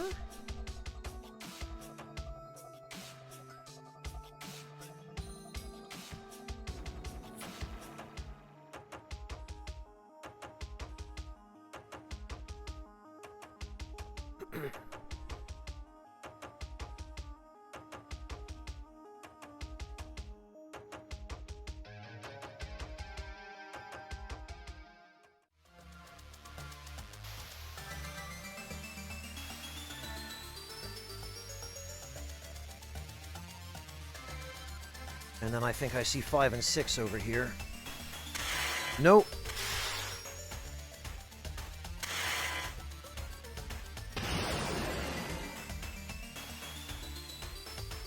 All right, fine.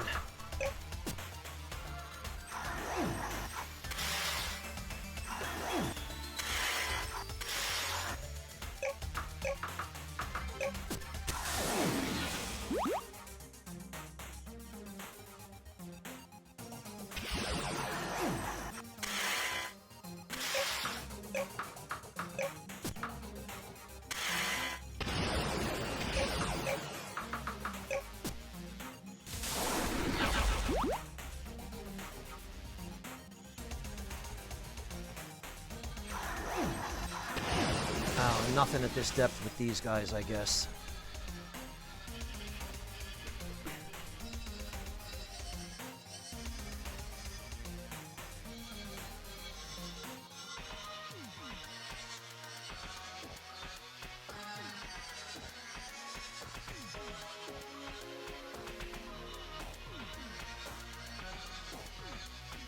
Yeah, Rooney, Elden Ring is no joke. There's a lot going on in that game.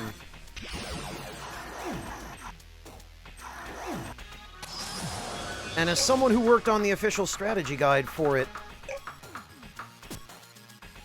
I've become intimately familiar with pretty much every last piece of content in Elden Ring.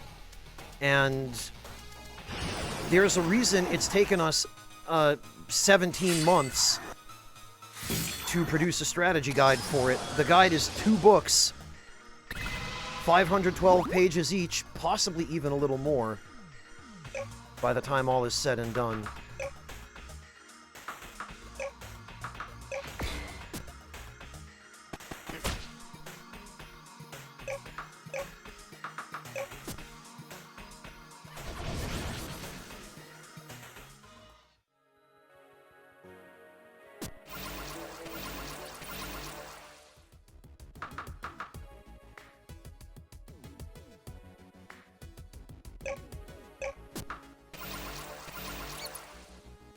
Okay, now time to augment these worms.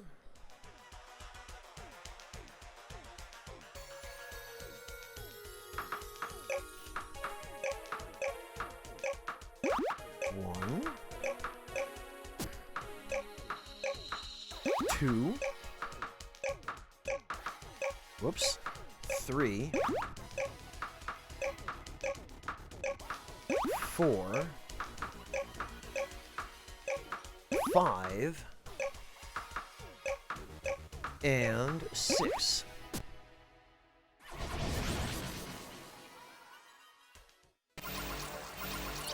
That's not unusual, Rooney. That is the standard experience for Millennia.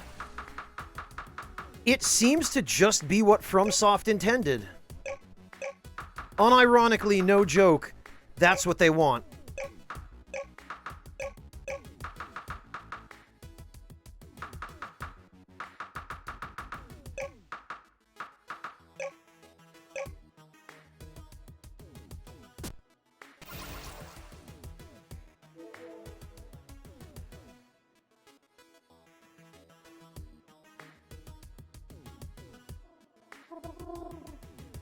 And it's not just Millennia. There are a few bosses in the game that you might struggle with. Maybe not to the point that a lot of people tend to struggle with her, but Radon in the beginning was pretty crazy as well. A lot of people struggled with him, and he ended up getting nerfed. But FromSoft was like, nah, Millennia can stay. Screw you guys, we hate you all. Suffer.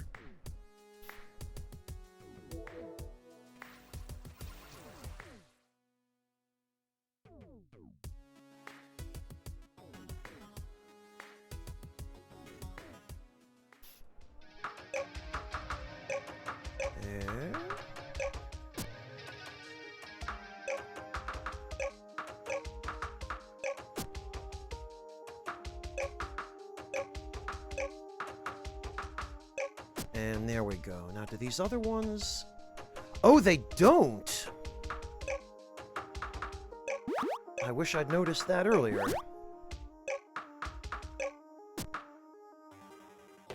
I'll have to go upgrade them with fins as well. I must have put them in there when, before I had access to the Vine Cops.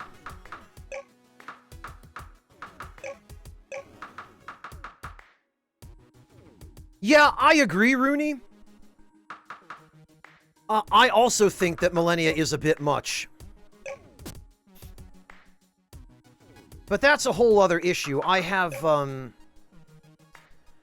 number of criticisms of the design philosophy behind Elden Ring's combat.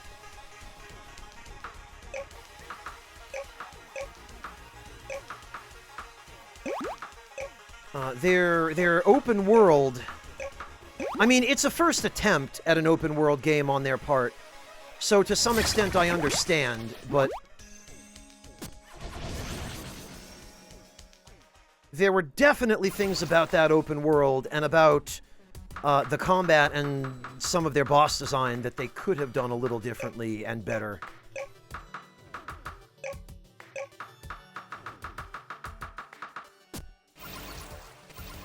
That being said, I'm glad that so many people seem to really like Elden Ring.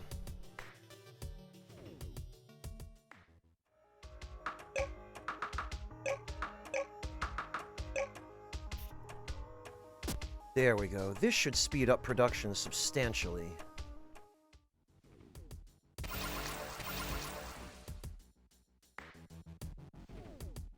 Well, Rooney, it's either an insanely high skill ceiling or there is no skill ceiling, and you just mash L2 or R1.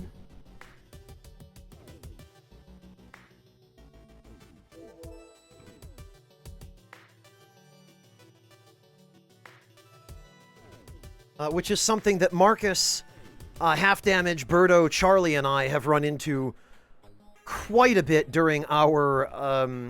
we're doing on weekends a sort of ongoing seamless co-op stream of Elden Ring using different characters depending on the day and on who's there.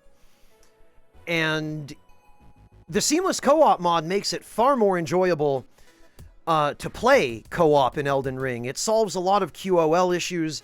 It solves a lot of problems with co-op in the base game.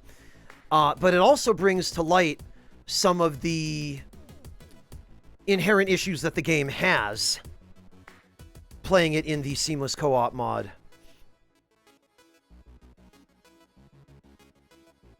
Which, yeah, among other things, balance is one of those, Rooney.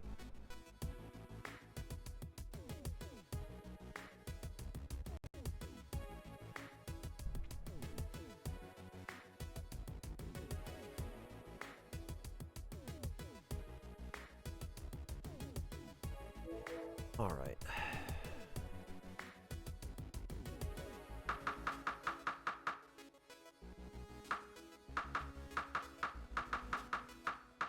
Let me make sure we're not carrying anything we don't need to be carrying.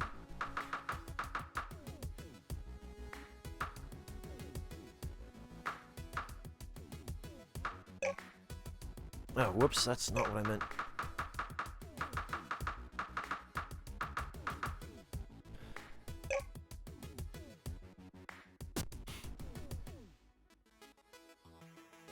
Okay, so we are supposed to go to the...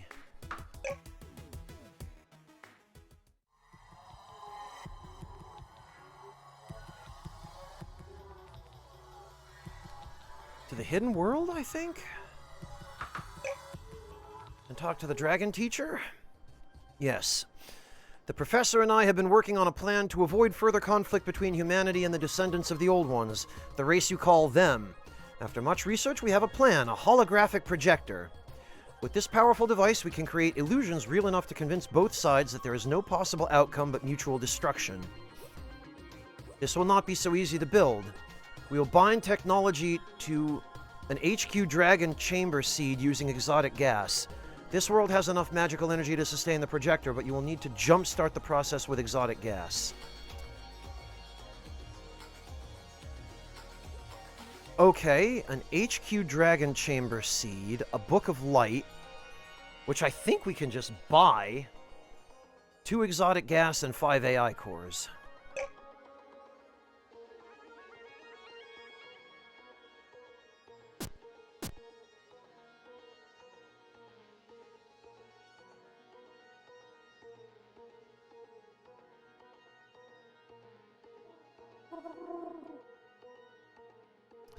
Ah, yes, there are a few things that can certainly make that fight a little less troublesome, Rooney.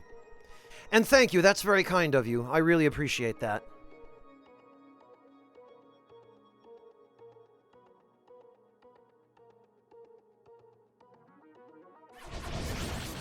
Alright, an HQ Dragon Chamber Seed.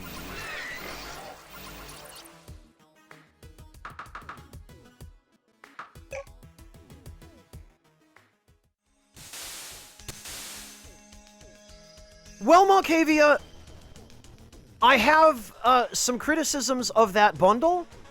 partly including the price. However, now that you have it, I really hope you get to enjoy those games. You will not be playing the original versions of them that have all of the original exploits, because Squaresoft, even after all this time, has seen fit to go through and patch out some of the fun. But, that being said, you will at least get to experience something close to the originals. And I really hope you enjoy them.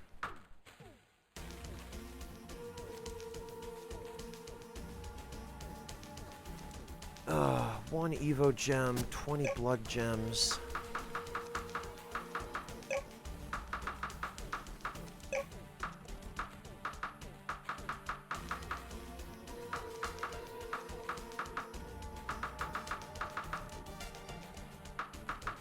Oh, okay. I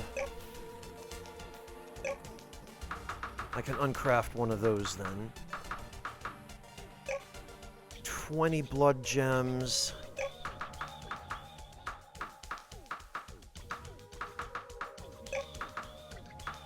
10 magna gems, I think.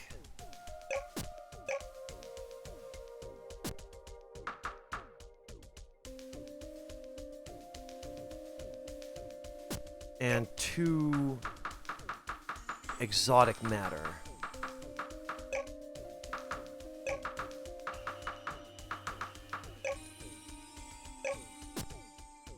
Yes, that you do, Malkavia. It's more just that they nerfed a bunch of the really cool, fun builds that you could do in games like FF6. And they nerfed some of the more powerful equipment. And they fixed a couple of bugs that were advantageous to the player. Of course, there were some bugs they didn't bother fixing that were not advantageous to the player, which I felt was rather less than hospitable of them, but...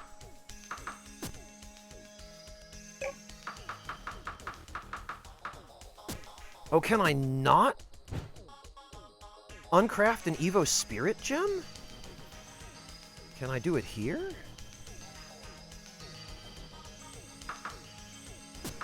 Bloody hell. Well... there's another way to do this.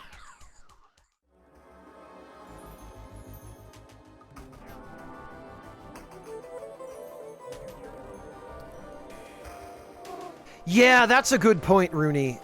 That is, that's a good observation. In most cases, I would say the definitive editions are the original SNES or, well, yeah, the original NES or SNES ones.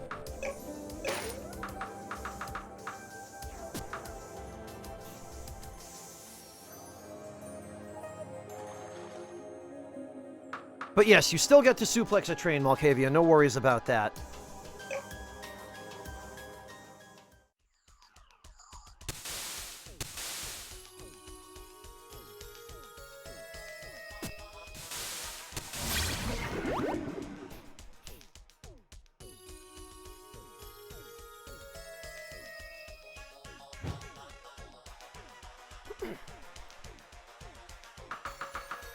Ah, right.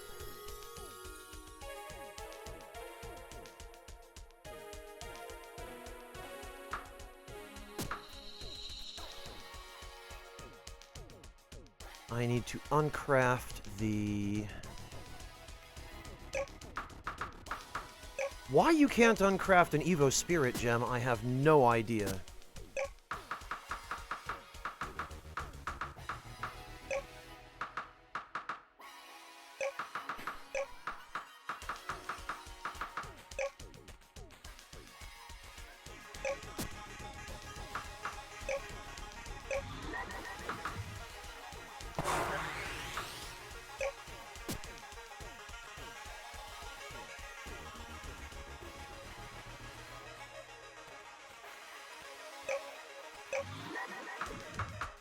There we go.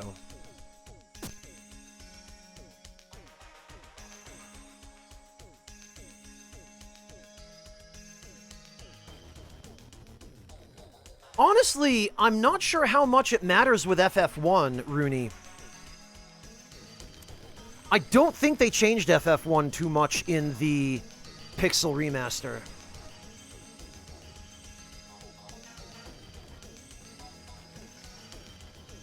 And yeah, Malkavia, the definitive editions are really not that different from the ones in the Pixel Remaster Collection. It's just that they're a little bit more limited. But to be able to get all of them in one place, if you never had a chance to play them before, and to not have to have the original systems to play them, and to not have to screw around with emulation, just the convenience of being able to download them on Steam and just play them without any additional muss or fuss, still, I think, more than justifies them in a use case like yours. So don't worry about it. You paid a little bit more for them than you should have, Malkavia, but in the end, you'll still get 6 really good games out of it.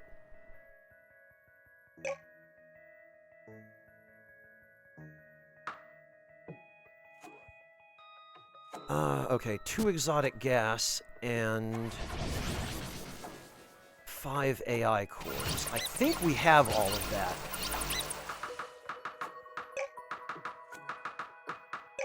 We do.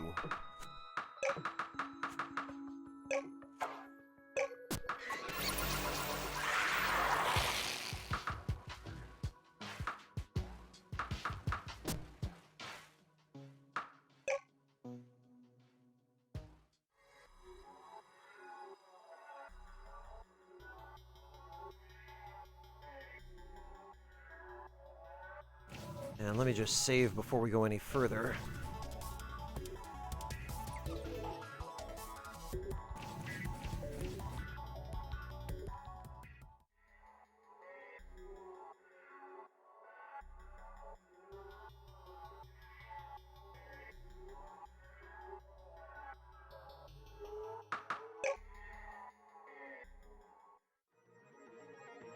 You have materials? Then it is time to end this war once and for all. Yeah, there is definitely nowhere else we're fitting this. The holographic projector is complete. In order for it to create realistic illusions, you will need to bring a dragon cruiser and an exo fighter to this world.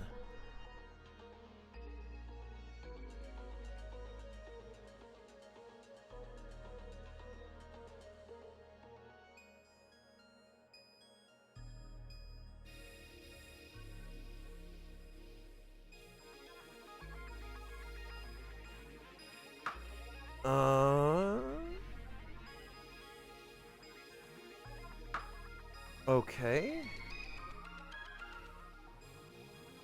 Dragon Cruiser and Exo Fighter. It's wonderful to know that another teacher remains alive. With time, we should be able to undo some of the harm that they brought upon the multitude of civilizations that we used to aid.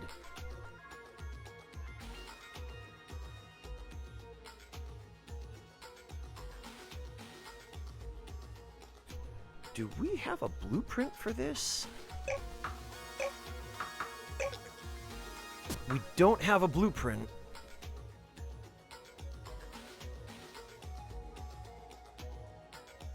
All right, hang on. I wonder...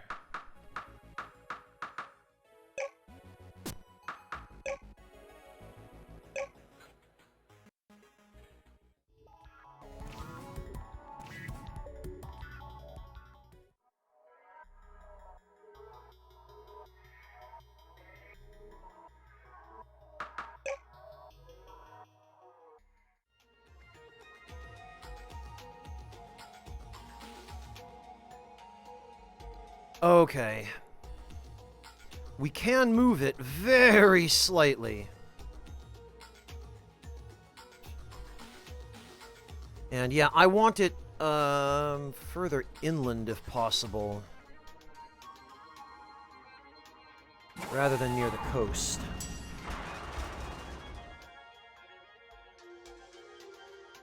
When you're ready, charge and activate the projector.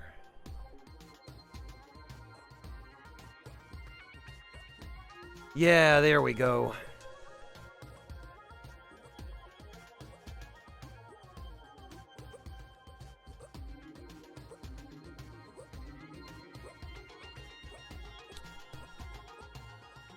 Well, I think we should be able to get some exotic gas while we're here.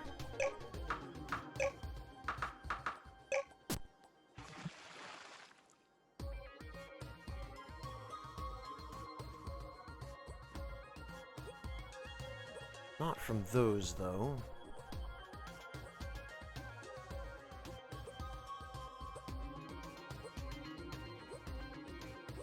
Or him.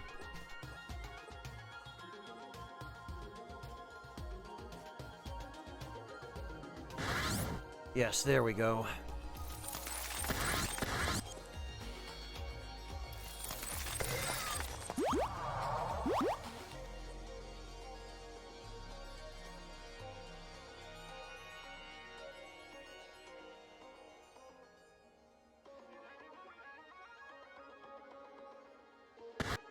Huh?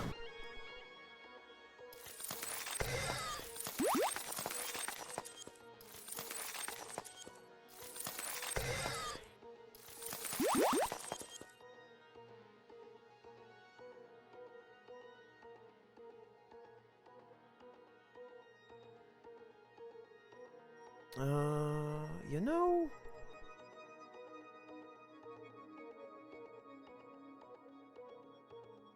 maybe we'll just leave.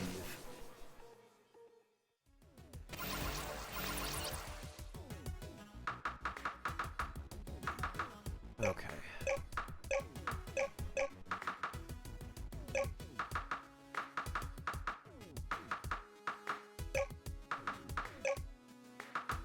And a nice harvest of spirit orbs. Now that I don't have any real use for them.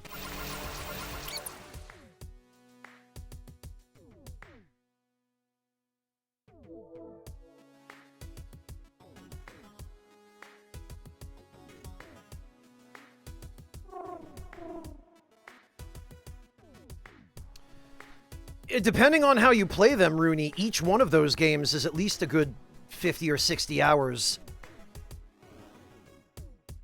Or more, depending on how much you min-max.